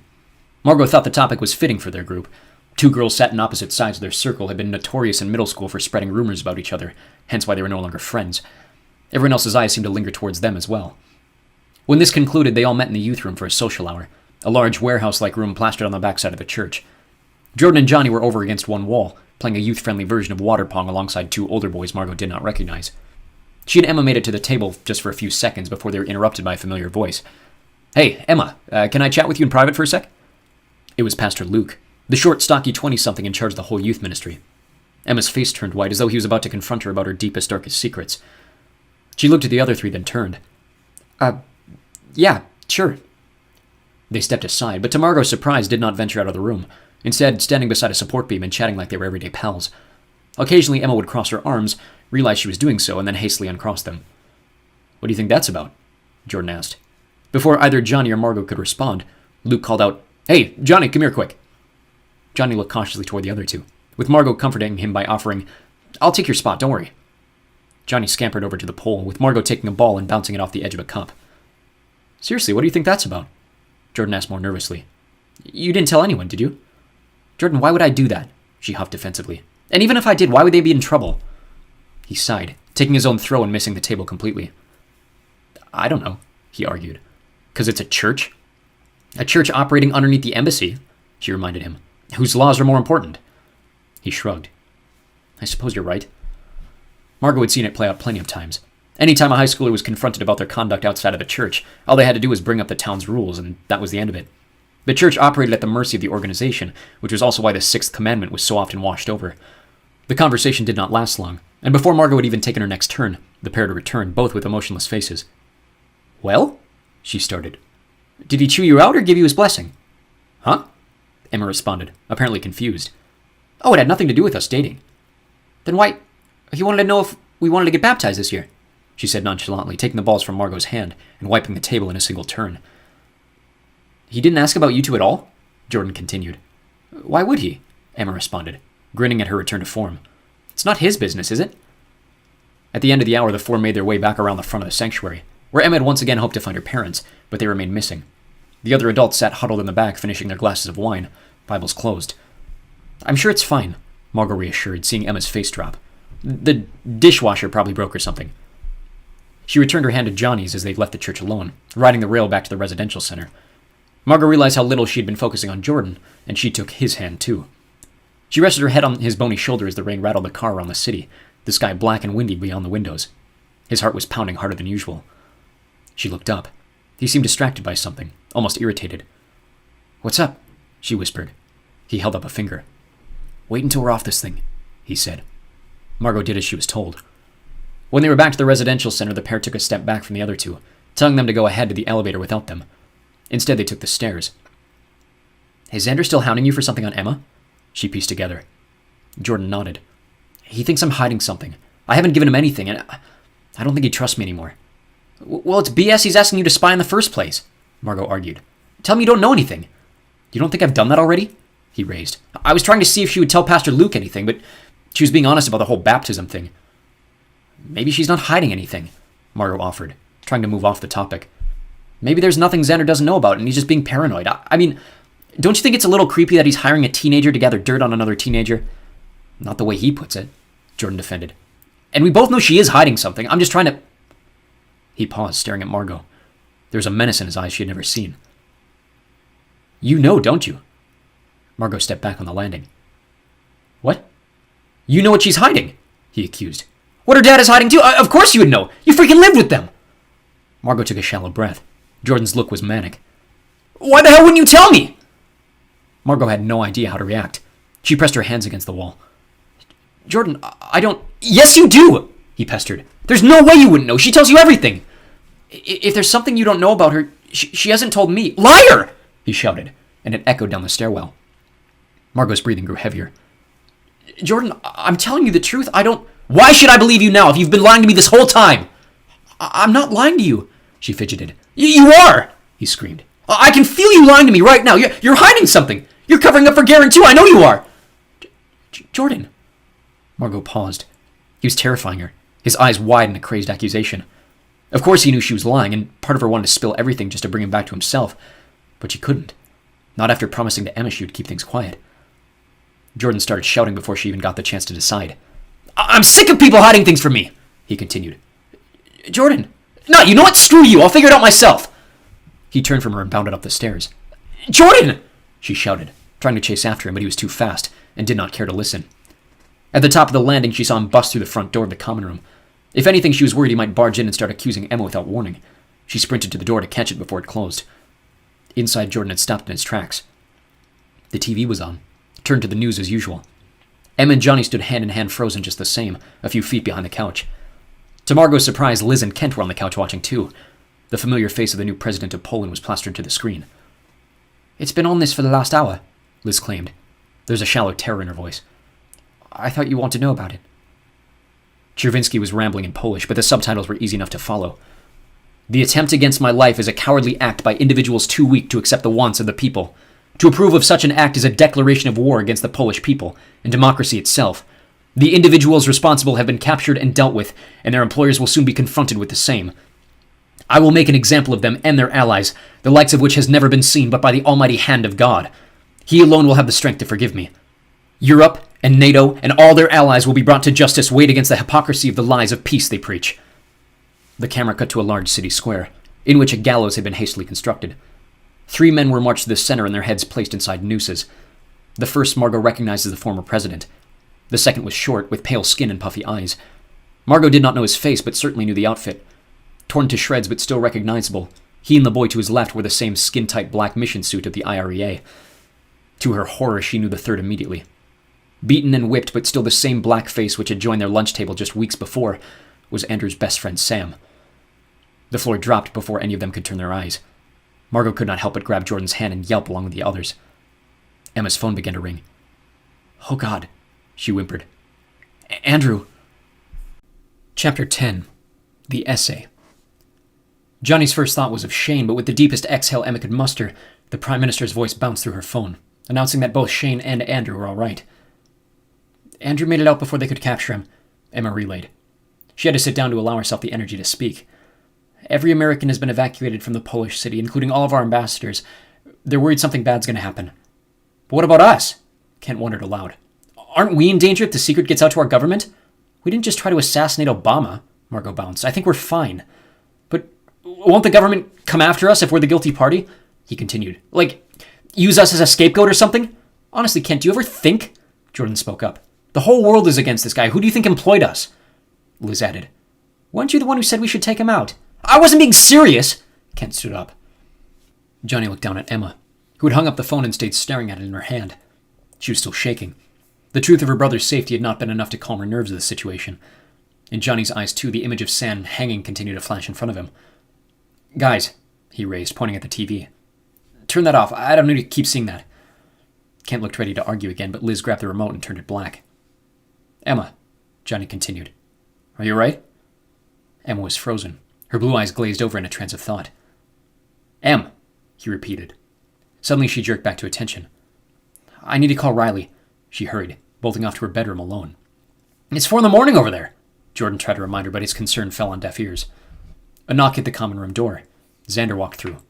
"I got her as soon as I could," he huffed. "Where's Emma? I need to speak to—" "You need to leave her the hell alone!" Margot shouted. An awkward silence filled the space after her words.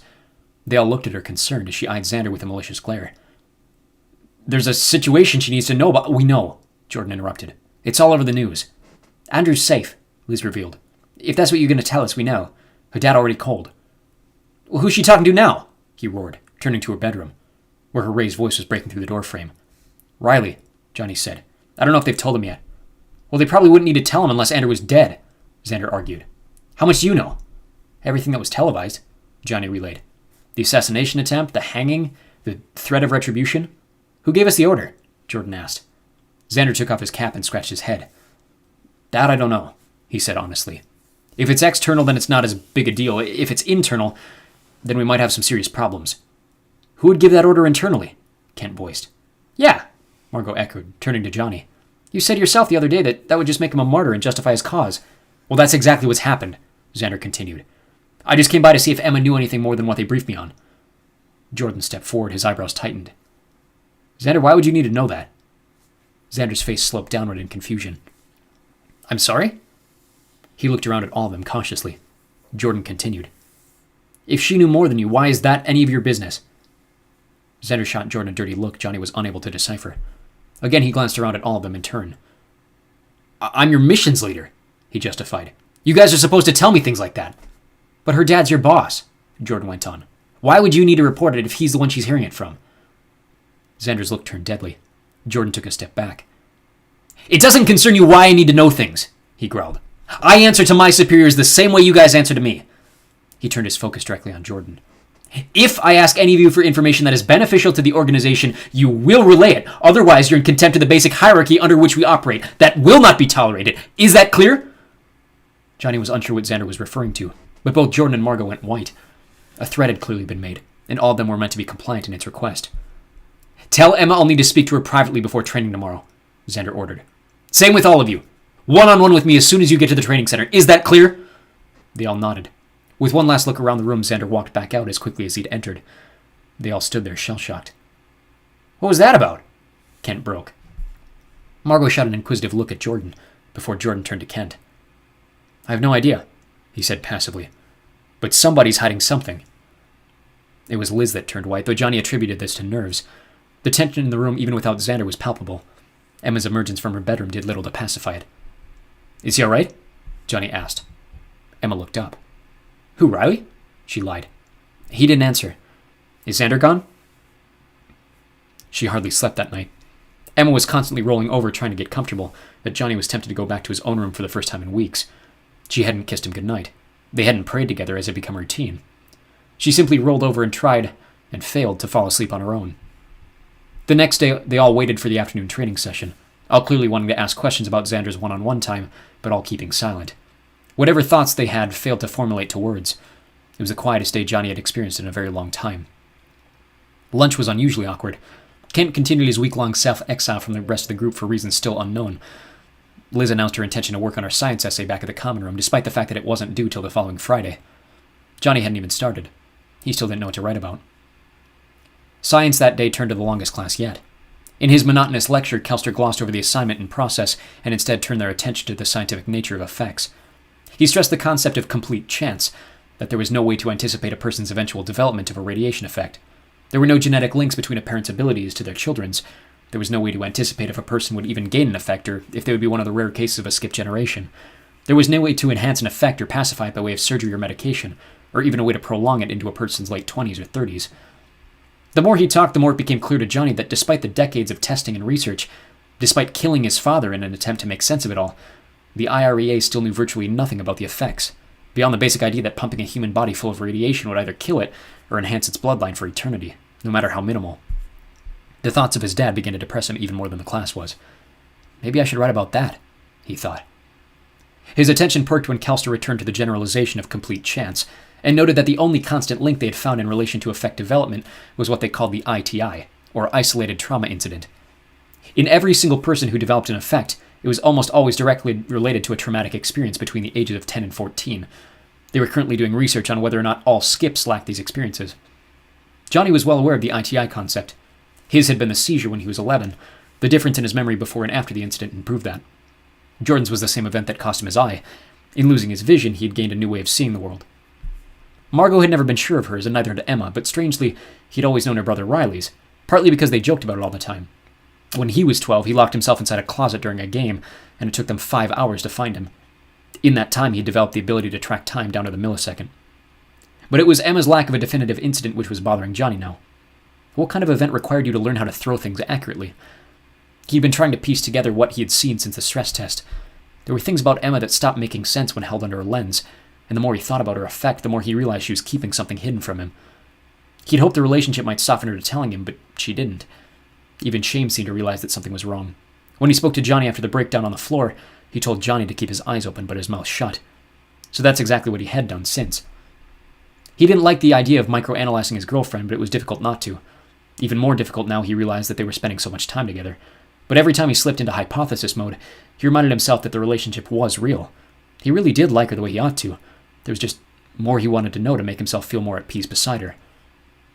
The end of the day bell rang, and they joined the herd toward the training center, each one of them remaining silent on their march. The day was bright, but the sky remained gray and cloudy, as though the light was coming from the earth itself. The wind was somehow getting worse. The air was freezing. Johnny knew it would likely snow soon. When they got there, Xander called Johnny first. They sat alone in the classroom part of their squad bay, while the others waited back in the dressing room. He took a deep breath and unfolded his hands. "What are your thoughts on being team captain?" Xander started. Johnny was surprised by the question. "Sorry, sir," he cued.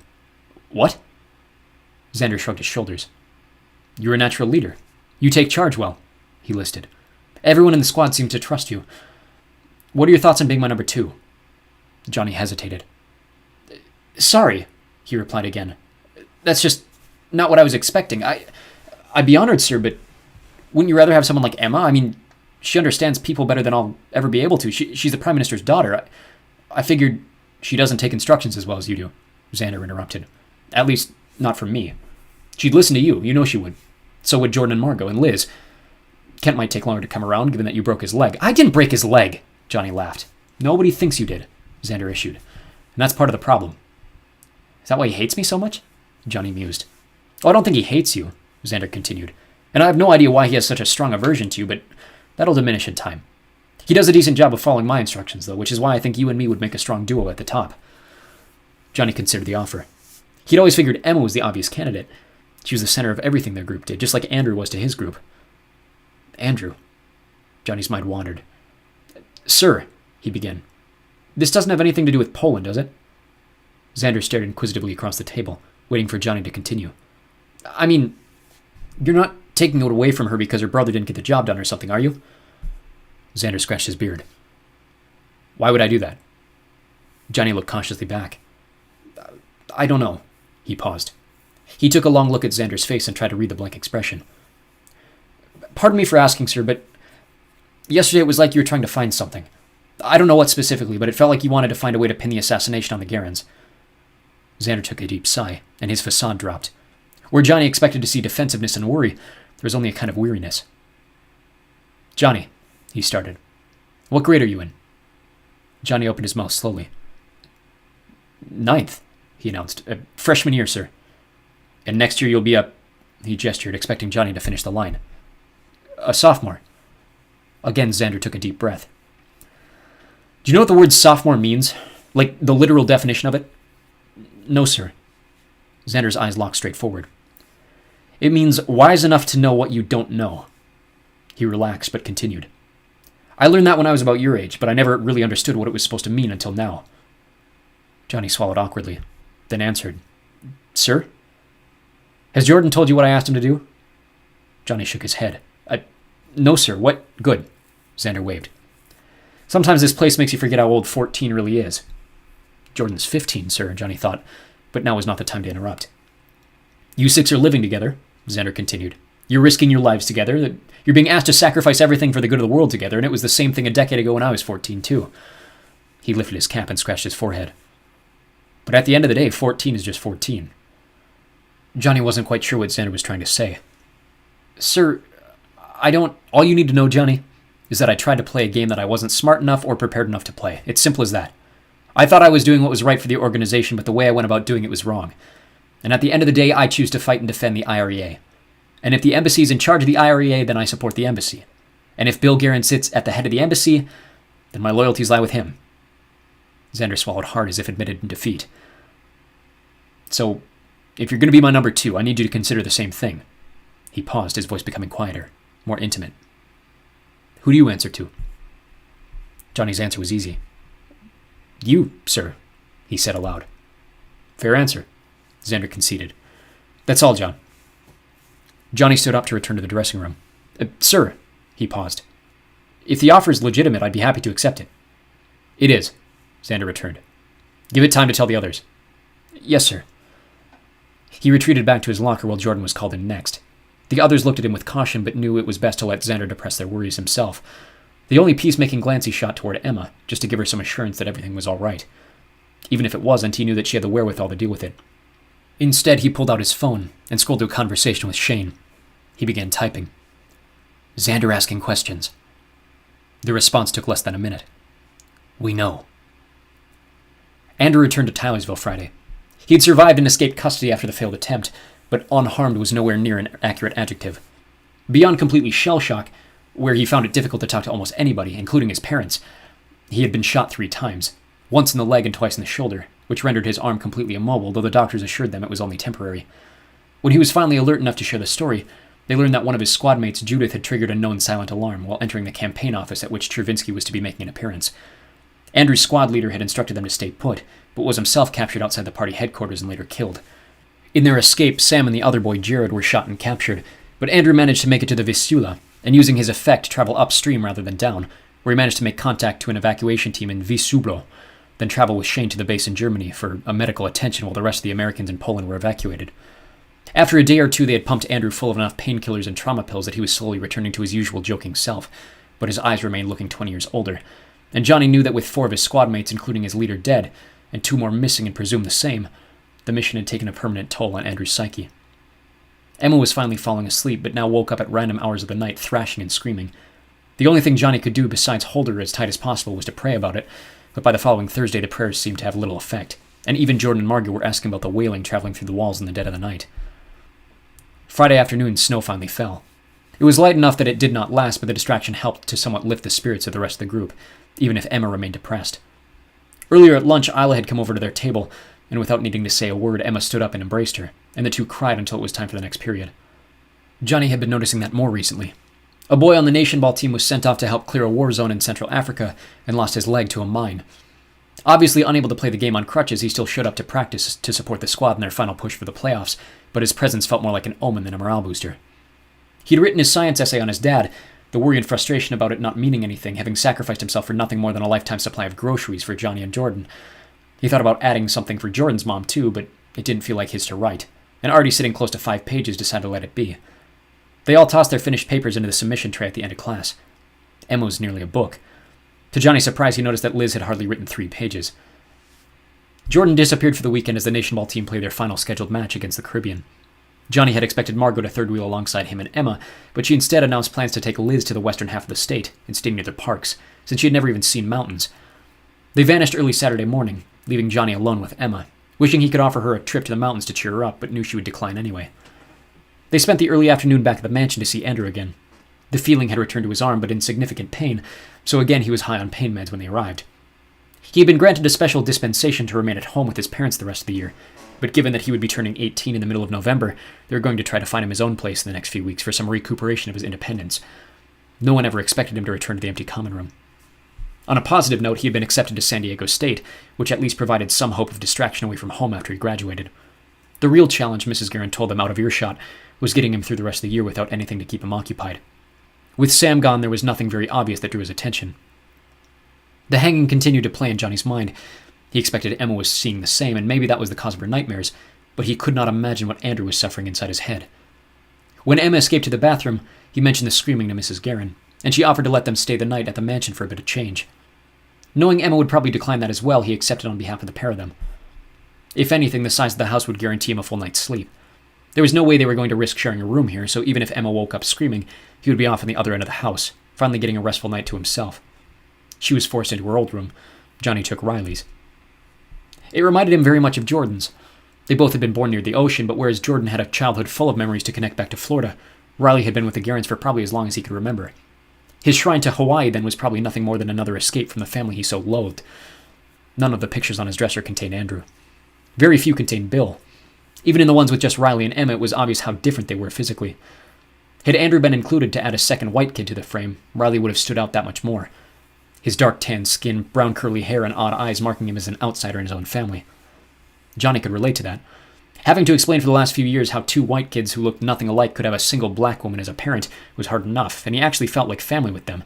Even his connection to Minnesota went no further than his dead parents. He had moved around so much after he was born he could have called anywhere his real home. Jordan had Tallahassee. Emma had Houston. Liz had Cambridge. Kent had New York. Even Margot, try as she might, was forever tied to Quebec. He thought about what Xander had said about loyalties. If Johnny was loyal to anything, it was Tylersville, the place he had called home longer than any other. He kissed Emma goodnight before shutting off her lights and settling into the empty bed across the house. As soon as his own lights were off, he slept like a rock. In Monday's language class, they had a quiz on the Arabic alphabet. He'd completely forgotten to study until lunchtime, but lucky for him, a single look at the page was typically all it took to keep active in his mind, and he figured he could breeze right through it. It was difficult to explain to people that, even though he remembered everything, it wasn't always the case that he could easily recall the information, especially when it came to remembering things scheduled for days of the week. He had heard the word Monday thousands of times throughout his life, so when it came to recalling what he needed to do on a Monday using his mental sorting system, it was never that easy to pull up. Had she said something like, "You have a test on October 27th, then he would have had a simpler time, but he knew the others didn't think that way. So he resigned to figure if anyone deserved an academic handicap, that it would probably have to be him. His mind still on the language test, he was surprised to find in science that Kelster had already managed to grade their papers over the short weekend. Johnny received a B for what he realized were fair critiques. Though his writing was good, Kelster noted that his anger and resentment towards his father were not quite valid responses to categorize as fears, and took a letter grade deduction for that reason. Emma was also awarded a B, though for exactly the opposite reason. She had written about Andrew and the failure in Poland, as Johnny particularly expected, but as she explained, the words had poured out of her in emotional rant over a single evening. She had not even proofread the paper, and its length came at a detriment to her grade, as the quality of her writing was abysmal. Johnny skimmed through it and concluded that a B might have been generous. The others kept their grades to themselves, though judging from their expressions, Kent had done poorly. Margot had received exactly what she expected from a paper in her second language, and Jordan was pleasantly surprised by his.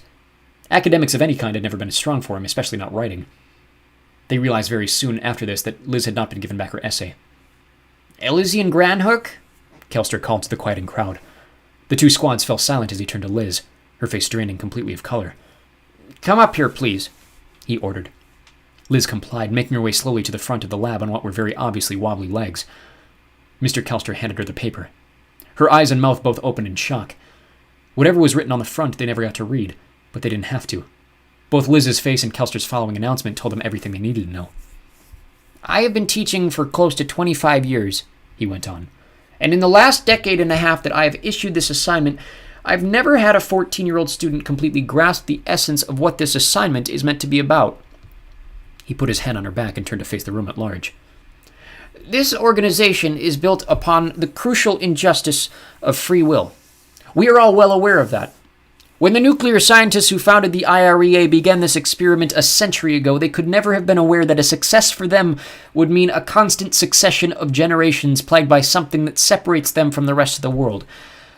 Now sure, he continued, we could pack up shop and try to live our lives alongside so-called normal people.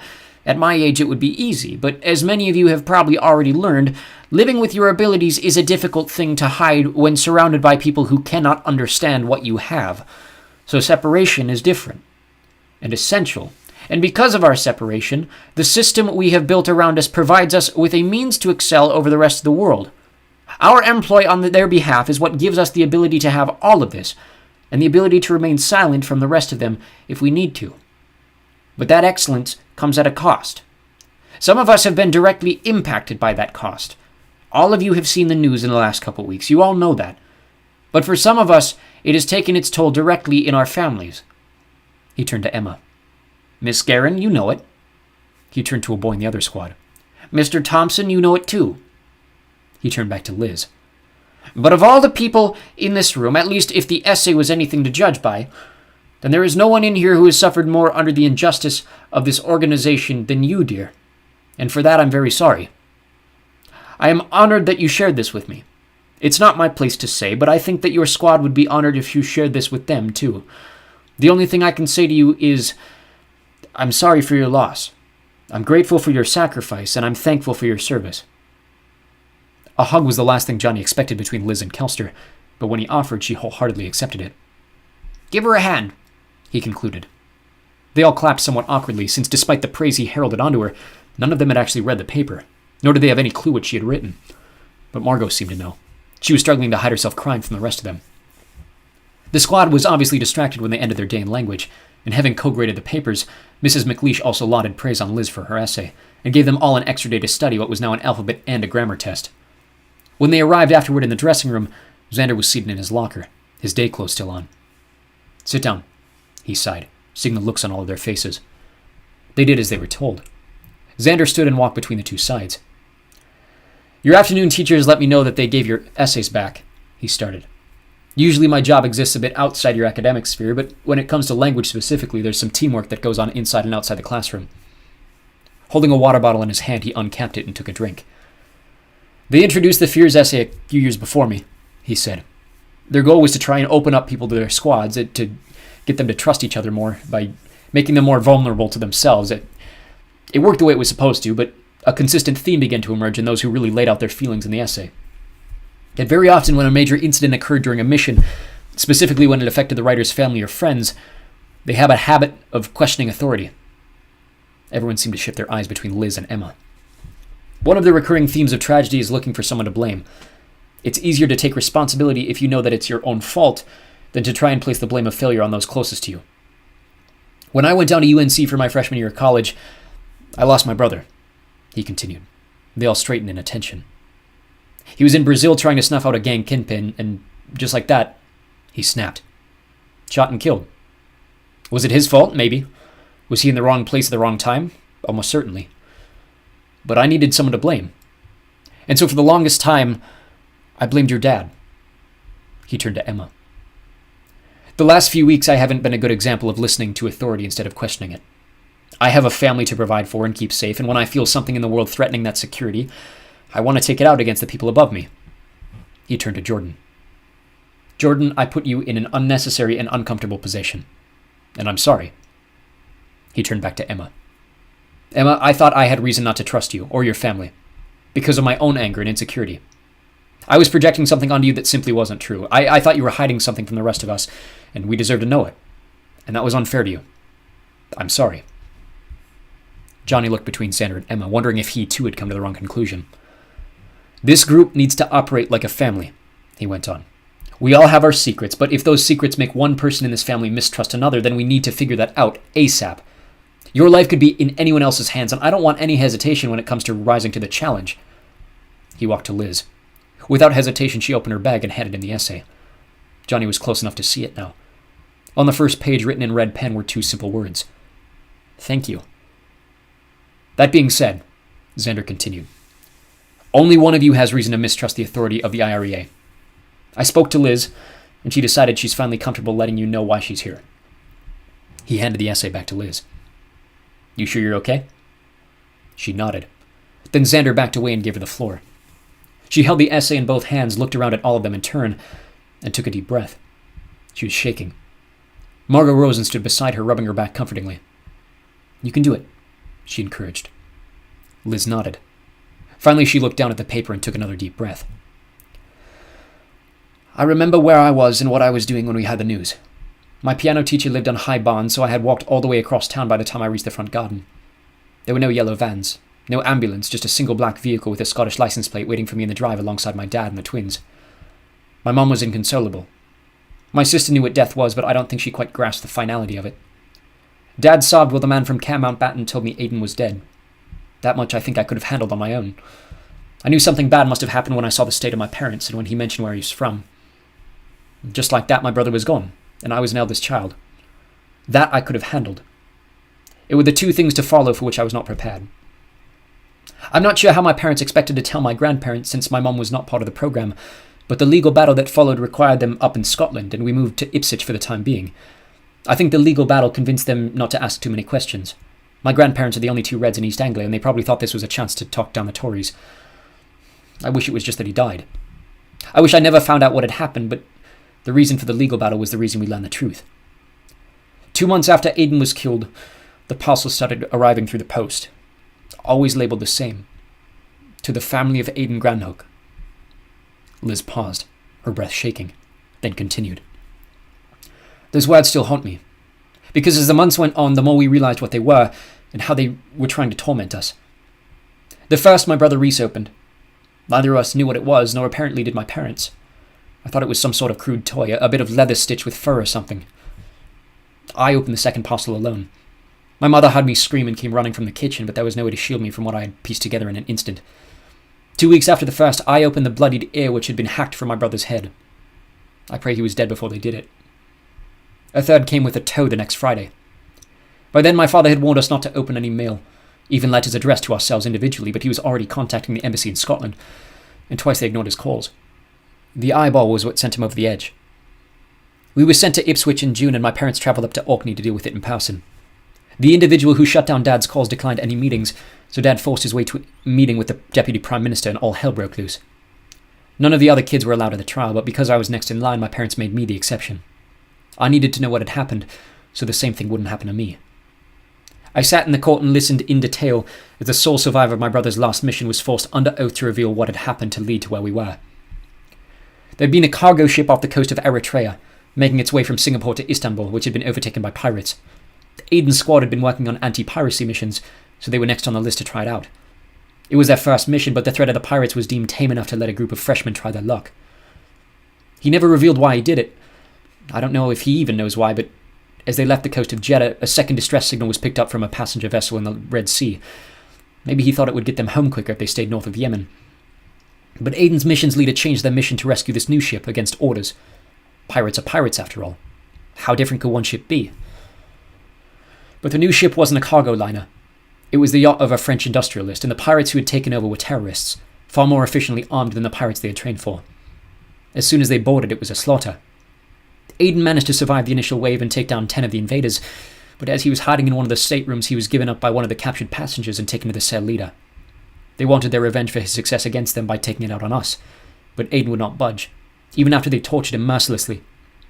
They hung him over the side of the boat and let him drown half submerged in the waterline. The only one left was the mission's leader.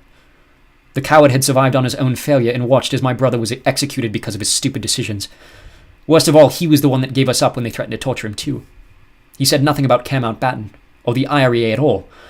The only thing he told them was that Aiden was called Granhook, and he lived in Ely. That was all they wanted to know. After he'd been rescued and returned, the leader hid his failure as best he could. He denied changing course, blaming the readings on a faulty navigation circuit, and fictionalized everything to make himself look like the hero. That's when his brother got involved. His brother, the same individual my dad was so desperate to hear from, who upon learning the truth chose to hide his brother's idiocy rather than make things right for 6 other families. At least they didn't suffer the parcels the way we did. Sometimes I'm surprised we even got justice. Bureaucracy had served our enemies well enough up to that point, but when the sentence was passed a year later, 2 dismissals from the program wasn't enough to fix what had happened. I wish they'd been executed. I wish the coward was burning in hell instead of mindlessly living a new life in Germany. My parents just wanted the rest of us safe. That's why I was sent here. My parents still felt owed, and given that only one of us was dead out of the 6, we did not qualify for sole survivorship. So for the remainder of my time before school, my parents did everything they could to appeal my service. Until finally, they conceded that another place less susceptible to corruption would temporarily suffice. I still don't trust them, here or back home. The system was what killed my brother, kept it hidden from my family, and traumatized my family and me. I can't count the different nightmares I've had over the past year and a half. Body parts, boats, knives, the post. Even mundane things like seeing my grandparents, thinking about that courtroom, or even seeing my brother's name takes me back to where he took his last breath. My biggest fear is that one day I'll have to go through that again. Or worse, that it'll be my name on the packages that are sent to my family. My body ripped up to torture an innocent family which showed nothing but love and compassion in their 6 children. My squad mates who will have to suffer the ill-fated decision-making of one lazy man. I dream them every night. I feel those fears every time I step onto the training floor. I hope someday soon I don't have to deal with them any longer. She'd managed to make it through to the last page without stopping, but Liz was now dripping with tears. Emma and Margot were crying too. Kent and Jordan looked distraught. Xander walked over to Liz and hugged her. "I'm sorry," he said simply. "We'll make sure you get home safe." One by one they stood. Margot, who was already standing, walked around to Liz's front and hugged her. The rest followed, each walking to Liz and hugging her as she cried. Margot remained by her side and continued rubbing her hand against Liz's back. Xander, off in the corner, safe under his white and blue cap, was stifling a sniffle. There was a sense of family in the room Johnny had not felt since his parents were still alive. All 7 of them seemed to come to an agreement that no matter what happened outside these walls, or the walls of their common room, they promised to have each other's backs through it all. If their sole mission was to make sure nothing ever happened to Liz, they were going to put their lives on the line to make it so. Their cries turned to sentimental smiles as they all piled in against Liz together before backing away. Johnny squeezed Emma's hand to comfort her. She did not squeeze back. Instead, he could feel her shaking. He turned and saw her eyes wide, staring blankly at the floor. Before he could say anything, she swallowed hard and interrupted. "I need to tell you all something," she said, and seeing her face, the rest of their smiles faded. "Emma?" Margot reached out to stop her. "What are you doing?" Emma swatted her hand away. "No!" She stiffened. I can handle the fallout from my dad. I can't keep hiding it from all of you. No secrets, right?" Liz wiped a tear from her face. Jordan looked over at Xander, who had his eyes wide and jaw clenched hard. Emma squeezed her face to keep herself from crying. The room went silent, waiting for her to speak again. When she opened her mouth, she confirmed the truth that Johnny had pieced together weeks before. "I don't have a radiation effect." She stared directly at Margot as she said it. "I'm a skip." Chapter 11. The Prime Minister's Office. They were all staring at Emma. The truth had come out, and while she felt a massive weight fall off her shoulders, the repercussions of what she had said fell back onto them like the opening of Pandora's box. No one seemed to know what to say. Xander kept silent, swallowing hard while glaring directly at Emma. Suddenly Liz's essay seemed far less important. She had stolen the moment, and just when Xander had professed little reason to distrust the authority, Emma had returned reason to question them. She covered her mouth regretfully. She fell into Johnny, who held her, but she knew it was only because he was expected to. If it were up to him, he probably would have let her fall to the floor. Their eyes burrowed inside her, asking the question she was now asking herself. "Why did you say that?" "Who knows?" All eyes turned to Xander in the corner. His eyes barely visible below the shadow of his cap. The only emotion left on his red face was rage. Jordan spoke up nervously. "Sir, I swear I—" "Shut up, Jordan!" Xander scowled. "It's pretty obvious you didn't have a clue. Who knows?" Emma looked up grayly, but Margot jumped in. "Just me," she sounded. "Everyone in the family and me." Jordan's expression switched on a dime as he shot daggers into Margot. "And my counselor," Emma squeaked. "Our counselor. Jackie White. And a few in the embassy," she almost revealed. but knew once Xander found out that truth, he might run to one of those people who didn't. The room dropped 10 degrees colder. Wait, what's the problem? Kent spoke up. I thought skips were normal. Kent, for the love of God, shut your mouth for once in your life and stop asking questions, Xander roused. This isn't about her being a skip. He ran to his locker and grabbed his binder full of information, then marched to Emma, shoving it in her face. Tell me why this says you're not! She caught her breath, backing into Johnny, who kept her from falling. She stuttered. My dad forged the records. Why?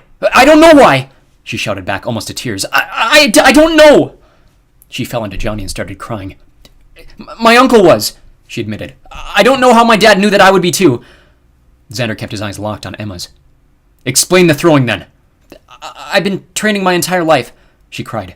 As long as I can remember, my dad has had me working on it in secret. Anytime I'm alone, I practice throwing things. She dropped her head shamefully. That's what happened during the stress test. Xander finally broke his gaze and moved quickly to his locker. He gave away his intentions, picking up his phone and mumbling to himself, I don't even know where to start with this.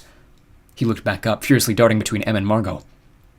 I'm sorry, he said, but this has to come out. No, please! Emma tore herself away from Johnny and rushed over to Xander. You can't... Talk to Shane, Johnny interrupted before she could get any further. Emma's heart dropped. The same debilitating panic she'd felt weeks before on the training floor was returning. Daniels? Xander clarified, turning his attention to Johnny. Why? Johnny looked maliciously at Emma, then back at Xander. That's what he talked about after her breakdown, he announced. He said that if any of us saw something again, he needed to be the first to know. Xander pondered Johnny's words carefully. Well, Shane's his number 2, he argued. Not by choice, Johnny claimed. Garen only put him on the ticket so Shane wouldn't run against him. Shane wants anything he can get to force Garen out of the way.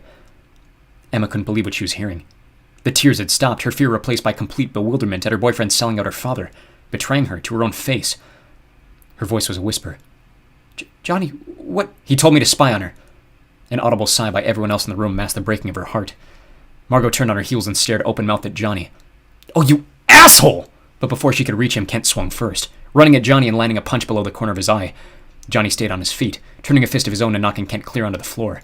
His nose shattered. Whoa! Xander intercepted, holding Johnny back from going at Kent again. Jordan beside him. Margot had dropped back to defend Kent. Liz was still off to the side, watching everything happen with her essay still in her hand. Johnny! Jordan, with me, now! Xander growled. The rest of you patch up Kent and go back to the common room. We'll deal with this when I get back there. Xander, please! Emma tried. Emma! Zip it! He scolded. This is a bigger issue than you know. Johnny did not even look at her before walking out the door. Emma stood in shock as the first door shut behind them. Liz had finally snapped back to sense, dropping down beside Margot to help out Kent, who was dripping onto the carpet and still looked dazed. Em, help us carry him, she heard Margot's voice. We need to get him to the medical room. I think he's concussed. But Emma's mind was racing. She knew the boys were heading directly for the embassy, and if they spoke to the wrong person, her father's job... No. His life could be on the line for abusing his power like this. And it's all my fault, she thought. Emma! She bolted through the door as soon as she could feel her legs, Margot's voice trailing behind her. She could see the backs of Jordan's legs heading up the main stairs, so she sprinted around the outside hallway to the back loading bay. Without a coat, flying into the darkening night as snow drifted slowly down through the freezing sky, there was only one thing on her mind. I have to beat them to the embassy. It took 2 hours for her father to come back. He'd been in his office when she arrived, but as soon as she started explaining what had happened, he told her to stay put, while he moved swiftly out the door and left her behind. She could hear the door locking her in as it closed. Once per hour, his receptionist would enter, offer her a glass of tea, and then leave, the door again locking when Emma sat alone. She could only imagine what her father was doing in his absence. By the end of the first hour, she started chewing her nails, a habit she thought she'd kicked years before, but the anxiety of the situation forced her to fidget with something. When the second hour approached completion, she could no longer sit still. Her father's office was at the very top of the tower. Behind his desk, a curved window made up the entire wall from floor to ceiling. Looking south toward the student lawn where she imagined Liz and Margot confusingly discussing what was going on outside the common room. Kent was no doubt locked in his room licking his wounds, probably congratulating himself for standing up to her. She thought of Johnny. How much she hated him, but how much she longed to be comforted by him too. How could she ever get over this? She'd put off her feelings for so long exactly for this reason. Opening herself up to another person risked never getting part of her back if something happened between them. She would have to hide or endure that emptiness alongside a whole other person. But this was worse than a breakup. It would have been easier if Johnny were dead. The sudden urge to throw herself through the window tickled her mind, but she knew with an office this important, they were probably sealed tight and bulletproof. The thoughts disappeared with the sudden rumbling of the heating vents in the wall. Her attention turned to the pictures on the wall to the right. A single wedding picture of her parents decades before stood beneath dual degrees from Rice in Kansas State. At the bottom, an array of scattered photographs littered chest height like leaves fallen from a tree. Everything from formal engagements with foreign leaders to selfies she had taken during a trip to Wrigley Field. There's a single family portrait with all 3 kids, the only place Riley appeared on the wall. Her mind had just turned to her brother when the rumbling of events stopped as abruptly as they had started. The door unlocked, and her father marched back in, sighing heavily as he returned to his desk. "Well, that was an experience," he breathed. He leaned down to open one of the drawers, pulling out a lavishly decorated bottle nearly empty of whiskey, and poured himself a glass. "Sit," he commanded. Emma did as she was told. The chair was far colder than it had felt when she stood. He hinted toward the bottle. "Want one?" Her mind went immediately to her stash under the kitchen sink, wondering how many other things she had failed to keep hidden.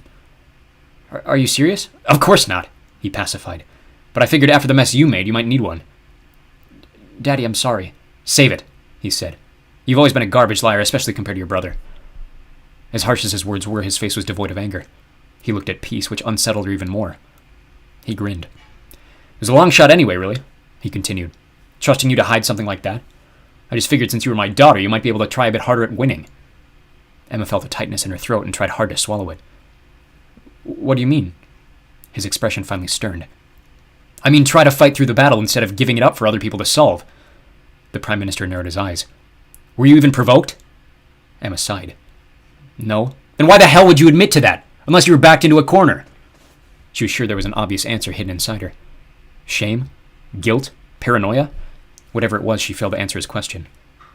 "Your boyfriend saved your ass, by the way." Her head perked to attention. "What do you mean?" Her dad grinned, taking a sip from his glass. "I mean, he's the reason this whole thing was taken care of so easily." He noted her bewildered expression and continued. "He told us everything that happened. Suggesting Shane as the first point of contact saved someone else getting in the way of things." Emma swallowed hard again, trying to piece together what her father was saying. "But he said he was spying on me for Shane," she argued. "He said Shane was after your seat." Her father set down the glass and leaned over the desk. "He lied." Emma's heart began pounding hard again, though this time she could not understand why. "I've got to hand it to him," her father continued. "He's a lot quicker on his feet than you give him credit for. He was being honest about spying for Shane, but he's keeping an eye on Xander, not you." The pounding was getting faster. "Then Shane's on your side." "Of course he's on my side," he laughed. "You're right about him wanting my seat, but he knows to wait his turn. He's only 29 after all. Running to replace me next cycle would even be too early for him. He'd be a lame duck before he's middle-aged." Her father looked around the room like he was taking it in for a final time. "I've only got 2 years left before they force me to retire. I have no idea what I'm going to do after. I can't imagine being forced out in my mid-30s, and I know he doesn't either, so he's playing his part in the second seat." He took a deep breath and another swig. "So, we can trust him?" "Yes," he answered bluntly. "Shane knows everything that's going to happen before it does. It would be hard to surprise him with anything, let alone try to undermine him as part of a greater plan. That's why it's such a good thing he owes me." Emma swallowed nervously. "Well, what happens when he doesn't owe you anymore?" The Prime Minister smiled maliciously, more to himself than her, and his voice trailed off as if forgetting she was even in the room. "Oh, his secrets aren't conditional," he said, then turned back to face her. "But that's politics." Emma tried to read him. "So, who can we trust?" He grinned widely. "The better question is, who can't we trust?" He held out his hand to count on his fingers. "Mike Richmond, obviously, but that's why we're letting him take over after my term is up. He's been working closely with Shane over Poland, so I think we've convinced him to let Shane continue as deputy after he's elected. Shane can keep our business out of Richmond's plans for 4 years, 8 if all goes well, and then succeed him properly after the term's over." He stuck out another finger. "His higher-ups in foreign affairs are no-go too, but let them be distracted with their business. Once this Polish nonsense is taken care of, they'll stay distracted with the new branch plant in Egypt. Point is, stay away from foreign affairs as much as you can. Stick with law, constitution, and local interests if possible. Rule of thumb is anyone can be trusted if you present it in the right way. That's how we got Symbolic on our side." Emma knew her father was a schemer, but she was shocked to hear him outline it in front of her. "Does Mama know you're doing this?" she asked cautiously. "Your mother trusts me with controlling the narrative," he admitted. "She hates it, certainly, but she understands why it's necessary for the two of you's futures." Emma stiffened. "So that's why you sent him away, isn't it?" she growled. "Because your plans only involve me and Andrew." Her father slammed his palm down on the desk. "Don't you bring up Riley in front of me," he hissed. "You be grateful he's safe in whatever godforsaken country he's chosen to visit this week. I kept him alive. Me sending him away kept him alive. You'd be wise to realize that." "Yeah, I figured you—" "Enough!" he roared. "What happened between your brother and I stays between your brother and I.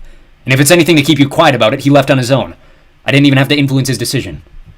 There was a rageful sadness in his eyes, but Emma was more drawn to his last sentence. "What do you mean, influence his decision?" she asked. A snort of laughter shot from the Prime Minister's nose. You don't really think we could talk our way out of it with Xander, do you? Her eyes widened. Her father continued. Just because we control the narrative doesn't mean we own the system. Rewriting records? Falsifying information on a government-level scale? Those are high corruption-level charges, Em. They wouldn't just banish me if it came out. They'd probably execute me. You and your mother and your brothers, and possibly even Margot, too, could be considered accomplices. That's a potential banishment for every single one of you. Enjoy your new life somewhere nice, he teased. Complete memory wipe, falsified backstory, implanted memories. Em was shaking her chair. Oh, God, she started to cry. Daddy, please don't tell me you're going to kill him. Kill him? He smiled, throwing his head back and laughing. The first real smile she'd seen all day. Emma, relax, he joked. We're not the CIA. We don't just kill people who get in the way. She caught her breath, nearly hyperventilating by the time he assuaged her worries. But then there's a third option, he claimed. If you know how to use it responsibly. Emma's mind raced to find it before her father continued, tracing the beats of the conversation. She started. You're going to wipe his memory? Not wipe it, he admitted.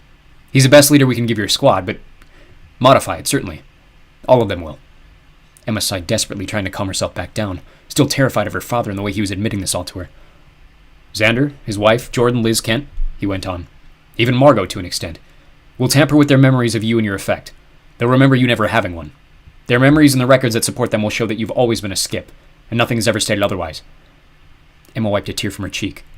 But what about digital records? Well, we've already combed their phones, he stated. There's nothing there. But, she choked. That goes against the privacy... I don't give a damn about the Citizens' Privacy Charter if it means keeping my daughter safe, he spat. Emma took another deep breath.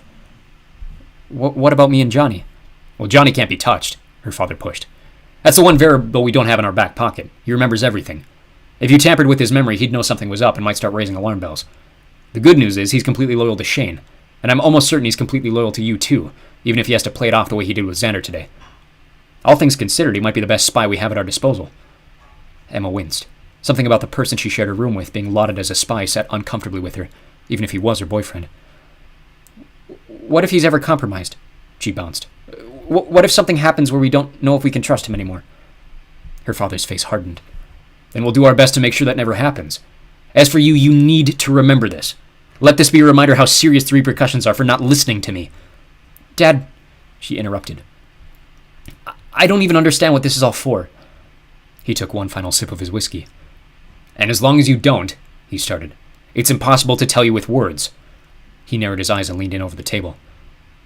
Legacy. Emma felt herself readjust in the chair. What do you mean, legacy? I mean, he articulated, I will not have my children simply be an afterthought in this place. Rules? Limitations? Those are all for lesser people. People without the drive and the skills to shape them the way they see fit. I will not have my children limited by the bounds built by others. Your brother understands that. I need to see that you can be trusted to understand that too. So after the horrific job you've done with it today, maybe you can mark that as a step in the right direction. He folded his hands atop the desk. Prove to me that you deserve it. Emma clenched her jaw, reinvigorated. Yes, Daddy. Her father leaned back in his chair. I do have some bad news, though, he said. Emma did her best to keep her face emotionless. On the topic of Richmond and the foreign folks, he continued, I do need you to take some of the pressure away from this trail. They're currently up my ass about Andrew surviving the assassination in Poland. She caught herself. They're upset about him surviving? But he got shot. Yes, and he's also the only one that got out alive, the Prime Minister went on. Regardless of how messed up your brother is right now, I'm the one who called the hit on Chervinsky. And my son is the only one who came back after failing to do his job. But that wasn't on him. It doesn't matter whose fault it was, he deflected. The Prime Minister sent his son to get the glory in a highly volatile mission. The Prime Minister's son didn't get the job done, and the Prime Minister's son is the only one who came back alive. He stared over the desk into her eyes. You're smart enough to realize how bad that looks politically. Okay, she agreed. But what does that have to do with me? Her father stiffened, then leaned in toward her.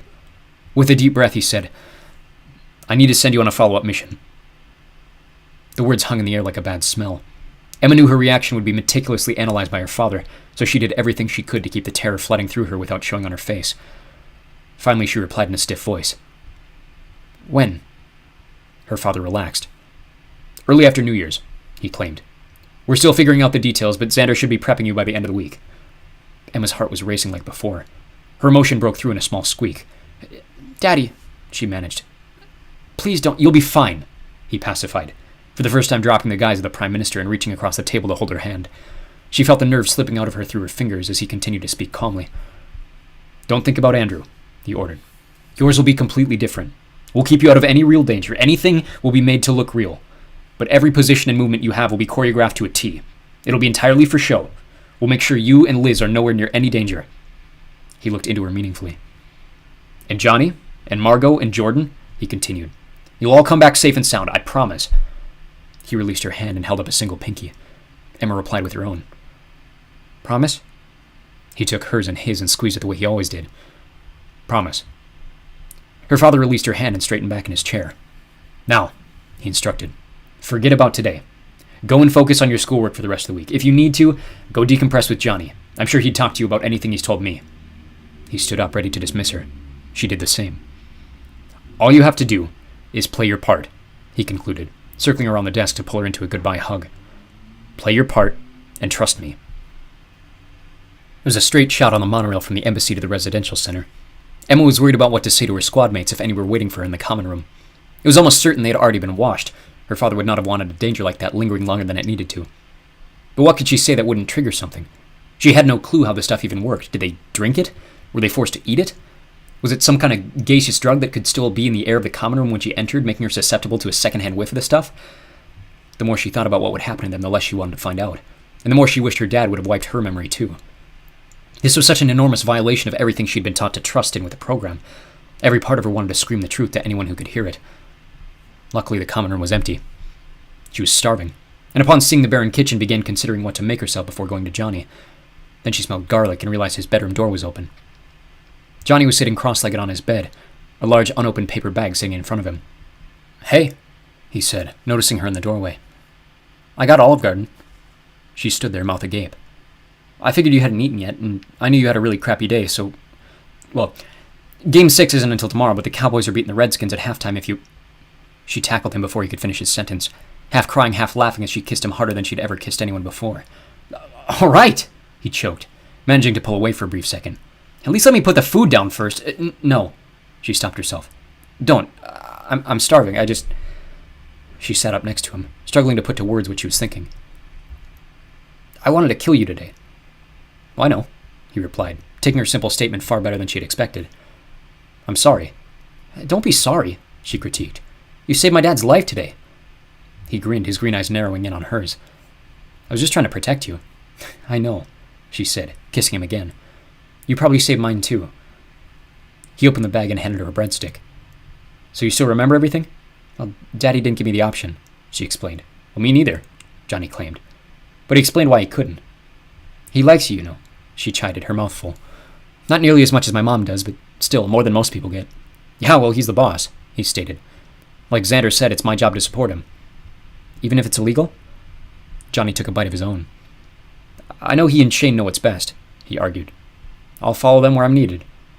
Just like a soldier, she thought to herself. Just like Jordan's mom would have raised him. "I'm sorry you're a skip," he said solemnly. "If it makes you feel any better, I figured it out a while ago. I just didn't know how to talk to you about it." "It doesn't, actually," she mused. "It just proves how bad I am at keeping secrets, just like my dad said." Johnny opened his mouth to say something but stopped himself. He took another bite of his breadstick. "What do we do with the squad?" he asked. Emma had been wondering the same thing. "I don't know," she admitted. "I don't really know how it works, so maybe we just avoid bringing up my throwing for a while. Maybe it'll just normalize for them if they observe it themselves. We could throw the attention back on Liz," he noted. She'd completely forgotten about Liz's essay. "Oh, God." She put her hands to her face. "I took that away from her." Johnny put an arm around her. "You didn't take anything away from anyone," he supported. I did, though," she choked, trying not to cry again. "That was her moment, and I went and screwed it up by opening my mouth." He sighed reflectively. "Well," he started, "if they don't remember what it is you said, then why don't we put the focus back on Liz? Let her continue to have that moment, then they'll all be focused on comforting her." Emma rested her head on his shoulder. "I guess you're right," she agreed, turning back to the food and grabbing her entree from the inside. She took a bite of linguine before continuing her thoughts. "Geez, could you imagine?" she said aloud. "Getting your brother's body back in pieces?" The realization of what she had said hit her as soon as her mouth closed. Johnny sat still, his fork frozen in his mouth, obviously thinking now about the same thing she was. The car bomb that had killed his mother and 6 others, including Jordan's father. The event that had made them brothers. There had not even been bodies to bury. "Johnny," she clutched. I'm sorry, I didn't... "It's fine," he breathed, clearly startled by the reminder. "No, it's not," she huffed. "That's something I shouldn't bring up lightly." "Well, you didn't bring it up," he argued. "So don't worry about it." Emma dropped her head down to her pasta, trying to think of what to say. Her eyes wandered over to the picture hanging on the wall above his bedside lamp. It was the only picture in the room. "Have I ever told you why I keep that one there?" Johnny voiced, as if he were reading her thoughts.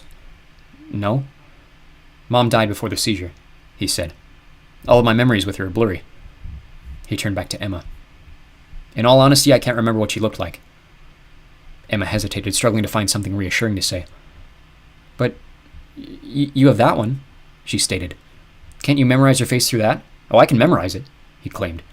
"But that's just one memory. I can't paste her face onto every memory I have with her, even the ones with my dad, and trust me, I've tried." Emma turned to hug him. "I'm sorry, Johnny," she comforted, trying to imagine how difficult it would be, able to remember everything except your own mother. He offered back a consolatory grin. "As much as you might hate your parents sometimes, be thankful you still have them," he sighed. "I've lost 4 now." The week flew by quicker than expected. All appeared back to normal, even Kent's broken nose, which everyone seemed to attribute to a training incident the previous week, though there was a vagueness to everybody's memory in trying to remember the details. It was creepy seeing everyone else acting normally. With only she and Johnny remembering the truth, Emma felt like she was walking around in a video game. Everyone around her programmed characters guiding her through a day-to-day life, including Xander, the only person who was supposed to be giving her instructions. She found some solace in remembering her fear that he might be executed for knowing the truth, and realized quickly how great this third option was in handling that secret. Everyone was still alive, and everyone remained blissfully unaware of how close things had come to disaster, for either Emma or her family. Reality returned in the form of Liz's essay. As far as Emma and Johnny could piece together, this was all the others remembered of Monday afternoon, and thus it was the thing that they were all still, or at least trying to avoid, talking about. Emma was taken aback Wednesday evening when she offered another church invitation to Kent. Expecting his usual insult, she was not quite prepared for the line, "Last week you asked how I couldn't believe in a God. Take a look at Liz and try to ask me that again." Everything considered, Emma thought that was fair, though she knew there existed a theological reply she was not quite wise enough to articulate. By the time they reached the training center on Friday afternoon, the details of their mission had been finalized by the embassy. Emma had discussed everything she knew with Johnny, but had no information beyond what her father had said Monday night in his office. Xander stood at the end of the dressing room. "So," he began, "as I mentioned before, the embassy is very high on you 6 as a squad." "Even with a skip?" Emma wondered silently to herself. "Why are we going?" Liz voiced calmly. Emma wondered if she too had been given warning by someone at the embassy, with the same promise her father had given her. Xander sighed, partially ignoring the question. "I brought up a few weeks ago the possibility of our number returning to the mission docket, and despite our previous mission being pulled, this squad's overwhelming success in the stress test last month has made you all a prime target to rejoin the schedule." Emma turned wide-eyed to Johnny, who shot her the same disconcerted look. Xander continued. "You'll all be aware of what's going on over in Poland." The eyes in the room traveled to Emma, no doubt all thinking about Andrew. "With the assassination attempt coupled with the threat of nuclear attack, our foreign department is scrambling to figure out ends by which we can put a lid on Milo Chervinsky's government, especially with the threat that he's now carrying over the head of the IRA in Poland." "So, they're sending us to finish the job this time?" Kent pitched. "No," Xander frowned. "The mission they've offered us has no contact with Chervinsky or anyone in his immediate circle."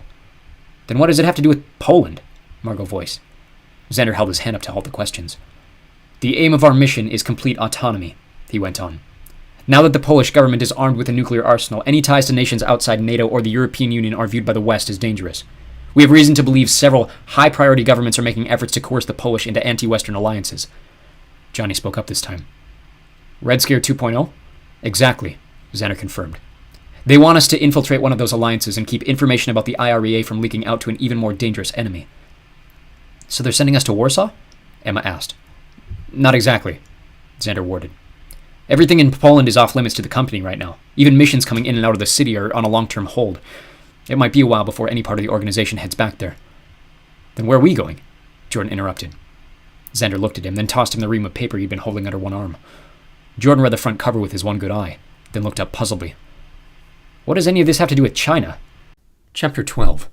The Party. Honestly, Jordan was sick of everyone being so depressed. Sure, they all had fair reasons.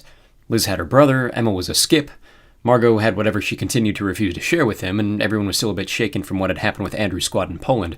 But if Jordan had the ability to recognize that his own mother was probably blown to pieces, if not being actively tortured in an Islamist prison camp, and still wake up with a smile on his face, he couldn't see why the others were incapable of doing the same. This morning, his smile was caused by Margot, who woke him by kissing him while he slept. As soon as he realized where he was and what was happening, he grinned from ear to ear and flipped her upside down to prove he was in charge. That week had been fuzzy. For whatever reason, time seemed to accelerate and jump around when he tried to remember how each day had gone. Maybe it was Liz's essay.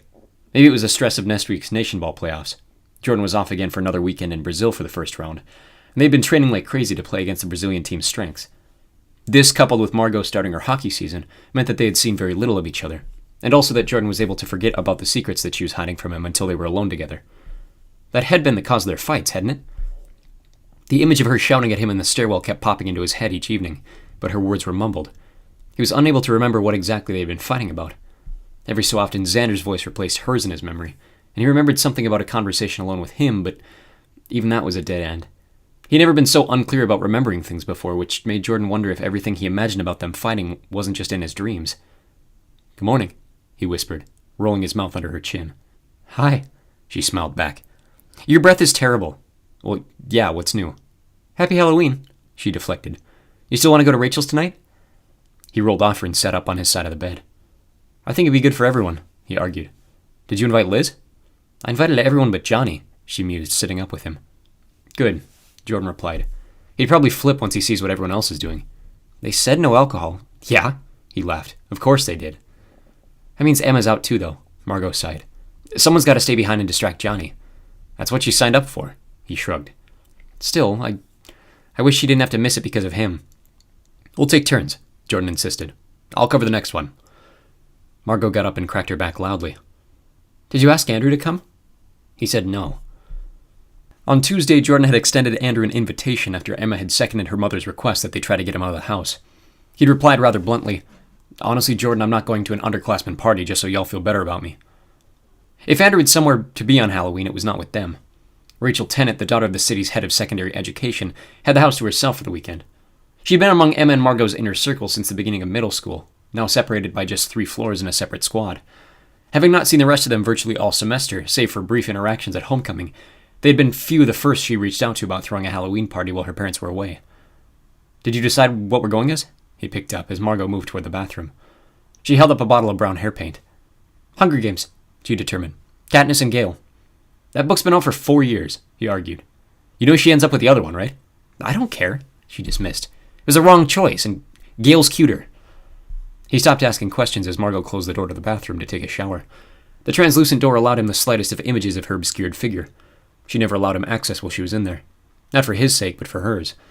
One of the few things Margot had let him in on about her past, showers were her refuge, and he didn't dare take that away from her.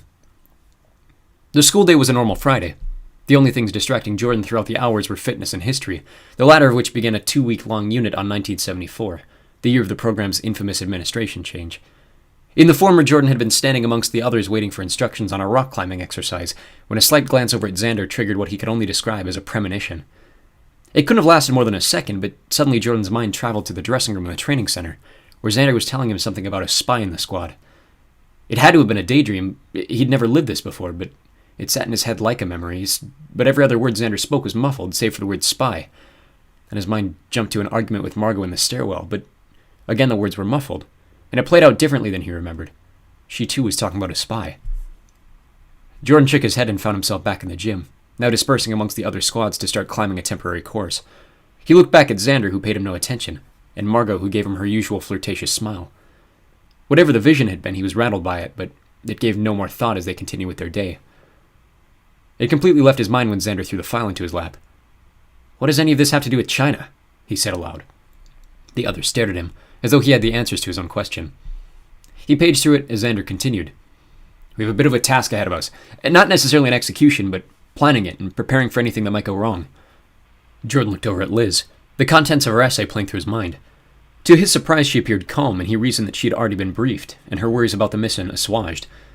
"The IREA believes the new Polish government are attempting to broker some kind of trade and weapons alliance with China, and they're going to use top-secret government secrets as payment. Our mission is to infiltrate the Polish embassy in Beijing, hijack the private computer of the ambassador, and clear his drive of a very extensive but a very specific set of files. Xander reached over and took the stack of papers back from Jordan. It seems easy enough, he went on. The issue comes in the roles you 6 need to play, as well as the fact that you must be completely weaponless. All 6 of you will be given false identities as the children of various Polish businessmen, studying at a multilingual prep school in Beijing. Now, your first names won't be too far from real names, but when we're out on the training floor, from now on until then, your new names are your only names. Then comes the tough part. Starting Monday, you 6 will need to start painstakingly studying both Polish and Mandarin. The Mandarin is going to be easier, you just need to appear as though you understand it the same way an extra-national student would. The difficulty is going to be the Polish. Accents, conjugations, and the ability to both answer and ask questions without hesitation will be a necessity. But by the beginning of December, you won't be allowed to speak English in your language class anymore. Kent's hand shut up. Why doesn't a Polish squad take this one? Xander scratched his forehead. Usually the IREA doesn't greenlight missions in local jurisdictions unless absolutely necessary, he stated. Although the fact that this is taking place in China would probably make it okay. He took his eyes from Kent and walked them around the room at each one of them indiscriminately. But the Polish program is under some pretty heavy scrutiny from their government right now. They're not even supposed to know they exist, but after what happened with Emma's brother, things aren't looking too hot. That's why our mission has 0 room for failure. Margot knitted her eyes. I thought you said this mission would be easy. Well, it should be, Xander determined. But you're not allowed to get it wrong. The assignment hampered the mood, but the temperature rising back over 50 for the first time in weeks helped Jordan from feeling too discouraged. Still, the images of Xander and Margot repeating the word spy kept echoing through his mind. Emma managed to snap him out of it when they sat down in the cafeteria. A collection of orange and black cookies, cakes, and pies filled the table around their otherwise bland serving of pot roast. What are you guys doing tonight? She asked, setting them up to dissuade Johnny from asking more. Margot answered before he could. Erickson's is hosting a Disney Channel Halloween marathon, she announced. All those crappy movies from our childhood we grew up watching before bedtime, they're showing them on the big screen. Kent narrowed his eyebrows. You grew up watching Disney Channel? Honestly, Kent, Margot piped, where do you think Quebec is? Oh, I'd love to join you, Liz added, her face bright with curiosity. We got everything Disney secondhand. She turned to Kent. Want to come too? Nah, he staged. There's a mini golf course in the industrial district that's redecorated for Halloween. I've never played before. I figured it'd be fun.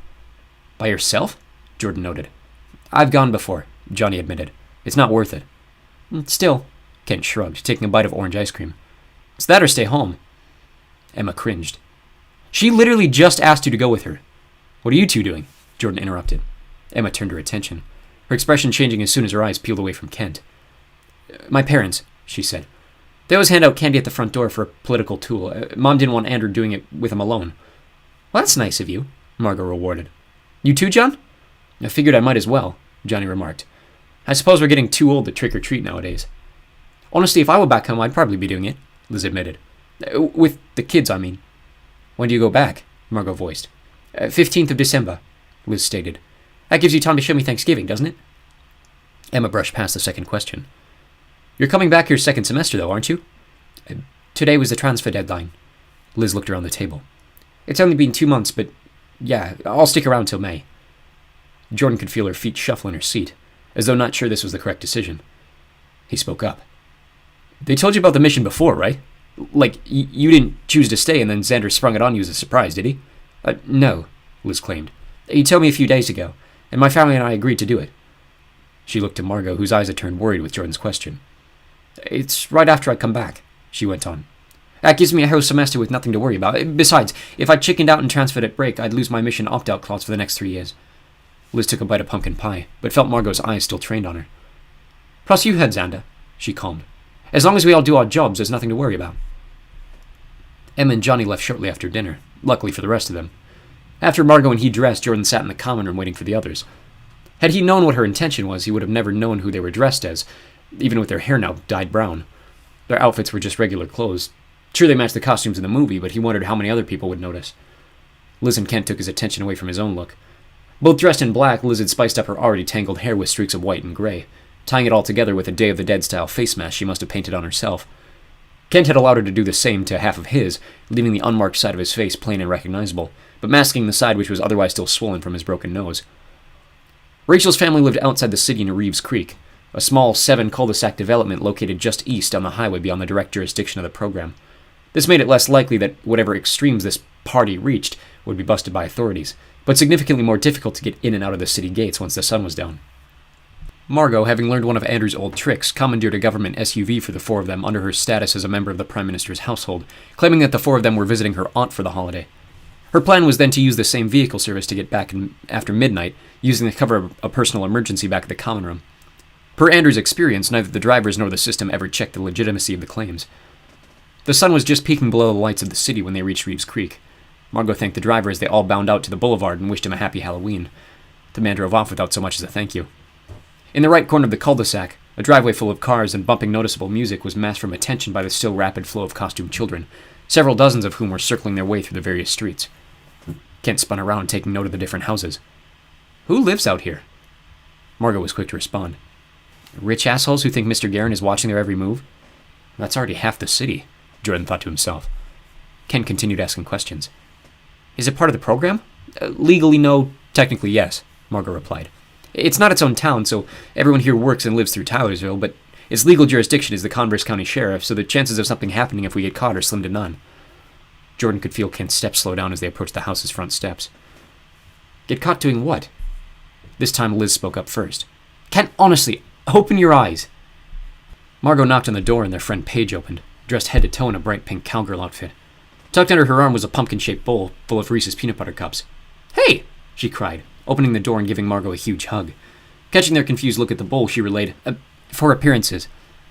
She turned and greeted Jordan before turning to the other two. I don't know you. They're cool. They're in our squad, Margot defended. Liz stuck her hand out. Kent did the same. Paige led them through the house's enormous entry hall before circling a corner into the back living room, where at least 20 other people were gathered in various circles, music pounding so loudly it was affecting Jordan's vision of the upstairs rooms. One boy was already passed out completely, tucked behind the back of a couch while two others drew on his face. He was messed up by the time he got here, Paige explained. I promise no one else is that bad. I should have shown up earlier, Kent joked, raising his voice over the music. No thanks, Margot added. I hate when people come early. Paige shrugged. We said 7. She pointed to a clock above the fireplace. It's 7:30 now. Where's Rachel? Margot asked, surveying the carnage. Probably downstairs, making sure the boys aren't breaking her dad's batting cage, Paige led. Come on, I'll help you find her. Jordan waited to see if she wanted the others to follow. Make yourselves at home, she dismissed. All right, stupid question, but I've never been to an American party, Liz announced. What am I supposed to do here? Second that, Kent added. Geez, really? Jordan looked around and began pointing. Well, I'm going to the kitchen to grab a drink. There's a pong table set up in the garage, a dartboard downstairs, a little mini golf course set upstairs. Otherwise, just find a place to chill and hang out. The two followed him into the empty kitchen before making their decision. Liz grabbed herself a Coke can from the open cooler, then tossed another to Jordan. Kent immediately took a red cup from a stack on the table and poured himself a glass from a keg of lemonade next to it. Jordan nearly choked. Starting out strong there? Kent gave him a look. What? You know that's probably... Liz shot her hand in front of Jordan and interrupted. No, let him figure it out. Her skeletal face was grinning from ear to ear. Kent looked mortified. What? He hesitated. It's lemonade, right? Jordan laughed. I'm sure it is. He bit his tongue. Try it. Kent looked up fearfully, before taking a deep breath and taking the slightest of sips. Immediately his face contorted, and he stumbled backward, nearly spilling his cup all over the table. Oh, God! He choked. What is that? Jordan and Liz looked at each other and laughed. Lemonade, Jordan insisted. But it's almost certainly spiked, added Liz. Kent's face returned to normal, though still skeptical of the situation. What do you mean spiked? Oh, stop being so thick, she chortled. Why do you think we didn't want Johnny to know? Jordan added. Kent looked down at his cup, still trying to figure it out. So, you mean this is... Yes! The pair said together. Kent's eyes slowly moved between them and his cup, before he looked up at Jordan with a note of determination and shrugged, drinking from it again and throwing the entirety down his throat. Jordan and Liz both stared at him, horrified. Kent's face contorted again, but he threw his fist over his mouth as though about to vomit. Liz ran to his side, but he held up his hand and took a small breath. All right. He blinked his eyes open. I'm going to go downstairs. He left his cup on the table and walked away, ignoring them completely. Liz looked at Jordan, still wide-eyed. You think I should keep an eye on him? She asked. Jordan held up his hand and tapped his finger. I got it, he replied. You go have fun. She grabbed herself a bottle of water to go along with her Coke. They moved toward the second living room, where a handful of girls were throwing cards across the floor while sitting in a small circle. Jordan took a moment to compose himself and laugh at Kent another time before working his way over to the garage. After watching the first game, Jordan joined the table alongside Luis Rubio, an athletic sophomore he had known since his first year in Taylorsville's elementary school. The pair weren't close by any means, but knew each other through spring soccer and had enough awareness of each other's skills to make a formidable team. 4 games later, they had won every contest and lacked a new challenger. Walking back into the house, a hand stopped him from going further into the entry hall. "So did you finally lose?" He looked down on a familiar freckled face. "Oh," he frowned. "Hey, Carissa." She looked at him, waiting for an answer to her question. "No, we didn't lose," he admitted. "There's no one left to beat." The girl smiled. Her small eyes, already pulled tight by her light brown hair, tucked back in a Star Wars braid, were made even smaller. "I'd take you on," she boasted. "Yeah, I bet you would." "I need a partner, though," she sighed. "I hear your girlfriend is giving the boys downstairs a run for their money." She paused a second. "In floor hockey, I mean." Jordan gave no reaction. "How's that going?" she continued. "You actually care?" "Of course I care," she lied. Why wouldn't I care?" Jordan had a million responses to that particular question, but kept all but one to himself. "Are you seeing anyone?" Her nostrils flared. One side of her mouth twitched in an irritated smile. "No," she admitted. "Not since homecoming, at least." "What was wrong with him?" "Too clingy, I guess," she joked. "I always want to make it known that we were together."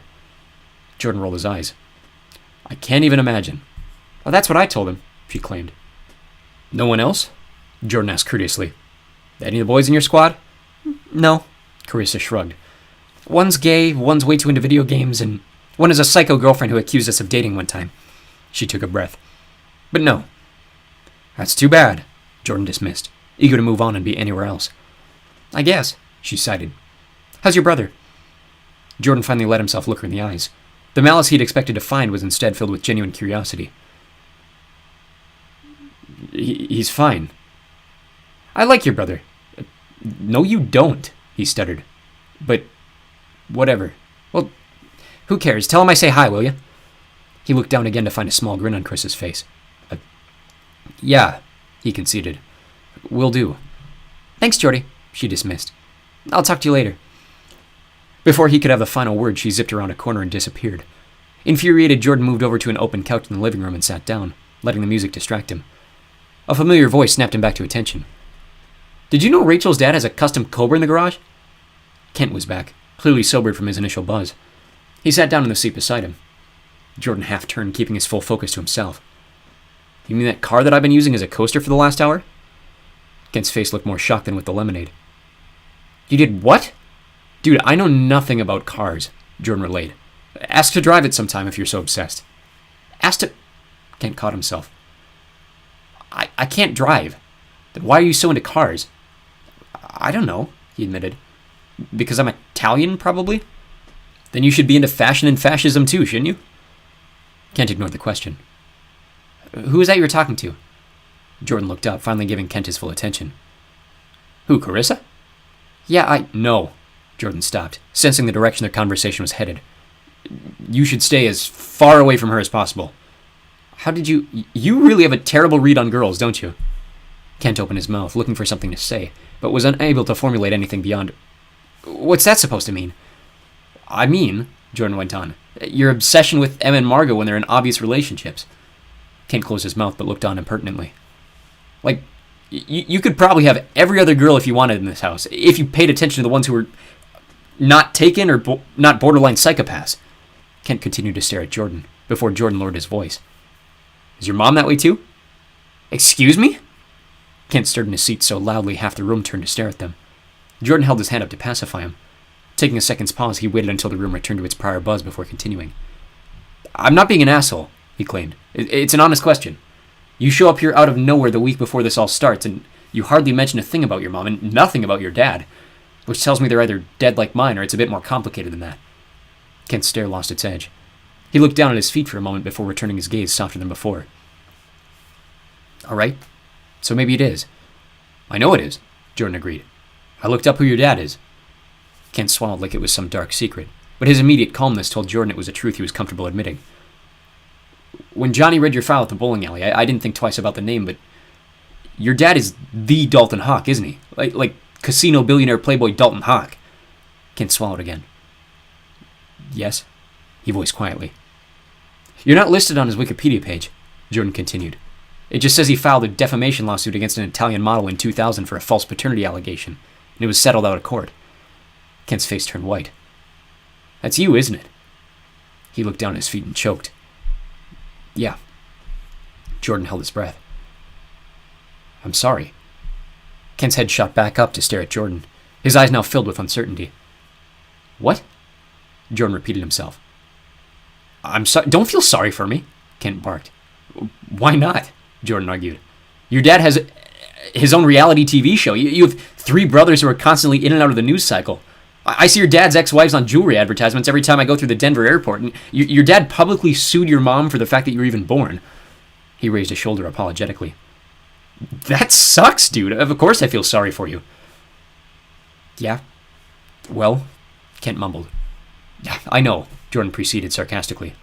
My parents are dead, and we're both in this stupid program against our will, so I shouldn't feel sorry for you. Kent smiled. Yeah, something like that. Well, too bad, Jordan shrugged again. I feel genuinely terrible for the way you grew up. Kent paused for a moment before arguing. So why are you still such a dick to me all the time? Jordan had expected the question. Because I still don't like you very much, he replied honestly. What he had not expected was Kent's reaction. Instead of his usual jump to defense, he just sat there stoically, accepting what Jordan was saying without pouncing. All right, he conceded. Why'd you even bring me then? Because Liz wanted you to come, Jordan stated bluntly. You could have said no, Kent gestured. You're right, I could have, he agreed. But just because I don't like you doesn't mean I can't learn to like you. Kent stared pensively. All right, how? Just because you have a reason to be a contentious dick doesn't give you a right to be one, Jordan advised. Whatever garbage you lived with in New York, leave it there. Figure out who and what you want to be here and leave the rest of it behind. That sounds a lot easier than it is, Kent voiced. Yeah, but you also hardly know anybody, Jordan raised. And all I needed is to, see you put in the effort. All right, Kent nodded, not breaking a smile, but his eyes full of something new. How do I... Hey, guys! His question was interrupted by the voice Jordan had been waiting for all evening. A thin girl with long, braided brown hair sat on the table facing the couch. How are you guys doing? She asked. Fine, Kent growled. His expression changed to one of awkward irritation. I'm Rachel. She offered a hand. Kent took it cautiously. You must be Kent. Margot's been telling me all about you. Has she? He replied with further irritation. Rachel just smiled back kindly. I was showing her my dad's model car collection downstairs, she continued, ignoring Kent's attitude. She said you were into cars. I'm sure she did, he barked. Rachel's cheeks turned red as she turned to Jordan for help. He buried his teeth into his lip and watched it continue. Well, Rachel continued patiently, I was going to go upstairs and see if I could get in on the mini-golf action. You guys want to come with? Kent threw one foot over his knee defiantly. Look, he deferred. Thanks, but we were kind of talking here, so maybe we'll catch you in a little bit, all right? Rachel's red cheeks turned white as Kent dismissed her from the table. She shot one last look at Jordan as he struggled to keep his composure, before finally mumbling, All right, see you around, and leaving them alone. As soon as she disappeared from the room, Jordan burst out laughing. Kent's face dropped. What? Buddy, that was painful, Jordan continued, choking back tears. Do you know who that was? Kent looked back to where she had disappeared. Rachel, but... Understanding began to dawn on his face. First off, Jordan listed, that's our host. Second, she's super hot. And third, she's super available. And she was flirting with you. Kent's eyes darted back and forth. She was... What? How could you not have noticed that? Kent's face began to turn white, too. Now, you want to start with a step in the right direction? Jordan urged. At the very least, you find her and apologize. Moreover, you take her upstairs and do what you lied to Johnny about doing in the first place. Kent ran off before Jordan had time to start laughing again. He finally found his way back to Margot downstairs, where he found her holding her own against the boys from the freshman hockey team. With her size and skill, she probably could have done the same on the ice, but in the miniaturized version, and especially on her knees, she was dominating. He made it to the bottom just as she whipped a one-handed slap shot across the room and into the opposing net. A few surrounding the game gave a moderate applause. Margot just kept staring at the two boys she had just defeated, sweat dripping down her forehead. What do you say, Jack? She boasted. Best 3 out of 5? The frontmost of the pair got to his feet and threw his stick at the ground. storming up the stairs with a reply that was mostly expletives. His partner did much of the same, while Margot jumped to her feet and caught a glance at Jordan. "Hey!" she smiled, and he noticed the temporary hair dye now dripping slightly down the sides of her face. "Hard game?" he offered. She switched to French. "Hard game," she agreed. "Not difficult." "When's the last time you saw Liz?" he asked. Talking up a storm with the other British girl upstairs," Margot claimed. "I guess Jet Devers has one in his squad, too." "What are the odds of another being here?" 50-50, she grinned. "Either is or she isn't." Jordan chuckled back at her. "What about Kent?" she fanned. Upstairs with Rachel," he smiled. Her eyes widened. "What, like Rachel? Jordan nodded. "Yep." "As in upstairs? Jordan nodded again. "Whatever you said to her, it worked," he added, not without a few stumbles on his part. "Well, good," she calmed. "Maybe that'll get him off Emma's tail for a bit." "That's a step in the right direction," he agreed. "I hope so," she pondered. "He's cute. I feel bad for him." Before he could agree again, her face dropped. I'm sorry," she blurted. He narrowed his eyebrows. "What? Why?" She switched back to English. "I shouldn't have called him cute," she said quickly. "It's fine," he rejected. I know what you meant. You know I don't get jealous." "I know, but I shouldn't have said it." Her eyes looked nervous, afraid to see bother in his. Margot, he spoke as firmly as he could. I don't care. Like, his mom was a model. Of course he's objectively attractive." Her demeanor changed. "What?" Jordan was quick to move the conversation. "Oh, I looked up his mom. She was an Italian fashion model in New York." "Was?" Her expression turned worrisome. "I mean, she's still alive," he pacified. "She's just not a model anymore. I have no idea what she does anymore." Margot contorted her face in surprise. "What about his dad?" Jordan grinned. "Dalton Hawk." Margot raised an eyebrow. "What about him?" "He's Kent's dad." Had Margot been drinking anything, she would have spit on the floor. "Shut up!" she gasped. "I'm serious," he flirted. "Dalton Hawk from the development," she shrieked. "That's Kent's dad, yeah." "Screw off!" She backed away. "And his mom is a model." She finally concluded that Jordan was telling the truth, a bewildered smile showing on her face. "What the hell is he doing here, then?" "Well, your guess is as good as mine," he shrugged. "I'm pretty sure his mom grew up where Riley's living." Margot's bewilderment held for a long pause. "And he thought Rachel was rich," she broke. "That's a weird thing," Jordan thought aloud. I don't think he comes from money." Margot's face grew even more perplexed. "His dad's the richest native in the world, and his mom's an Italian model," she speculated. "How doesn't he come from money?" "Well, I don't think he's even met his dad," he added. You notice how fascinated he is with everything in town. Plus, he hardly ever mentions his mom." "It doesn't mean he's not loaded to the gills," Margot argued. "Maybe he's just embarrassed by them." "Is that the matter with yours?" he thought briefly. "I don't know," he uttered. "Something still doesn't add up. You don't know anything, do you?" "I didn't know his dad was Dalton effing Hawk, so clearly not." "I don't think Liz does either," Jordan claimed. "Oh, she definitely would have told me that," Margot chimed, suddenly eager to run up the stairs. "I've got to go tell her that. Even I knew who he was before I moved here." She kissed him on the cheek. "Margot, wait." She stopped briefly on the stairs. "Meet me upstairs in like 10 minutes, she rushed. Upstairs. We can, She ran off before finishing her sentence, leaving Jordan to wonder how he had been capable of keeping the secret for more than a week without needing to tell someone. Realizing he was alone and desperate for another Coke, he followed Margot's trail far more slowly before diverging toward the kitchen. He reached for the cooler, only to find it empty. Desperate for something to drink and needing more than just water, he turned his attention to the still half-full glass keg of lemonade and thoroughly considered the repercussions of taking a cup, before ultimately deciding to fill one and take a sip. It was just lemonade. Sure, it was perhaps the sourest, least appetizing lemonade he'd ever tasted, but it was nothing beyond that. His feet found Kent in an upstairs bedroom and he started laughing out loud. "What's so funny?" Looking up from his terrible drink, Jordan was perturbed to once again see Carissa standing across from him. "Don't you have anywhere else to be?" She frowned, but not in an unexpectant way. "Harsh," she courted. "But no. In fact, your girlfriend asked me to come get you. She went outside for a sec." Jordan grimaced. "Margot told you to come get me for her?" Carissa frowned again. "I was the only person there," she argued. "Don't think I'm beyond being friendly to her." "Still, she wouldn't send you," he voiced. "Whatever," she dismissed. "Stay here." She walked out of the kitchen. Jordan could hear the sliding glass door open and close in the dining room. Something didn't feel right, but maybe there was a chance Margot had sent her.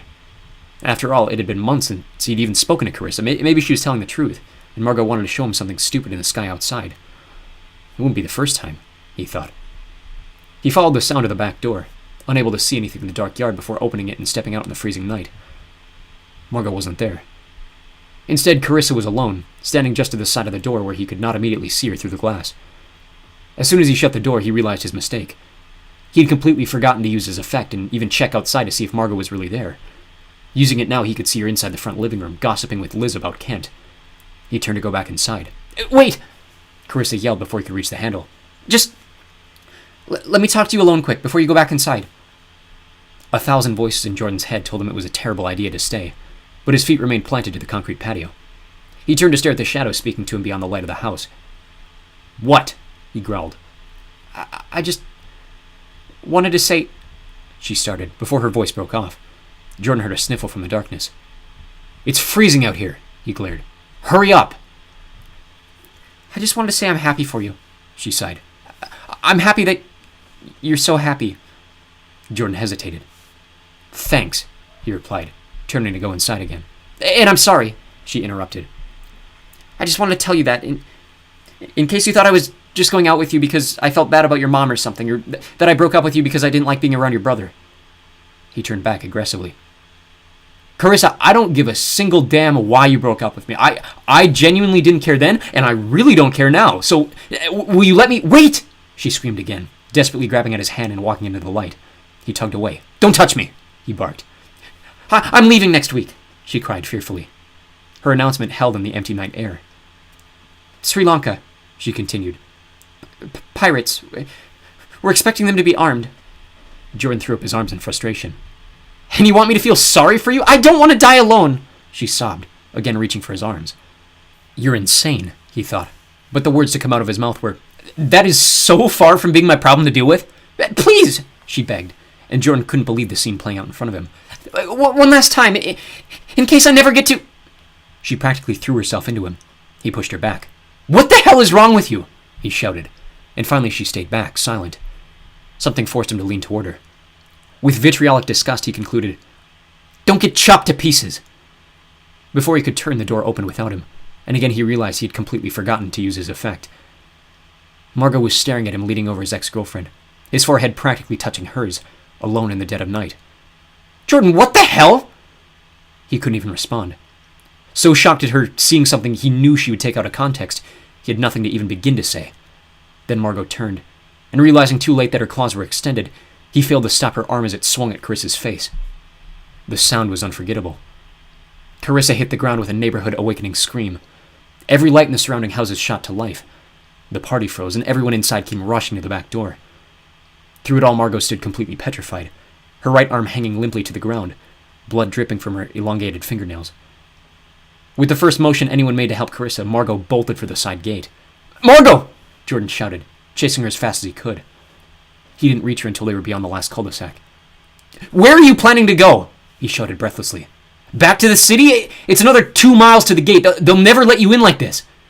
Margot was crying, her claws retracted, but her blood-stained hands covering her face shamefully. "Margot, you didn't see anything. Just leave me alone!" she cried. "Margot," he breathed. "Nothing happened."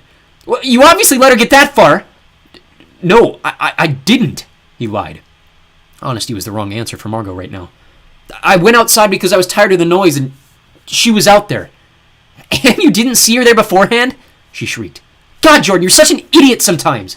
I'm the idiot," Jordan spit. "You just cut her face open a week before she's sent to go on a mission." Margot clearly had not been aware of this. Her own face dropped as hers turned into hyperventilation. He instantly regretted telling her. "Margot," he whispered. "Margot, it'll be fine." "No!" she screamed. "No, nothing's ever fine!" Jordan held his breath. He had no idea what she was talking about. "Margot," he tried again, but she cried louder. He looked around the horizon. Depending on who got word to whom first, patrol cars could come from either direction. "Are you really just going to sit here until they find you?"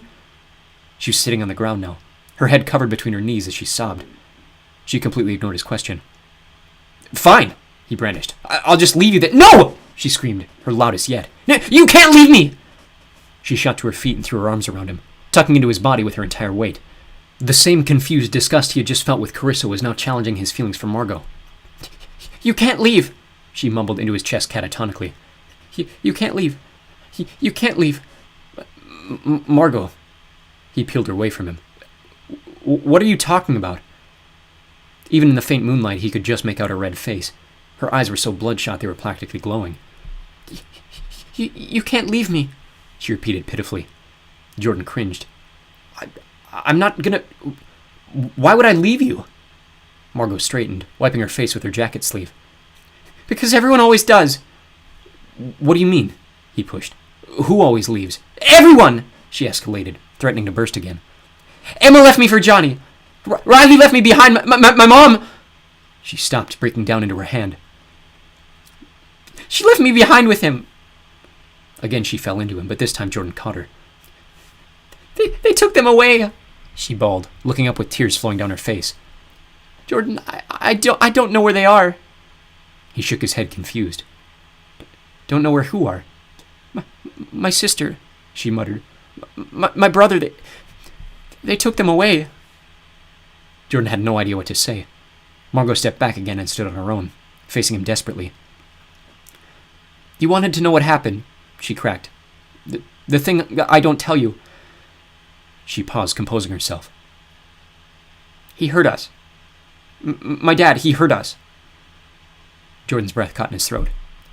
"He hurt us, and she let it happen, and then he forced me to hurt them, and she let it happen, and he forced us to hurt each other, and then she disappeared." He could feel tears welling in his own eyes. "I don't know what happened to her," she sobbed. "All I know is she let it happen, and when somehow the authorities found out, he hurt us again, and then they took us away and separated us so we couldn't hurt each other anymore."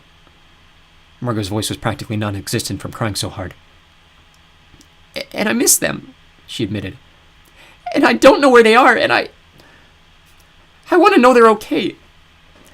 And I want them to know that I'm sorry for hurting them." The only thing Jordan could do was pull her into him again and hold her. Once more tears dripped down from his jacket as she sobbed, and this time he joined her.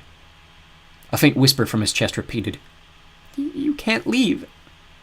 "I'm not going to leave," he said aloud before repeating it silently to himself. "We're going to stay here as long as we need to. And then we're going to go find Kent and Liz and get back home and deal with everything in the morning." Margot sniffled one last time. "You promise?" "And I'll be with you every moment you need." He took a deep breath and kissed her hard on the forehead. "I promise. I'm never going to leave." Chapter 13. On Holiday. They took Margot into custody the next morning. She went willingly. The four of them who had gone to Rachel's were awake in the living room discussing what had happened until the sun came up, and by the time the police knocked on the door of the common room, Margot opened it and walked out with a mask of confidence. All had had it happen. It would have been difficult not to with Carissa's scream, but Liz had been right in the kitchen with Margot when the latter had noticed Jordan outside. Now she was facing a potential expulsion from the program, and the realization that they had been worried about Kent's parents was almost comedic. When Jordan and Margot had disappeared, Liz for a moment feared being trapped in that unfamiliar environment. Kent had come rushing down the stairs, and though others were quick to rush to Carissa's side, he was the only one to take action, completely abandoning whatever he had been doing, his focus solely on helping stop the bleeding. By the time the city paramedics arrived, he had taped up the near entirety of her left cheek, with bandages over her eye giving everyone fear of the worst. The Tylersville police beat the local sheriff to the scene. Even though they had no technical power over the rest of them while outside the city, they all realized the party was busted, and without consequence, everyone at the house was slowly ferried back to the city gate in a pair of cars, after which they kept an awkward silence through several stops on the monorail between there and the residential center. Neither Liz nor Kent went upstairs. Keeping quiet to avoid Emma or Johnny, they waited another hour before Jordan and a horrifically disheveled Margot stumbled through the front door. Jordan forced her to take a shower, but even after she returned without sweat and blood, she looked so little like her usual self she was hardly recognizable. Jordan had explained what happened, and while Liz thought Margot's confrontation was warranted, her jump to violence was shocking. Margot was clearly remorseful. Then Jordan told them about Carissa's upcoming mission, and the severity of the situation dawned on all of them, even Kent. Margot turned even whiter, and managed to make it to the kitchen bin before feeling it was sick. She did it twice more before the police arrived. By that point, all had made a plan to address the situation. Jordan called Xander and explained it all again, then went with Margot as far as he was allowed. Kent and Liz stayed downstairs to tell Johnny and Emma when they finally woke the latter of whom took it in stride and called her dad immediately to try to rectify the situation. Johnny was absolutely livid. Whatever offense he would have taken to them going to a party outside the city, it was nothing compared to his fury at their hiding it from him. Liz had never seen him so emotional. Usually stoic in his responses, Johnny blew up on all three of them when he realized Emma had known of their plan all along, then stormed off while Emma was still on the phone with her father, leading up to awkwardly chase him out into the hallway. By some miracle, Margot got off easy.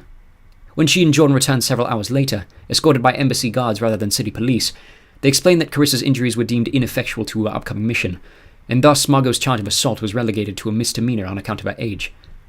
It took them several minutes to explain to Kent the fine line between injuring another citizen and inhibiting their effectiveness to the program, which would have been the catalyst for Margot's expulsion. Margot explained that she had missed Carissa's eye by less than an inch, and that Kent's immediate medical attention stopped what could have been a serious infection.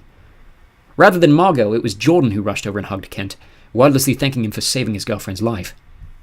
However, Margot's actions were far from going unpunished.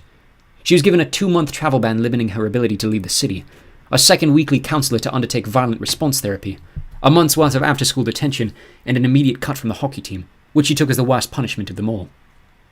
These were nothing compared to the social toll her actions had taken to her reputation. Everyone had already stared at Margot wherever she went, but the familiar tone of jealousy or lust that accompanied the glances was now replaced by fear and contempt. There had been enough witnesses to what had happened in Reeves Creek that the story had spread overnight, and as another week passed, Margot remained the most popular girl in their year, but for an infamous reason. Liz felt terrible for her. For the last several weeks, Margot had been the only one to try to make the city feel more like a home for her. She'd been Liz's rock whenever she began to worry about the past or the future, the first person with whom she felt comfortable sharing Aiden's story, and the reason she had grown comfortable enough to share it with the rest of them. Now the girl who had become her temporary best friend was completely gone, replaced by a ghastly shell of the hot girl that used to be. Worst of all, Johnny had stopped speaking to her and Jordan. He'd taken it out on all 5 of them to start, but soon realized the impracticality of his silence after just a few days. Liz and Kent seemed the easiest for him to forgive, probably because he knew them the least and figured they did not know any better, followed soon after by Emma, who apparently made a grand gesture at their Wednesday church group to make him soften to having lied to him. But when it came to Margot and Jordan, and specifically Jordan, he pretended they didn't exist. The only exception came in missions training. Since their task in Beijing required no weapons, Margot and Liz were tasked as enforcers given their natural skill sets. As soon as they stepped on the floor each afternoon, Johnny turned on an entirely different act, probably helped by the fact that they were now using replacement names. Margot was now Malgo, and every time Johnny addressed her, it sounded like his mouth was full of mallow. Liz was now Isa, shortened from the Polish version of Elizabeth, which was the closest they could do. Johnny was now Jan, and with the 3 of them doing most of the work in their training exercises, it was those 3 names which echoed through their earpieces most often. Despite the increased difficulty of their training, coupled with the increasing reliance on Polish and Mandarin ahead of their December deadline, Liz was happy to watch Margot regain some self-confidence in her abilities. She was picking up the Polish faster than any of them, and by the week of Thanksgiving, it was all she and Johnny used to communicate during training. For Liz, Mandarin was easier to learn. She figured this was probably because she was not expected to know more than the basics, so her bar was lower. But when it came to Polish, she continued to trip over the pronunciation of multiple consonants, and remembering which ones to drop in the billion words ending in Z. The only one not progressing as fast as the rest of them was Kent, as they all expected.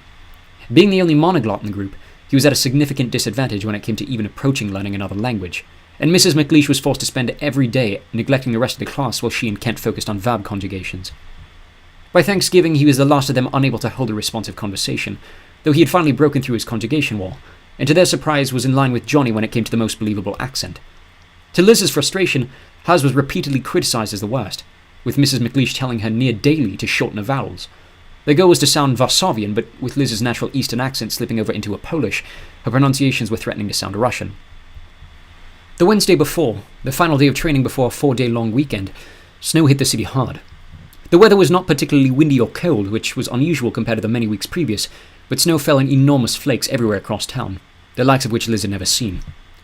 She woke earlier than usual that morning to the sound of massive plows clearing the streets, the irritating monotonous beeping interchanged with a huge industrial scraping sound which vibrated all the way up the building. Looking out her window, the landscape was virtually unrecognizable, especially beyond the city limits. The familiar hills and buttes of eastern Wyoming were now a canvas of deathless white. The brief excitement she felt for the snow gave way to a dread for winter, as she thought of exactly the reason she had chosen this place over Canada, but that thought was washed away with the rest of her sleep as she hopped in the shower. 2 unit-ending tests in history and biology preceded their afternoon training. The former turned out harder than she expected, but her having to repeat the story of the coup to Kent, who was, per usual, completely new to it, helped her remember the names of everyone involved. which side they were on, and whether or not they were involved with Watergate or the assassination of Craig Tyler. On the other side, biology was less of a challenge, their unit on generational effect trauma also having been helped by Kent's lack of knowledge on it. Margot had been in the common room when he and Liz were working on homework. Kent reading the line in the textbook about most citizens not living into their 60s, and Margot then asking if she still had grandparents on his mother's side. Liz could practically see the wires connecting through his eyes. Margot and John were beginning to spend more and more time with them, outside training, a result of Johnny's ongoing streak of silence and Emma's aggrandizing effort to side with him over the rest of the squad. Though their initial interactions together had been mostly dominated by Jordan's abrasive personality, the two boys had become closer since Halloween, the reason still uncertain to Liz. It didn't feel her place to ask. Regardless of its origin, Jordan's confrontations with Kent had, in the weeks since, taken on a more brotherly tone. Unable to be the big brother to Johnny as he was accustomed, Jordan was now turning that energy on Kent, who, if his backstory being the son of Dalton Hawk was to be believed, looked more desperate than ever to be influenced by that sibling whose name was not splattered through the tabloids. The afternoon, all four walked together from the school to training, leaving Emma and Johnny behind. That day they were met in the dressing room per usual by Xander, who was flanked by a very tall woman with platinum blonde hair, and a Chinese man with a large mole to the right side of his nose. When the other two came in shortly after, Xander introduced the pair as Vilma Zainhofsky and Peter Ling, separate owners of Polish and Chinese restaurants in town, where the squad was to make regular weekly appearances going forward ahead of their mission. "Anytime you're there, it's that language only," he commanded. "I may or may not be there, so both they and each of you will have to keep each other accountable." The pair went around the room in turn, grilling the squad with basic questions or comments to then respond. Liz was only slightly corrected on her Chinese pronunciations, but, as usual, critiqued of her accent when it came to Polish.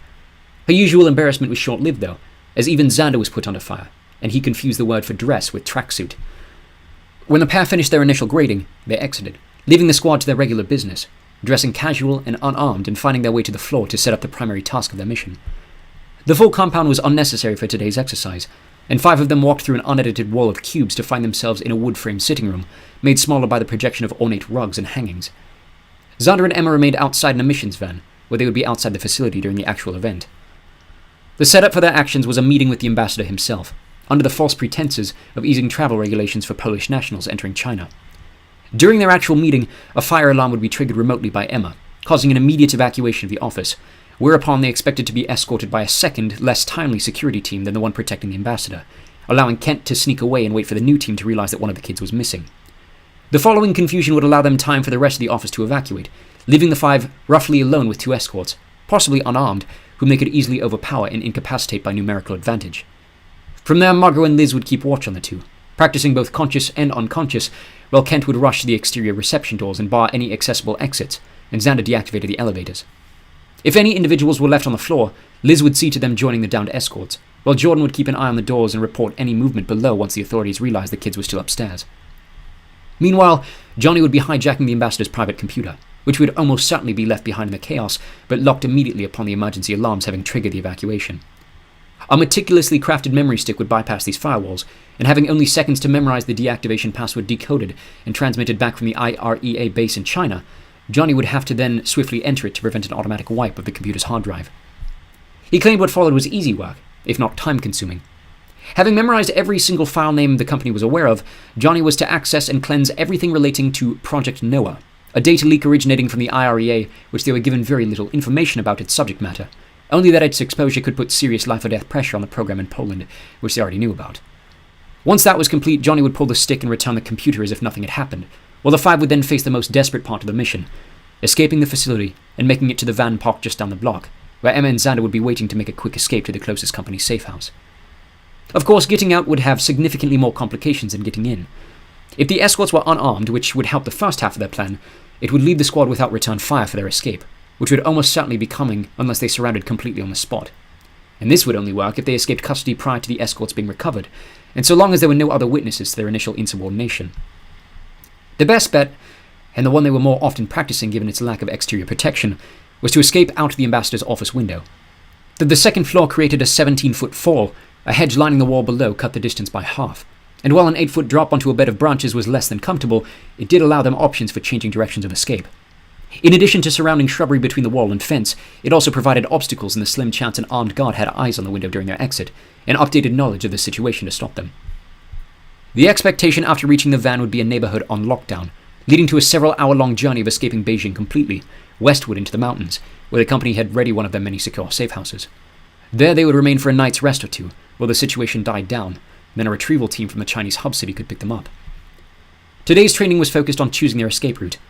With Johnny trapped doing his job at the computer, the other four were responsible for keeping a lookout on when and where a second set of security was going to break through their locks. This mostly fell to Jordan, given his ability, but while he was focused on the building itself, and specifically the stairwells, someone had to watch the windows. This was where Liz was given her assurance of safety. Though her power was the only one capable of stopping an armed assault if the squad remained weaponless, danger could arise if someone below got one of their intentions quicker than expected, be it a neighboring sniper or some fence officer with a steady hand. Therefore, she was to stay as far away from the windows as possible, keeping an eye on their temporary hostages with Margot out in the adjacent hall, which left Kent to run between windows and keep an eye on the street-level situation beyond the sight of the van. The only exception would come if the stairwell locks were compromised faster than Johnny could manage his task, in which the squad would join him in the office, barricade themselves inside, and Liz remain as low to the ground in one corner as possible while they waited out the finishing of the files. This situation had only been practiced in the training once so far. The extermination of these files was deemed of such importance to the IREA that the abandonment of its completion was the ultimate last resort. Liz's anxiety in the mission came from the unarmed blind escape, which is what they practiced over a dozen times that afternoon. The only one with the reach to stop someone with a gun multiple meters away meant that if she failed, even in the slightest capacity, any one of them could end up dead. She may be in the least danger of any of them, all things considered, but their safety was in her hands. Twice that afternoon, Kent was shot in the escape from the window, when she was late to register Jordan's warning of a rear guard. At the sound of Xander calling their day to a close, Liz's heart finally settled. They had finished with a perfect completion rate. Even with Kent's wounds, both were non-fatal injuries, and all had managed to reach the van before security could apprehend every single time. The prideful atmosphere spilled into the dinner at school. Now free from hard training for the next few days, the Thanksgiving weekend was preceded by a holiday feast in the cafeteria. Liz and Kent were both blown away by the fixings, but Emma bragged the selection was nothing compared to that which her mother was set to serve all of them that following afternoon.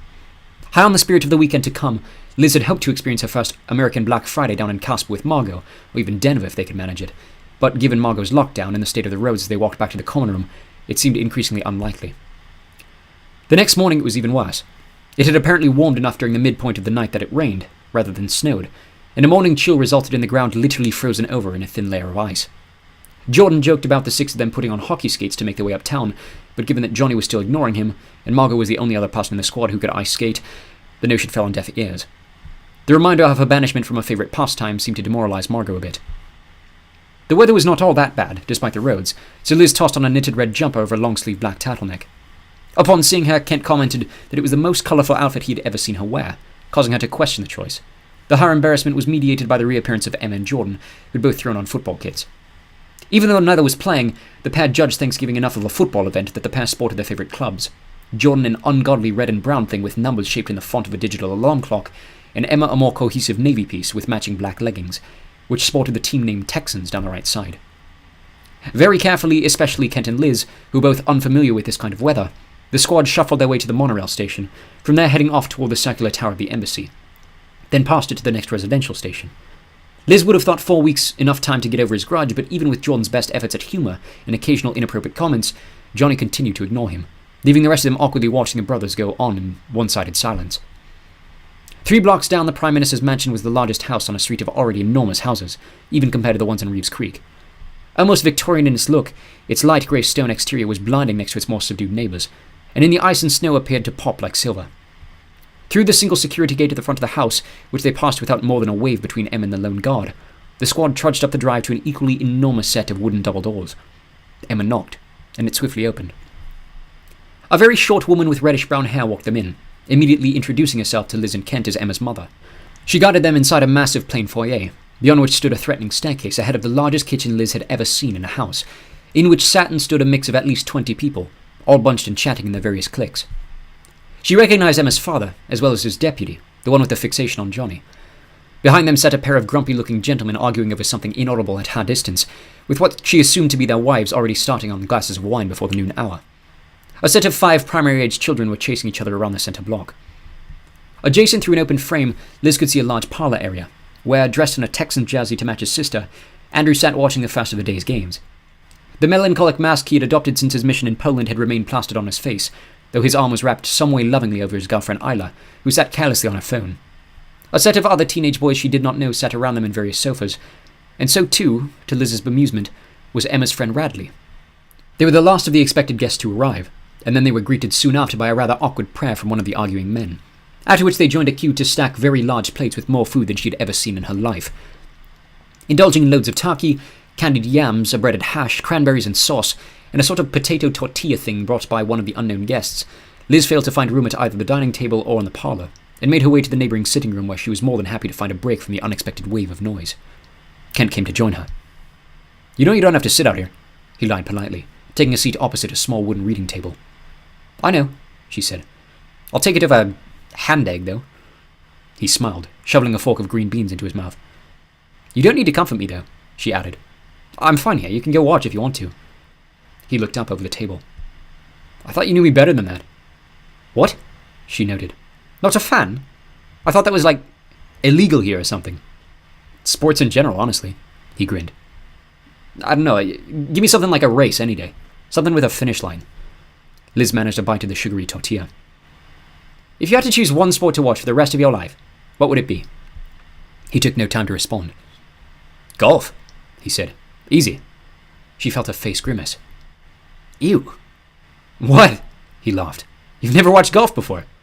"Who do you think I am?" she crossed. "Some kind of sicko?" They were interrupted by the appearance of a third person, Emma's father, who wandered in empty-handed.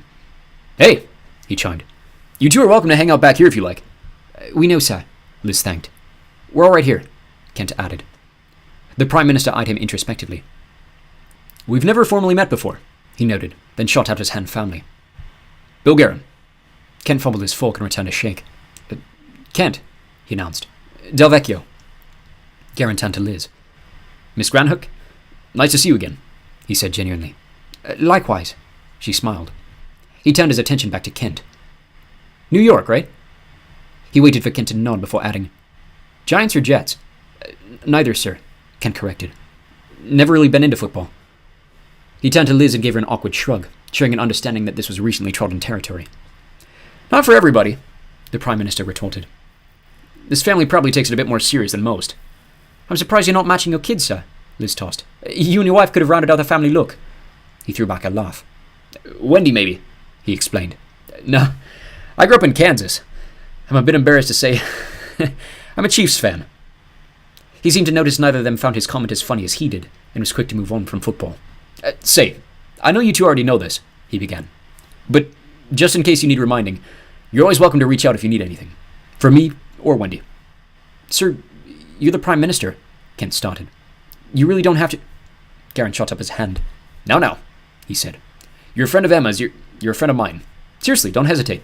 My door's always open." Kent looked over at Liz, then back at the Prime Minister. "Thank you, sir."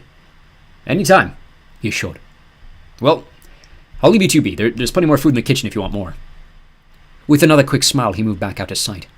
Liz turned back to Kent. "Golf?" she returned. "Really?" He smiled. "It's not so bad, really. You should try it sometime." Liz rolled her eyes. "I thought you knew me better than that," she mimicked. Kent bit back a laugh, his face growing red. "I'd say I know you pretty well," he argued. "Oh, yeah?" she replied, scooping a large cranberry off a plate. "What's something about me nobody else knows?" He turned his attention toward the upper balcony, considering his answer. "I know you like being left alone," he joked, grinning slyly. "All right. Why?" His face lost its sudden colour. "What? Why do I like being alone?" He stared at her, utterly confused. He sat there staring at her, waiting for her to make some remark, but then realized she was serious about the question and took time to think it over. "Your family?" he uttered uncertainly. She shrugged in agreement. "You grew up in a family of 8, you learned to appreciate your private time," she said. "Makes me feel important." "All right," he voiced. "So, why do you let me in on it?" Liz almost spit out her next bite. "What?" He doubled down. "Why do you let me interrupt your private time?" She stared at him, wondering if he was trying to get something out of her. "What do you think?" she allowed. The sly gleam returned to Kent's eyes.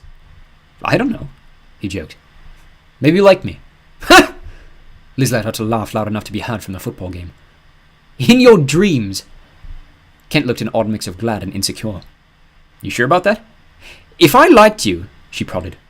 You'd know. All right, he offered. Why then? She eyed him over cautiously. Someday you'll know, she stated. Not now, but someday I'll tell you. When? When you don't need to ask me that question. He looked over at her, bewildered. Am I that easy to figure out? She smiled again.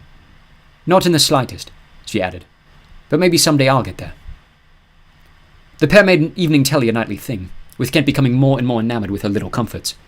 One night, after arguing about the proper way to say aluminium, Kent tried his hand at a London accent, which left her on the floor in complete stitches. Whatever had happened at Halloween, he seemed not only more honest with her, but with himself about who he was. And every so often his reservations would slip, and he would let her in on little bits of himself she never would have imagined. Another night, an episode with a companion in medical school led to Kent revealing a closeted desire to one day do the same. He became increasingly obsessive the closer they came to Liz leaving, convincing her to first 2 episodes a night, and in the week prior to her departure, 3. You do know I'm coming back second semester, don't you? She repeated. And you're welcome to watch on your own while I'm gone. I've already seen it a billion times. I know, he would say, but then I'd be missing the full experience. She kept his obsession at bay by spending time with Margot and Jordan. Though Margot was banned from leaving the city, she allowed Jordan to take her and Kent on Liz's dream shopping trip down to Denver, and while the boys were clearly there on her behalf, they pretended to enjoy even the bits at the mall. Travelling back, Jordan spent a sizable stretch blasting their escort's radio at full blast, annoying Kent for a time before managing to force him to sing along to a series of charting pop songs. The day before Liz was set to leave, Xander set up a sort of pseudo-Christmas party, so they could all celebrate together and exchange gifts before she went home. The 3 managed to convince Kent into an ugly jumper to match the rest, and once Emma joined in hazing and convinced him to add a Christmas hat to his attire, his demeanour broke, and he went through the rest of the night in good spirits. During the gift exchange, all had managed to get gifts for the others, including Xander, who was given a green jumper with the branding of Colorado State University as a prank from Emma, apparently a rival school to his alma mater, then forced to wear it alongside the rest. Johnny gave perhaps the best gift of the night to Emma in the form of a framed button set, from the political campaigns of every winning president since Kennedy. Another Johnny gift made its way to Jordan, a set of surfboard wax, which caught all of them by surprise, even Johnny, who kept glaring over at Margot as Jordan read the label and proceeded to open it. Liz had not expected anything excessive, nor did she receive it, though a new CD from Margot of one of her favourite bands was her favourite of the bunch, and Kent had made a nice effort of making a basket of British goods he had found at the imported grocery store. In return, she had found him a model of one of his favourite cars, complete with a removable bonnet to see the model engine. All in all, it was a fun Christmas, and though eager to see home again, Liz was hit with a wave of sadness when she and Kent finished one final episode before bed. She expected a goodbye hug before he went off. Even Johnny had given her that before doing the same, but Kent just rolled to his feet and went off to bed as usual, leaving her to question how much she was going to miss Taylorsville, and if anyone here was going to miss her. The next morning she drove off from the city with Xander before any of the others were awake. The helicopter ferries that usually transported citizens down to Denver were primarily reserved for squads on mission and diplomats, so they travelled east to Rapid City, where Liz was to catch her first of 3 flights. With the sun barely above the horizon for the first half of the drive, Xander stayed quiet and let Liz attempt to sleep, but her excitement for returning home was keeping her eyes wide awake.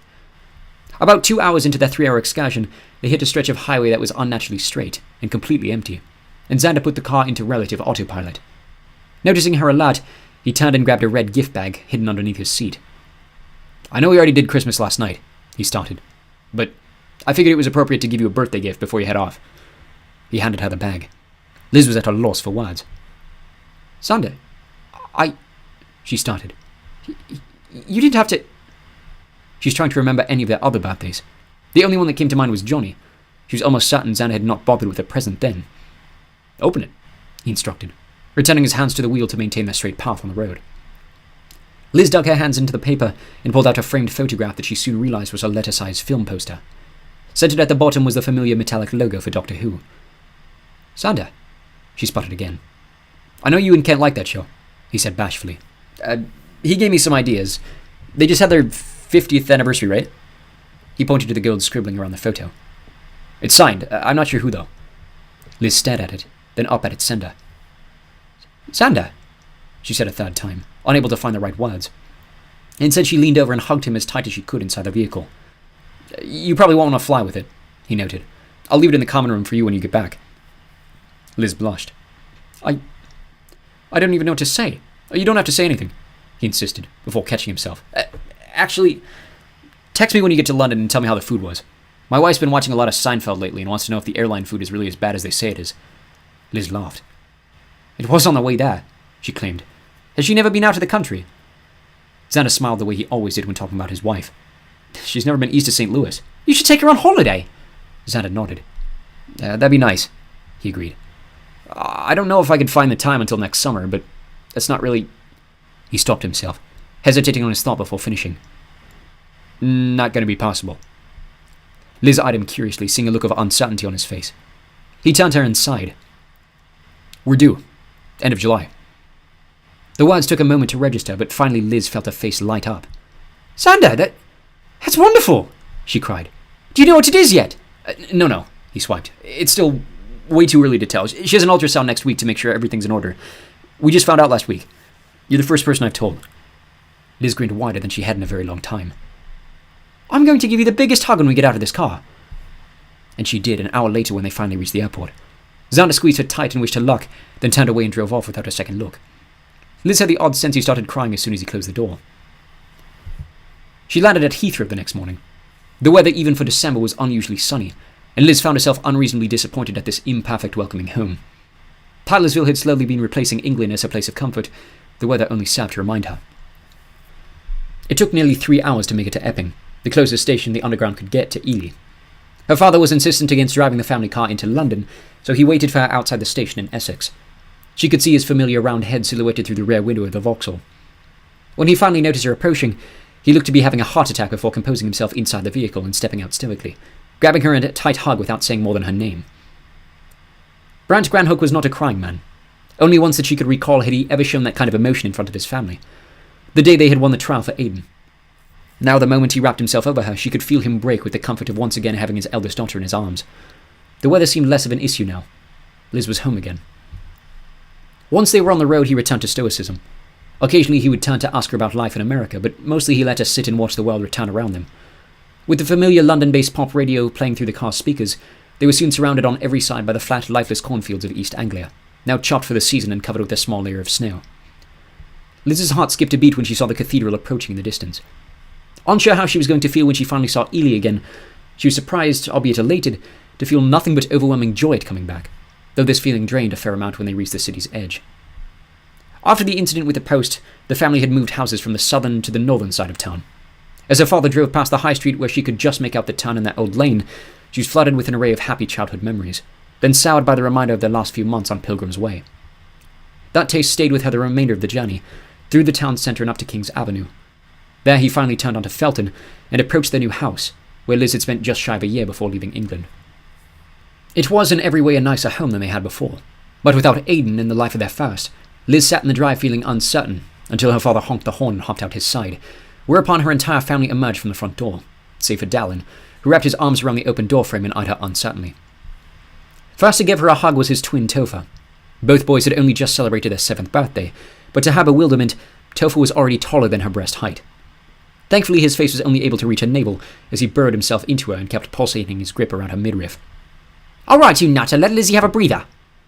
A pair of hands pulled the boy off, and Liz found herself face to face with a girl she barely recognized. In the 4 months she was gone, not only had her sister gone through the most obvious parts of puberty, but had followed in Liz's own footsteps with her choice of attire. Gone were her usual misarrangement of bright pinks and blues, now replaced by a whole array of black on black, with platforms high enough to now bring the girl's eye level. Liz choked on her words, her only tangible thought being, "Dear God, is this what I look like to other people?" "Mira," she stammered. "What?" She could feel her own mouth drop, as her sister leaned in to kiss her on both cheeks. On the second side, she stopped to whisper, "They're called tits, love, stop gulping." As Mira pulled herself away, Liz finally made her way to her sister's face to fully comprehend what she was looking at. Already the fairest of the siblings, she had started lightening her face with makeup and accenting it black. Liz thought about Raina from her art class and felt a wave of relief for having given up on a goth phase. Her sister stepped aside, and her mother, who was already crying before the hug, dropped to nearly collapsing when she finally put her arms around Liz. She managed to pull herself away for a momentary glance, where the two were able to eye each other up and down. "Elysian, love," her mother choked. "You look—" She struggled to find the right words as her eyes filled with tears again. Mira interjected. "Bloody fit!" The mother laughed, tears streaming down her gleaming face. "I can't believe you're finally home," she said. "I can't either," Liz thought, but her mother stepped aside to let her brother reach through. Easily the tallest of the bunch, he'd been leaning against the side wall while the rest took their turns. Just that teen, he reached out for a hug and Liz buried herself in his armpit and felt herself close to bursting. "Missed you, sis," he whispered, before backing swiftly away. He gave way for Dallin, who remained planted in the doorway. "Hey, mate," she smiled cautiously. "You gonna give me one too?" He eyed her apprehensively, then ran off into the house and disappeared around the corner. Liz couldn't help but laugh. "I suppose he's not used to me," she choked. "He might hardly recognize you," her dad filtered. "Give him a week or two. He'll be all over you by the time you leave." The house was as she had left it. The mirror had completely taken over her half of the room. Mum said I couldn't take a bed out for a sofa, she moaned when the two returned together. said there'd be no room for you if you ever came back. In addition to a physical look, Mira had changed everything about the room's decor. Cute little paintings she had made or found of her favorite cartoons were replaced by an expansion of Liz's own tastes. Dark movie posters and bands from long before either of their times did make the space more cohesive, but the remainder of her sister's change continued to scrape at her. Even her accent was different, darkening her vowels and slurring certain sounds and syllables to sound like an urbanite. "Why wouldn't I come back?" she half chuckled, tossing her bags onto the lower bunk. I don't know, Mira shrugged. maybe you found a cute boy over there and you wanted to stay. Aiden loved his squad. What's yours like? Images of her and Margot in the mountains popped into her head. Thoughts of Kent watching TV alongside her every evening. "Solid group," she said truthfully. "We've all become pretty good friends." Friends, her sister mimicked. 4 months and you even sound American. "I sound American," Liz choked. Excuse me, Miss London, when did every word get a V in it? Mira kicked off her shoes and spun around on a desk chair. All the kids at school talk like this now, she argued. You know what it's just like. Liz snorted. Do I? Well, obviously I'm not the eldest, she noted. And Reese agrees with me too. Liz eyed her sister curiously. It's like with the boys, she went on. Evie Taylor said she wouldn't let Ollie Green kiss her on the first walk home together because she wasn't like that, but everybody knows if Ollie Green wants to walk home with you, he likes you, and if you don't let him kiss you, you're a complete prat because Ollie Green is the hottest boy in the year. So if you make a right mess of things, you just don't deserve to fit in with the rest because he's Ollie flipping Green, right? That's why we don't talk to Evie Taylor anymore. Liz paused, completely at a loss by her baby sister and what she was saying. Elmira Granhook, she scolded. Did you let Ollie Green kiss you on the walk home? Well, no, Mira quickened, almost too enthusiastically. He hasn't asked me yet. She could feel her face reddening. You're bloody 11! Well, Hannah Hayno claimed she kissed a boy on holiday in Brighton when she was 9, Mira argued. I mean, we all know what she's like, but still, everyone's doing it. Everyone is certainly not doing it, Liz thought to herself almost jealously, though she kept her thoughts to herself. Mira leaned forward as though this kind of talk was completely normal to her. So, she initiated. Tell me about your boyfriend. Surely you've got one by now. Liz threw her hands up. I don't have a boyfriend! Mira rolled her eyes. Bloody hell, shite chance I have then, innit? What's that supposed to mean? I mean, Mira gestured. Cute girl like you doesn't get one. Someone like me could never. Mira. And you look good, she continued. I mean, like, proper fit. What have you lost, a full stone since last I saw you? Liz buried the compliment privately. What makes you think I even need one? She calmed. Well, I don't know, Mira mumbled. Last I knew, you were straight as an arrow. Don't tell me the state's changed that too. Liz scowled. I can't say it's high on my priority list, she scoffed. Mira wouldn't stop. What about your one boy? She added. The dark one. He's a right looker, isn't he? Who? Kent? Is he the bad boy looking one, the West Side Story and all that? Liz laughed. Yeah, I suppose that's an accurate description. Well, what's he like? Liz shrugged. I don't know, she closed. His dad's a celebrity, though. Mira's face lit up. No effing way, she screamed. Who? You know, Dalton Hawk, from The Development. Mira was finally quiet, the elation on her face now replaced by a confused mope. I don't know who that is. The real estate developer, she added. Her sister's face remained blank. Oh, come on, she went on. The Development. I'll build it better than you could ever believe. Honestly, Lizzie, Mira shouldered. Now you're just making it up. His stepmom was on the cover of Vogue. Mira laughed. What am I, a housewife? Liz threw her hands up in exasperation. Whatever, she shouted. You wanted to talk about boys. Mira grinned dismissively. Well, yeah, she tossed. But I mean ones in the real world. Didn't he take you to the proms? Liz could feel her face continue to redden the more agitated she became. Homecoming, she corrected. And no, we went as friends. She caught herself. As mates. Did you snog him? Liz felt ready to smack her sister across the face. Mira was quick to add, "Did you at least dance with him?" She snapped. "No, I didn't snog him," she screamed. "Nor did I dance with him, and even if I wanted to, I wouldn't be bloody likely to share my snotty, boy-obsessed, prepubescent crisis of an excuse for her sister." She rushed out of the room, slamming the door behind her. Already got to you, didn't she? Liz turned, about to swing at the next person she saw. Luckily, she was able to stop herself. Reese was standing there, iPod in one hand, his eyes wide. She flushed. "Did you hear that?" He pulled out his earbuds and stuffed the device in his pocket. "I wasn't peeping, if that's what you're on," he clarified. "I just came out of the toilet and heard shouting." Liz crossed her arms. He continued. "She on about Ollie Green again?" "If ever," she sighed loudly. "How long's she been like this?" He shrugged. "What? Boy crazy? I thought she'd always been like that." "Not like this," Liz argued. "What about the outfit?" He looked up pensively. "Same time as everything else," he noted. "Mom made a big deal of the first time. I think that was mid-September?" Liz smiled. "What else did I miss?" Reese ran a hand through his wavy hair. "Bloody right," he considered. Gramps brought the boys new kits for their birthdays, so Toph's all about town now. Won't shut up about the fact United's down in League 2. I think Dad's ready to take a shears to them if he takes it any further." She rolled her eyes. "Anything that's not sport-related?" she asked. "You know I don't do sport." "You watch Nation Ball, though?" Reese's eyes lit up. A few times," she claimed. "My mate Jordan's on the top squad." "Brilliant game, that," he glamoured. "At least, that's what Aiden told me. Can't wait to try my luck." "In Scotland?" she eyed. "Don't you have to be a local to play sport?" His eyes grew small, and Liz realized she had touched on something unexpected. "Are they letting you stay here?" He grimaced, then looked down the hall toward the kitchen, where Mum was evidently teaching Dallin to make scones. Liz understood. "Not here." "Grab your coat," he whispered. "Let's walk about." The pair made their way up the street and over near the local ground. Wind whistled off the nearby fields, and Liz was momentarily distracted by longing to be back in Wyoming. "What's it like being the man of the house now?" she managed. Reese smiled, his crooked tooth and small eyes making it seem that much more genuine. "Dad still exists, you know." "I know," she went on. "But still, the eldest at home." Reese kicked a broken bit of pavement on the walk. "Honestly, a bit lonely," he claimed. "Well, with Aiden gone and you off in America, I don't really have a ton of people to just chat with. Dad's busy at work most days, Mom's busy with Dallin. My mates at school are all becoming pricks. Toph is at that age now where he's realizing Dallin's a bit different than he is, so he's starting to gain some individuality. You'd think that would make him more fun to hang with, but honestly, he's just got more selfish and annoying to be around. As for Mira, well, you've seen her. God forbid she's seen spending time with her older brother, even if he's a boy." Liz thought about Emma and her brother Riley, how she always seemed to be off on the phone talking with him. "You're welcome to give me a call," she offered. "Can't say how much fun, but I can do my best." "Nah, don't worry about it," he deflected. "I'm fine, honestly. I mostly just read." "You read?"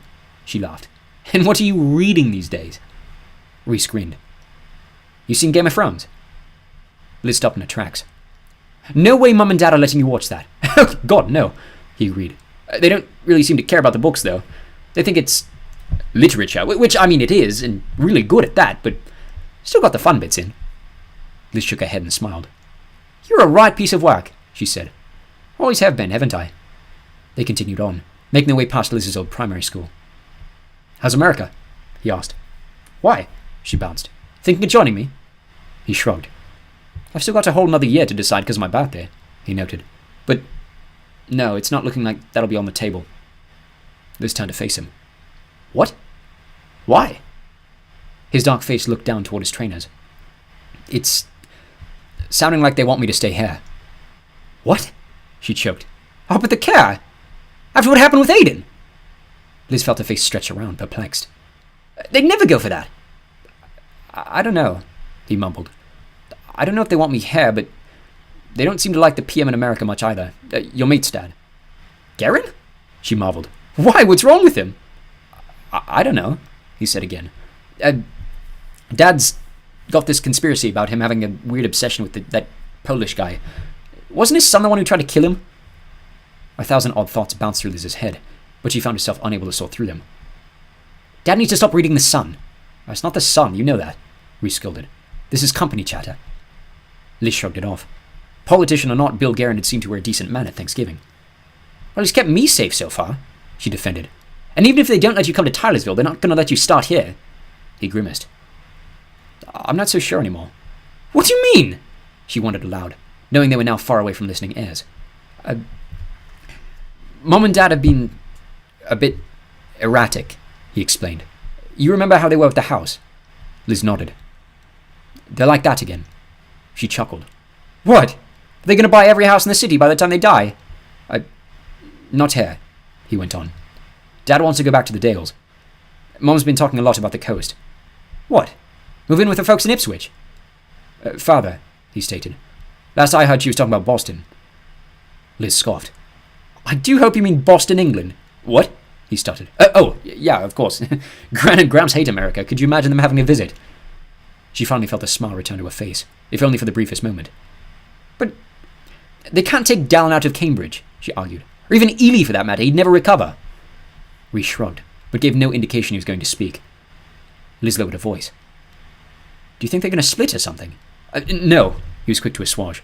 I don't think so. I just don't know if they know. You know?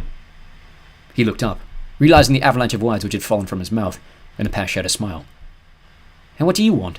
She ventured. Me? He looked over the road for a moment. I just want to keep doing what I'm doing until I have to make that decision. Liz stopped, letting him walk ahead of her as she eyed him with astonishment. Realizing he was alone, he turned to face her and continued skipping backward. Italy seems nice, though, he added. Good food, I hear. She laughed again. My mate's brother's over there, she acknowledged. Garen's kid. Rhys knit his eyebrows. He's got another one. Adopted, yeah, she explained. Riley. Never even heard of him, he reflected. I've never met him, she noted. He was a freshman transfer like me, I guess. Rhys looked bewildered. A freshman transfer? He questioned.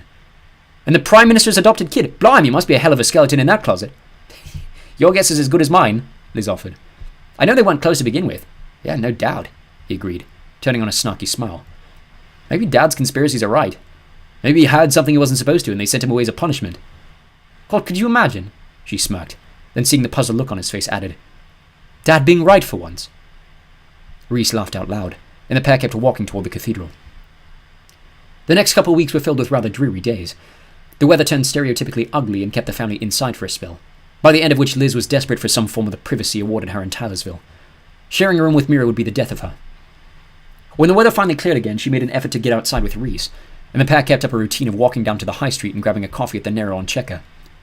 On one particularly nice day, they left the house in nothing but jumpers and made it all the way to Witchford and back, during which Rhys proceeded to explain to her the entire fictional history of the Kings of Westeros. The morning of her birthday, Liz had gone about the town with Tara Sidgwick, an old friend from primary who, much like herself, was back home on break from boarding school, housed down in London. The girls faked small talk while they went up and down the high street, after an hour of which Tara began fielding questions about Wyoming. Having grown up keeping the program a secret, continuing that narrative was not difficult. Liz was still able to talk about her friends in the squad if she skirted the whole missions aspect, and once she had to remind Tara that Aiden's death was the reason for her going abroad. The family's official narrative was a pedestrian hit and run while on weekend in Glasgow. Tara began venturing into her own life, which took the brunt of the pressure off the secret, but Liz was bothered to find the conversation shifting to a love life, which reminded her too much of Mira. Tara boasted of a large love triangle forming around herself, with 2 boys at the neighbouring college, and Liz found herself longing for the basic relief of her brother, or even of Colin Kent, but knew the hour was still much too early. That night they all gathered round the tree like it was Christmas Eve. Her mother and Dallin had spent the afternoon constructing a large chocolate cake, though despite her praise and thanks while they ate together in the room, her brother was still cautious to acknowledge her being home. That was until the presents, where upon receiving a new reading tablet filled with her favourite books, he began clapping loudly, and seeing the smile on Liz's face, he finally ran to hug her, snuggled into the chair with her, and would not slacken his grip. Mum broke out the board games not long after, and when another hour had passed, Liz was alone in the parlour with Rhys, getting absolutely slaughtered in chess. Mate, he sighed, flicking a king over unenthusiastically with his attacking bishop. Please tell me you'll beat me one of these times, I'm getting bored. Liz smiled. I don't think I can anymore, she admitted. Bollocks, he spat. I'm going to bed then. She watched him throw the pieces into the filled-up board, then saunter off up the stairs. A guilty sense of pride came over her about him, but she could not entirely understand why. Her attention was rerouted by the slapping down of a glass on the table, where the board had been. A spray of cold liquid coated her arms. The table, too, was now coated in a thin layer as the liquid from the glass foamed and flowed over the sides. Her father had placed a full beer in front of her. He held another full in his own hand, Her mother was nowhere to be seen. Happy birthday, love. Liz smirked. Dad, you know I'm 15, not 16, right? Her dad groaned as he sat down in the seat across. I don't care how bloody old you are. You're having a beer with your old man tonight. She eyed him cautiously, not moving her hands any closer to the glass. His face calmed. I never got to do this with your brother, he explained. I'd like to do it with you if it's all right. She repressed a smile. Of course it's all right, she comforted. But we can wait another year, you know. I'm not going anywhere. I know, he agreed, unsure of himself. But for your old man, calm his nerves. She hesitantly reached for the glass. It was cold and damp, but lighter than she expected. She lifted it cautiously, and the table splattered again as her father tilted his own, tickling hers. Cheers, love. Cheers. The pair took a sip, and Liz found her face cringing at the sour but not unfamiliar taste of Amstel. She opened her eyes again and saw her father's glass down beyond half. Be honest with me, he bapped, his face turning red as he grabbed the glass again. Do you trust them? Liz pushed herself to take another sip. It was nowhere near as startling as the first. Who? Your mates, he expanded. Clark Zander, Bill Guerin. Liz shrugged. I think so. Why? He took another long swig. His face darkened and he leaned in over the table. Your mother and I are up every night worrying about you, he admitted.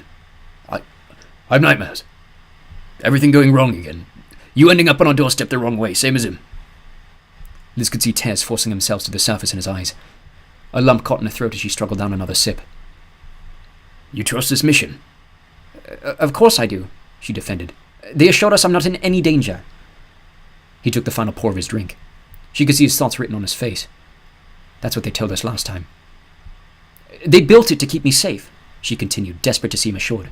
I'm nowhere near the window and the door when we're on the inside. I'll be fine, even if something does go wrong. Her dad shook his head frustratedly. I just don't get why they even need you in the bloody room then. Because I'm the only one with a weapon, she noted, flexing her hand to remind him of her purple glow. No guns, they need me. If something goes wrong, he added. What about the Guerin girl? Where's she in all this? Liz could tell he was getting more frustrated, and thus more aggressive. In the van, she admitted, but quick to add, she's helping Xander guide us through the building. Everyone else is a part of it. She saw the anger behind his eyes, ready to point a finger at the Prime Minister. She's a skip. There's not much she can do anyway. The last bit got her dad's attention. She's a what? A jumper, Liz clarified, but the look on her dad's face did not change. You never told me that, he said. Well, she is, she argued, taking another small sip of the beer. Who's the one that can throw things? Liz narrowed her eyes. Well, Emma, she stated. But that's not her effect, she's just good at it. I swear to God, he mumbled. You told me that was a power. Liz gestured toward the empty pint. I think you've been imagining things, she bullied. Still, he recovered. Gives her as much right to sit this one out as you have. I don't care how many false promises they've given me. I can handle things on my own, Dad, she yelled. The room suddenly felt deafeningly silent. He looked across her unconvinced. I'm not a little girl anymore, she continued. You want someone to protect Elmira. God knows she might need it. Her dad's redness lightened to pink as embarrassed color flashed to his cheeks. Liz calmed herself. I know I'm your oldest kid now, and you feel the need to shelter me because of Aiden, but I'm fine. I can handle things on my own. Her dad was close to tears again. He sighed. I know. That's what scares me. He lifted his empty glass and the remaining dregs trickled into his mouth before taking another deep breath. Here, Liz offered her own. He swaddled it back sorrowfully. Don't be a chick and drink it yourself, he ended. Liz took a large gulp and felt it finally working its way through her. I've made it this far, she argued. I'm good. I'm happy. I feel beyond safe with my mates in Tylersville. She turned to look around the room, indicating faces no longer there. You've got 4 other kids who need you right now, more than I do, she admitted before correcting. 3. Reese seems to be doing all right on his own. Her dad was now very obviously intoxicated and on the verge of losing his grip in the late hour. He's a good lad, he agreed sleepily. He is a good lad, she confirmed. Let him lead the way. I can do my own thing. Her father sighed harshly one last time. All right, he conceded. You promise you feel safe? I do, Dad. And I trust these people. She waved him toward the stairs. "Now, go to bed. I can tell you're exhausted." All right, Lizzie. He stood, wrapping his arm around her and kissing her head. Happy birthday, love. "Thanks, Dad." His foot was up the bottom step before she added, "And just because I say that, doesn't mean I don't still love you." He turned and grinned. I know. He slipped away upstairs while Liz fixed her attention on the drink still on the table. To her surprise, there were only a few sips left. She took a breath and chugged the remainder, before making sure the coast was clear and pulling out her phone. Kent answered immediately. "Hey!" he shouted through the speaker. "You wanted me to call?" Yeah, he echoed cautiously. I just figured I should wish you a happy birthday in person. Well, not exactly in person, but you know what I mean." "I do, yeah," she smiled. "Thanks, mate. I have a present for you that I forgot to give you before you left," he claimed. "I was going to wait till you got back, but I suppose I can tell you over the phone. Xander already gave me the post-it, if that's what you're referring to." "What?" He sounded puzzled. Liz explained Xander's gift, to which Kent came across as both disbelieving and overjoyed on her behalf. "Capaldi too?" he asked. "I think so," she claimed. "I couldn't make out all the signatures, but if I counted right, it's all the ones still alive." "That's awesome. That's not your gift?" Kent paused a moment. No," he stuttered. "I think I found something better." "Better than an autographed Doctor Who poster," she weighed. Are you sure?" He paused again, and Liz imagined him smiling at himself over the other end. "The 1975 are coming to Denver, right?" Liz could feel her eyes widen. "Shut up," she said bluntly. Another pause. Another vision of him feeling good about himself. "How much?" You don't need to know that," he stated. "But it doesn't matter, I already got them." Liz's heart was racing. "You're joking me." No, he said. "That's your present." Liz was at a loss for words. All that came out was a series of disbelieving huffs, which she later hoped hadn't been audible over the phone. She was wordless for a moment longer than she meant to. "Is that all right?" he broke. Her voice returned. I could bloody well kiss you right now." She blushed as soon as she said it, and imagined his face doing the same on the other end. You don't need to do that," he insisted. "Just come with me." "You're brilliant, you are," she continued, smiling. "How did you even afford them?" He hesitated, clearly hiding something. "Don't worry about that," he dissuaded. "Give me something for mine next year, we'll call it even." An overwhelming flood of gratitude came over her, and Liz found herself smiling, alone in the parlour close to tears. "I am, you know," she stumbled. "I'm going to bloody well kiss you on the mouth next time I see you. This is brilliant!" She felt herself laugh and continued grinning like an idiot with no one to see. Kent took a moment longer than expected to respond. "Are you all right?" he asked. "What time is it there?" A burp rose through her chest, and she failed to stop it from interrupting. Just shy of midnight," she caught herself. "Sorry, I just had a pint with my dad." Another long pause. "You were drinking with your dad on your birthday?" "It's a long bloody story," she loosed. "A lot of nonsense about my dead brother, but I'm fine." She composed herself, then quickly added, I promise, I'm fine." "All right," he slowed. You promise?" I promise," she uttered. He slowed even further. I should probably let you go to bed. It's late." Half of her wanted to stay on the phone forever, but the more cautious side won out. "I suppose you're right," she agreed. I'll see you soon, though," he said hopefully. 2 weeks. "Perfect," he said. "Enjoy the rest of your trip." Liz felt herself blush. "I will," she agreed. "And thanks for the present. I bloody love you, mate." "I miss you too," he echoed. "Happy birthday, Liz." Her grandparents arrived next morning from Ipswich. "Sorry we couldn't make it over last night for your birthday, love," her grandmother chuffed, giving a passing hug and handing her a blue paper bag. Inside were a pair of dangling gem earrings she had no plans to ever wear in her life. "Cuppa, Tom," her father offered when the pair had settled themselves in the sitting room. Double for me, Brunt, thanks, came the reply of her grandfather, a weathered and tired man with the look of an old briefcase. He sat down from his cane into a lounger from which there was no hope of escaping alone. Christmas traffic was terrible, not to mention the hellish ice freezing over. Liz made a small laugh, and mumbled more audibly than intended, You should see the roads in Tylersville. Her grandfather rather threw his cane on the floor, and Liz realized her entire family was instead staring at her. Don't get me started on your Yankee nonsense, he growled to a shouting volume.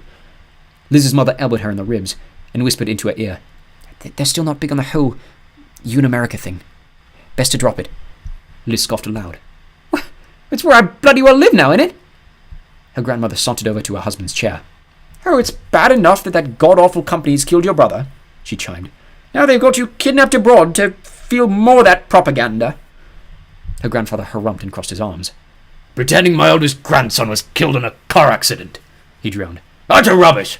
Can't even say anything about it outside my daughter's own house, because of a wretched legal injunction. He gestured toward the door. It's a bloody police state out there. 1984 as soon as you walk out that door. Yeah, well, I actually... Liz leaned forward to defend herself, but her mother grabbed her wrist. Drop it, she hushed, just loud enough for only Liz to hear. She snorted. Merry Christmas, Gramps. He uncrossed his arms and took a sip of tea like nothing had happened. You too, love. Now sit down. The rest of Christmas Eve was even more awkward than she could have expected. Her grandparents hardly acknowledged her existence, except when giving her their one and only present, another set of jumpers she swore to herself to burn later out of spite. The rest of her family felt rather distant as well, with Mira pretending to be out of earshot on her phone, and her parents shooting awkward glances back and forth between Liz and her grandparents, then shrugging between themselves. At least Dallin was friendly with her. He had made it a priority to hold on to some bit of her clothing every part of the afternoon, which started adorably but became a nuisance by dinner time, when Liz ran to the loo and had to persuade him to give her privacy by asking him to count every piece of his new 500-piece jigsaw puzzle, while he waited in the hallway. She knew she had taken too long when he began sliding pieces under the doorframe, and she soon realized they were all edge pieces, being placed in order from one of the corners. Eventually it was time for bed, and he threw a massive tantrum about having to leave her again, after which followed another rant from her grandparents, blaming the program for leaving her father's gene pool destined for more headaches. Finally, her parents had had quite enough of them too, and politely banished them to their own bedroom. An hour later, all of her siblings were off to bed, and Liz found herself alone in the kitchen with her parents. Sorry about them, love, her mother apologized. You know they mean well. Liz nearly spit out her eggnog. Are we watching the same program? Mum's right, her father mumbled, another night into multiple pints. They're just expressing their grief in their own way, same as any of us. She felt her eyes widen. Blaming Dallin's autism on the company is not an expression of grief, she huffed. They're bloody mental. We don't know it's not, he defended. Besides, her mother interjected, they just want the best for the rest of you. Liz set down her glass, worried she was going to smash it between her fingers. So I'm not allowed to talk about my life around them because it, triggers bad memories for them? It's not a memory thing, Mum regrouped. They just don't think America was the right decision in keeping you safe. Well, it's the bloody reality, she shouted. I went over, I came back, and I'm sorry to report that I actually like it there. Her parents looked between one another, and her father set his now empty glass down next to hers. Look, love, he hesitated. What? She shuffled, glaring daggers back and forth between them. He took a solemn breath. We've been talking a bit in the last month or two, and we don't know that being abroad is the best option for you. She could not hold back her laughter. Excuse me, she rallied. This whole year abroad was your idea. You were the ones who demanded I not go to Scotland. You were the ones who said I had to because you didn't trust the authorities. And now what? You just want to pull me back home? To bring the bloody family back together? Clear your conscience? We're not pulling you back, her mother interrupted. You two agreed to the second semester, Liz continued. Now where do you want to send me? Canada? Australia? Norway, her father managed, his red face deadly serious. Norway, she repeated coldly. We think you'll be safe out of the way there, her mother seconded. Bloody Norway, she squealed. You think it's hard for me to fit in back in America? You married a bloody brown woman, Dad. I don't think I'll match you with the bunch of your pasty ancestors. She looked puzzledly between them. We went over this before, she reminded. I don't even speak the language. Well, you picked up Polish well, her mother noted. Well? Liz slammed her hand down on the counter. Do you know how bloody hard I've worked to train for this bloody mission? Do you know how much time I've had to put in to make sure nothing goes wrong because of me? Her dad stepped forward, reaching a hand to her shoulder. That's exactly why we want to keep you out of harm's way. We believe we were wrong to trust Karen. You were wrong, she bellowed, slapping him away. I don't give a dirty nappy about you two feeling sorry for me. You know what? I'm happy, Dad. I have friends now, Dad. We just think... Her mom started. No, she scolded. You don't think. You don't care a single quid about what I want or how I'm feeling about things. Maybe I want to stay, huh? Ever thought about that? Her father took another deep breath and stepped back. We know you think... No way you're siding with them. She gestured down the hall. You sound like bloody pensioners, the pair of you. We were wrong about this. We were wrong about that. You belong in a home, same as they do. Elysian, her mother sighed. Calm down. We can talk about... No! You know what? She started backing out of the kitchen. I'm my own bloody person, and it's my bloody choice, and I think I might just stay another year over there, just because I want to. She practically stomped down the hall, her emotions fuming. She slammed the door without a care, knowing full well Mira was only pretending to be asleep. There was no reconciliation in the following weeks. Every day that followed Christmas, the tension between Liz and her parents continued, with each one feeling longer and longer as she wanted more than anything to be rid of her family and go back home. When December gave way to January, only Reese seemed to show honest emotion when she said goodbye. And Dallin, who was so distraught at seeing her leave again, he locked himself in his bedroom and could not be persuaded to say goodbye. Her father hardly said a word as they drove back to Essex. Again, his necessity to avoid London at all costs outweighed her desire not to sit on a train for 3 hours to the complete opposite end of the county. The flights were horrid. In the 9-hour flight to Dallas, her set of parents could not be bothered to spend more than 5 minutes preventing their toddler from screaming or running around the plane, and the British Airways staff appeared to have no protocol to prevent it either. She'd hoped to practice her Polish on the way home, or even sleep, but this headache gave way to a 2-hour series of queues as she was herded into the customs check for Norton citizens, then forced to exit the airport and recheck her luggage for her connecting flight. She barely made it to the door in time. By the time her final connection reached Rapid City, she was more irritable than she had ever been in her life. Xander seemed to recognize this, taking her bags and not saying a word until they were far outside of South Dakota. They pulled over at a petrol station in Newcastle, where he filled up the tank and grabbed a bag of crisps. You need anything? He offered on his way out. Bathroom? I just want to be home, she whined, not even thinking about Kent or the others. I need a nap and a bit of normalcy again. He smiled as she took the wheel for the final leg. I'm glad to hear that. He took off his sweatshirt and tossed it to her. Use this. We'll be home in an hour, he assured. And we're back to training on Monday. Chapter 14. Loose Ends. The weather in Tylersville was unbearably cold when they resumed training in January.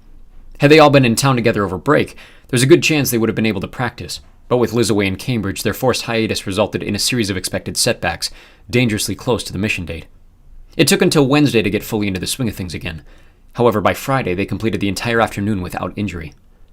To everyone's frustration, most of all her own, Liz's skills at the other languages had regressed over Christmas and New Year's, which she vocally and repeatedly blamed on her lack of privacy with her family. But no one seemed to care. On the other hand, Kent had clearly practiced and was now showing up the rest with his conversational tests over dinner. They were scheduled to depart the following Friday. Just over 2 weeks to go before the mission, Johnny was half asleep on the couch facing the common room TV, his arm completely asleep under Emma's prone body, who herself was barely conscious beside him. She had counted this date as their 3-month anniversary, so the pair had spent all day together as usual, but added a dinner at the town's authentic Mexican restaurant for dinner to celebrate. Having apparently outdone himself at Christmas, Emma demanded Johnny not buy her anything for such an insignificant milestone as 3 months, but he still managed to sneak away and find a bundle of red roses at the local Albertsons. Emma was both touched and embarrassed when he revealed them, having not offered anything in return, but Johnny quoted her request of no presents word for word, and that seemed to pacify her. Now they were alone in the common room. It was a snowy Sunday evening, the sun disappearing early in the afternoon and their attention on football long since disappeared. The Broncos had been blown out by the Colts what must have been hours ago. The anxiety-inducing sound of the 60 minutes clock had given way to Madam's secretary. Johnny should have been fast asleep, readying himself for the full final week of training, and was almost tempted to transition them to his bedroom when a specific buzz vibrated his phone on the coffee table beside them. Normally it was silenced, save for a select few numbers which gave noise in case of emergencies. Emma, Jordan's mom, and one he was not yet used to. This one came from Shane. My office in 30. Come alone. His arm jerked out from under Emma's head, grasping his phone to make sure he read it correctly. She shook mid-snore, jerking awake and blinking away her unawareness. What? She gasped. Johnny looked one more time at the message before putting his phone back on the table. I gotta go, he stated urgently. The laziness fell from Emma's face. What? She repeated. Why? It's Shane, he admitted. It sounds urgent. Emma frowned. On a Sunday night? What time is it anyway? Almost 9:30. Johnny glanced again. He said to be there by 10. Emma's concern faded into a smug grin. It doesn't take you that long to get to the embassy, she noted. Her freezing hands slipped themselves up his sleeves. Stay here for 5 minutes. He allowed her only that. With everyone off in their respective rooms, he felt his inhibitions break and let her kiss him out in the open. He loved every second, but counted all the way to 300 and stopped exactly that many from when she had started. You better say goodnight to me when you get back, she pouted, her chapped lip extended playfully as she crossed her arms like a child mid-tantrum. When don't I? And tell Shane I don't appreciate him stealing you from me, she called. Will do, he answered, halfway out the door. Down below, the streetlights illuminated the snow in a way that made the very ground glow. Wind ripped through the buttes, whistling the only noise for miles around. Everything else about the city was eerily silent. The sound of the monorail coming into the station snapped Johnny back to attention, but the lack of any other passenger kept alive the uncanniness. There was something odd about this meeting, he knew. Something Shane was not willing to share over the phone. He'd never been outright called to the embassy before. Not able to find something he might have done wrong to justify the summons, he stayed silent and unnerved as the carriage approached the embassy station. Johnny had only been to Shane's office once before. Located a floor below the Prime Minister's, it occupied roughly the same spot on the floor plan. Shane had the walls decorated with a number of pictures, the majority in his U.S. Army uniform, and the most prominent of which was his receiving the Medal of Honor from President Obama. Elsewhere, odd knickknacks stood naked or in cases on glass shelves attached to the side walls. 3 baseballs were signed by 3 separate Giants teams in the wake of their recent title run. Illuminated in a standing frame was a comic book titled The Amazing Spider-Man Meet Madam Web. He had not been able to find a signature anywhere on the cover, so figured it must be a first edition of some sort. Led in through an empty lobby by an expectant security guard, Johnny found Shane's office the same way it had been before, save for 2 empty wine glasses and a bottle where his laptop once sat. Shane was leaned back casually in his chair, facing his photos and throwing a sponge ball attached to a bungee cord, which would fly a meter or 2 before shooting back to its source. Behind him, the curved wall of windows was covered by a series of heavy blackout curtains. He turned when the door opened. "Sir," Johnny nodded courteously. Shane pulled the band from his wrist and threw his toy on the ground beside him. "Have a seat, John," he said solemnly, turning his attention to the glasses. "Sir," he said again hesitantly. His heart began to race in anxious confusion. "Did I do something?" No, Shane said quickly. "Nothing wrong. Take a seat." His casual demeanor kept Johnny uneasy, but he did as he was told. "Care for a drink?" Johnny looked between the glasses and the bottle, then up at the Deputy Prime Minister. "I'm 15, sir." "I'm aware of that," Shane shrugged. "But you're in a safe location with a supervising adult who's giving you permission if you so choose."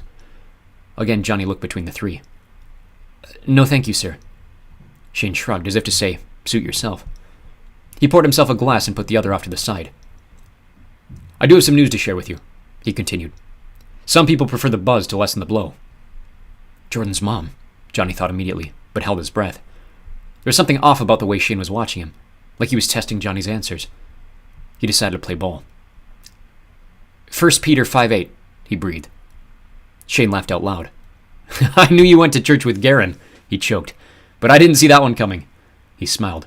Alert and sober-minded. "That's a good one." He leaned back and peered up at the ceiling. "All right, Ecclesiastes 9:7. Johnny paged through the verses in his head. "Drink your wine with a joyful heart," he recited. "That's very good, sir." Shane continued grinning. "What do you have to say to that?" "I'd say I didn't know you were a churchman." Shane nodded. "I think I've been too long away to consider myself one," he admitted. "But the word is power for those who know how to use it." "And poison to those who abuse it," Johnny rebuked. "Romans 14 in its entirety." Shane's eyes flashed with realization, and Johnny knew he had caught him off guard. "Very good," he concluded, finishing the last of his glass in another single sip. He folded his hands and leaned over the desk. "How are you feeling about the mission?" Johnny realized his anxiety was lessening. "Good, sir," he said honestly. "I think my Polish is as good as it'll ever be, and everyone else seems to be on pace to do the same by the time we go." "And your role specifically?" Shane added, stone-faced. Johnny shrugged. "Fine," he admitted. "It's just finding and deleting files. I've done it 100 times now." Shane nodded, leaning stiffly back in his chair. He looked at the door behind Johnny's head and swallowed loudly. Then he waited, as if waiting for Johnny to make a move. "Sir?" Shane eyed him cautiously, then leaned in again. "This room is completely soundproof," he began. "You could put a stethoscope to the outside wall and you'd hear nothing but muffling. The only way someone could hear what we're saying is if they secretly bugged the room or climbed through the air duct and were sitting behind the gate." He pointed to a cover on the wall, painted to match the rest of the room. "Do you think we need to check it?" Johnny's heart rate was coming back. "No, sir." "Good." Shane gave a slight smile. "Then you understand the severity of what I'm about to share with you." Johnny swallowed himself, then nodded. "Yes, sir." "You cannot share this with anyone outside that door. Not your brother, not your girlfriend, not Clark Sander. Is that clear?" Johnny could not find his voice to affirm. Shane leaned over the desk, unblinking. A buzz in Johnny's ears threatened to mask the following words. "Your mission is going to fail." Johnny stared into Shane's dark, emotionless eyes, the sentence playing several times before its meaning stuck. What do you mean? I mean, he went on, it is specifically designed to fail, and I need you to let it happen. Johnny opened his mouth to speak, but again found his voice out of reach. The failed assassination attempt opened a serious can of worms that we were not expecting to reach. Your mission in Beijing needs to fail to clean up the loose ends we left out on the table. Johnny swallowed hard, a lump growing like a tumor in his throat. Shane went on. The reason I'm telling you specifically is because I believe you're the only one in your squad competent enough to correct the mission when it goes wrong. He paused, his face more stoic than Johnny had ever seen it. And I can't have you do that. A cold air dropped the temperature in the office. A million thoughts ran through Johnny's mind. He struggled to even find a place to start. He hesitated. Does Mr. Guerin know about this? Shane laughed.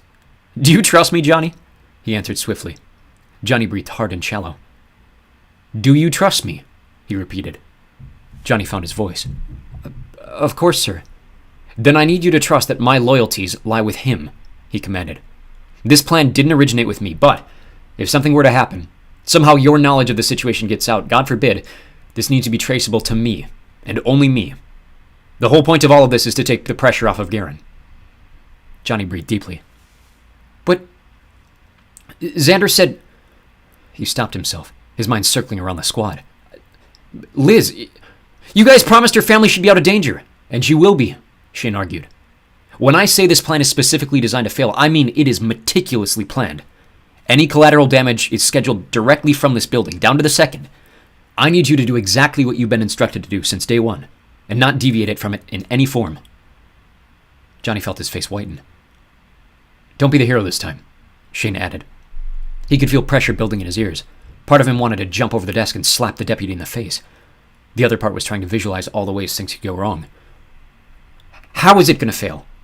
Shane smiled. I can't tell you that. Exactly what Johnny expected him to say. Just stick to the plan and don't get distracted when the moment comes, Shane instructed. Am I safe? He blurted out, not even meaning to say it. Is Emma? Shane held up a hand to calm him. Of course you are, he said. And I need you to trust me on that. Trust you on that? Johnny shouted. You're going to get one of us killed! Johnny, Shane raised. You're not in danger. Emma's not in danger. She'll be far away from any of the action, and you'll be completely fine so long as you stick to the plan. The plan? Johnny could feel his face reddening now, unfamiliar with losing his emotions like this. You want me to stick to the plan? Then why tell me at all? Shane took a deep breath, clearly trying to reduce the pace of the conversation. He held up a hand again for calm, and Johnny realized he had risen from his chair. Because I have a second task for you, Shane added plainly. The wind had been pulled out of Johnny like a vacuum. He was sweating now, terrifyingly eager to hear the deputy get to the point. Shane went on before he could argue. There exists a third plot in all of this, he said. One we have little to no control over. It's aware of your mission and intends to catch you off guard in the aftermath. Johnny stared across the desk, his eyes furrowed. A third plot? He questioned. Like, another branch? Not exactly, Shane answered, and Johnny could see his caution to share more than was necessary. You remember how I described you to the Canadian delegation when you were introduced back in October? Of course I remember, he wanted to hiss. An invaluable asset to the program, Johnny quoted, remembering their conversation at the foot of the school. That's an understatement, Shane argued. The potential you possess in a place like this, it's incomprehensible to people who can see beyond the surface. Johnny remembered what he had been told in the training center after Emma's breakdown. You think I have more effects hidden underneath my memory? Shane grinned. I don't just think it, he stated. I'm certain of it. He shifted his weight in his chair. The problem is that speculation is on file, and Chervinsky's government not only has access to that speculation, but has already sold information like it to anyone willing to buy it. Johnny thought of the files he was training to destroy. Project Noah, he voiced. Isn't just an issue for the Chinese to find, Shane informed. Independent agencies are rediscovering what we're hiding. Can you imagine Al-Qaeda having access to someone who could crash the Eastern power grid by just thinking about it? Johnny had never met anyone with that capability, but similar theories were now playing out in his mind. Shane, he whispered, still trying to connect the dots. What does this have to do with me? One final time, Shane offered him a glass of wine, then turned more solemn than Johnny would have thought possible. Your identity has already been sold off, he hushed. There's an active bounty on your head. and we have considerable reason to trust that as soon as your mission in the embassy is over, whether you succeed or fail, one of these agencies is going to make a move to capture you." Johnny's body felt numb. Were he to try and stand, to run out of the room and dismiss what Shane had just said, he would have collapsed onto the floor. His ability to even take in breath was gone. He sat there motionless. Shane continued, his eyes showing the slightest spark of good news. "Which is why, as soon as the mission fails, when you see things hit the fan, I need you to stay put. Fight if you need to fight, kill if you need to kill, but stay absolutely put until you get the go-ahead to leave the building. When the coast is clear, I'll be in your ear. No one else will be able to hear me, just you. I'll tell you a single word, at which point you need to get yourself out of the embassy and head out east on Embassy Row. Hidden between the Mongolian and Bulgarian embassies is the Embassy of Ireland, outside of which will be parked a silver Geely Jingwei with the license plate Delta Foxtrot 9, 73 Alpha. Go directly to the right rear door, get inside. They'll take you to safety as quickly as possible. Got it?" Shane knew he had memorized the instructions with a single listen, but Johnny was still trying to process everything he'd been told, as far back as when he had first walked into the office. Shane stared at him decisively over the desktop, waiting for some sign of understanding. Johnny again struggled to find his voice. "Can I—" he coughed. "Can I get some water?" Shane's demeanor switched completely. He blinked away his calculating expression to one more compassionate. "Yes, of course," he permitted, standing himself and grabbing a bottle from inside his hidden fridge. Johnny took 3 quick swigs, finally noticing his hands shaking. He closed his eyes and managed a full breath. "Sir," he issued, "the squad van is supposed to evacuate west, not east." Shane smiled, appearing to take pleasure in being a step ahead of the entire conversation. "I know that." So why are you sending me east? Why don't I—" Johnny stopped himself, realizing the plan Shane had put in place to protect him. "You said Emma would be safe!" he shouted. "You said—" "Johnny!" Shane yelled back, raising his voice for the first time. His face cringed as if frustrated by Johnny's lack of understanding. "How many times do I have to explain it to you?" He slammed the side of his hand on the desk. "Emma is not in danger. Liz is not in danger." He was turning red now, too. "If you really must know, the Chinese program will have a squad ready to pounce as soon as they're in danger. You can't possibly think we'd end things before we get information." Shane quickly poured himself another glass and downed it before Johnny could even formulate his next sentence. The deputy's face remained red, but his outburst appeared to cool. "Garen would never allow his only daughter to be in any real danger," he continued. "She's going to be fine, and so are you as long as you do exactly what I tell you to do." Johnny felt his jaw tighten. His urge to punch Shane in the face had returned. "Then why aren't I allowed to go with them?" Shane's stoicism revealed a layer of pity. Johnny felt the heat continuing to rise through his body. "Because I need to keep you safe," Shane voiced. "No! You want to keep my abilities safe!" Johnny shouted. "That's what this is about, isn't it? You don't care about me, you just care about what I can do for you!" "Johnny," Shane pulled, his eyes glaring daggers across the table. "Calm down." He wanted to keep shouting. He wanted to scream and argue, to let his emotions get the better of him and curse Shane for all his plotting, knowing he could get the upper hand in the conversation if he wanted to. But something inside him stopped the words from getting out. The look on Shane's face was haunting him. The longer he looked, the more he believed that Shane wasn't trying to use him. Shane really was trying to keep him safe. His words confirmed it. "If you ever want to see Emma again," he staggered, "if you want to come home safe and bring things back to normal, you need to disappear, and wait this out until it dies down." Johnny sighed, trying to acknowledge this as the correct decision. "For how long?" Shane kept his eyes on Johnny, melancholic. 3 months, he breathed. "Max." 3 months?" Shane was quick to jump on him. "At most," he reiterated. "Plenty of time to decipher Noah, figure things out with Poland, and trace the route of your bounty. We already have eyes on the source. We just want the information confirmed as thoroughly as we can so we don't make another blunder." Johnny's throat was swelling. "And the squad is supposed to think what?" he choked. "That I'm just okay? That I disappeared?" Shane shook his head. "You'll signal the magenta as soon as you hear my cue," Shane ordered. "They'll trust you to get to safety the same way Emma's brother did in Poland. Until you resurface, we'll let them know you're okay." "And Emma's just supposed to believe that? To trust in the system? You really have no clue about her, do you?" "Emma's entire life is the system," Shane spat. "If she doesn't trust that we have the answers, then that's her problem. But if you think she has the balls to countermand what we're doing, then it's you who has no clue, Johnny." He held up his hands as soon as he finished the sentence, pausing to relieve the air between them. "You remember my colleague in Scotland?" he refreshed. The one who specialized in mental effects. Johnny took a breath and flexed his brow. You're sending me to Scotland? Shane shook his head. Not at the moment, he claimed. You won't be going anywhere traceable by the IREA, and that's for the best. If we can't find you, then neither can anyone else. Johnny tried his best to remain calm. He had no other options. There was no way to fight against his position. Accept it, Shane seemed to tell him subconsciously. But he will be there, Shane continued, and so will a handful of others I would trust with my very existence. Johnny tried to imagine all the places he could end up from Beijing. Japan? North Korea? The mountains? An irritating sense of excitement momentarily clouded his dread before diving back below the surface. Who are they? He found himself saying. Do you know where I'm going? Of course I do, Shane said rather cocksure. But it would take threat of torture to make me give up your information. I hope you know that. And for anyone to get that close to me, the whole system would have to fall first. Shane lightened his eyes and reassured him. As long as I'm in this office, you're always protected. Same with Garen and Emma. You guys are going to be absolutely fine. He turned his gaze to the display cases.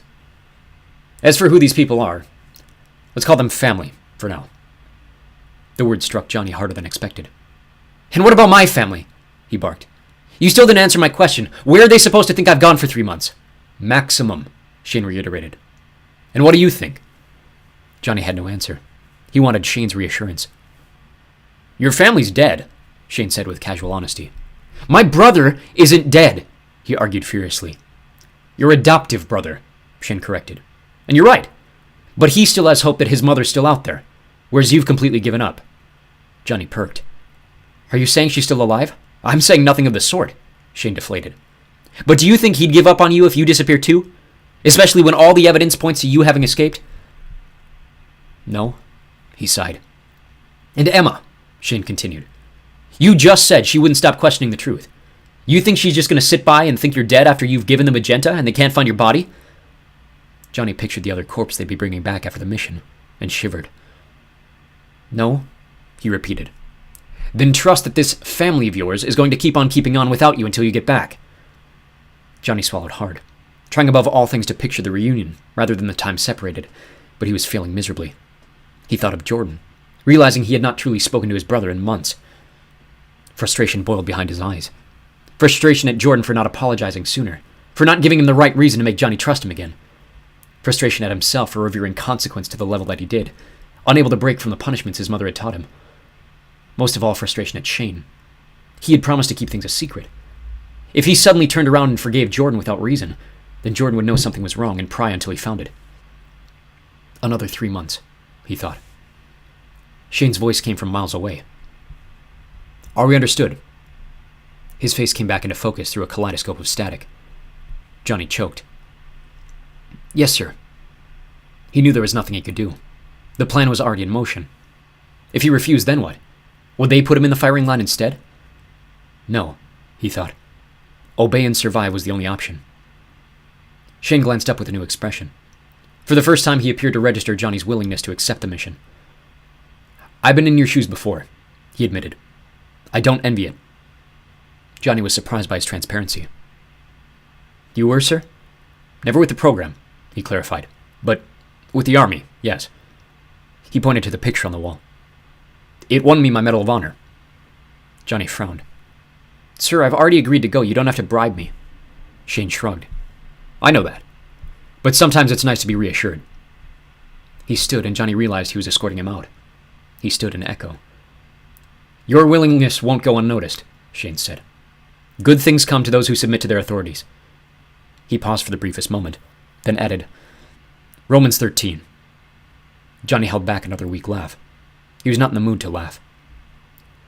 Do you believe in God, sir? They were halfway across the room before Shane stopped, not looking to Johnny but continuing to eye the door. Without God, he hushed, to whom would I submit? He continued walking to the door, while Johnny stared at him bewildered. Just relax, Shane urged. I know you're worried about the next couple of weeks, but try to focus as much as you can on your friends in the squad. Spend time with your girlfriend. You're going to want those memories the longer you're away. As soon as he was out the door, the world became even more unnaturally quiet. His heart still racing, Shane's final words had given slight comfort as he trekked to the nearby station. Wind continued its casual whistle through the city, sweeping loose snow from the ground and creating clouds of mist for Johnny to march through between the embassy and home. The ringing in his ears returned as soon as he stepped off the train. Breathing became more difficult. His face grew hot. His eyes began to fog, and in an instant, the whole world appeared covered in snow. He felt himself fall, and a slow, wet cold crept up the side of his body as he realized he had collapsed onto the ground. "Hey!" a voice shouted. "Are you all right?" Shapes reappeared in Johnny's vision, and he could distinguish the outline of a night patrolman coming toward him. He rolled himself to his hands and knees, then vomited into the snow. "Whoa!" the man approached. "Come on, let's get you to it." "No!" Johnny huffed. "I'm not sick." He wiped his mouth on the inside of his undershirt and pulled himself to his feet with the help of the patrolman. I just need to get home," he begged. "Please. 3006, 15th floor." The man marched him through the front doors, probably thinking he was intoxicated, but he made no mention of Johnny's condition, nor any further worries, and he silently helped them to the elevator and down the floor to the common room. "Thank you." Johnny shook with a gloved hand. His vision and consciousness nearly returned completely. The man was small and pudgy, shorter than he was. His pink face was bundled in a thick black hat and scarf, bare of any hair. He could not have been much older than 20. I'm not drunk," Johnny clarified. The man was unworried. "I know," he swiped. "Anxiety, right?" Johnny managed a small smile. "Something like that." The man nodded. "We see it all the time," he assured. "You got a mission soon?" Johnny took a deep breath. "Yeah." "You'll do fine," the man assured. "Just stick to your training, do what you know. Everything will work out all right." Johnny managed a larger smile. Thanks." He reached out his hand a second final time. "Officer Richmond," the man said, taking his hand again. Then he stepped away while Johnny fiddled for his keycard. "You have a good night." He stumbled into a dark common room, exactly as he had left it, though Emma had evidently made the move to bed and shut off the TV. Praying she had not chosen his room, he stripped off as soon as he was inside it, and took a desperately long shower to wash away every thought coursing through his mind. 3 months away from all of this. Did they even have showers where he was going? The weight of everything he would be leaving behind did not fully hit him until he made his way to Emma's room, and he saw her curled up under the covers fast asleep. A wave of emotions flooded him. The first, a desire to simply stand there and watch her for as long as he could. Even asleep, she was beautiful. She was so at peace there, so calm on her own without him that his sudden desire to be next to her made the first part of him angry. He fought this as best he could, and when he crawled in beside her, the first wave disappeared, giving way to a second desire to simply be as close to her as he possibly could. Being next to her, holding her, was not enough. He wanted to wrap her around him, wanted her to hold him, to comfort him this time, and let himself break down into her. No closeness in the world would give him the relief he desperately wanted, at least none that he was willing to allow. He simply lay there, his arms wrapped around Emma's body like a straitjacket, his face buried into her skin as he pictured the world without her. Her breathing was his heartbeat, and desperately trying to keep from moving or making a sound, he felt tears well in his eyes, trapped between his face and hers. "I'll be back," he echoed to himself. "All of this will still be here when I get back."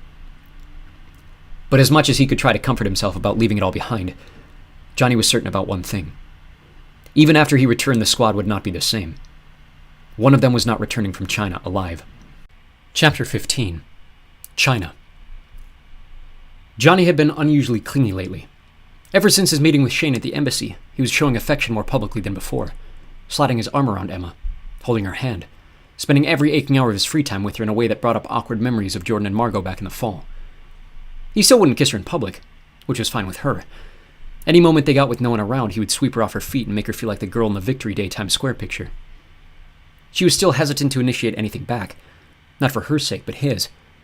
His growing comfortability remained an enigma to Emma, so she let him take the reins when it came to all things physical. What she was able to do for him was dress in ways that made him smile. She had stolen one of his sweatshirts, clearly 2 sizes too large, and walked around proudly with a name other than her own plastered on the back. It was refreshing not to have to wear hers every so often. As thrilled as she was with this sudden change, the contents of his disappearing to the embassy made her uneasy. Johnny repeated over and over that they had found something relating to Jordan's mother in a separate location from where she disappeared, but every time stressed not to tell Jordan any good news, in case it eventually resulted in false hope. Emma knew Johnny had been growing close with Shane, and him revealing this to Johnny rather than to Jordan didn't seem too far out of the ordinary, but something still felt off. Too happy with how he was treating her in the aftermath, she decided not to dig any deeper. They went into their final full week doing daily exercises, testing the full length of their mission, with their training session Monday including 3 full hours where, having not been told in advance, they sat in the mission van doing absolutely nothing, but waiting for something to happen. Any time boredom would creep in, the squad would be alerted to something outside preparing them to engage in the mission, before being put on hold again. Once the 3 hours were up, all 7 of them, aggravated to the point of fury, were informed that their day was done, and that the whole thing had been a test of their alertness and patience. Xander constantly mentioned how rare it was that a squad get as much time as they had to prepare for a single event. Andrew's failed mission in Poland had been greenlit only at the beginning of the previous week, though his squad was designated experienced and highly effective, which was something Squad 3006 would have to prove in China if they wanted both the prestige of being dropped into quick missions and the benefit of then having most of the remaining semester off. Johnny still refused to speak to Jordan, though he was slowly opening back up with Margot. Emma had not expected the clicking of the group to affect her as much as it did, but in the days leading to their departure, it felt nice to be able to speak face-to-face with her best friend again, not having to feel like she was doing it behind her boyfriend's back. Despite his continued hostility toward her only living family, Johnny had made slow attempts at a friendship with Kent, appearing to forgive him for his repeated blaspheming while he continued to invite him to church every Sunday and Wednesday. He gave no explanation beyond, "I'm just trying to be nice," which didn't explain his sudden urgency to be friends after months of not caring. If anything, his approaches made Kent even more hostile in return, and his blatant disregard for Johnny anywhere but the training floor echoed Johnny's own attitude toward Jordan. The day before their flight out, the squad was granted the day off from classes, but their schedule remained overstuffed. Instead of heading to the school, the 6 started their morning at the city hospital, meeting Xander for the traditional last-minute medical checks. Emma stripped down to an uncomfortable level as a male doctor asked her a series of progressively more intimate questions about her nutritional habits, sleeping patterns, and then body, before checking every part of her for the most minute of issues, even writing down a hangnail cut from when she had nervously chewed one of her nails earlier in the week.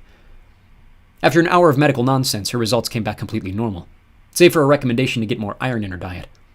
This was nothing she didn't already know. Johnny was constantly commenting on how cold her hands were, and had already diagnosed her himself. The squad then followed Xander to an apartment downtown, known as the Preparation Salon.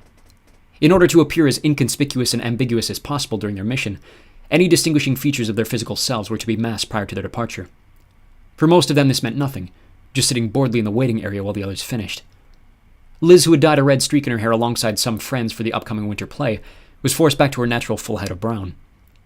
Kent made a comment about her being back to normal, to which she threatened to sign him up for the tech team of the spring play if he didn't do it on his own. Most of the salon's work, however, was done on Jordan, bleaching his distinct multi-shaded hair and receiving bold blue-colored contacts to match the colors of his eyes. Margot, worried they would color her silver nails and threaten her dexterity, was instead called in to learn how best to mask Jordan's eye scarring with makeup while they were on their own in China. After lunch, the squad had completed 5 separate partial run-throughs of the mission with separating variables. In one, the elevator failed to disable, so the group had to barricade themselves in the office alongside still conscious hostages.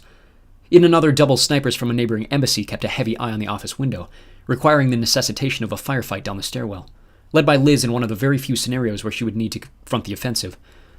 Emma, stuck in the van a block away from the action, grew increasingly bored with how little she had to work with, though she reminded herself to be grateful her father had placed her so far out of harm's way. The final scenario of the afternoon was the only practical one in which Xander and she were in more danger than the others. In the simulation, the Chinese government had learned of their plot while in motion, and swooped in to intercept the mission van, leading the others blind to a successful escape.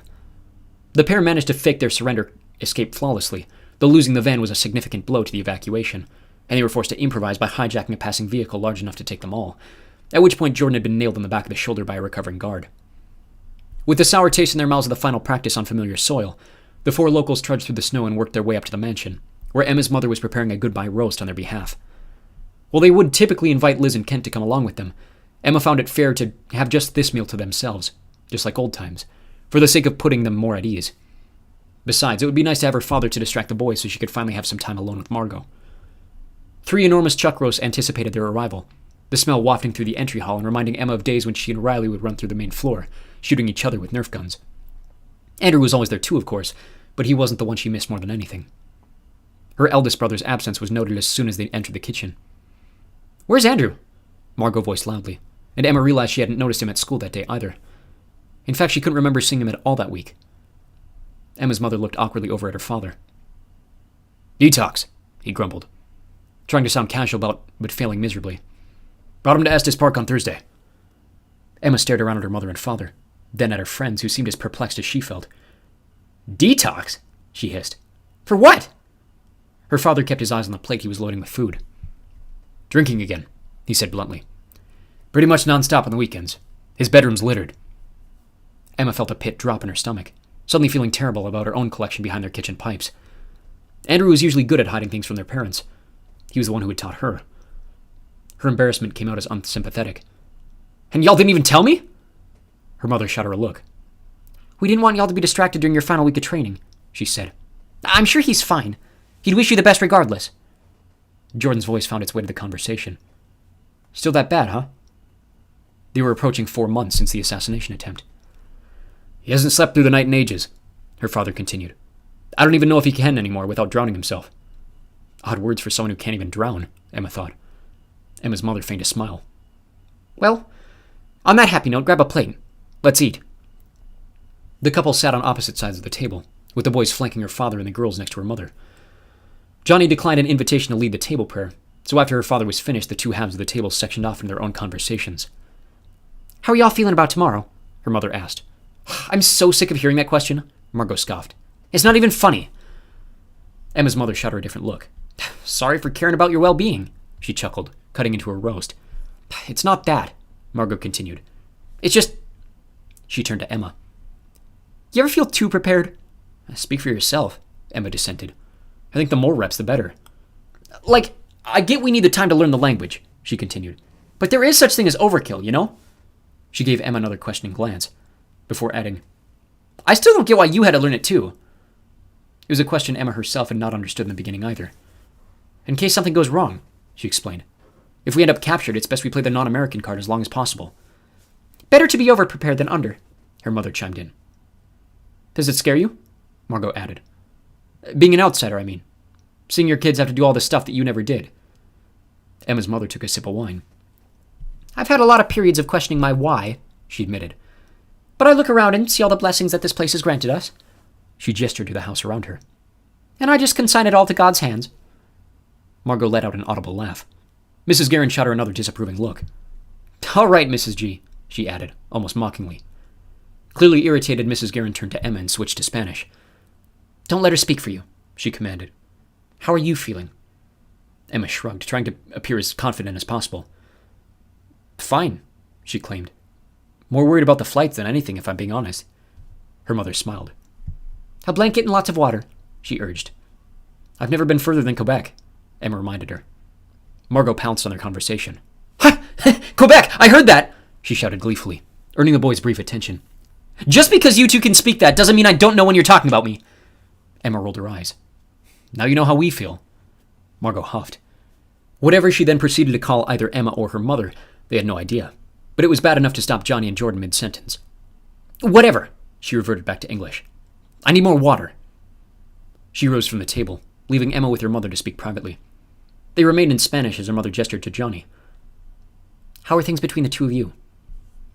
Emma looked at Johnny, who was looking toward her father, then down on his hand on her knee, his most intimate form of affection. She felt herself blush, unable to hide it from her mother, who smiled back pridefully.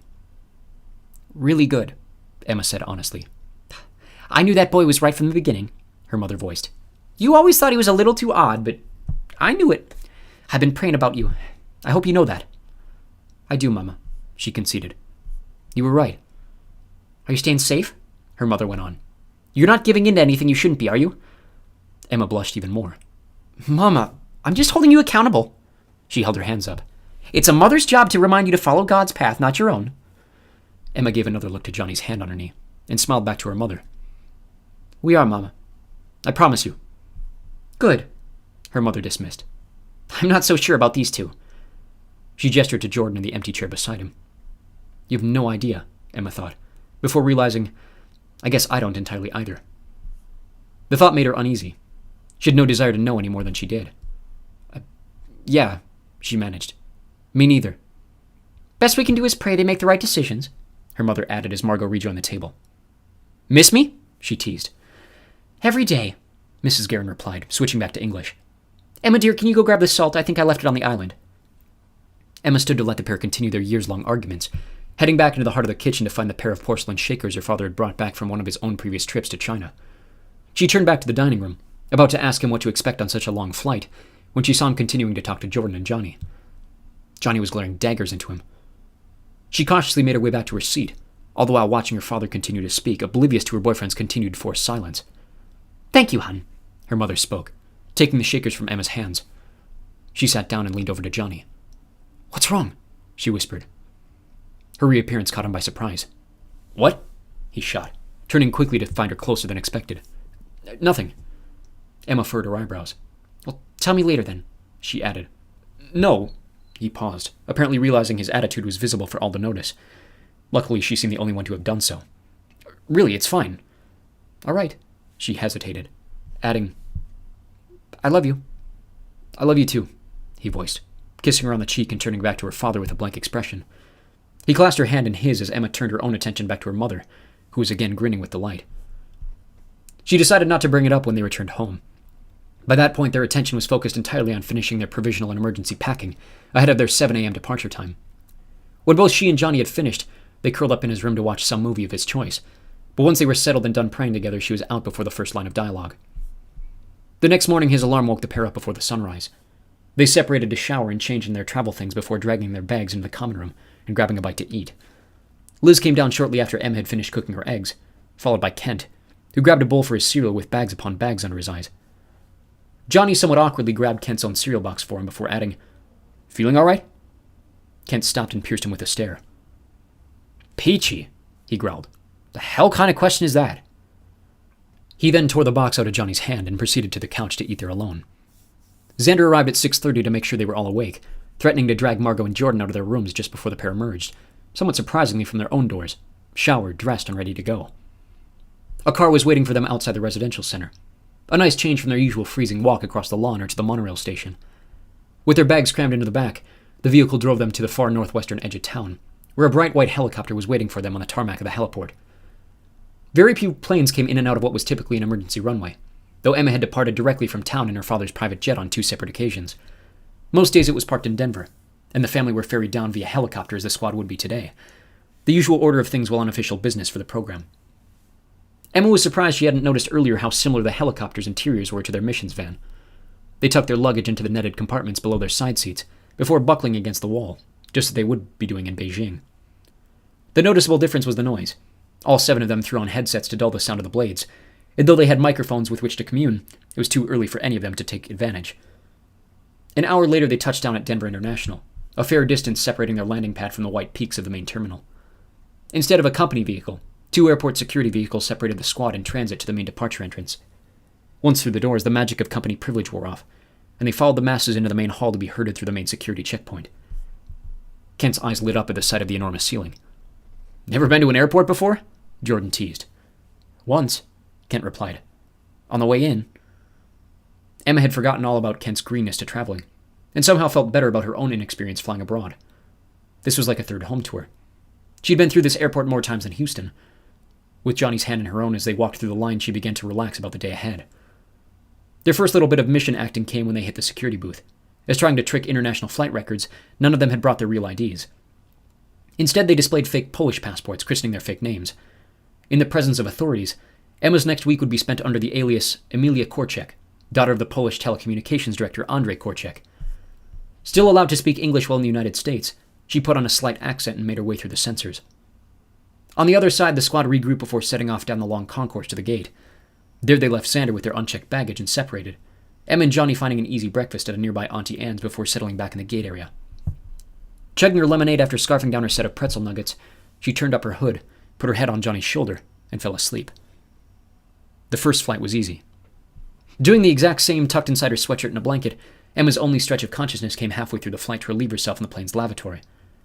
By the time they reached Los Angeles, she felt beyond rested, ready to go about their mission as soon as they stepped off the tarmac, before then realizing they still had another 4-hour layover followed by a 15-hour flight to Beijing. Everyone else appeared to have the same attitude. Herding them through the far busier corridors of LAX, Xander guided the squad to a nearby pizzeria for lunch. Emma was more in the mood for one of many Asian options in the terminal, but realized she'd probably second-guess that thought after their week abroad. By 4 o'clock, all 7 of them were desperate to get going, but their boarding was preceded by a mandatory passport check. Once again, Emma was forced to put on the accent and pretend she was coming from the mountains on a skiing excursion. On her way back to the seats, she noticed they were one of very few sets of passengers not of Chinese descent, and the reminder of her lack of foreign experience began to settle on her shoulders like a blanket. Kent looked like he was thinking the same thing. Outside of Liz and Xander, none of them had ever flown over the ocean, or on as enormous a plane as awaited them down the jet bridge. Liz clearly saw the nervousness on Kent's face, then turned to the others and recognized theirs. "If it makes you feel any better," she said, out of earshot of any fellow passengers, "this is the longest flight I've ever been on." Margot turned to Xander, her wavy ponytail still perfectly in place despite their hours of travel already. "How about you?" she asked. He grunted, clearly not excited either. "Kenya," he muttered. "At least this one's non-stop." They waited in line for what felt like half an hour before stepping out of the craft, Xander nodding to all of them, giving permission to speak English more freely. Emma followed Johnny through one of the first-class sections and back to the standard cabin, where she found herself sighing with relief at the fact her seat was next to the aisle. She and Johnny situated in the two rightmost seats in the center block of 4, while a silent pair of Chinese women packed in beside them, hardly acknowledging their existence. Beside them across the aisle were Kent and Liz, who were surrounded in front by Margot and Jordan, and to the rear by Xander, whose neighbor was a rather talkative businessman who spoke rapid Chinese, as though none of them would understand him or even care. Emma distracted herself by turning on a movie on the screen in front of her, the same one she had failed to appreciate with Johnny the night before. This kept her distracted long enough to realize they were taking off, at which point she paused the film and prayed that they would make it there safely. 2 hours later, the film was finished, and finding herself bored and hungry, she hopped out of her seat and pulled down her blanket and a box of crackers, then paged through her phone until she started to feel bored again. What Emma had not accounted for was the perpetual sunshine. Flying in the same direction as the sun, the entire flight took place in its relative evening, with the sun sitting low in the sky but never even setting, even though her body clock told her it was nearing time for bed.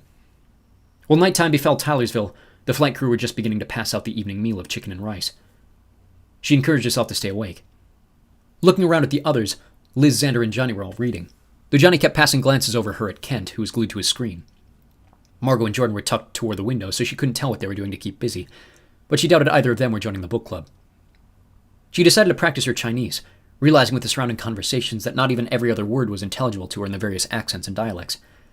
Soon boring of this, Emma switched on another movie and used that to pass the time, but found herself continually less engaged than she had been with the first. By the end, however, she was finally feeling tired enough to try sleeping during the daylight, and curled up next to Johnny to fall asleep. The next few hours were absolutely dreadful. Feeling fine about sleeping through the sunshine, it was everyone else's insistence on not sleeping that was driving her mad. Light was one thing. Sound was another completely. Less than an hour into her attempt, the plane lights came back on and the flight crew announced yet another round of service, this time for beverages. Loudly making their way through the cabin, Emma was desperate for one of their shooter selections to knock her out, cursing the universe for the fact that she looked 12 years old before thinking suddenly of Andrew, and feeling an immense pang of guilt. When they reached her seat, she settled for a water and a Coke, downing the pair before bearing into Johnny again.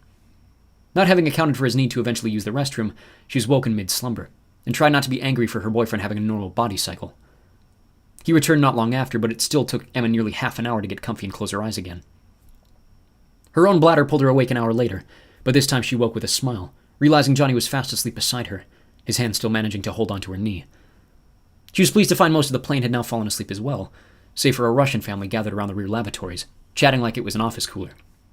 After waiting 10 aggravating minutes for them to take a turn, she realized they weren't waiting for the toilets, and she stormed into one of them to finally take hers.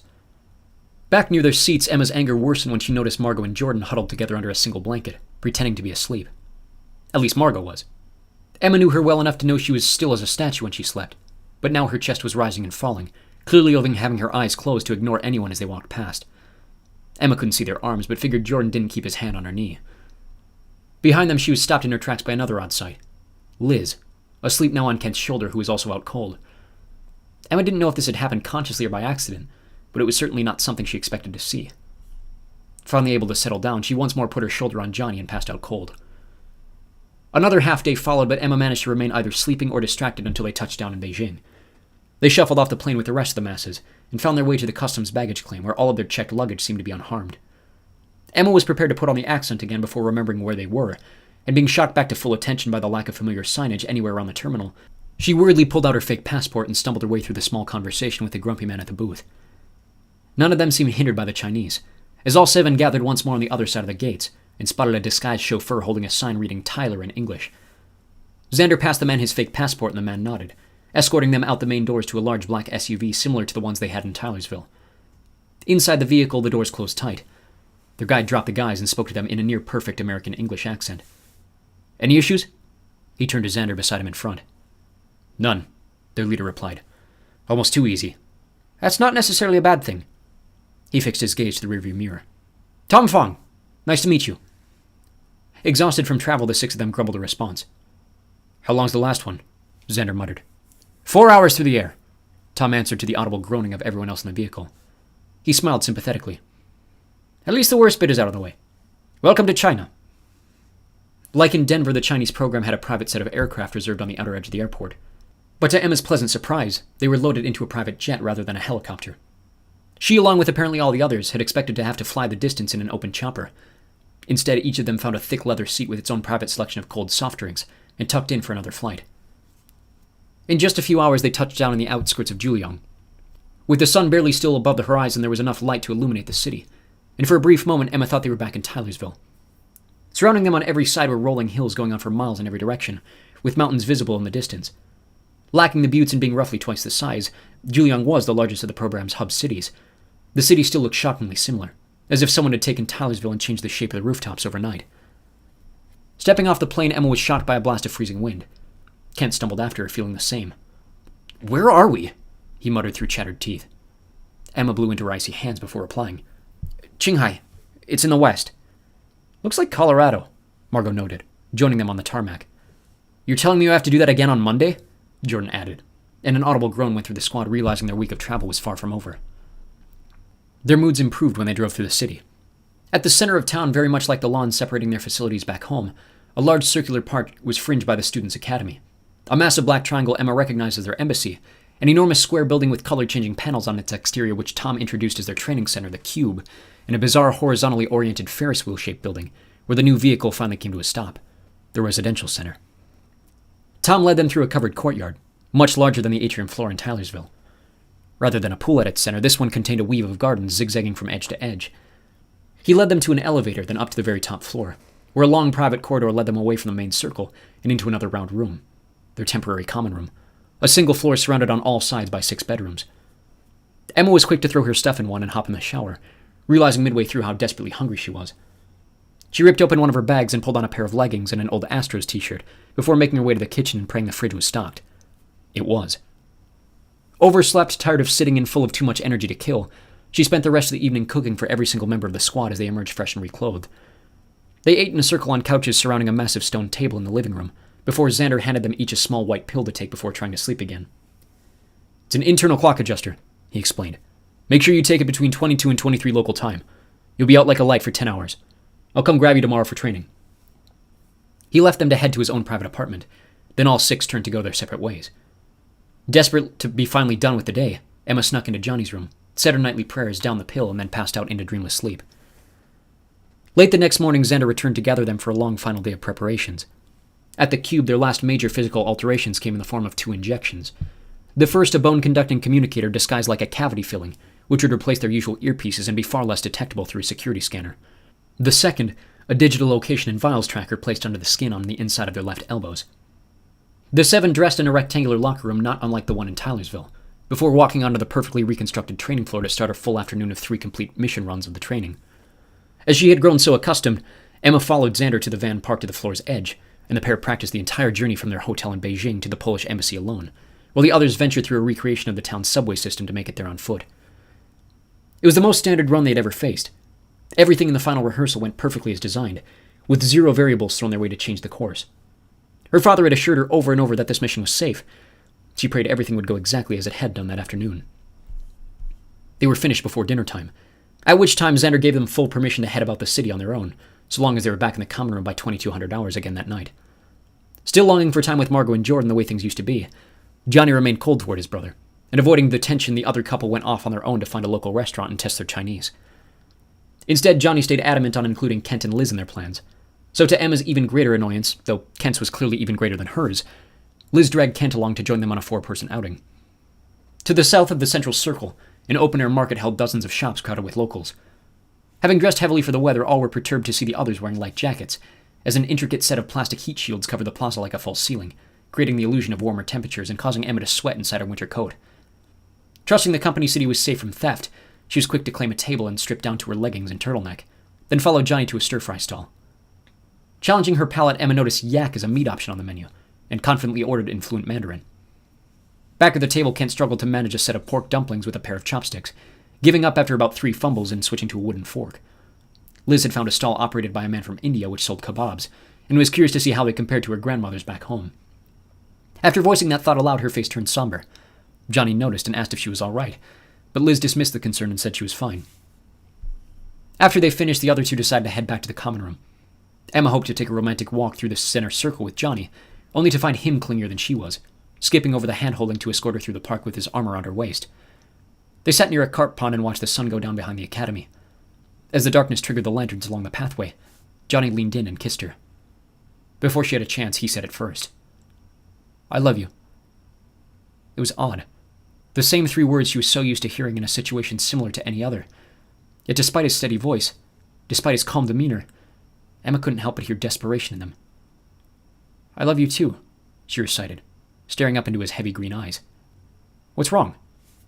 He shook his head, blinking, as if coming out of a trance. "Nothing," he deflected. I just want you to know that." "Of course I know that. Why wouldn't I know that?" He turned his attention to the sinking sun. "Nothing," he said again. He turned his head toward the residential center. "I don't want you to ever think I don't." "Johnny," she started, but he held up a hand to stop her. "That day in the training center," he recalled. "When I broke your trust to trick Xander, I don't want you to ever feel like that again." Emma had a million responses. That day played through her head constantly. How could it not? The day that she had failed to protect her secret. The day she had almost destroyed everything her father built. And he had just swept everything under the rug and expected her to forget about it. "You won't have to," she promised shakily. It's over now, and besides, it all turned out for the best, didn't it?" Johnny managed a fake smile that looked more painful than anything. "But what if it happens again?" Emma eyed him sympathetically, placing her gloved hand on his face. "You won't have to," she promised again, this time with complete certainty. "I don't have any more secrets you need to cover for. We're done with that." Johnny's eyes returned to meet hers, and for the slightest moment Emma thought she could read the look in them.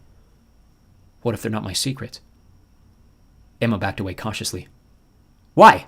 she barked. "What's going on?" "Nothing," he swiped quickly. "Nothing, seriously. There's nothing going on. I just..." He stopped himself, holding her hands in his to calm her down with him. He took a long breath. "What if something does happen?" he said slowly. "What if I'm forced to do something I'm not proud of?" Emma thought back to the day of their stress test, the look on Johnny's face as he gunned down one of the attackers with complete indifference. "You won't," she promised, as much to herself as to him. "I mean..." She paused, thinking of the right thing to say. After a few seconds' pause, she swallowed hard. "That's what this place does, isn't it?" Johnny looked around. "No," she corrected. "Not here. I mean, the company in general. Look what it did to your family." Johnny's eyes darkened. "Yeah," he managed. "Look what it did to my brother." She paused, thinking about Andrew before adding, "brothers. Both of them." Johnny sighed a second time. "Yeah. And you know what?" she grinned. "That's fine. That's just the way it is, and nothing you or I or anyone else we know, even my father, is going to change that. The effects? We're stuck with them.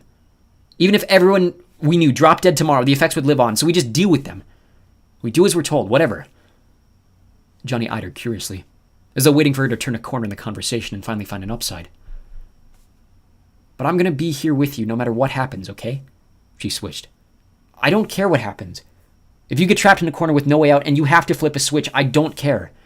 You do whatever you need to do to stay alive, and whatever happens, I'm going to be here when it's over." It came out a lot sappier than she meant it to, but when she put her hands back in his and looked back to his face, she could see tears fighting to escape his eyes. Wow, was I really that good? She wondered awkwardly. Johnny cut off her train of thought. "What if I can't switch it back?" he asked. "What if I don't come back the same?" Emma shrugged. "Then we'll deal with that when it's over," she reassured. "The most important thing for either of us is surviving. We do what needs to get done and survive." She smiled. "Think we can both manage that?" Johnny pulled off his glove, exposing it to the freezing air. He held up a single pinky. Wordlessly, Emma pulled hers off too, wringing her finger around his as tight as she could manage. "Enough of that," she said after a moment passed. "We've got 3 more hours before we have to be responsible again. How do you want to spend it?" She smiled as playfully as she could, trying to revive his energy, but Johnny remained deflated. "I don't care," he whispered, pulling her into a soft hug. "I just want to spend it with you." After lunch the next day, the squad reboarded the private plane and returned to Beijing. Smog hung over the city, blinding their view of any landmarks as they took a cab from the airport down to the heart of the capital. Johnny's hand remained tight in hers, silent as they listened to Xander make conversation with the driver. English was out of the question now. The last words they could speak to each other before the mission had fallen out of their mouths as they exited the plane. The others sat silent too, observing their leader make slow references to the small town outside of Warsaw which he claimed to live. His face was stoic. Emma could sense his own last-minute anxiety creeping below the facade. Their phones, clothes, and personal items remained back in Juliang, now replaced by fake copies of the originals hinting at European origin. The photos in Amelia's phone were all doctored, uncanny recreations of an artificial life Emma had never known, complete with fake friends, fake siblings, and fake parents. A picture of an unnamed dog sat behind her student ID card in her wallet. She decided to name him Turbo. The longer they could stay silent, the better, they were instructed. Though as they neared the halfway point in their journey, the cab driver must have spoken the trigger phrase. Xander poked his head up in the rearview mirror and barked in loud Polish. "Speak!" "Sorry," came a few of their voices, now in Chinese. "Long flight," Johnny said. "Well, welcome to Beijing," the driver replied. "We're glad you're here safely." Xander began explaining their situation as students and instructor returning from a vacation in the United States. "I see," the driver corrected. "Welcome back, then." 10 minutes later, across from a large stadium, the cab pulled into the loading lane of their hotel, and the driver handed each their fake bag. The reality of their situation hit Emma hard with the ominous appearance of their white missions van, parked among a handful of vehicles in the neighboring lot. The time had finally come. Xander did the talking and checked them in, walking them down the hall to their opposite rooms, then handing a single card to the boys and a single card to the girls. "You know the rules," he said, switching back to Polish. "Room service only. Do not leave your rooms until I get you in the morning." He turned to Margot and Jordan foremost. "I mean it." The pair looked at each other and nodded. "Mission starts now," he added. "No English louder than a whisper. Say your goodbyes for the night." "Good night," Margot started, leaning up to kiss Jordan before hugging Johnny and Kent. Liz made her rounds in turn, giving each of the boys a hard squeeze. Emma looked at Johnny, whose heavy expression had only hardened since the previous night. "I'll see you in the morning," she assured him, adding one last "I love you" before a kiss for good measure. Then she hugged Jordan, Xander, and Kent, the latter of whom seemed unsure how to take it. Margot took their key and opened the door to the room. Jordan did the same across the hall. With one last look over her shoulder, Emma nodded to Johnny, and the doors closed to block her view. Chapter 16. 1-7-15-1-27. "That's a lot of cameras." Margot gestured to a cylindrical rod jutting out above the entrance to the subway station. Stacked upon each other and pointed every odd direction, at least a dozen surveillance devices were capturing their every move. Liz laughed. "Feels like home." "Do you think they can hear us too?" Jordan asked. "Why do you think we're speaking Polish?" Margot nodded. Jordan shrugged. "Glad I'm not a—" He caught himself, recognizing their danger. He mouthed the letters C-O-M. "We know what you meant," Johnny shot him. "Not here."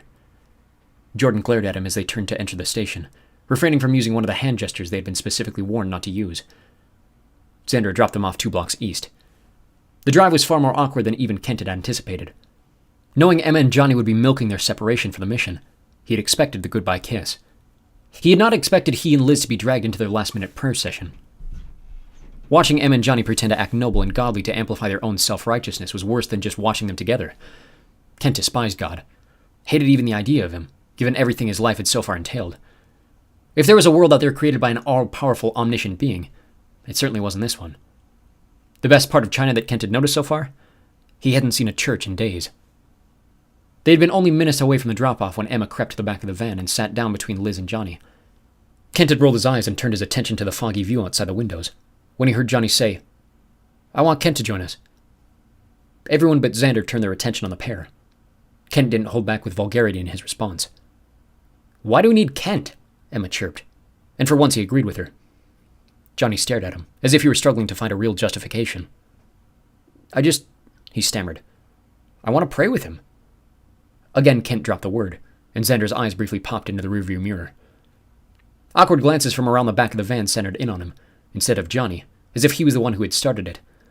The tension was broken by a small but firm voice no one had expected. "I'll join you." Emma and Johnny both turned to Liz. "What?" "I'll pray with you," she repeated. "Might be good to get a little God with us on the mission anyway." Everyone's eyes had shifted away from Kent. Emma's eyes narrowed. "I thought you didn't believe in God." "I've never said that," she denied. "I'm just English." She turned herself to face them and made a grand gesture of folding her hands together. Emma and Johnny exchanged momentary shrugs. "We'll join you," Margot added, pulling a surprised Jordan with her to sit on the edge of their bench. Emma's raised eyebrow led her to add, "Use all the help we can get, I suppose. Occam's razor and all." "Pascal's wager," Johnny corrected. "Whatever." The eyes all turned back to Kent, and he felt himself outnumbered. Liz grabbed his hand and gave him a long look, as if to say, "Please? For me?" "Fine," he grumbled, placing his fingertips together before Emma forced the squad to hold hands. Whatever followed, Kent could not have cared less to hear. His ears buzzed with an emotion he could hardly recognize as self-pity, and found himself peeking silently out the windows as the others kept their eyes closed and their heads down. Someone said something about safety. Another said something about everything going to plan. At the end, 5 voices all said Amen in unison, while Kent just took his hands back and fell against the wall again. That's when they pulled up to the station. One final time, Xander turned to join them in the back of the van, activating a projection screen and walking them through the mission and its variables one last time, as if any of them needed reminding. He double-checked everyone's pockets for the correct possessions, including Johnny's backpack containing the binder filled with the legislation concepts. Then Johnny kissed Emma harder than Kent had ever seen. As if in response to a challenge, Jordan then dipped Margot and kissed her too, causing Xander to finally declare a ceasefire. Kent turned to Liz and joked, "Are we supposed to do that too?" He could have sworn she blushed. "All right," Xander finalized, activating their cavity mics. "No English until you're back in the van."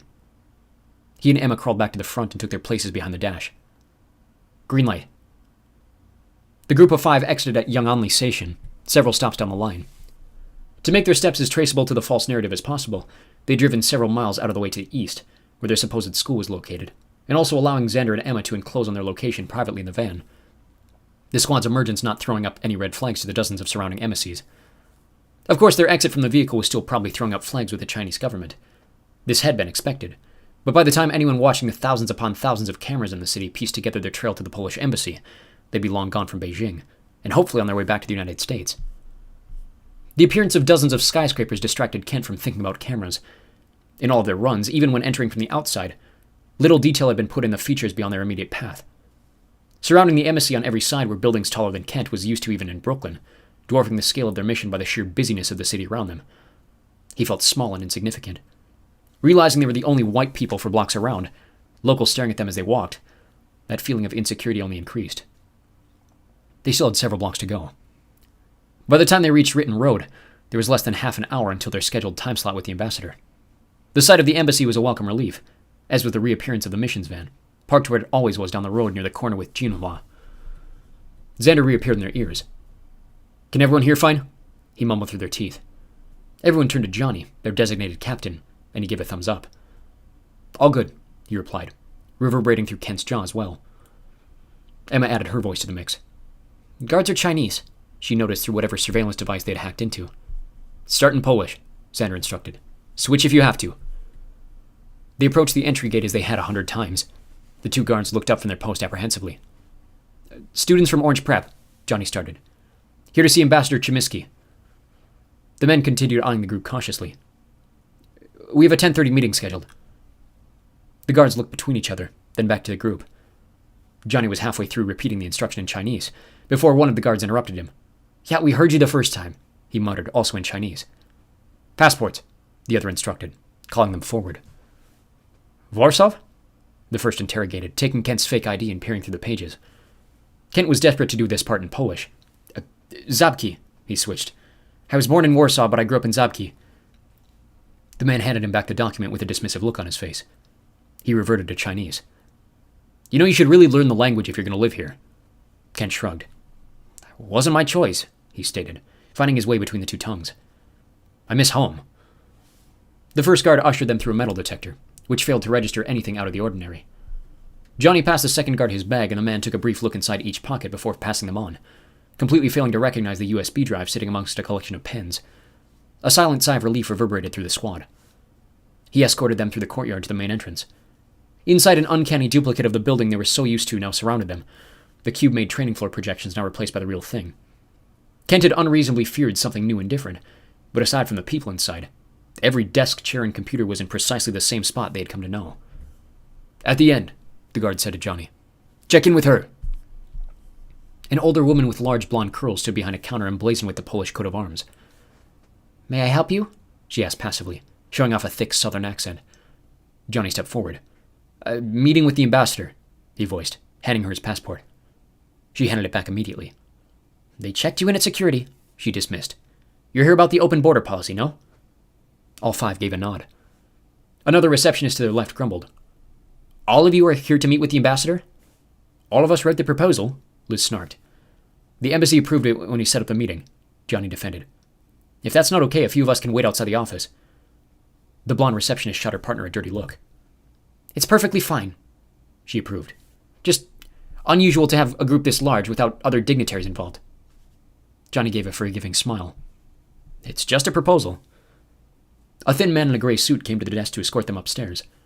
As soon as they were out of the view of the front windows, Xander's voice echoed through their faces. "Nice work," he began.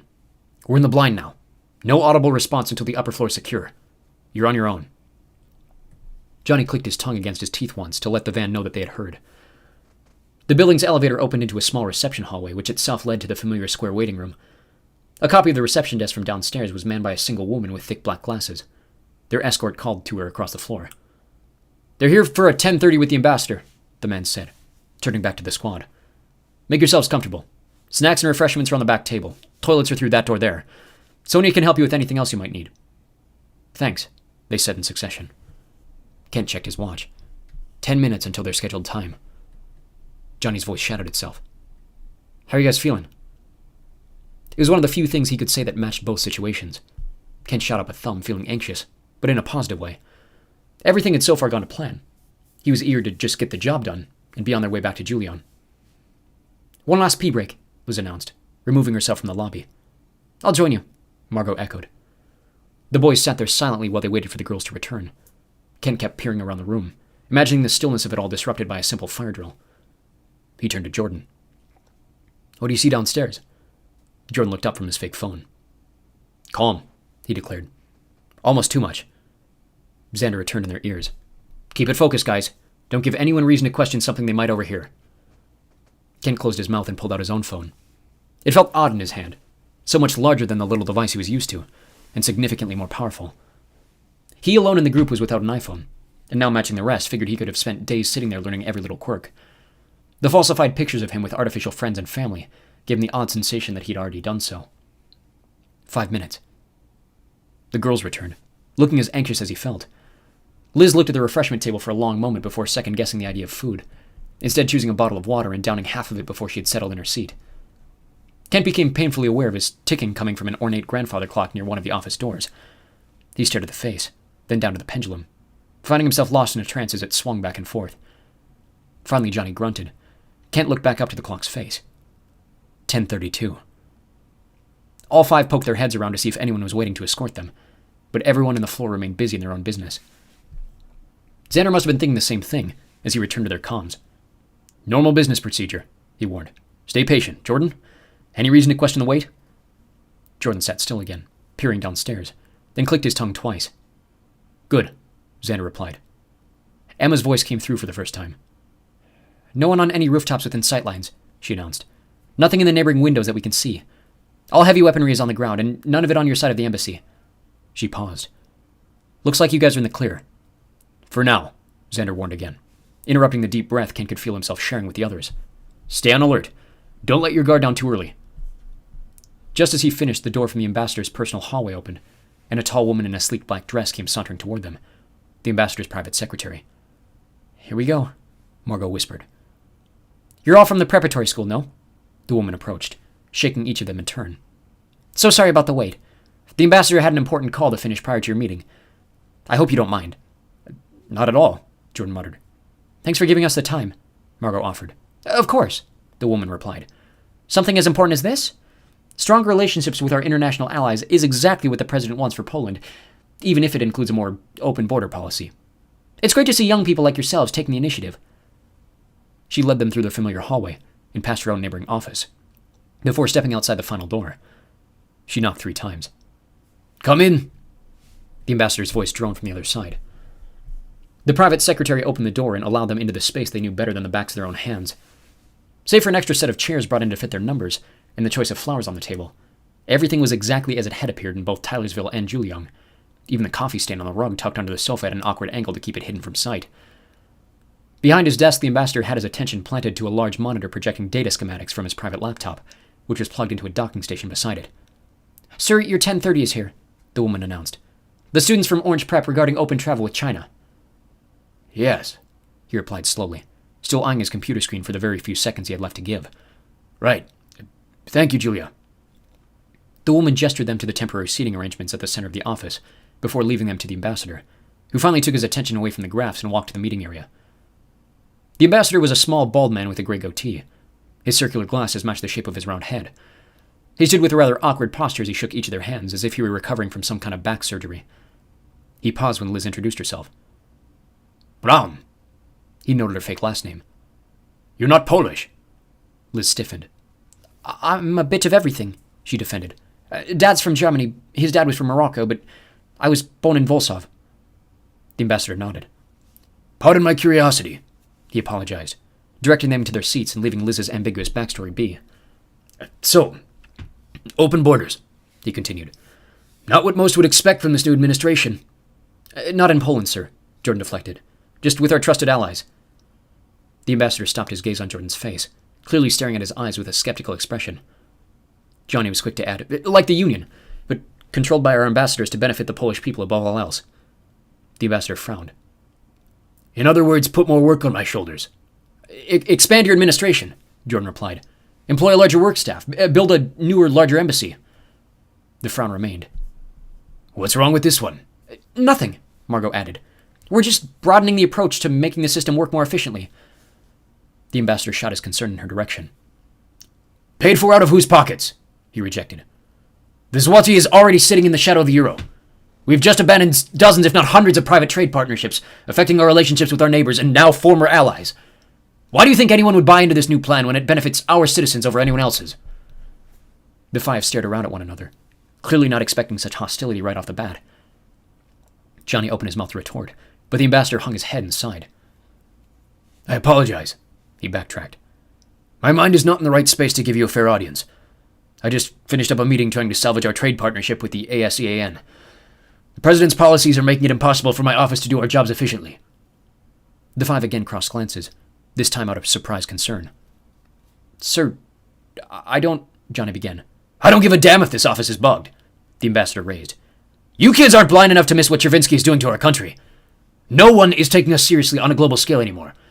I'm half tempted to leak classified information just to get back at him. It's a miracle the United States or Great Britain haven't completely cut political ties with us yet.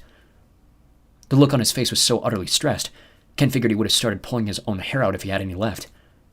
Did you know he's paying the Emiratis billions for secret biological testing on their own slaves?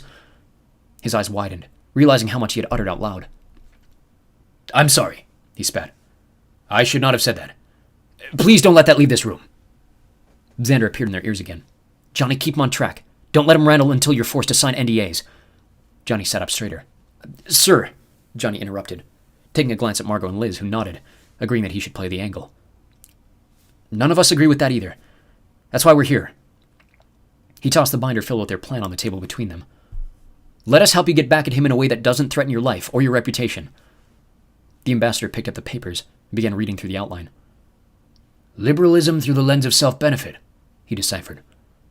I love it. Go on. Johnny pulled out a second binder and walked the ambassador through the plan, while Margot sat at his side and pointed to the major points of the legislation. With each passing page, the ambassador seemed less focused on his previous worries and more engaged with what the squad was proposing.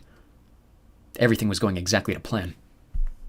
I'll admit, as ambassador, I haven't encountered these issues in a very long time, he said, approaching the end of the binder. But I can see the frustration with the system in place. Do you think it's something the administration would go for? Liz asked. It's certainly worth a try, he admitted. The way you kids have built it is genius. If we approach it the way you've noted, I think there's a good chance it'll fly under the president's radar. His face turned suddenly grim. Problem is, I don't know how much longer I'll be in this position. I haven't been an outspoken critic of the president, but he's cleaning house a lot faster than any of us fence riders expected. Realistically, I could get it on his desk in Warsaw in a few weeks' time. Whether or not he reads it is a completely different matter. What about the same? Margot questioned out loud.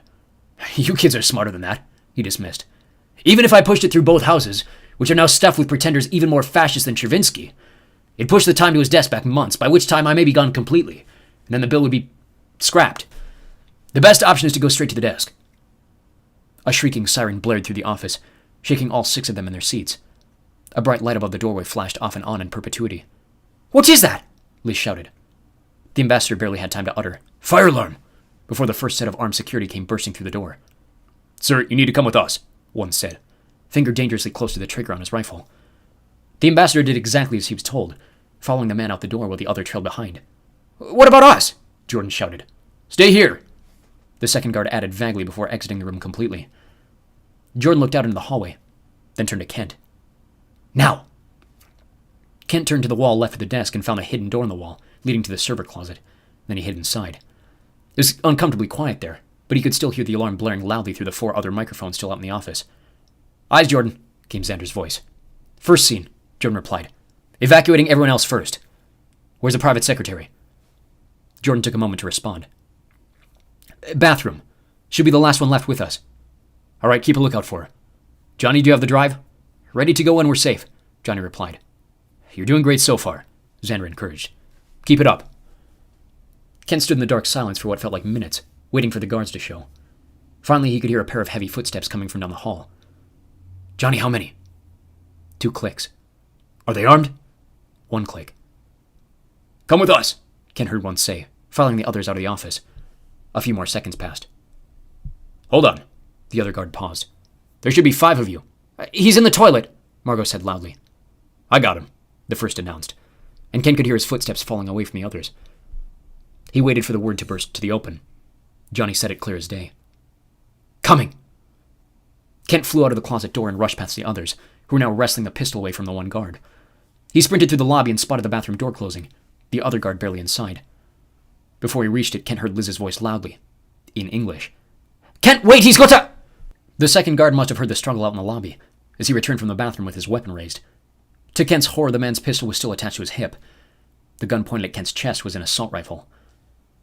A blast of air clipped by his ear, and the man flipped to the ground in a cloud of purple haze. Kent kicked the rifle out of his hands and began swinging his fist wildly at the man, who struggled for a few seconds before being knocked completely unconscious. For good measure, Kent stomped the man in the face. He stood up out of breath, realizing his hands were completely bloodied. He leaned over to unholster the pistol from the man's hip, then picked up the rifle sitting diagonally on the floor. "He's out?"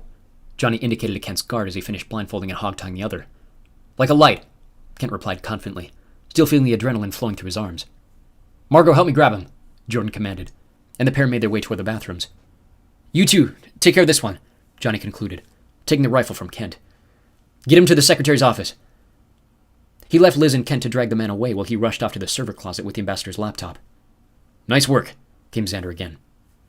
Jordan and Margot dragged the other man to the second office, and the 2 girls took their places, unarmed beside the door while Jordan and Kent made their way back to the lobby, pistols in hand. "Elevators are disabled," Emma announced. "Automatic locks are forced too. Still get bars on all the exits," Xander demanded. "Nobody comes in or out of the second floor until we're out of there." Jordan turned to Kent. "I got the back." Kent snuck behind the reception desk and dug around to find a series of computer cables. It wasn't ideal, but they were still an obstacle if he could manage to tie them tight enough. Jordan returned from the rear emergency exit, having secured the door with handcuffs, turning his effort to the lobby sofa, which he helped Kent drag to block the primary stairwell. The boys shared a high five when the door was finally obstructed. The lobby felt eerily quiet. The lockdown had gone much cleaner than usual. "Hey, where's the private secretary?" Kent asked. "Oh, shoot." Jordan perked, raising his pistol in alarm. He turned toward the bathroom. "She's not there." Xander sounded miffed on the other end. "What do you mean she's not there?" Jordan ran to the bathroom. Kent could hear him kicking down stall doors. "I mean, she's not in there," he repeated. "She's not in the building anymore. I can't see her." Kent shrugged. "She must have escaped before the guards came to get us," he offered. Jordan nodded, taking this as a perfectly reasonable explanation. "She's not out here," Emma dissented. Kent narrowed his eyebrows. "What? What do you mean she's not out there?" Jordan cursed. "She has to be." She's not," Emma repeated. Facial recognition on the cameras can't find her anywhere. She has to be in the building, Xander echoed. Well, she's not, Jordan defended. I would feel it if she was. She has to be, Xander doubled down. Find her. Jordan grunted. Margot, he barked. Come with me. Liz can guard the bodies on her own. You don't call them bodies, Margot replied, walking to the lobby. They're still alive, you know. Kent, you stay patrolling the doors, Xander commanded. Take a look out the windows when you get a chance, too. See if there's anything we missed. Jordan and Margot disappeared into the bathrooms. Kent marched to the barricaded stairwell and listened for any movement, but could barely hear over the sound of the alarms. Are you sure it's the same system we practiced? He asked. It's freaking loud in here. Exact same, Emma rejected. I mute the speakers on the second floor. It mutes them in the entire building. Keep them going, Xander instructed. Not for the first time. We want the building to seem as normal as possible for as long as possible. Kent sauntered over to the office behind the reception desk, much smaller than the ambassador's, with a single shuttered window facing west. Doing just as he had been instructed, Kent kept his body behind the wall and poked his head around the window frame, opening the blinds just enough to see through the surrounding buildings. No one on the rooftops, he recited. Still no additional windows. There's movement on the streets, though. People are starting to notice. Good, Xander replied. Johnny, how are the files coming? Johnny didn't reply immediately. Johnny? Xander doubled. Fine, he said finally. 15%. Signal still strong through Julian? As far as we can tell, Xander announced. Good pace, keep it up. Kent exited the first office and moved past the bathroom corridor to the next one, ready to do the same thing. A scream permeated through Kent's cheek. Xander! Liz, what's wrong? He shouted in response. Hey, he's not breathing, she stuttered fearfully. One of the guards, he's foaming at the mouth and... Kent sprinted across the lobby to the office. Sure enough, one of the guards was seizing violently on the floor. Johnny, Kent breathed. Johnny, you know about seizures. What do we... No! Xander's voice echoed like a cannon blast.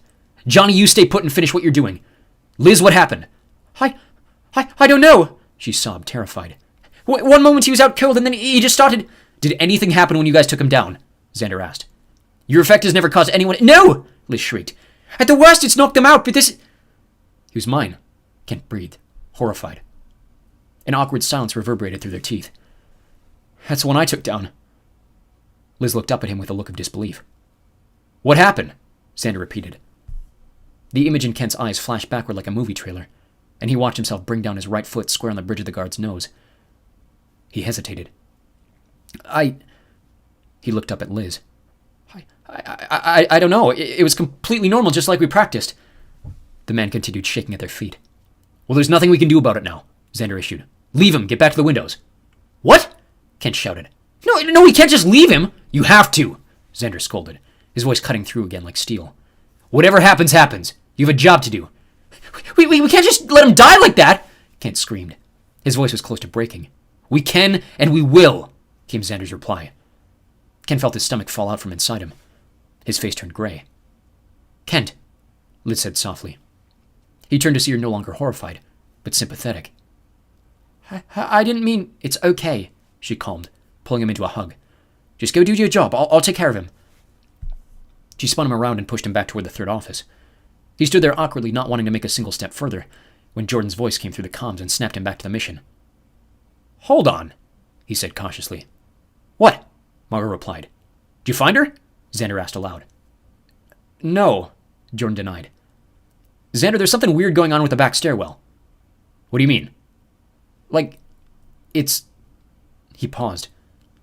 It's like it's changing shape. I feel like we're back on the floor again. I can't see into the stairwell. Let me see, Margot insisted, and Kent could see her trying to look through the door's window at the end of the hall. Leave it, Xander instructed. Stay on task. I think she might be in there, Jordan countered. There's someone down there. It could be armed assault, Xander warned. It's not, Emma argued. We'd be able to tell from out here, wouldn't we? Jordan huffed, then said something to Margot in French. I'm going to check it out. No! Xander shouted. Keep that door closed. Margot, return to the office. But Jordan didn't listen. Jordan, you regroup with Kent and check the windows. Forget about the... He gestured toward the handcuffs on the door handle, and without hesitation, Margot sliced them open with her claws. Jordan! Xander screamed again. Stick to the plan! The door was already shutting behind them as the pair tiptoed into the back stairwell. There was another silence. Then Jordan's voice cut through. Hey, yo, what the... Margot screamed so loudly Xander must have muted their comms. A loud crashing sound boomed through the building, followed by the unmistakable sound of gunfire. Kent sprinted back to Liz and slammed the hallway door behind him, locking it from the inside. "What's happening?" Liz shrieked, atop an already busy communications line filled with Xander shouting. Kent rushed past her to grab a chair from the private secretary's office, barricading the hallway door and hardly noticing that the guard on the ground had once again gone still. The gunfire stopped. "Margot!" Xander continued shouting. "Jordan, where are you?" "Oh God, Xander, look!" came Emma's voice. He finally took a breath to calm his shouting, then returned in a calm but severe tone. "Everyone, they're here," Xander warned. "Who's here?" Kent yelled, his hands sweating nervously around the grip of the pistol. "SWAT team," Xander replied. "They know something's going on." I'm at 60%, Johnny claimed. "I still need 5 minutes at least." Xander swore loudly in their ears. "Jordan! Margot, where are you?" he repeated loudly, unmuting their channels to the sound of static. "They're not dead," Emma said gravely, as much to herself as the others. "Their vitals are still normal. Elevated, but normal." Xander growled. "Jordan! Margot, if you can hear me, get out of there as soon as possible. You've got company coming through both stairwells." He turned to the others. "The rest of you barricade both hallway doors and stay put in the ambassador's office. Liz, whatever you do, stay away from the windows." Liz looked up at Kent before responding. "Why, are there snipers?" "Not that we could see," claimed Emma, her breath becoming constricted. "Just do as you're told until you get the green light," Xander demanded. "I'm not taking any more chances." Liz looked down at the two bodies on the office floor. One was plainly breathing. "Leave them," Kent steeled. "Get to the other office." They drove a second chair underneath the other to further secure the first door, then locked themselves in the ambassador's office and began piling furniture behind the second. Johnny was still standing wide-eyed in the doorway of the server room, frantically sliding his hand across the laptop's trackpad. "Office secure," Kent rallied. "Good," Xander sighed. "Stay put and hold it down until the task is complete. You've got a lot of company on the way." "What about the window?" Liz muttered. "It's still clear from our end," Emma stated. "A single guard with a pistol. Just starting to sense the situation. Kent, keep an eye on him." Kent didn't have to do his usual routine of hiding behind the frame. The ambassador's window was one-way glass. He planted himself square behind the desk and refitted his hand on the pistol, sweeping his eyes on the rooftops and sightlines surrounding the embassy. So far as he could see, there was nothing troubling about their only remaining escape route. "Liz, get in the corner!" Johnny scolded. Kent turned to see Liz standing in the middle of the office, hands aglow, ready to take on the next wave of guards to come through the door. "Stay out of sightlines," Xander seconded. "No matter what happens, Liz, you stay put as long as possible." Yeah, she said dejectedly. "Sorry for thinking I could help." Emma's voice shrilled through their comms. "There they are!" "Where?" Emma was clearly pointing to something only Xander could see. "What is it?" Liz asked. "Jordan and Margot?"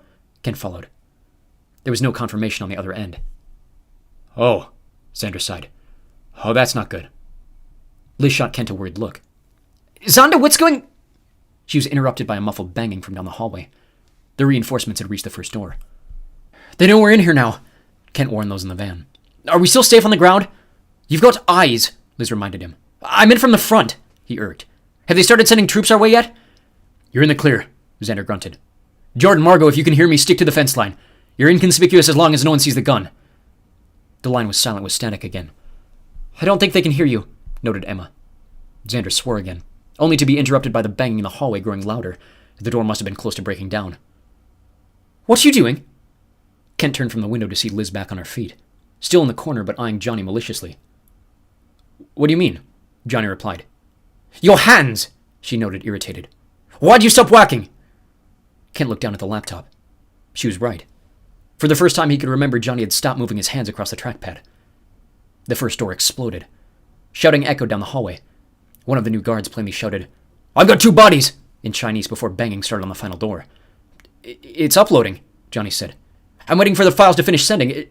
2 more minutes, then we're in the clear." Liz stepped forward. "You bloody liar!" she screamed. "That's not how it's ever worked before! You're not transferring files, you're deleting them!" "Liz, get back in the corner," Johnny commanded. "You're done, aren't you?" she growled, denying his request. "Johnny, what is she—" Kent started. "Kent, go back to the window!" Johnny shouted. "Stay in position, guys," Xander doubled. "Johnny, how much time is left?" Johnny looked down at the laptop. 90 seconds. Liz laughed out loud. "Xander, he's a bloody liar!" The pounding on the door became faster, more intense. Liz turned back to Johnny. "You've been finished for ages, haven't you?" "Johnny, what's she talking about?" Ken asked again. Johnny threw his hands up in confusion. I have no idea," he claimed. "The files are almost done sending back to Juliang. Just stay put until we—" A crack split in the doorframe as the guards began battering a ram against the other side. The furniture barricading the door bounced back several inches. "You've kept us here like sitting ducks!" she cried, turning to the window. "Kent, we need to—" "No!" Johnny shouted. "Kent, we need to stay put until they give us the green light. Liz, get back in the corner. We can't risk you getting hurt."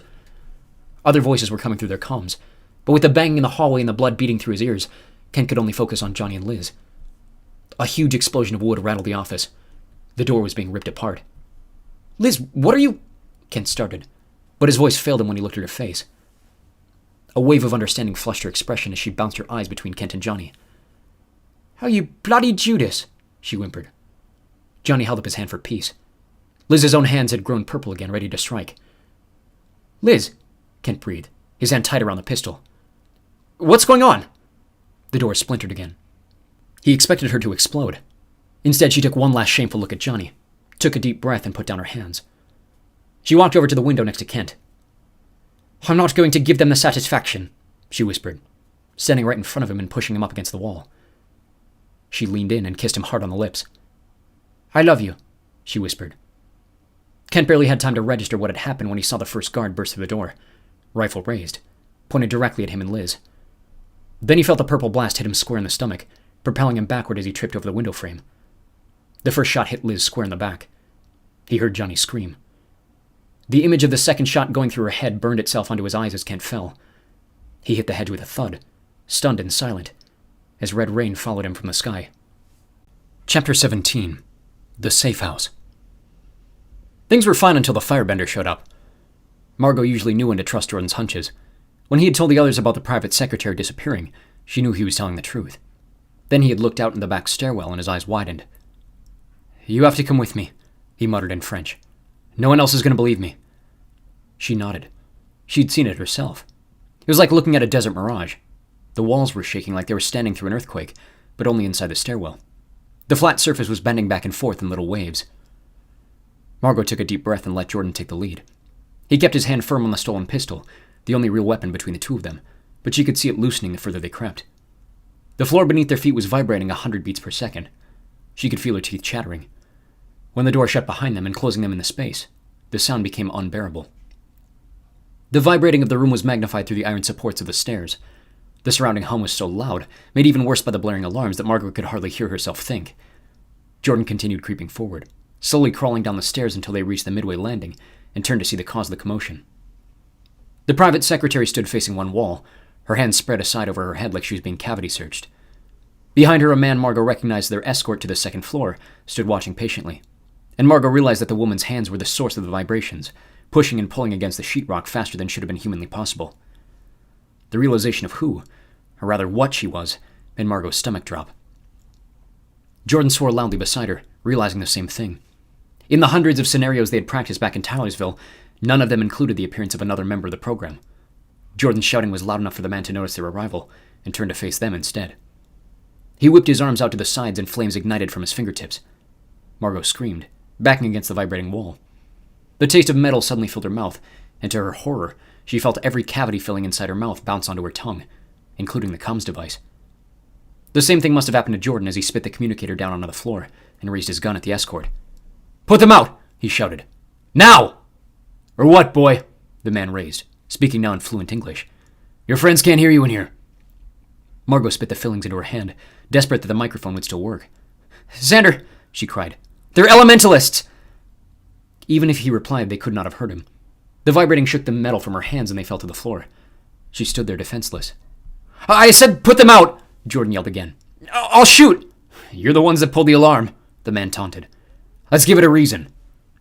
Margot cowered behind Jordan, hoping his aim was good enough to give them a chance. The man opened his arms to the side, inviting Jordan to take the first shot. Instead, Jordan turned quickly to the woman on the wall and fired several times. One of them must have struck her. She fell to the ground, clutching her leg as the room stopped shaking. Dust and cracked drywall fell to the floor. The man turned his partner, distracted. Margot pounced. A rope of flame shot forward and singed the hair on her left arm, but she sideswiped the man and whipped across his face with her right. He fell beside his partner, covering himself with his hands, his fingers dripping with blood. That was too easy, she thought, until the woman opened her eyes again and slammed her fist against the wall. A tidal wave rippled toward the base of the stairs and drilled Jordan in the ribcage. He went flying sideways, bouncing off the door leading back into the embassy's ground floor. The pistol ricocheted toward the door leading outside. Margot caught the quick glance from the man on the ground and jumped toward the weapon, yanking his hair backward as the pair scrambled to reach it first. An elbow met her face, and she could feel blood trickling to the back of her throat, but she made a final desperate lunge below his other arm and hooked her hand around the barrel. "Jordan!" she yelled, sliding the weapon out of the man's reach and toward the far door. Jordan was on his knees, dazed and bruised but still conscious enough to grab the gun and point it toward the woman. "Give up!" he mumbled, his own mouth dripping with blood. The man opened his mouth to speak, but his words were cut short by a piercing gunshot. He collapsed to the ground and Jordan turned the gun back to the private secretary. "You idiot!" she screamed, more distressed than she was fearful. "Haven't you realized we're only here to distract you?" Margot backed against the wall, hoping to edge her way closer to Jordan. "Who are you?" Jordan shouted, tightening his grip. "Who sent you?" The woman simply grinned. She put her hand on the wall again, just long enough for a wave to ripple through the room before Jordan flattened her too. Margot looked up in time to see a massive ventilation shaft falling from the ceiling. She dove forward, desperate to end up on the same side as Jordan, as the ceiling crashed around them. A cloud of dust coated them in white. When it settled enough to see clearly, she wrapped herself around Jordan and kissed him harder than she'd ever kissed anyone before. "Ow!" he grimaced, pushing her away. A red ring encircled his lips from the blood on Margot's face. "What's wrong?" she hesitated. He swore. "My ribs. I think one of them's broken." "Oh, come on," she ushered, seeing their path to both the staircase and the outer door blocked by a mountain of twisted metal. "We'll have to go through." "Look at yourself," he judged. "They'll kill us." "Not if you hide the gun," she instructed. "Maybe they haven't realized what's going on yet. Maybe they'll think we escaped the fire." Jordan swallowed hard, then wiped his face with his shirt sleeve. Margot did the same. Then the pair opened the door and crept into the lower corridor of the embassy. The building was completely abandoned.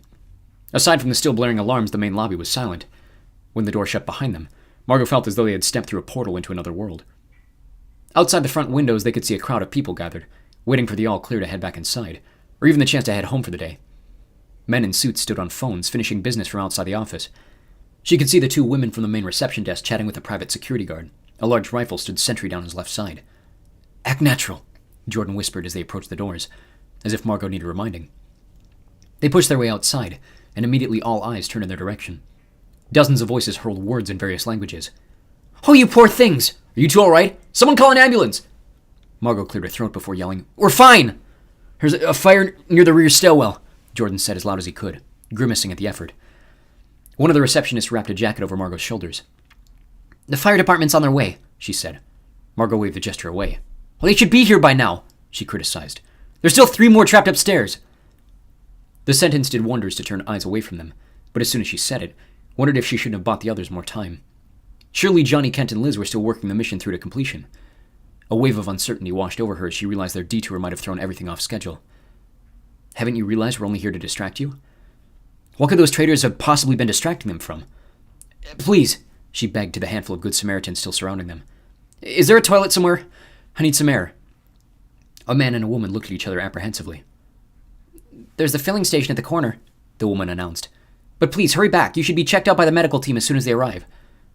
Margot bolted off on cue, Jordan rushing behind her. "They're watching us," Jordan announced. "Someone might try to stop us." "Then don't give them reason to," Margot retorted. "Clean up and let's bolt back around the block as soon as we can." A set of single-stall bathrooms tucked behind the station, and Margot was overjoyed to find hers containing a working sink below a mirror. She scrubbed the blood and dust out of her hair and face, then pulled her hair out of a double French braid and let it fall straight down her back. Her outer flannel, which had been torn and burned in the stairwell, was also coated in drywall. She did her best to wash it in the sink, but realized the weight of the wet cloth might slow her down, and decided to trash the shirt entirely, leaving her freezing in a white blouse. She exited the same time as Jordan, who must have watched her change her outfit as he too had abandoned his outer shirt and stood freezing in a black tee. There wasn't much he could do to change his hair, but he'd removed both contacts and washed the makeup off his scar. "Are you sure you want to risk it?" she asked. "What if we get caught?" He shrugged. "Don't get caught, then." The van was visible 2 blocks down, but having already been taken in by the crowd, they determined a return in the same direction would risk the same attention. Instead, the pair decided to ring the outside of the embassy on the opposite streets, hoping to avoid any unwanted attention their still battered appearances might enlist. "Act casual," she whispered, and the pair walked north to the next block, hand in hand as if it were a normal day through the city. The weather was freezing. It had not been cold enough to warrant full coats when they departed the hotel, but now standing in short sleeves, Margot's arms were chilled to the bone. Maybe the change was a bad idea, she thought, realizing halfway down that everyone around them was bundled up. Their nakedness made them stand out that much more. "Do you still have the gun?" she asked under her breath, squeezing his hand tighter. "Of course I still have the gun," he grunted, also taking note of the dozens of eyes watching them as they walked on, eastward toward the far corner of the embassy. They were at the northeastern corner of the complex, ready to continue to the southbound street, when an enormous black truck overshadowed their entire view of the intersection. The SWAT team had arrived. Jordan swore, pulling Margot into the alley beside them to take the pair out of the view of the passing truck. "Go!" he screeched, shoving Margot ahead as they sprinted down the alley, desperate to reach the van before the truck did. Margot skidded to a stop at the edge of the tennis courts. The hedges and trees that had shielded the northern half of the alley from view of the embassy now gave way to an open fence, leaving them visible by any of the bystanders in the complex courtyard. To Margot's horror, the courtyard was being cleared by a second SWAT vehicle, which had beaten the other to the scene. Jordan rushed past her, yanking her arm onward while her frozen body was paralyzed to stay behind. The pull won out. With voices shouting in the courtyard, Margot tuned out their words and the pair barreled out on the sidewalk of Zishui Street, where she almost burst into tears at the sight of the van. The first truck pulled past them blindly as the automatic locks at the back of the van clicked open, and she and Jordan collapsed inside. "What happened?" Xander shouted, spinning around in his chair to meet them. Jordan could barely speak. Margot was completely winded. Earthquake, he gasped. Walls collapsing. Elementalist. He struggled for air as he mimicked the stairwell falling around them. It was her. Breathe, Xander instructed, awkwardly taking the still loaded gun from Jordan's flailing hand. He unloaded it onto the floor of the van. Emma turned to face them too. What do you mean, elementalist? She asked. Jordan took a steadier breath. There were two of them, he stuttered. In the stairwell. The private secretary was one of them. Two of what? Xander scowled. Ireans! Jordan exploded. Members of the freaking company! Xander laughed. Jordan, what are you talking about? Margot had finally caught her breath enough to speak. He's not lying, she admitted. The private secretary is one of us. Xander's face dropped. That's impossible. Well, explain the flaming hands then, Jordan erupted again. She was sending shockwaves through the walls, Margot explained. That's what got Jordan's attention in the first place. The other guy was a fire elementalist. Xander still looked perplexed. That's impossible, he repeated. Interrupting a mission of this magnitude is a capital offense. Well, it doesn't matter, does it? Jordan joked. They're both dead already. What? Xander turned. I downed them both after they tried to kill us, Jordan explained. They tried to kill you? Xander raised, and Margot grew increasingly frustrated at his slowness. Emma's face was more sympathetic. Are you okay? She asked. I'm fine, Jordan waved, and Margot realized she hadn't even thought to ask him. Where are the others? Suddenly Xander and Emma both twinged their faces, as if in pain. What? Margot yelled. What is it? Gunshots, Xander growled, then spun back to the windshield monitor. Are you guys all right? Judging from their reactions, Margot guessed there was no answer. Guys? He repeated. Can you hear me? Oh God, Xander! Emma squealed, pointing to a table in the corner with the shapes of 7 bodies. Liz! She pointed to the one with the name Elysian Granhook above. Unlike the others, which had various colors and graphs surrounding to indicate their vitals, her entire box had grayed and flatlined. Margot felt her stomach drop. All the air in her body disappeared completely again. Liz! He growled. Can you hear me? No reply. Johnny, Kent, what's going on? Again, silence. The entire van fell silent. Margot could feel her heart swelling in her chest, tears threatening to burst out, and her throat constricting the more she stared at the screen. Emma was the first to break. Johnny, she squealed, her face white as a sheet. Hey, hold up, Jordan interrupted, pointing to the gray bars above his and Margot's bodies. Those are our comms, right? Maybe Liz's tracker was disabled somehow like ours were. That could mean anything. A collective breath echoed through the van, but Emma was still shaking. Margot could feel herself close to joining her. Why aren't the others responding? Xander questioned, noting the still green bars below the names of Kent and Johnny. Boys, can you hear me? What's going on? A static silence continued to follow his questioning, only broken by a harsh, deep breath from Jordan. There's Kent! All 4 of them jerked their heads around the graphic screen to see Kent zipping around the embassy gate and down the sidewalk. He was at the rear of the van before Xander could even unlock the door. He collapsed onto the floor amid a flurry of questions. What happened? Where's Liz? Where's Johnny? Did anyone see you? Margot and Jordan pulled Kent to a seat on the side bench, where he sat hunched over onto his knees, hyperventilating. Only then did Margot notice the blood. His entire front looked like someone had splattered him with red paint. Where's Liz? Margot repeated, a sinking feeling in her stomach telling her she already knew the answer. Kent swallowed hard, keeping his eyes locked on the ground. He grimaced, his face turning whiter by the second. He shivered before adding, She's dead. Whatever outburst Margot made, her weeping was drowned out by the sound of Xander's rage. What? He spun from his chair again, rising to his feet and marching over to Kent. Margot felt herself fall into Jordan and break down in tears. She's dead, Kent repeated blankly. She pushed me out the window and they shot her. Xander stiffened. But you didn't actually see her. He had a look of frantic hope in his eyes, but he paused, seeing the truth literally plastered on Kent's face.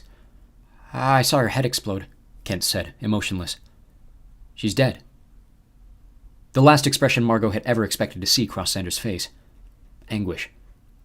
He tried to repress a distressed wail as his eyes turned bloodshot, and he erupted with frustration, grabbing the unloaded magazine from the stolen gun and whipping it against the wall of the van. Then he buried his head against the wall and sobbed into his hands. What? Emma squeaked. What about Johnny? Emma, Kent, and Xander all popped their heads up on cue, reacting to something coming through their comms. Xander's outpouring of emotion faded, reinvigorated by this reminder of the mission. He straightened and ran to the control desk, flipping a switch that sent the communication feed from their teeth to the speakers in the van. A flurry of inconsistent gunfire was echoing from Johnny's mic. With each sound, Emma physically jumped from her seat.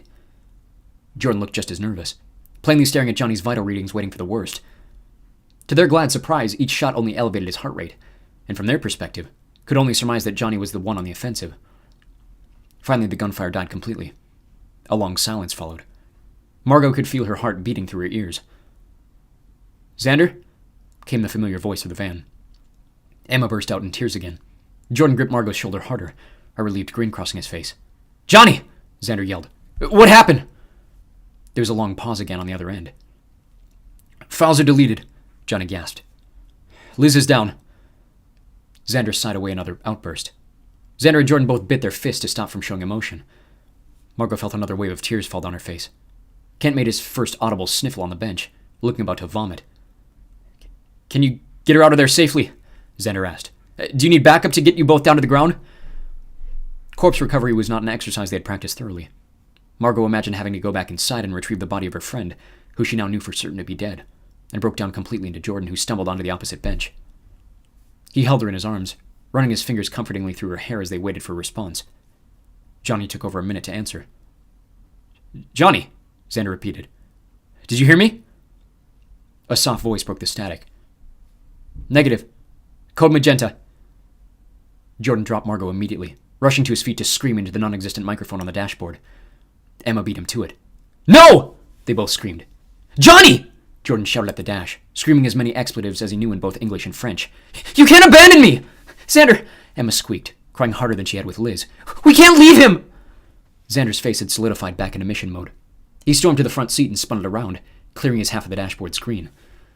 Margot felt herself stand. We can't just leave her body! Xander! Jordan interjected. We can help them, please! Sit down! Xander shouted, shoving Jordan back out of the cockpit and shifting the vehicle out of park. We can't leave them! All three yelled at once. Shut up! Xander swerved into the lane, shoving them all against the walls of the van. He issued the magenta! If you have an issue with that, you take it up with him when he gets out alive. You have an issue with leaving, take it up with the Prime Minister when we're back in Tylersville. Margot could feel herself shaking. Even Kent looked up, seeming to register the severity of what the code meant. The rest of them had been forced to memorize the color codes in middle school. Magenta. Get to safety. Leave me behind. They were halfway down the block when Johnny's vitals began to spike. His heart rate and breathing were twice what they had been just a moment before. They could hear him inhaling sharply, before his communication line went dead. Only seconds later, a warning about blood loss popped onto the screen, before the whole thing, just like Liz, went gray and flatlined.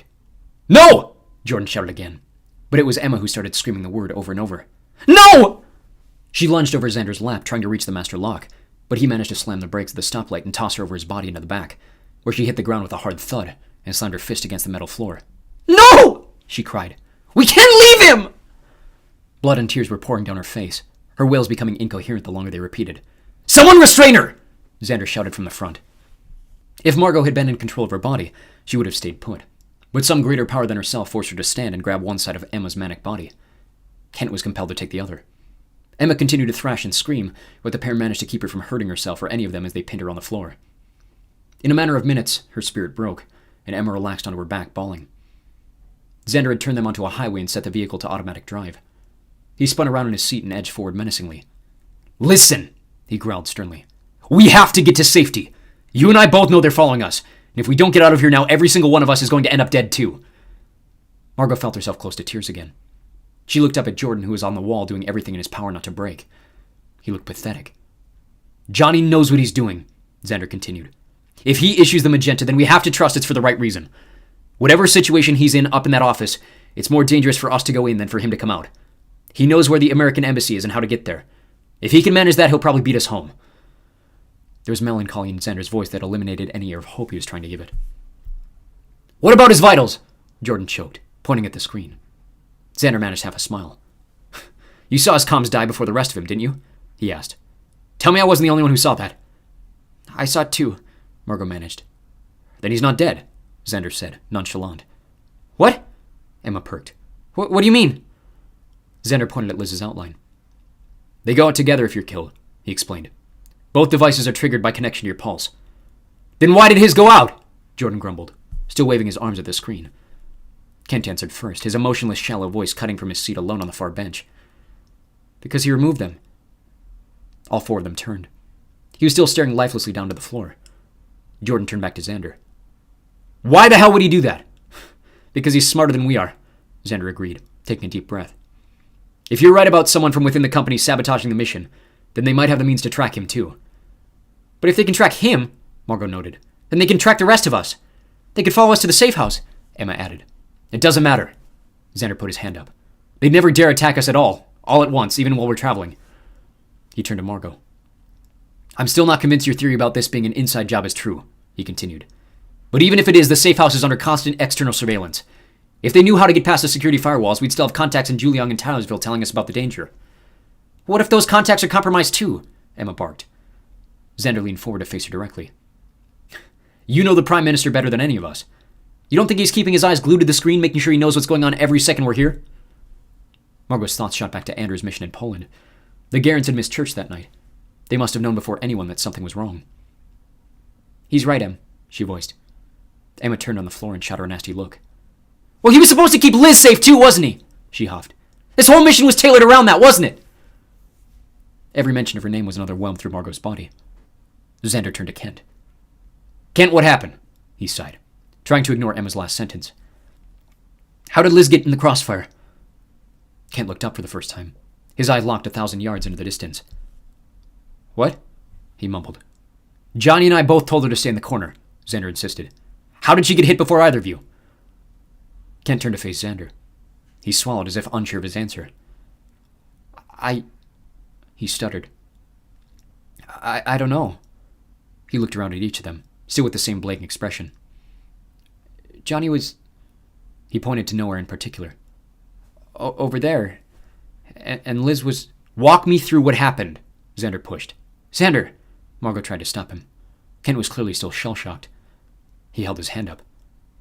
Let him speak. Kent, walk me through what happened. Kent looked out the windshield. How did Liz get in the way? Xander asked again. Kent swallowed again. I was right there. I was right in front of the door. They would have killed me. What happened? Xander stepped forward. Kent stretched his eyes, then blinked repeatedly, shaking his head awake. She knew I was in the way. He gulped. She pushed me out of the window. Suddenly an alarm sounded from the front of the vehicle. Xander swore. Cops are on us, he explained, jumping back in his seat and flipping the manual. I'm going to change the shell and try to shed them. You four buckle down and get comfy. We've got 2 hours on the road before the safe house. The vehicle jerked out of stasis as Xander swerved across multiple lanes. Emma rolled across the floor, finally finding a grip on their side bench and pulling herself onto it. Margot was distracted by Kent sitting alone on the other side, his face back down on the ground. He'd seen it all happen. That much was obvious. But Margot found herself more drawn to the fact that apart from herself, no one else in the van was focused on the loss of Liz. She hopped to the other bench and sat down beside him, saying nothing as she forced her hand into his. Unconsciously, he leaned into her and laid his head on her shoulder. Margot could hear his breathing finally build, and he wept so silently only she could hear. Jordan gave her a confused glance. She knew he was thinking about Johnny now, and with Emma suddenly stone-faced and concentrated beside him, Margot gestured for him to comfort Emma instead. He put his arm around her, too, and tried to compose his own hope for the situation alongside Emma's new fierce determinism. The vehicle jerked several more times as Xander shifted lanes, occasionally pulling off suddenly at highway exits before returning immediately to the ring road. Margot caught sight of the vehicle's exterior through the side mirrors, once changing from white to black as Xander flew between a tight pair of semis, then gray as they crossed through the city's outskirts to a separate highway, then returning to black again as they neared the capital's edge. For nearly an hour, the kids sat strapped to their belt harnesses against the walls, dealing with Xander's manic driving. By the time things began to settle, all four of them looked as white as Kent had when they left the embassy. Every few minutes, Emma would bend forward and fold her hands in prayer. Whether for their journey or Johnny's safety, Margot couldn't tell, though with the success of their previous prayer that morning, she found the gesture pointless. Finally, they reached the westbound highway out of the city, and Xander returned the vehicle to autopilot, spinning his seat around to face the rest of them. For the first time, Kent actually perked to attention. All right, Xander sighed. I know you guys are sick of the word mission. Margot felt a blast of air exhale from her nose. But I've been thinking over everything that happened, and especially what you said. He pointed at Emma, who looked surprised. If the mission at the embassy was compromised from within, there may be credence to taking caution with the safe house, which means I need all of you to help with one final task. Margot took a frustrated breath as Xander threw his projector onto the floor, pulling up a three-dimensional schematic of the safe house. If we're assuming the security isn't fully in check, we need to do a simple sweep of the property, meaning all of you need to be armed with one of these. He reached into the upper storage baskets and pulled down several M4 rifles. We shouldn't need more than a single mag, but grab a second just in case something does go down, he offered, handing each of them 2 loaded magazines. Lucky for us, the property's small and heavily protected, less than an acre and surrounded on all sides by high walls and fences, which themselves are covered by the thick trees against the mountainside. He returned to the projection and pointed to each point of the property. The entry gate is disguised too, he explained. I'm certain we're not being followed anymore, but even if we were, it's a quick in and out through the doors before they disguise themselves again. The schematic changed to show the inside of the house. There are 3 main entrances to the house: the front door into the great room, the garage entry, and a door leading to the back garden. There is a secret escape door down the first floor hallway from the kitchen, but so long as we confirm the interior lock and disguise it behind the decorative painting again, we should have no reason to doubt its security. Until the walls start moving, Jordan huffed. Xander shot him a concerned look. Fine, he relented. Throw a table in front of it with a vase on top. If it breaks, we'll be on alert. At which point they'll already be inside the house, Emma mumbled. Well, I'm doing the best I can, Xander screamed, raising his voice for the first time since he'd thrown Emma onto the floor. Margaret could see the pain returning to his face and felt a wave of pity realizing his position. Fine, she sighed aloud. Walk us through the sweep. Xander gestured to each of the entry points again before returning to the rooms. The house has 10 main rooms, he trundled. 7 bedrooms, 4 on top and 3 below, plus the great room, the kitchen, and a half bathroom off the garage entry. Each of the bedrooms has its own bathroom and closet, so we need to be extra thorough when we check those. He turned to Kent. I want you with me, he said. I'm going to drop you other 3 just inside the gate while we take the vehicle through the garage and enter by the kitchen. Emma, you take the front door. Jordan, take the garden entrance. Margot, keep an eye on their entries from the fence line. Keep a wide eye on the whole property. Jordan stepped in to interject. Put me out there, he insisted. She's better at close combat anyway. I'm the better shot. Plus, I can keep an eye on everything from out there. Margot agreed. Xander, I'm a terrible shot. Don't question me, he growled, bearing down on the pair of them. Just do as I say and get the job done. He took a long, deep breath. When the place is secure, we can relax. These words clearly bothered Kent, who flexed his jaw, probably holding back a comment about Liz. Xander refocused on Jordan and Margot. Your comms don't work anymore, he noted. We'll need these. He reached into a separate storage compartment and pulled out a handful of earpieces, the same ones they were used to training with. He passed them around and checked the microphones. Just one last push, he begged, pulling Kent up to the front seat with him. That's all I'm asking of you. Then we can go home. A half hour later, their highway departure had thinned to a narrow, winding road in the surrounding mountains. Emma sat forward, staring hard at the floor again, while next to her Jordan had his head thrown back and grimaced with each swerve of the vehicle. Margot shot him an inquisitive look. My ribs, he mouthed before clenching his jaw again. Margot realized the adrenaline from their escape must finally be wearing off. 1 minute, Xander called from the front, pulling her attention away from her boyfriend again. Jordan reached down underneath their bench and pulled out a handful of jackets, tossing one to each of the girls before throwing one over himself with another twinge of pain. Margot had completely forgotten about the cold awaiting them outside the van. The vehicle rolled past a set of small houses before a tall row of bamboo and underbrush replaced the view for the remaining quarter-mile up the hill. Xander punched a code into the digital keyboard on the dashboard, and the entirety of the jungle facade parted inward like a large gate. Everybody good to go? Xander called through their ears. She, Emma, and Jordan gave a thumbs up. Green light.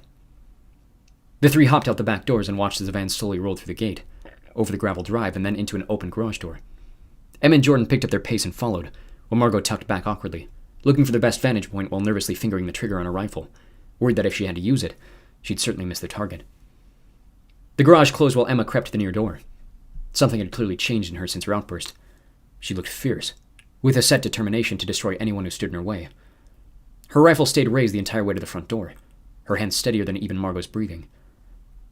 Jordan was more rapid, swinging his rifle wildly around the gravel yard, checking every bit of the walls and fence line as he marched to the far side of the property. Eventually, he disappeared through the back gate and around the house, leaving Margot alone outside on the drive. She backed into the near corner, dropping to one knee and settling her weapon on the other to steady it. Her head whipped back and forth from the closing entry gate to the house, carefully eyeing the walls and fences to spot anything hidden within the plants. "Garage secure," she heard from Xander, closely followed by Jordan confirming the back garden. "Great room's clear," Emma chirped. "Jordy, I can see you. Make your way in." The gate creaked to a harsh shut, enclosing Margot in the small yard. In the far corner, a breeze was coming off the mountainside and rattling a pair of small trees against the fence. "Kitchen secure," Xander reported. "We have eyes on both of you. You take the upper rooms, we'll take the lower three." Being stuck outside was killing her. Desperate to have eyes on something, Margot stood from the corner and crept toward the front door. The sound of her own footsteps crunching on the gravel echoed around her. She looked inside the windows, seeing no one, before spinning around and returning her attention to the corner from which she had come. A new rattling came from the trees near the garage. Margot froze. Unlike the trees against the fence, this noise was clearly not the wind, nor was it consistent. Something large was moving through the brush. Margot felt her heart rise in her throat, her hands clamming around the stock of the rifle. A twig snapped, and she raised the gun to her shoulder, shaking harder than she had all day. "Ground floor secure," Xander said. She didn't dare respond anything aloud. Slowly, Margot crept alongside the house, seeing the tops of the trees above the garage quiver unnaturally as it crept ever closer. Her heart was pounding in her chest, her ears ringing the closer she came to the edge of the house. "Upper floor secure," Jordan relayed. Margot took a deep, shaky breath. "Margot, how's it look outside?" Xander asked. Still invisible, Margot could sense the thing in the trees right behind the corner of the garage. Xander's voice came through again. "Margot?" Someone opened the front door and stepped hard onto the gravel. She swung her head around, desperate to see backup, when she heard the thing bolt out onto the driveway. Emma was standing there, steady as a statue, her gun raised directly at Margot and fired. The shot missed her by a foot. Margot spun back, raising her own gun in panic terror, but the deer had already fallen to the ground. She could hear Xander come storming out the front door behind her. "What are you doing?" he screamed, before seeing the animal himself. Margot turned again to the house, seeing Xander with his own gun raised, followed nervously by Jordan and Kent. Emma was smiling, her rifle already lowered. "I found dinner." The house was stocked with plenty else. It had taken several minutes for Margot to calm back down after standing sentry in the yard, but finding the house in pristine condition aside from a deer carcass now decaying in the garage, she plopped down onto a couch in the great room and took sips of a water bottle until her pulse returned to normal. Xander and Jordan pulled the stone end table from the great room and shoved it in front of the secret door, adding 2 ceramic flower vases for good measure. Emma went to work making them all food in the kitchen, while Kent, seeing Margot resting on the couch, found his way to the neighboring armchair and remained so still that she thought he had fallen asleep with his eyes open. The smell of Tex-Mex soon filled the house. Finally feeling steady enough to rise, Margot gathered Kent from his hibernation and made her way to the kitchen. They met the other 3 surrounding the kitchen island. "Eat," Xander commanded. "Then you can head off to bed if you like." Margot peered out the kitchen window. Even with the mountains shading the view, there was still light in the sky. No one objected to food, though Kent rather picked around his taquitos while the others dug in. "I made the post-mission call to Tyersville," Xander announced grimly. "Legally, Johnny and Liz are both declared missing, with Johnny presumed alive and Liz confirmed deceased." Margot swallowed dryly. "They haven't heard anything yet from the American embassy about Johnny, but word is it's a mess in terms of relations with Poland," he sighed. "The ambassador's missing." "How?" Jordan sat up. "We saw him escorted out of the building." Xander shrugged. "Based on what we heard him say in the office, I'm assuming it's self-inflicted." "You think he's running from the job?" Emma asked. "His job was on the line to begin with," Xander noted. "Now classified information is being corrupted on his watch. If his life wasn't in danger before, it certainly is now."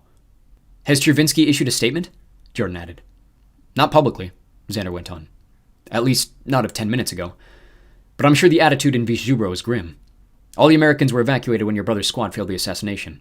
If Varsov gets word that this was an inside job, it may happen that the whole city's evacuated to Germany." Margot sighed. "So how long are we here?" Xander turned, setting down his glass of water. "At the safe house?"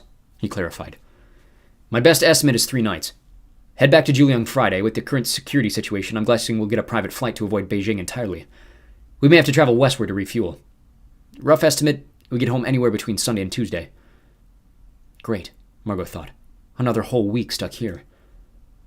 The attitudes of the squad appeared to parallel hers. What are we supposed to do while we wait? Jordan asked. Our phones are back in Juliang. Well, your fake ones should work with the Wi-Fi, Xander explained. I know you don't have access to your contacts or accounts, but at least it's something to pass the time. Otherwise, there might be board games hidden somewhere in the house. Read something. Write something. Relax. How can we relax right now? Margot wanted to scream, thinking of Liz every time she caught a glimpse of Kent's dead-eyed face. Instead, she turned her eyes back to her plate and kept her mouth shut. If you can figure it out, there's a way to get the TVs in your rooms connected to the American networks. He turned to Emma. You could probably catch Super Bowl build-up. She smiled. The first genuine smile Margot had seen from her in days. I'd rather watch the Rockets. Margot felt a minimal sense of normalcy start to wash over her, until Xander took a bite of chips and turned solemn again. There's one other thing, he said. All of you need to give recorded testimony about the mission. You can wait to do that until we get home, or you can do it with me tonight while this morning's still fresh in your head. It's completely your choice. Margot looked toward Jordan, then back at Xander, who had turned his attention in her direction. You're welcome to do it together, if it would make it easier. She looked back to Jordan, who simply shrugged. Can I at least shower first? She voiced, realizing her lower body was still caked with pieces of the embassy, and the rest of her with hours of sweat and tears. Xander straightened defensively. Yeah, of course, he said. There's no rush to do them, just whenever you feel ready. I'll be in the first room next door whenever you want. Where do you want the rest of us? Jordan asked. Wherever? Xander gestured upstairs. There's 4 up there and 4 of you, he noted. I think both you and I would sleep better if you stayed together. I'll hold down the fort below. Margot finished eating, then went into the garage to grab her bag from the van. The others followed. Emma managed to march ahead of her and trundle up the stairs to claim the furthest room down the hall. Margot decided to follow her to the next furthest, while Jordan and Kent tucked in the other 2. She guessed Xander wanted them to feel some sense of normalcy despite the loss of Johnny and Liz, letting himself bear the burden of being alone beside the 2 empty rooms. There was still a kind of community in all climbing the stairs together, and not actually knowing how long they were to be trapped in the house, despite Xander's estimates, she felt grateful he was returning to them some kind of autonomy. Chucking her bag against the wall near the bathroom door, she locked herself inside and immediately drenched herself in the shower. Dark gray water appeared to sweat from her pores as everything from the day was washed off her body, joined by more tears as her removal from the group gave her time to think about Liz again. She covered her face with her hands, remembering their night together up in the mountains, where Liz had confided in her the story of her brother, the anxiety she felt about the same thing happening to her family on her behalf. Margot had personally promised to keep that from ever happening, but now it had. Margot picked up a shampoo bottle from the inside of the tub and chucked it at the wall, where it exploded in a gooey white mess over the bathroom mirror. Footsteps followed, then Jordan's voice outside the bathroom door asking if she was all right. I'm fine, she screamed. Just go away! She was so far from fine. The look on Kent's face haunted her as she tried to imagine just how Liz's life had been taken away. She broke down to her knees, thinking again of her promise, then the reality of everyone in her life continuing to disappear. And this time it had been her fault. Maybe it was always her fault. Maybe if she hadn't endorsed Emma dating Johnny, she'd still feel like her best friend was there for her. Maybe if she had tried harder with Riley, he wouldn't have run off so easily. She thought of her mother disappearing, dropping off the face of the planet and leaving her alone with her father, who was then taken away from her too. Had she left because of Margot? If I hadn't followed Jordan, I could have saved her, she thought. Her anger then turned to Jordan, no doubt feeling he could protect her. He would never understand this even if she explained it to him. He could never possibly understand feeling responsible that one of them was dead because of her. Then she remembered Johnny, and cursed herself for being so selfish. Jordan was probably going through the exact same emotions she was, plus the hope that his brother might actually be out there somewhere. Hell, his mom might be still out there somewhere, even as time ticked on without a trace. Jordan was constantly dealing with these emotions of loss and anger, she realized. A pang of guilt pulled at her chest for throwing him away so easily. She rushed out of the shower, hardly remembering to turn it off before bolting out into the bedroom, ready to track him down and apologize. He was still in the room, sitting on her bed staring into nothingness. He turned as soon as he saw her, his face devoid of emotion. Margot gasped. You're still here? Yeah, he shrugged. I wanted to make sure you were all right. I was worried you collapsed or something. Margot turned back to the mess on the bathroom wall. It's nothing. She blushed, embarrassed. I threw a bottle against the mirror. Jordan smiled. I would have done a lot worse, No, you wouldn't have, she admitted. You handle yourself better than I do. Who have you been dating? He laughed. I'd like to meet him. Margot smiled, then bent over and threw one of her sweatshirts at him. Go shower, she said. Then we can chat with Xander. She moved toward him to pull him to his feet. No, he declined. What do you mean, no? Jordan shook his head. I'm not leaving you. Margot threw her hands up. What, do you think I'm going to kill myself or something? She brushed. Have you seen Kent? He's the one that should be on trauma watch. No, I just... Jordan rose to his feet, stopping himself, then stared at the floor. He took a deep breath. Margot, I killed 2 people today. She felt Emma's cooking catch guiltily in her throat. Yet another thing I forgot, she pitied. Your friend is dead, he went on. Our friend. She's dead. Margot tried to shrug it off. Yeah, but your brother may have removed his tracker on his own, Jordan acknowledged. But who's to say he didn't get gunned down 3 feet outside that office? What if he's gone too? Margot grit her teeth and sighed. So? So? He mimicked. So I can't lose you too. You're not going to lose me, she dismissed. She turned blushing as Jordan stepped into her with his full height. She could smell the sweat dripping down his neck. Seriously, Jordy, she insisted. I'm fine.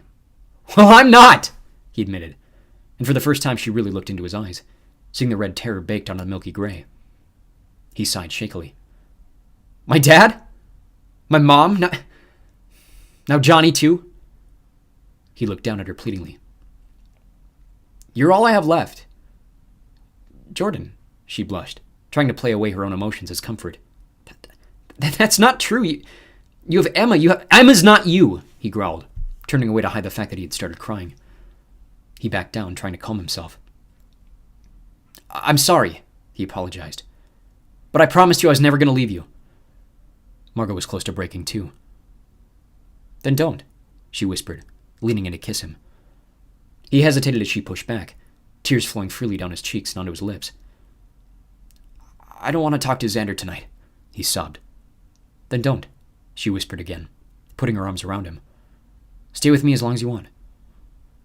She rested her head on his chest and just held him, letting whatever feelings he needed to let out fall onto her instead.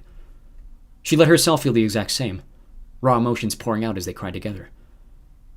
Only with him, she thought. He alone gets to see this side of me. The relief of that single truth, that comfort to allow someone to see into her like that sent a shiver down her spine. They stood there for several minutes, swaying slowly back and forth on the carpet to the sound of nothingness. Finally, Jordan sniffled, stood up to attention and pulled himself away. Margot only managed a quick breath before he leaned in and kissed her like he hadn't seen her in years. She felt herself melt as he put his arms around her. I'm never going to let go, he breathed, meaning every word of it. She looked into his eyes with new tears of her own, knowing that wherever he was going, she was going too. He held on to her until the sun came up the next morning. Even with the ghosts of Johnny and Liz hanging over them as they fell, it still managed to be one of the best nights of Margot's life. Chapter 18. Atlas. When the shots fired, every muscle in his body flinched in terror. Johnny stood inside the closet, horror-struck as what was left of Liz disappeared behind the desk. The door broke open. Kent went through the window. Johnny froze completely still. 5 men entered, sweeping through the space. One rushed to the window in pursuit of Kent, then swore to the others in Chinese. Where'd he go? It's just a kid, another added, looking down at the corpse on the ground. Lee, we killed a kid. Another on the far wall put his rifle to his side. Doesn't matter, he said. They're still terrorists. He pulled a radio from his belt. Zhang, we got one down up here. One escaped through the window. A grainy voice came through the speaker, loud enough to hear. There should be 3. Lee put his radio back on his hip. Find him. The soldiers regripped their weapons and spun about the room, checking every cupboard and crack in the walls. The closet door was wide open. Johnny stood still as every single inch of the office was examined. Furniture was overturned. Desk drawers were emptied onto the floor. Minutes went by before one of them even thought to look in his direction. I found something, one spoke, staring at the computer Johnny had only just closed. He still hadn't noticed Johnny. He lowered his weapon again and walked into the closet. Johnny held his breath. The soldier walked straight into him. What? He managed, before Johnny shoved him and drilled him square in the face with a right hook. The man stumbled back into the office, Johnny lunging for the rifle he had kept propped against the nearest couch. He spun and fired, and the nearest soldier crumpled to the ground. He held up the gun to fire at the rest, but stopped himself, realizing in a split second that none of them were looking in his direction. "Feng?" The soldier at the window gasped, seeing his partner dead on the floor. The others raised their guns fearfully. Johnny stayed frozen on his back, trying to remain as silent as possible with every shallow breath. The one by the window noticed him on the floor. Before the man could fire, Johnny let loose another shot, sending him stumbling the same way as Kent. Two turned to watch him fall. The other noticed the gun in Johnny's hands and fired in his direction. He managed to roll out of the way, stumbling behind the overturned couch before poking his head around and dropping a third. "Where is he?" a remaining guard screamed. "What's happening?" Johnny thought nervously. The two men were shouting incoherent commands at one another in a dialect he could not understand. Johnny hid with his shoulder against the furniture, his heart threatening to burst through his chest, before jolting to his feet and finding the final soldiers in his sights. He stood alone, the sole victor of this little war, surrounded by bodies. He realized one of them was on his side. He rushed over to the window and turned away to stop himself from vomiting. There was no point in closing Liz's eyes. He stilled himself, breathing deep to stay composed as the smell of blood and death filled the room. A voice in the back of his head helped him focus. "Her pockets," he thought, thinking of the fake mementos they'd been carrying with them since the hotel. "Don't leave a trace of the company." He kept his eyes below her neck as he reached down to take the fake ID from her corpse. That's when he noticed his arms. They were gone. He stumbled back in shock, falling over the overturned office chair and finding himself on the ground. Or he should have. Johnny felt around on the floor, desperate to assuage his most incoherent fears. Where his leg should have been, he kicked the office chair toward Liz's body. It shifted a few inches forward with no source of contact. Finally, he got the reflection of the room in the glass cases on the wall, rushing to stand directly in front of the polished surface. The office looked exactly as it should, save for one glaring omission. Johnny was completely invisible. Terrified breaths caught in his throat. He waved his hands in front of his face, desperately trying to shake off the effect, but nothing changed. Picking things up off the ambassador's desk and throwing them across the room only added to his disorientation. Every part of his body was completely invisible, including his clothes, without any trace of shape or refraction.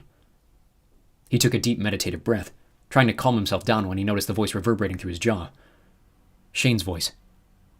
"Coventry." Johnny looked back to the window and understood. He returned to Liz's body and emptied her pockets into his own. Taking a final glance into the glass, he sighed, then spoke through the microphone. "Xander? Johnny!" The response came immediately. "What happened?"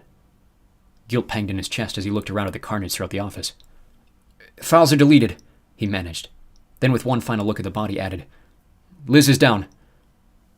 He realized he had no idea who else had survived the mission. Surely if Xander was alive, Emma was too, and he was certain Kent had made it at least away from the embassy if the soldiers had not seen him out the window. He could only pray that Margot and Jordan had made it to safety, though the gunshots he heard earlier didn't leave him with much hope. "Can you get her out of there safely?" Xander asked. "Do you need backup to get you both down to the ground?" Before he could respond, he could feel the line go unnaturally silent, as if someone had cut the feed from the other side. Shane's voice came through again, the same as before. "Coventry." The static buzz from the van returned, and Johnny knew the others could hear him again. "Johnny," Xander repeated. "Did you hear me?" He took one more tight breath and replied. "Negative. Code Magenta." The line died again for what Johnny knew to be the last time. He was about to leave the office when he felt the extra belongings in his pocket. Her tracker, he thought, realizing there could be zero trace of Liz's connection to the program left behind. One of the guards had a knife attached to his belt, and as delicately as possible, Johnny carved Liz's tracker out of her arm to mimic her other scars. With a hesitation of dread, he realized he should do the same for himself. He took the knife to his mouth and felt his way to the back molar, carving the device out of his teeth as carefully as he could, before turning the knife to his arm, biting down on his missing collar, and pulling out the tiny capsule. Blood dripped profusely from his wound. As soon as it left contact with his skin, the scarlet seemed to glow in its reappearance to the visual spectrum. Desperate to stop it from leaving a trail, he ripped off a piece of clothing from the nearest soldier's pant leg and wrapped it tight around his arm. Where his elbow should have been, the bandage was now floating in midair. Frustrated, Johnny chucked the bloody cloth to the floor and sprinted through the remains of the hallway doors, clutching his arm tightly as he zipped past the lobby into the bathrooms. He released his hand over the sink, coating the surface bright red. "Think!" he commanded himself. The purveying fear of remaining like this forever pulled at the back of his mind, but as he could hear the main stairwell door being broken down in the lobby, Johnny found himself willing to keep invisible for as long as possible. "My clothes," he realized, staring into the mirror and seeing nothing return but the occasional drip from his missing elbow. He clutched around for the base of his shirt before ripping another large piece of cloth. So long as it remained touching his skin, it too remained invisible. He washed his arm clean in the sink, then tied the new bandage around his arm and watched it disappear completely. Thoroughly spooked, Johnny took a deep breath and focused on the task of getting out of the building alive. He couldn't risk taking a weapon. There was nowhere to conceal it, and anything held out in the open would be visible during his escape. Instead, he would have to avoid touching everything but the ground to stay inconspicuous to the eyes around him. The first step was getting out of the bathroom door, before someone had eyes on it. Johnny managed to slip back into the lobby just as the next wave of soldiers broke through, keeping tight against the wall as the unit circled around the exterior checking for signs of life. When they discovered their predecessors dead in the office, Johnny managed to slip into the elevator landing, and once all sets of eyes were away from his direction, crept through another broken door and down into the stairwell. The thought of being stuck like this forever pressed on Johnny's mind as he waited cautiously for someone to open the lower stairwell door. Time working against him, he decided to press the automatic door button 3 times in succession before sneaking out on a 4th pass, trying to make it appear that the same computer error which had activated the fire alarms was now affecting the door controls. Peering at his feet as he moved through the empty lobby, he was glad to find his bandage working perfectly, leaving no trace of his injury on the floor behind him. A shattered glass window near the back stairwell allowed a difficult, albeit unseen, slip past the crowd gathered outside the building. There were police cars everywhere. Johnny prayed none of the hundreds of armed men surrounding the building had heat sensors on their weapons. Surely they could see me then, he thought, before seeing an even greater obstacle standing on the sidewalk just outside the complex's front. At least a dozen German shepherds waiting to be let loose in the embassy to find him. Thinking fast, he spun around searching for the easiest way through the armed perimeter of the complex, and found his eyes drawn to the shortened fence on the back of the tennis courts, where the tree line briefly broke, allowing him a chance to hop the neighboring alley without disrupting the leaves.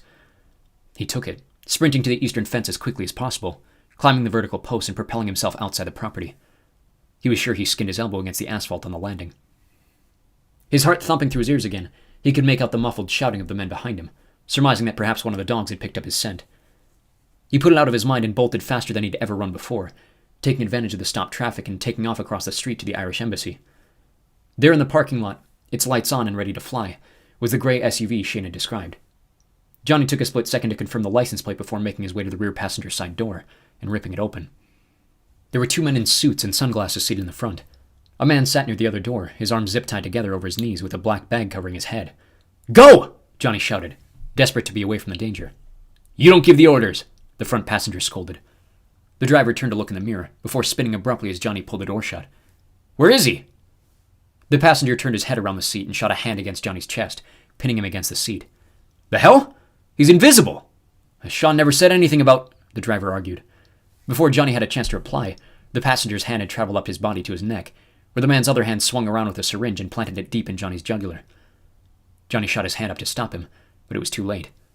He could feel himself slumping down and losing consciousness as a bag was thrown over his face, and the world turned black. Johnny woke inside a marshmallow. Blinking himself to consciousness, he was surrounded on all sides by a white dome the size of a classroom. He was lying on a hospital bed with various tubes and monitors attached to his skin. For a moment he thought he had traveled back to the hospital in Tylersville, where he had come to after his seizure. It's certainly dry enough to be Tylersville, he thought. It was obvious he was no longer in Beijing, and giving it deeper thought realized he was probably nowhere near China either. Whatever had happened at the embassy was long past, maybe even days ago. The image of Liz lying dead on the office floor flashed in his mind, and he shot his fingers up to his eyes to try to wipe the thought away. That was when he noticed his hands. Turning them upside down, he stared at them like foreign objects, replacing whatever digits had existed there before. His legs managed to kick off the thin blankets, and they too were once again visible. He sat there stunned, trying to remember what had happened before his consciousness disappeared. "It wasn't a dream," a voice called from across the tent. Johnny blinked into focus a boy sitting in a chair on the far wall. "You were invisible when you got here." Johnny swallowed hard, still trying to process his surroundings in the final moments outside the embassy. "How—" he managed, but his words died in his throat. An overwhelming thirst stopped him from saying more. "The fluids pacify your effect," the boy explained. "For our safety, not as a punishment. Sometimes things get triggered in your sleep. We're just taking precautions." Johnny noticed the lack of restraints around his wrists and ankles, and figured he could trust the boy. He looked back down the bed. "That's not my effect," he argued. The boy laughed. "Well, it is now." He stood and approached the bed. Up close, Johnny could see he was a fair bit older than he sounded, probably right out of college, with pale skin and long curly brown hair. His round nose was flanked by 2 large brown eyes that were almost comically too close together. "What about my memory?" Johnny wondered aloud. "You tell me," the boy asked. Any gaps? The entirety of the mission had flooded back now, right up to the needle taken in the neck. No, he admitted. Good, the boy shrugged. Then you should be free to leave. And go back home? Johnny managed, knowing full well the boy only meant the tent. Not exactly, he confirmed, gesturing to a pile of clothes on the other chair to Johnny's right. Throw those on. Let's take a walk. Johnny removed the wires and did as he was told, taking no hesitation even with the stranger in the room behind him. He stripped bare and covered himself in loose-fitting jeans and a thick wool coat. Only now did he notice the boy wearing the same. Johnny wondered how long the boy had been sweating inside the tent, waiting for him to wake. The tent had a single exit tunnel leading into a long hallway, itself a white tent supported by some kind of artificial pressure. It too was room temperature. The longer they walked, the more Johnny longed to be outside in the fresh air. They passed a few dozen similar medical tents, all cordoned off for privacy, before the hallway ended at a tent twice the size of the previous, where a ring of desks stood on a thick canvas floor. A crude array of wires provided power through a chimney in the ceiling, ending with a modern desktop computer being furiously worked on by a team of clothed nurses. I'm taking Spock's, the boy announced as they passed. None of the nurses gave any indication they had heard. Several more tunnels and doorways fed out from the office tent, but the boy pulled them to one which led to a small airlock, shut the door behind them, and pushed open the door to the outside. The sunlight was blinding. In every direction, sand dunes spread nearly as far as Johnny could see, with mountains barely visible in the distant south. They were standing on a flat bit of land at the edge of a city, a sprawling spider of a thing made entirely from white tents that they had passed through on their way outside. Hundreds, if not thousands, of round hubs were connected by insulated tunnels. Johnny took a moment to take it all in, his breath catching again in his throat. Where? He stuttered. Where are we? Karakum Desert, the boy stated. Johnny paged through his mental files, but nothing came to the front. When a few seconds had passed, the boy added, Turkmenistan. We're about 2 hours northeast of Ashgabat. Turkmenistan, Johnny repeated, and 1,000 questions flooded his mind. The only thing he managed to say was, It's freezing. Well, yeah, the boy laughed, apparently caught off guard. It's February. Deserts get cold this time of year. February, Johnny echoed, realizing with a shiver what this meant. It was January when we left Beijing, he gasped. How long was I out? 10 days, the boy muttered. Took a while to get all that adrenaline out of your system. Johnny stood there, staring at the ground in horror. You missed a hell of a Super Bowl, the boy added. Seahawks choked it away at the goal line, interception to lose the game. Who cares about the Super Bowl? Johnny almost shouted, before realizing this was probably all Emma would be talking about back home. What about my squad? He demanded. Did they get home safe? As far as I know, the boy shrugged. Obviously, you lost one in Beijing. His tone was infuriating. Don't you dare joke about that, Johnny snapped. I wasn't joking about it, the boy defended. I'm just saying it wasn't supposed to— I know what was supposed to happen, Johnny screamed. The boy stood there emotionless. Was that you guys too? He shouted, vitriolic. Were you the ones that sabotaged the mission? Look, Johnny, I'm just the welcome guy. I honestly have no idea. But from what I know, no. We were only supposed to go in and get you out of there per Paul's orders. So far as I can tell, your mission was blown open by a third party, and that's what got it killed. He'd been hoping for answers, but the boy's knowledge on the mission was starting to rub Johnny the wrong way. He exhaled hard out of his nose. Who's Paul? The boy smiled. Oh, you'll meet Paul. He gestured around them. He built this place. He's kind of like our Garen. Great, Johnny huffed. Another politician. But beyond his surface-level irritation, he was suddenly desperate to meet the man and get answers from someone he trusted to know as much as this boy did. And what is this place? Johnny growled. What do you do here? The boy smirked. Keep you alive, for one. He made a grand gesture of the whole landscape. This is Atlas. Johnny grit his teeth. And what is Atlas? Oh, come on. The boy frowned, disappointed. We don't give names for nothing. Use your context clues. He held his tongue, feeling more disrespected by the minute. Obviously, the boy was toying with him, challenging his intelligence. All right, Johnny huffed. What are you being used to find? Now you're getting it, the boy smiled. Come on, I'll show you. Johnny had to physically stop his eyes from rolling. Beyond frustrated, but a slave to his guide, he had no choice but to follow. They walked back in the way they had left, and the boy led him back through the office area to another wing of hospital rooms. Stopping outside a shielded door, the boy knocked, then took his time opening it, making another theatric gesture. We found half, too. When the door opened fully, Johnny stepped through, taking in the scene of a room identical to the one in which he had woken just minutes before. On the bed before him lay a dark-skinned woman weathered well beyond her years, her hair starting to gray at the roots. As soon as he realized who she was, he sprinted to the side of her bed. It was Jordan's mother. "Tab!" he shouted, cupping his hand around her chin, hoping to wake her. Dozens more wires than had penetrated his own body were now reading hers, sending to overhead monitors that, while she may still be alive, the situation was dire. Johnny flung around a shout at the boy, who stood near the door again without emotion. "What happened to her?" The boy shrugged.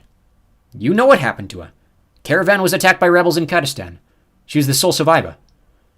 Johnny looked back at the stoic body of Tabitha Delarue, realizing with horror that beyond her scarred left arm, every single one of her other limbs was missing. "How long has she been here?" he yelled. "Stop shouting, it's getting obnoxious," the boy tamed. "We picked her up almost immediately. She was lucky she was so close. We try to keep eyes on all ex-members of the company." She wasn't an ex-member, Johnny stormed. "No," the boy agreed. "But she was past her usefulness to Tylersville. That's why she went back in, wasn't it? Rangers and SEALs are usually the ones with the worst fixes for it. That's why she left you and your brother behind, isn't it? Because she couldn't handle the mundanity of moving on from it." Johnny stopped himself from turning around and swinging a fist in the boy's face. "Don't you dare say that about my mother!" "But she's not your mother," the boy argued correctly. "Your mother was a different case. She and Tabitha's husband were killed in a different bombing, right?" Johnny held his breath, not willing to give the boy the satisfaction of knowing their story. "So what, you just stalk inactive members of the company?" he asked. "That's illegal, you know. Citizens Privacy Charter, Section 3. Missions and related training are the only exceptions to surveillance on company members." "Yeah, it would be illegal," the boy noted. "If we were a part of the IREA, we're not." Johnny felt his stomach drop. "Then how do you know so much about us?" "Haven't you ever wondered what happens to us after the program?" "Us?" Johnny replayed in his head. What's he talking about? The boy was one step ahead. "When I was 17, I received my third strike for cannabis importation," he explained. 3 is the universal infraction number, even with minors. The government of LJF voted to give me the boot. There was nothing my family could do about it. Atlas found me in Tel Aviv, with no memory of my past life or who I was before they found me. Here they nursed me back to existence." The words took a minute to register. Johnny stared wide-eyed at the boy, who simply returned the stare blankly. "So you're criminals," Johnny barked. "All of you broke the rules and all of you were punished for it." "Oh, come off your high horse," the boy moaned, showing the full range of his displeasure with Johnny for the first time. "I smoked 3 joints in my common room, and they didn't have the balls to execute me for it. Sorry my dad can't cover it up the way your girlfriends can." "What are you talking about?" Johnny gritted. "Her brother in rehab?" he teased. "Trust me, that's not as quiet as you guys might think. If I had that kind of get-out-of-jail-free card at my disposal, there would have been no need for Atlas to go to Israel." Johnny had no response. He continued staring at the boy, desperate to win some kind of edge. "You probably thought they killed us," the boy noted. "Lethal injection or something. You can't do the time, don't do the crime or whatever. Not a chance. Sure, they'll blast the really bad ones, murderers and perverts and the like, justify it with their Bibles, but petty crime? It happens way more than you think the further everything swings to the right of the aisle." "So you're all idiots," Johnny uttered. "You couldn't hold off your fix long enough to not get caught, so now there's a village of you in the middle of nowhere." "I'm just a tour guide," the boy shrugged. "You think they'd let me run the place? Nah, people at the top are the real deal. They didn't get kicked out for the little stuff. You think everyone agrees with Alex Macri or Bill Guerin? Anyone even close to center gets kicked out sooner or later." He raised his hands in another gesture. "This is where they end up." The door suddenly opened, and a large woman in a white lab coat came through, holding a clipboard. "Oh good, you're here," she said, handing the boy the clipboard before marching to Tab's bedside and checking the readings. "Kramer told me you were awake." Johnny realized she wasn't talking to the pair of them. "Who, me?" he muttered. "Of course you," she turned. "Who else would have the familiar authority?" Johnny paused. "The authority for what?" The woman turned, forgetting completely about the readings on the screens. She stared at the other boy, then back to Johnny. "Didn't Liev tell you why you're here?" Johnny looked to the boy, who had his hand outstretched awkwardly. "Liev Cohen," he introduced. "Nice to meet you." Johnny left his hand hanging there, turning back to the woman. "No," he admitted. Shane did." Liev let out a laugh beside him. "Not Atlas," he explained. "She means this room specifically." Johnny looked at Tab's body, completely still on the bed, and tried to piece together the scene around him. "I'm Dr. Leahy," she introduced, and this time he managed to take the outstretched hand. Liev leaned into Johnny's ear and whispered, "We call her Dr. Death." Dr. Leahy was clearly unamused by the nickname, flashing daggers into Liev before adding, "Look, we can put off the decision until tomorrow, but that is the absolute latest, especially now that he's here. Those parts are expensive, and if we have to pull the trigger on them, I'd rather not have to battle something else taking the line items from the budget. Johnny felt himself explode with confusion. What decision? Liev let out another laugh. Oh, come on, he gasped. Look at her. Johnny followed his pointed finger and realized the boy was not pointing to the doctor, but to Tab. What about her? You think that's any way to live? Johnny was horrified by what he was hearing. And besides, what's the likelihood of her even surviving the transplants? All three working? The doctor echoed. 20%, if we're lucky. Johnny stared in shocked silence. You're the only one who can make the call. The doctor turned to Johnny. You're a legal representative in her will. It's your decision. Johnny felt his insides disappear. His mouth spoke the words he was terrified to have answered. What decision? Dr. Leahy gave a grim nod. Assisted suicide, she confirmed. Whether she lives or dies. Johnny was too stunned to speak, too stunned to even breathe. He felt his mouth drop from his upper jaw as he stared with too many thoughts at the comatose body of the woman who had raised him into adolescence. His mind flashed to Jordan. His brother, Tab's real son, or at least more of a son than Johnny was. She had raised him from infancy. Johnny was just an extra they had picked up on the way. But Johnny had no idea if Jordan was even alive. There was every possibility that Johnny truly was the only person in the world with the authority to make that decision. His answer was obvious, and yet the word stuck in his throat. Suddenly he felt his hand jerked backward, and he was being dragged out of Tab's room without a chance to speak his mind. Tomorrow! The doctor's voice called behind them. Halfway down the hall, Johnny found his voice again. Where are we going? He called, too nervous to stop following Liev's lead. The boy stopped, releasing Johnny's hand. The Corps, he announced. You should meet Paul first. Chapter 19. The Man in the Mask. He's still alive, she thought to herself.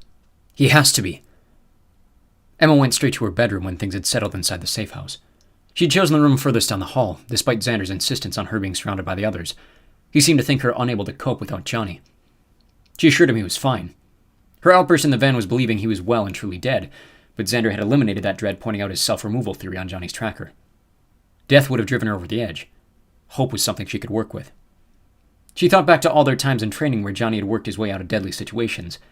Aside from Xander shooting him point blank to prove a point, she couldn't remember any moment where Johnny had been shot, or stabbed, or really even wounded. In every scenario he was quick to move, act, or shoot first, always on the front foot when the odds were stacked against him. The more she remembered, the more hope she gathered, the more confident she became that Johnny was still alive. He'll probably beat us home, Xander had said. Despite the mess of the day, the disaster of the mission, and still the gut-wrenching pain of losing Liz, Emma plopped back down on her bed with a sense of peace. The room had been decorated as ambiguously as possible. Beige walls, black cabinetry, and a tan bedspread were joined in decoration by vague metal lamps, table weights, and colorless photos of flowers. We could be anywhere, Emma thought, noting the house's complete lack of cynic identity. Like back home, her own bathroom stood attached via a doorway to her right, in which she was thrilled to find not only stocked with soaps and shampoos, but containing a bathtub, a luxury which had eluded her since moving to the residential center. Mere seconds passed between her discovery of the tub and her whipping it open. A large mirror over the sink provided the first look at herself in hours, and Emma was troubled to see how swollen and bloodshot her eyes had become in the time spent crying over Johnny and Liz. She looked unfathomably tired, somehow aged in the half-day she'd spent between this place and the hotel. A cloud of sadness washed over her, wishing she had her boyfriend here to reassess her appearance. Still, she looked better than the others. Save for Xander, she alone had arrived at the house absent of blood. Jordan and Margot were covered in their own, and Kent, who still had yet to share exactly what had happened, was coated in a mix of his own, Liz, and the guard who had apparently died after they captured him. Emma was glad to see herself only caked in sweat. She stripped out of her clothes and threw them in the bathroom's empty trash can, hoping to be rid of them forever, then stared once more at the visible fatigue the day had taken on her body. Trying to distract herself from the image she always hated seeing stare back at her, Emma fumbled through the vanity cabinet and perfumed her bath. The first touch of the water was jarring. Goosebumps prickled up her arms. Had she any hair below her neck, Emma imagined it would have stood straight up like a frightened cat. She took a deep breath to calm herself, pushing on to lower her body into the scalding pool, where finally submerged she was able to relax. The last thing to enter the water was her left arm. She had forgotten about the tracker up to that point, and now wondered whether the water would affect or even destroy it. She hoped so. Hypothetically, the overseers back in Juliang and Taylorsville could still monitor and violate her privacy, though this was strictly against the law. She doubted even her father would cross that line. She stared at the clothes hanging on the edge of the garbage can, then momentarily considered cutting open her teeth and arm to rid herself entirely of this mission. The faster she could forget Polish and Mandarin, the better. Once they were back in the States, Emma never wanted to think of this place again. Her fake phone was back out on the bed. It would have been early afternoon in the Middle East, easy enough for her to call Riley if he wasn't busy. Her father, even on his heaviest days, would have been asleep or trying. Her mother the same. Andrew was unreachable. The only others she could think of trying were her grandparents back in Corpus Christi, but in addition to the time difference, they were also non-members, and explaining to them the intricacies of the program always required a level of energy she couldn't presently provide. Instead, Emma let herself be alone with her thoughts. Praying that Johnny was safe wherever he was, the heat and humidity of the tub overcame her, and she fell asleep right there in the bath. She dreamt of Johnny. The details of their situation were fuzzy, but she saw them alone in the middle of a forest, surrounded by nothing but trees for miles around. The word sanctuary kept popping through, as if wherever they were was out of reach of any danger which could be pursuing them. The longer the dream went on, the more she wanted to continue. Her inhibitions lacked the accountability she felt when she was awake, and she watched herself spend hours upon hours, days even, living there with Johnny, hunting together, eating together, falling asleep together, each night feeling him hold her tighter than he had before. Then something changed. Dark clouds covered the sky, and each day they came home with less and less food, and the more she wanted to feel Johnny close beside her, the more he seemed to edge away, until finally she woke in their cabin in the woods, unable to find him anywhere. Sprinting into those woods, Johnny was nowhere to be seen, and the louder she called, the louder her voice echoed through the trees, mocking her. She woke with a start, splashing around in the dirty water. The comfort of the heat and bubbles had disappeared in the night. Emma found herself submerged in a freezing tub, her fingers and toes pruned beyond recognition.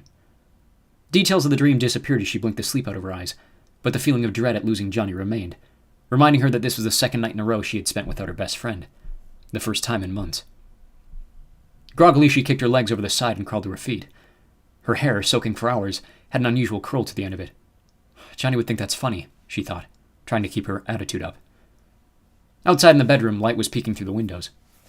As her room faced the mountain roughly to the west, she presumed this meant that she had slept late into the morning. Finding no shame in this, given they would be doing nothing for the following several days, she lazily crawled under the unmarked covers, but was unable to fall back asleep. The smell of bacon shot her to attention. Opening her bag for the first time, she was glad to find an arrangement similar to what she would have packed for herself, including an oversized navy sweater and a pair of maroon leggings. A pair of fuzzy gray socks completed the ensemble. Tossing her new curls into a ponytail, Emma traipsed down the hallway, bothered by the silence emanating from the rooms taken by Margot and Jordan. Back home, she could usually hear them watching or arguing over something, but putting her ear up to either door, it was eerily quiet. Maybe they're outside, she conceded. The great room was empty. The only sound of the house came from the kitchen, where she found Xander still in a pair of plaid pajama pants, listening to something intently through a pair of headphones. He saw her approach, putting down the pan and muting his devices. "Morning," he grinned, apparently happy to see another living being. Emma noticed the chunk of red meat bleeding onto a white towel beside him. "Dear?" she wondered aloud. "Woke up a bit early," he admitted. "Decided I shouldn't let your shot go to waste." "I didn't know you knew how to butcher," she replied. "I'm from Nebraska," he japed. "Of course I know how to butcher." She smiled in return, moving to the fridge to see if there was anything she could add to their breakfast. "It was a hell of a shot," he continued. "You ever been hunting before?" "Once," Emma said blindly. "When I was little, my Uncle Mark took us up to North Dakota for pheasants." Xander turned, curious. "Hit anything?" "Andrew and Mark got birds," she admitted. "I've never killed anything before." Xander's grin narrowed. "That makes one of us," he noted. Emma could tell he was curious to share something with her. "Have you?" "I told you I grew up butchering." He turned back to the stove. "People, I mean," she instigated. He poured out a pile of venison strips on a plate between them. He picked one up, blowing on it, then slowly took a bite. "A few," he claimed. A wave of relief seemed to flush from his face. "How old were you?" He shrugged. "Older than Jordan," he stated. "It was right before my junior year. We were called in sort of last minute at the end of summer to take the place of another squad. Poachers in northern Norway stealing from indigenous Sami herds." Emma took a bite of the bacon, searing her tongue. "Reindeer police?" Essentially," Xander agreed. "We were there to capture them, prepared to use force if necessary, but the Sami hoped our presence would deter them outright, without the need for weapons." "Let me guess," Emma prodded. "They shot you first?" "Not me," Xander admitted. "My buddy Trevor. Took 2 of his fingers clean off the gun, no more than 10 yards away from me." Emma saw the darkness returning to his face. "Easy win?" Xander gave a distracted laugh. "Not for Trevor," he said. "But for me, yeah. 5 shots and 2 were gone. I didn't even have to face them up close." "Well, that's positive, isn't it?" Emma wondered aloud. "First time didn't exactly scar you." "Not technically. he agreed. But I downed 3 people in the blast. Emma eyed him cautiously. Trevor? No, he continued. One of the Sami was coming up the ridge to warn us, obviously too late. I didn't recognize my target before I fired. Emma felt her eyes widen. You killed a civilian? Xander shook his head. I didn't kill her, he dissented. I just shot her in the leg. Emma felt herself sigh with relief. But you tell me, he added. Would it have been better if I did? You can't exactly herd nomadically if you can't walk for the rest of your life. Emma scoffed. What kind of question is that? Of course it's better that she lived. Xander took another bite of meat, leaving his own opinion up in the air. Why are you telling me this? She asked, then dropped her voice. Did Jordan kill a civilian? I don't think so, he dismissed. I mean, they haven't told me their story yet, but if what they've said so far is true, about them being attacked in the stairwell, then both of his kills are justified. Emma narrowed her eyes. Xander could see her following. It's Kent's story I'm worried about, he said quietly. Why? Emma spat, feeling her breath quicken.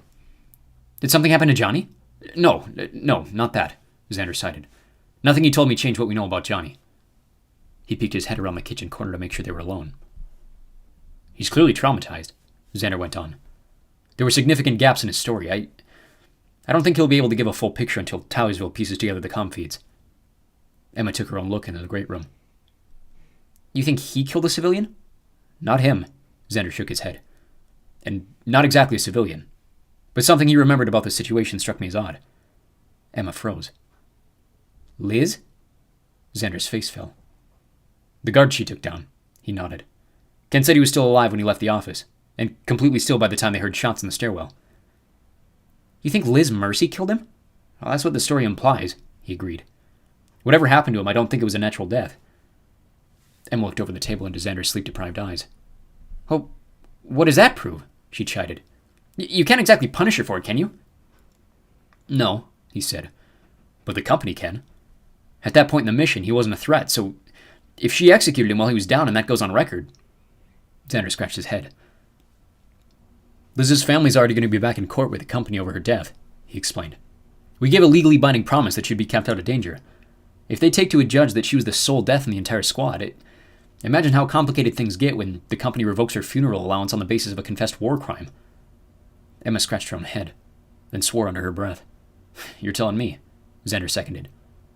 So what are you planning? Emma added, understanding Xander was looking for a trusted set of ears to second his solution. Well, regardless of testimony, the company's going to have the seizure on the comms record. Emma nodded. So, he continued, we coached Kent into changing the story. What if he was the one that took the guard to the ground and accidentally smashed his head too hard? Incidental force resulted in head trauma, which killed him through a seizure. Emma eyed him cautiously. Take Liz out of it completely? If the audio records provide room, we fill it, he issued. Kent takes the technical blame, but none of it results in punishment. Emma grinned. You sure you don't want to be a politician? Xander shook his head. About as much as you do, he disavowed.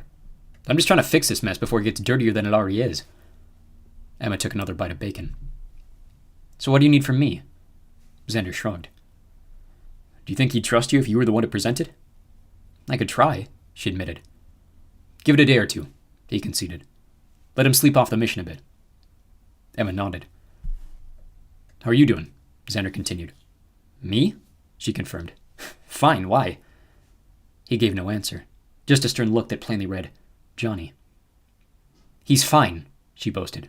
I know he's fine. Yeah, I'm sure he is, Xander agreed. But I asked about you. Are you doing okay without him? Her answer was more complicated than a simple yes or no. She could tell Xander knew that. I'll be fine, she argued. I'm more worried about being stuck here for a week. Xander laughed. Touché. How's your wife doing? Xander tossed his empty plate in the sink. She's fine, he noted. Worried about us, but beyond that, everything's fine. She's with her parents in Fort Collins for the week while I'm away, so she shouldn't be too starved for company. And the baby? Xander grinned thoughtfully. He's good. So it is a he! She echoed his expression. What, do you guys have a bet going? Well, me and Johnny were convinced, she claimed. Margot's obsessed with the idea of you having a little girl. Well, she'll have to wait on that one, he smiled. Baby boy coming this summer. Emma ran around the table and squeezed him. As little as she liked kids, she could see the excitement Xander held about his family and wanted him to feel justified in it. What was Jordan's pick? He asked. Emma let go, returning to the edge of the table. He didn't really have one, she admitted. I don't know that he really processes stuff like that until it happens. Xander looked slightly unnerved. What do you mean process? Emma turned her head to the great room. It's like he doesn't really think ahead much, she explained. Like he can't think of you being a dad this summer because right now you're just a guy with a pregnant wife. Xander continued to raise his eyebrows. So this thing with his mom's got to be killing him, he said. It'd be better if he had some kind of definitive answer, she went on. He's probably taking Johnny being gone harder than I am simply because he doesn't know. Xander rubbed his hand over his chin. And he just killed 2 people, he thought aloud. You think he's okay? You tell me, Emma replied. Did he seem fine this morning? Xander shook his head. He's not up yet. He's not, she repeated confusedly, before dragging her thoughts away. No, you're the first one up, he claimed. I figured I'd let you guys sleep as long as you need to. Sure, she replied blankly. Yeah, you might want to talk to him. She noticed the clock above the oven and counted backwards, realizing there was still time to call home if she hurried. How cold is it outside? Xander shrugged. It's warmer than yesterday, he declared. Should be fine in that for a few minutes. Sweet. I'm gonna go call my dad. She missed Xander's reply, running up the stairs to grab the fake phone in her bag. As she passed the middle bedroom, she continued to be distracted by the silence. Service out in the yard wasn't great, but she found the strongest signal in the back garden. Dead plants and flowers were now overtaken by thick vines and brambles, centered around a waterfall wall pushed against the back fence, itself turned off for the season. She figured it was beautiful in the summer and thought of Johnny being with her to share it. Her father picked up immediately. Em, he breathed hoarsely. Are you all right? I'm fine, Dad, she assured. I was out of danger the whole time, just like the plan. She heard him exhale hard over his microphone. The plan? He choked. Yeah, so much for that. How bad is it? She asked. Well, it's not good, he tried for sarcasm. I just got off the phone with Mountbatten. The Grand Hooks have already filed. Emma felt her heart sink, but for whom she couldn't decide. What does that mean for you? She managed. Well, he grunted. Best case scenario, we find something proving she was responsible for her own death. We present it in court, and somehow we walk out of it without looking like complete assholes for screwing her family out of any compensation. She heard him take a deep breath. The most likely scenario is that we lose the case, pay a hefty wrongful death settlement, and hopefully never hear from them again. Although my suspicion is Richmond's already offered them his full backing. If he goes into this thing guns blazing, we not only get settlements, but I might be forced to resign and pray that Daniels keeps the feds out of my file cabinets. Emma found herself pulled to defend her father. But won't Shane be linked too? She argued. What if he's forced out with you? Oh, he won't, her father denied. He's autonomous. Beyond knowing about the mission, he wasn't involved in any of the planning. He knows nothing. Our secrets should be safe with him. And what if you're gone? She blurted desperately. What happens to me? Her father actually laughed this time. You do what everyone else does, he explained. You do your 4 years and go off on whatever else you have planned for your life. Mom and I'll retire somewhere warm, and hopefully that'll be the end of it. With all our money gone, she croaked, stopping herself before uttering, with my protection gone. Emma, relax, he scolded. That's the worst case scenario.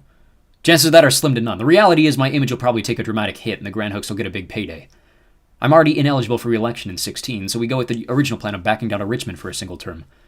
Shane protects the assets, and we pick right back up in 4 years when he hops back in at the top floor. Emma swallowed hard, trying to find peace in her father's words. I do want to know, though, he continued. What happened in there? How did things get screwed up? I don't know, she admitted honestly. It all started with Jordan and Margot. She could imagine his face contorting intently. What do you mean? Oh, they were pulled away from their posts, she recited. They said they were sabotaged by members of the company. The line went silent for several seconds. Dad? She called. Hello? What do you mean members of the company? There were 2 of them, Emma explained. They said one was a man, a fire elementalist, and the other was the Polish ambassador's private secretary. She could vibrate things or something. Again, there was no answer. Emma stood there waiting for her father's voice to return, but there was nothing. Dad? Can you hear me? She pulled the device from her ear to check the signal. Everything looked normal. She put it back to her head and waited half a minute more. Hello? Emma, I need you to listen to me very carefully. His voice returned, concise and punctuative. As soon as I hang up, you need to clear the call history from that phone and destroy it. Do you understand me? Emma's breath caught in her throat. What? Do you understand me? He repeated. Clear the history, then destroy the device. Bury it. Chuck it off the mountain. I don't care. Just make sure nobody can ever use it again. Is that clear? She struggled to find words to respond. What? Can anyone hear you talking to me? He raised. No, she managed. No, I told Xander I was going outside too, but good, he stated. Destroy the phone. Go back inside and tell him there was no signal. But what if he asks about the phone? She asked manically. For the love of God, he grunted. Make something up, Em. Just destroy it and don't try to contact me until I see you back home. But is that clear? Yes, she choked before the line went dead. She stood still, staring at the device in her hand, paralyzed. As soon as the screen returned to the dial screen, she snapped out of it and cleared everything, resetting the phone to factory default, throwing it against the stones where it fell into the pool, then launching it into the trees as far as she could manage. Her heart pounding, she took a hard breath before walking back into the house, where Xander was starting to replace items in the fridge. She sprinted up the stairs again, slamming the door behind her and standing awkwardly over her bed. What just happened? She tried to process. Her father had always kept secrets. Most of the time she and her brothers were blissfully unaware of them. When it came to her faking an effect, he'd warned her about the consequences even if she hadn't understood them at the time. But through it all, he had acted calm and composed, like he was in complete control of the situation. She'd never heard him this manic. The fear in his voice made her desperate to call him back for comfort and clarification, but after his warning she realized even her mother was probably off limits now too. Riley, she thought desperately, before remembering her new lack of communication. She stormed to Margot's door and pounded, loud enough for everyone in the house to hear. Margot! She shouted, continuing to pound. Half a minute flew by before she even considered stopping. Mara, I know you're in there! Open up! She could hear the bed frame creak, and slowly Margot opened the door, wearing a loose shirt and sweats. Her hair was a disaster. What do you want? She froze nervously, blocking Emma from the rest of the room. I know Jordan's in there, Emma huffed. I don't care, I need your phone. Why? I need to call Riley. Use your own! I can't find it! She explained, not missing a beat. I can't find it, Margot mimicked, rolling her eyes before slowly closing the door again. Margot! Emma yelled, but the door reopened just as quick. Chill out, Margot scowled. Here. She held out her own fake phone, which she had evidently just grabbed from her nightstand. Thanks, Emma sighed. Whatever, Margot sulked, closing the door in her face. Leave me alone. Emma shrugged off the dismissal and ran back to her room, frantically dialing Riley's number. There was no answer. She stared at the clock on the phone, realized it was the middle of the night where he was, and swore loudly, chucking the device against her pillow. She felt ready to have a breakdown. Storming into the bathroom, she was desperate to jump in again, calm her nerves the way she'd done the night before, but knew at this point it would have no effect. There was zero chance of any alcohol in the safe house, nothing to settle her the way she used to. She stood over the bathroom sink, staring at her bloodshot eyes and looking into herself for some kind of solution. Doubting it very much, she ripped open the vanity cabinet and prayed she might find something to help. Staring at her on the second shelf was an orange pill bottle, wrapped in a layer of masking tape. Her knowledge of written Chinese was just enough to understand the handmade label. For time change. Her mind shot back to Xander handing them the exact same substance back in Juliang. Without second thought, she ripped off the cap and swallowed one whole, then returned to her bedroom, recycling deep breaths to knock herself out even quicker. Trying to fend off the last of her nervous energy, she worked her way through the menu on her room's TV and linked it to the American feed Xander had mentioned the night before. The last thing she remembered were vague football highlights flashing on the screen before her eyes grew heavy, and she blacked out. The pill worked a little too well. Emma found herself face down on top of her covers, breathing in a pool of her own drool. Dried sweat caked her clothes from that morning against her skin. She peeled herself away, struggling to remember any dreams. Margot's phone had disappeared from the other pillow, and she deduced that her friend had been in to retrieve it after Emma failed to answer the door. Without it, there was no clock in the room. The world outside the windows was pitch black. Her anxiety had subsided for the moment. Boiling in her sweatshirt, she was happy to finally hear noise coming from the other bedrooms. Margot's words were still unintelligible through the door. Emma considered knocking and apologizing for earlier, but decided to give her the space she had requested. Xander and Kent both had their doors shut, either watching or having fallen asleep to their screens. She made her way down to the kitchen, starving. Dirty dishes were stacked in the sink, their remnants providing a visual of Xander continuing to carve his way through the animal in the garage. A half-dozen steaks were left thawing in the fridge.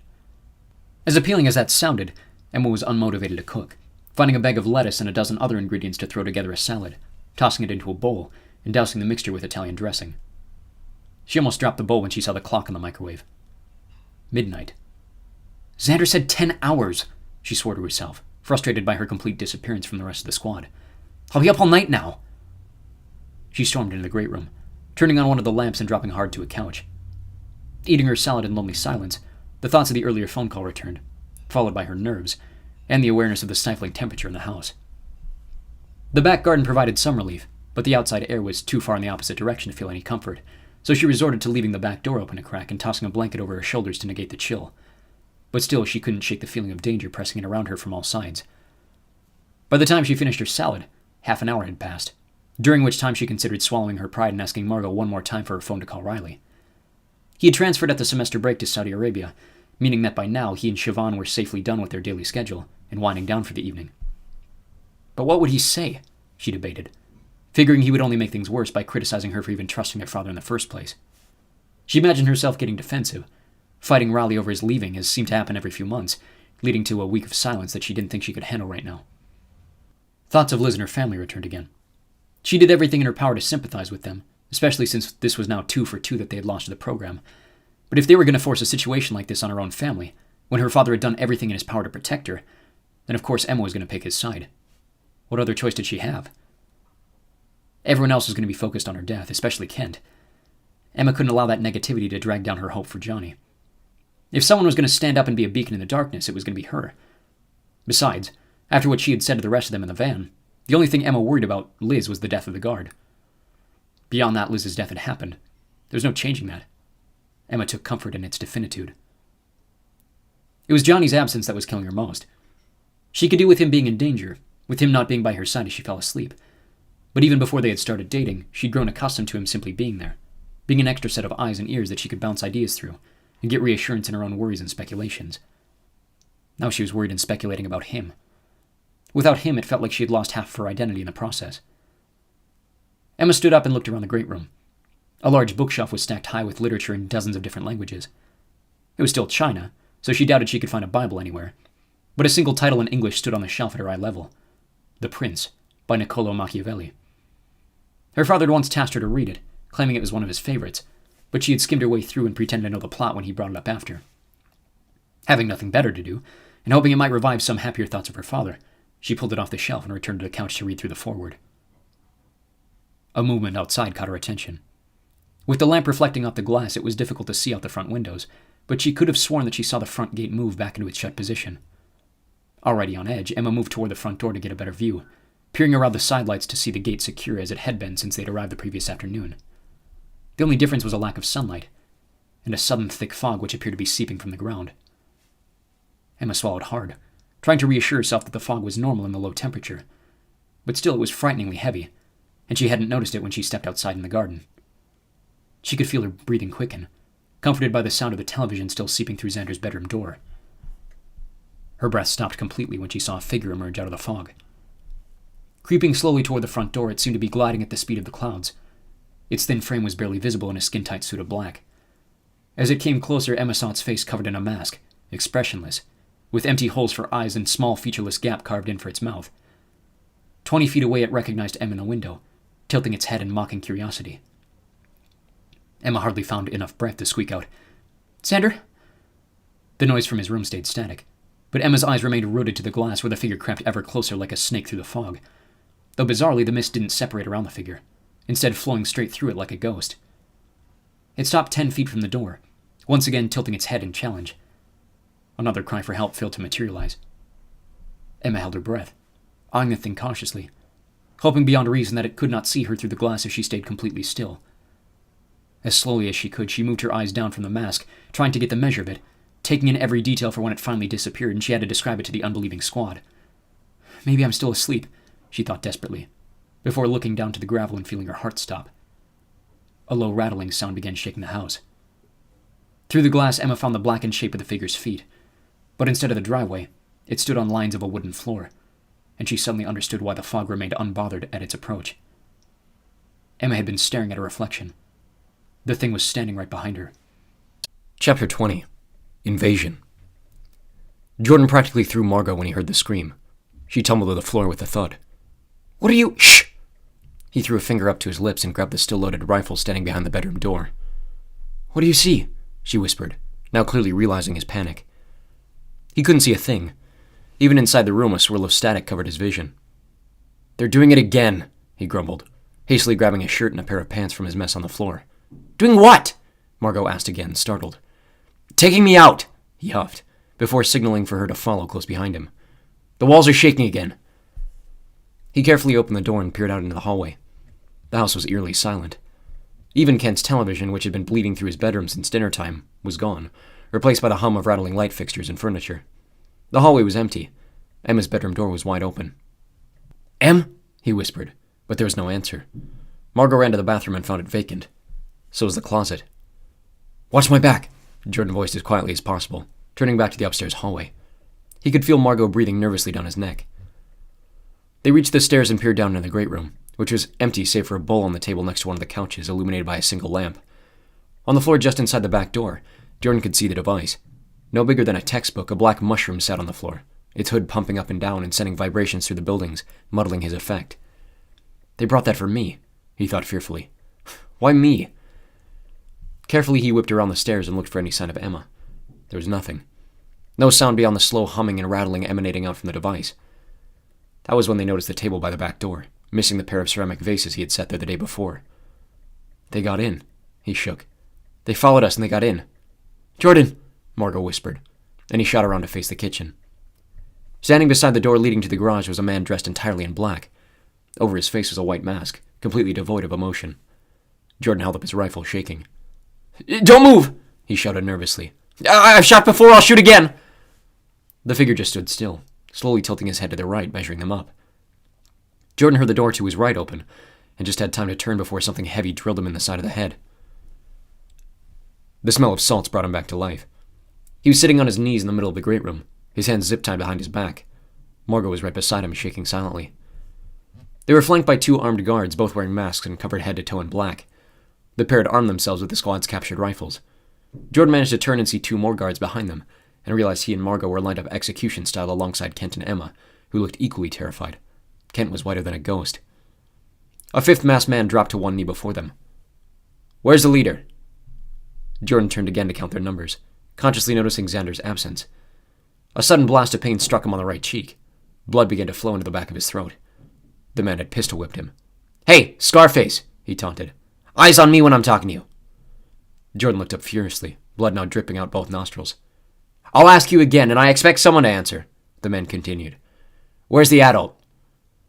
Jordan spit onto the floor at the man's feet. "Did you check his room?" "Did you check his room?" mimicked the voice behind the mask. He turned to the guard near the back door. "Trips, did we check his room?" "Every single one of them," the guard answered. "We covered every exit," the leader continued. "Nice trick with the vase, by the way. Almost spoiled our little trick to blind no eyes here." He turned to Jordan and leaned in closer. "So how did he and Sparks escape?" Jordan could feel the anger rising in his chest. The man was close enough he could have taken him with his teeth. Emma's voice stopped him from acting. "Johnny's not here," she growled determinedly. "He split from us in Beijing." Jordan saw the swing of the rifle come hard before it cracked against Emma's head. She fell face first onto the wood. Margot screamed. "Shut up, witch, he wasn't talking to you," the rear guard spat, returning his rifle to his shoulder. The leader turned to the guard and held up his hand. "Mac, please," he calmed, returning to Jordan. "What's she talking about?" Before he could find an answer, Emma groaned and straightened back to her knees, somehow still conscious. "He isn't here," she repeated. "He never was." The man knelt down in front of her. "Don't lie to me." "She's not," Jordan managed, forcing the man's attention back between the 2 kids. "If you want Johnny, you came to the wrong place." One of the flanking guards dropped his hands frustratedly. "Zeds, I didn't come all this way." "Relax," the leader shot him. "These 4 are hiding him." "We're not hiding him," Emma said desperately. "He's not here. He's never been here. Check the cameras." The leader snorted. "You'd like that, wouldn't you?" he teased. "Get you close enough to use your magic powers and then hit us while our backs are turned. You think we don't know about you?" "We don't even know—" Kent managed to speak for the first time, only to have his ribs connect with a low kick from the interrogator. Jordan grimaced, reminded of his own bruises that were yet to heal. The man turned back to Emma. "One more time," he huffed.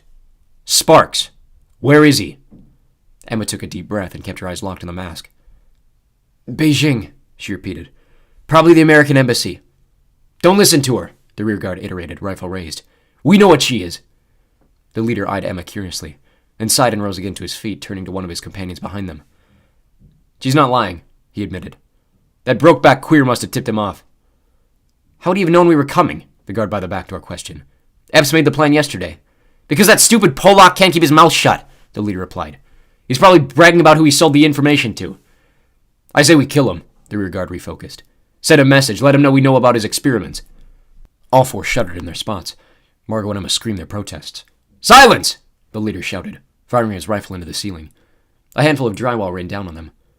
You know our orders, he argued with his comrade. We're here to target one of them, not the other. Garen doesn't know that we know.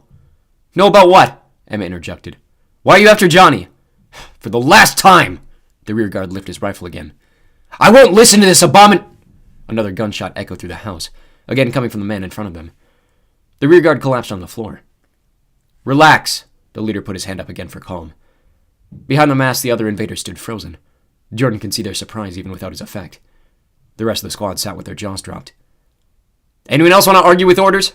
The leader growled. To Jordan's left, a voice responded in French. Keep them talking. Margot turned with him, and he realized the voice was Emma's, showing off one of the few phrases she could piece together with her minimal knowledge of the language. Speak English! One of the side guards ordered. Before his left foot made contact with her stomach, Emma grinned, knowing she had found a weak spot amongst the others. Margot spoke up, switching to French herself. Jordan, where's Xander? You know I can't see with that thing going. The other side guard smoked him with his rifle. I swear to God I will put a bullet through your skull if you keep talking gibberish. Or what? Emma taunted in English. You said it yourself, you have orders. You can't kill us without breaking them. Emma's nose was dripping with blood, but still she showed off a sly smile, believing she had bested the invaders. The leader crouched down again to stare in her face. You think you've got us figured out, don't you? He mused. Emma continued grinning. Now see, usually I don't listen to what little girls have to say, he continued. Nor do I care about the opinions of a loose science experiment gone wrong, but this, just this once. Answer me this question. He pulled off his mask to reveal the most forgettable face Jordan had ever seen. Plain brown eyes stood to either side of a straight, medium-length nose. Perfect teeth stood inside a mouth at the bottom of an otherwise unblemished set of features. Who said anything about the rest of them? He gestured to his left, and Jordan felt his hair yanked backward. A knife shoved against his throat with so much force he was shocked his skin stayed intact. No! Emma screamed. No, you can't! The leader laughed. Why can't I? You're after my dad, right? She begged. You're trying to intimidate him, right? They're part of his household, too. You can't kill them, the same as you can't kill me. Margot choked, the blade against her throat starting to draw blood. He adopted me when I was 10, she managed in a strained whisper. He's my legal guardian.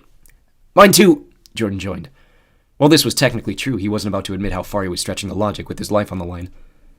The leader laughed again. Of course he is. He shook his head. Can't kill a member of his family, can we, boys? The others gave him no reply. Jordan felt the knife tighten against his throat. You know, the leader turned back to Emma. For an abomination, you're not too slow. What do you mean? Hey, Goomba, he interrupted, turning away from Emma to stare at Kent. Did you hear what I did? Those three talking together? Kent kept his mouth closed. The expressions he had lost with Liz now replaced solely by vitriol. You need me to speak tongues to you too? Kent swallowed. No. The leader leaned closer and shrugged. They sold you out. What? Emma screamed. No, can't we? The last guard shoved a gag in Emma's mouth as she continued to beg. Of course you had to know you were the most expendable of the group, the leader went on. Kent remained glaring, his face turning red with anger. What about you? You got a famous daddy we should know about?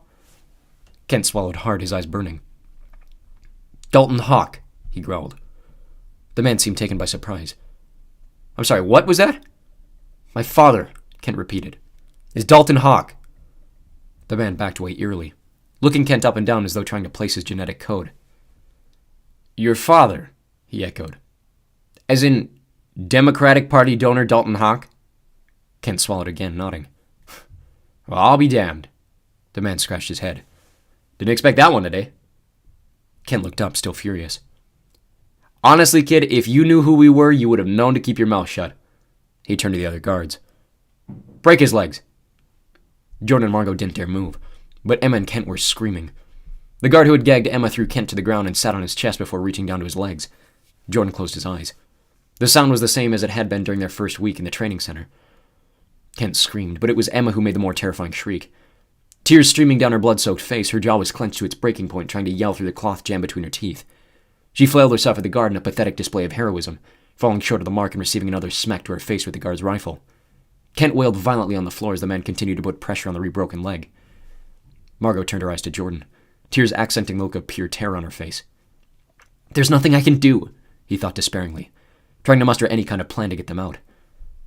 That was when he noticed Xander's bedroom door. He remained as still as possible, knowing with certainty that when he had woken up in the great room, that door had been closed. He's still here, he whispered to Margot in French. She turned with slow confusion, her eyes darting around the room. Kent and Emma were still screaming. For a moment, Jordan thought the leader had put his mask back on, but it remained face down on the floor between them. Instead, what looked like a pale blanket snaked its way up his back and crept over his head, threatening to blind him like a hood. "What?" he managed, spinning around and reaching desperately to pull the thing off. In the confusion, the guards had loosened their grips around Jordan and Margot's necks. Emma stopped her screaming. Taking advantage, Margot headbutted the guard and extended her claws in the restraints, whipping them up like knives and neutering the guard on the spot. As he fell, clutching his groin, Jordan tucked away from the knife and drove his shoulder against his own guard, shoulder tackling him into the nearest couch. Out of the corner of his eye, he could see Kent's guard coming to aid his friend, but another gunshot banged through the house, and the man stumbled to the floor, followed by another pair of shots which downed the two others.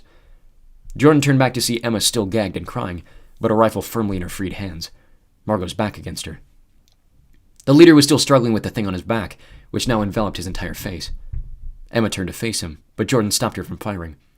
The man managed to get enough of a grip on the thing to fling it off his body. In shock, all 5 of them watched it hit the ground. Where Jordan was finally able to get an understanding of what he was seeing. Nearly 2 meters across, the thing on the ground was a round leather pancake, a circle of skin which slowly made its way across the floor like a slug. Bizarre flattened features caked the surface of the creature, which began rising from the ground like bread rising in an oven, until it began to take on a familiar humanoid shape. Seconds later, naked and exhausted, Xander stood before them at his full height. He stumbled backward and fell to the floor. Emma was the only one capable of reacting. The rest of them stood there speechless. "Xander!" she shrieked, dropping the rifle and rushing to his aid. Jordan turned to the last remaining invader just before the man pulled out a knife and cut his own throat. "No!" he rushed, lunging to stop the man only to find his hands still bound behind his back. Jordan managed to smother the man's neck with his knee, but the blood kept flowing. "Who are you?" he shouted. "Who do you work for?" The man only smiled, closing his eyes as the color left his face and the life left his body. Jordan swore loudly. "Jody, get me the salts," Emma demanded, pulling him back to the room around him. Kent had returned to his back, unable to reach his leg in a state of agony. Jordan mumbled. "Mar, you have to cut me loose." "Fine," she obliged. "Then you need to help me." He let her cut his hands free before grabbing the leader's bloody knife and freeing herself, leaving her to help Kent. Jordan ran to the mushroom device still buzzing on the floor and silenced it before returning to the bag beside it. His vision returned instantly. "You have no idea how good that feels," he exhaled to no one in particular. "Jordy!" Emma urged. Xander shot to attention as soon as the smell hit his nose. "Who are you?" he shouted, before realizing the invaders were all on the floor dead. "What happened? Did you try to save him?" "Of course I did," Jordan argued. "He slit his own throat before I could stop him." Xander spit in the direction of the corpse. "Damn it," he breathed, before turning to Kent. "You guys all right?" "Of course I'm not all right," Kent shouted through gritted teeth. "Yeah, obviously not," Xander chided breathlessly. "We need to get out of here now." "But you said we'd be—" Emma started. "I know what I said," he grunted. "That was before we knew we were compromised." He gestured toward his open bedroom. "Someone grab me my phone and a set of clothes." Emma ran off. "Xander," Jordan sighed. "What the hell was that?" Xander shook his head. "I don't want to talk about it," he stated. "To be honest with you, I didn't know I could do that anymore, so consider it the first and last time I ever show you." "It worked," Jordan noted. "Yeah, and I feel like I just ran a marathon," Xander replied. "Some effects take a little more effort than others. At least you could use yours." He turned to the device on the floor. "That's twice now I've been taken out." "Means they knew you were here," Xander realized, perking up more intently. "Of course they knew," Margot added from across the room. "They were here for Johnny. They said they were trying to send Garen a message," Jordan went on. "They wanted him to know they knew things, but not all of them." Xander peeled his eyes. "What the hell does that mean?" "One of them called Emma an abomination," Margot remembered. "What, because she's a skip?" "I don't know," Jordan shrugged. "Didn't you hear anything?" Xander frowned. "It's hard to hear when your ears are flat against the rest of you." "Then how do you see? I told you to drop it." "Guys!" Margot scolded. "Someone help me with Kent's leg. We have to get it set." "I got it," Emma huffed, dropping the phone atop a pile of clothes at Xander's feet. He pointed to the nearest guard. "So who are they?" "Not Chinese, that's for sure," Jordan answered, noting the leader's Caucasian face unmasked on the floor. The same as the two you found in Beijing? I doubt it, he mused. He called this a science experiment gone wrong. I don't think they're part of the program. Jordan walked over to the near guard and started to unmask him. And why were they after Johnny? Xander asked. Holy shit. Jordan ignored Xander's question, throwing the mask aside to reveal a man with the same face as the leader. He rushed to the guard Margot had taken. Behind the mask, a third identical face stared lifelessly up at the ceiling. Jordan knew what to expect behind the fourth and fifth before he even reached them. What are they, clones? Emma wondered aloud. Don't be ridiculous, Xander dismissed, finally covering himself with a pair of underpants. Well, they can't all be identical twins, Jordan noted. What would that be, quintuplets? It's not impossible, Xander argued. Yeah, well, one shot and killed the other, he was ready to respond, but Kent let out another shriek of pain. Okay, it's done, Margot calmed. Take a deep breath. I'll get some aspirin. Give him one of those sleeping pills, Emma offered. No, Xander scolded. I need you all alert by the time help gets here. Before any of them could ask what he meant, his phone was up to his ear. Clark Xander, he stated in Chinese. Squad 1-3006, in need of immediate evacuation from Safe House 811. He paused, an inaudible voice issuing a reply through the speaker. Negative, Xander rejected. Immediate evacuation. Situation secure. Armed escort requested. Safe house compromised. He stood still for a moment, waiting for the response, then lowered his arm and hung up the phone. What does that mean? Kent hissed from the couch, his leg heavily bandaged and raised onto a pillow. It means we're going home, Xander assured. Now,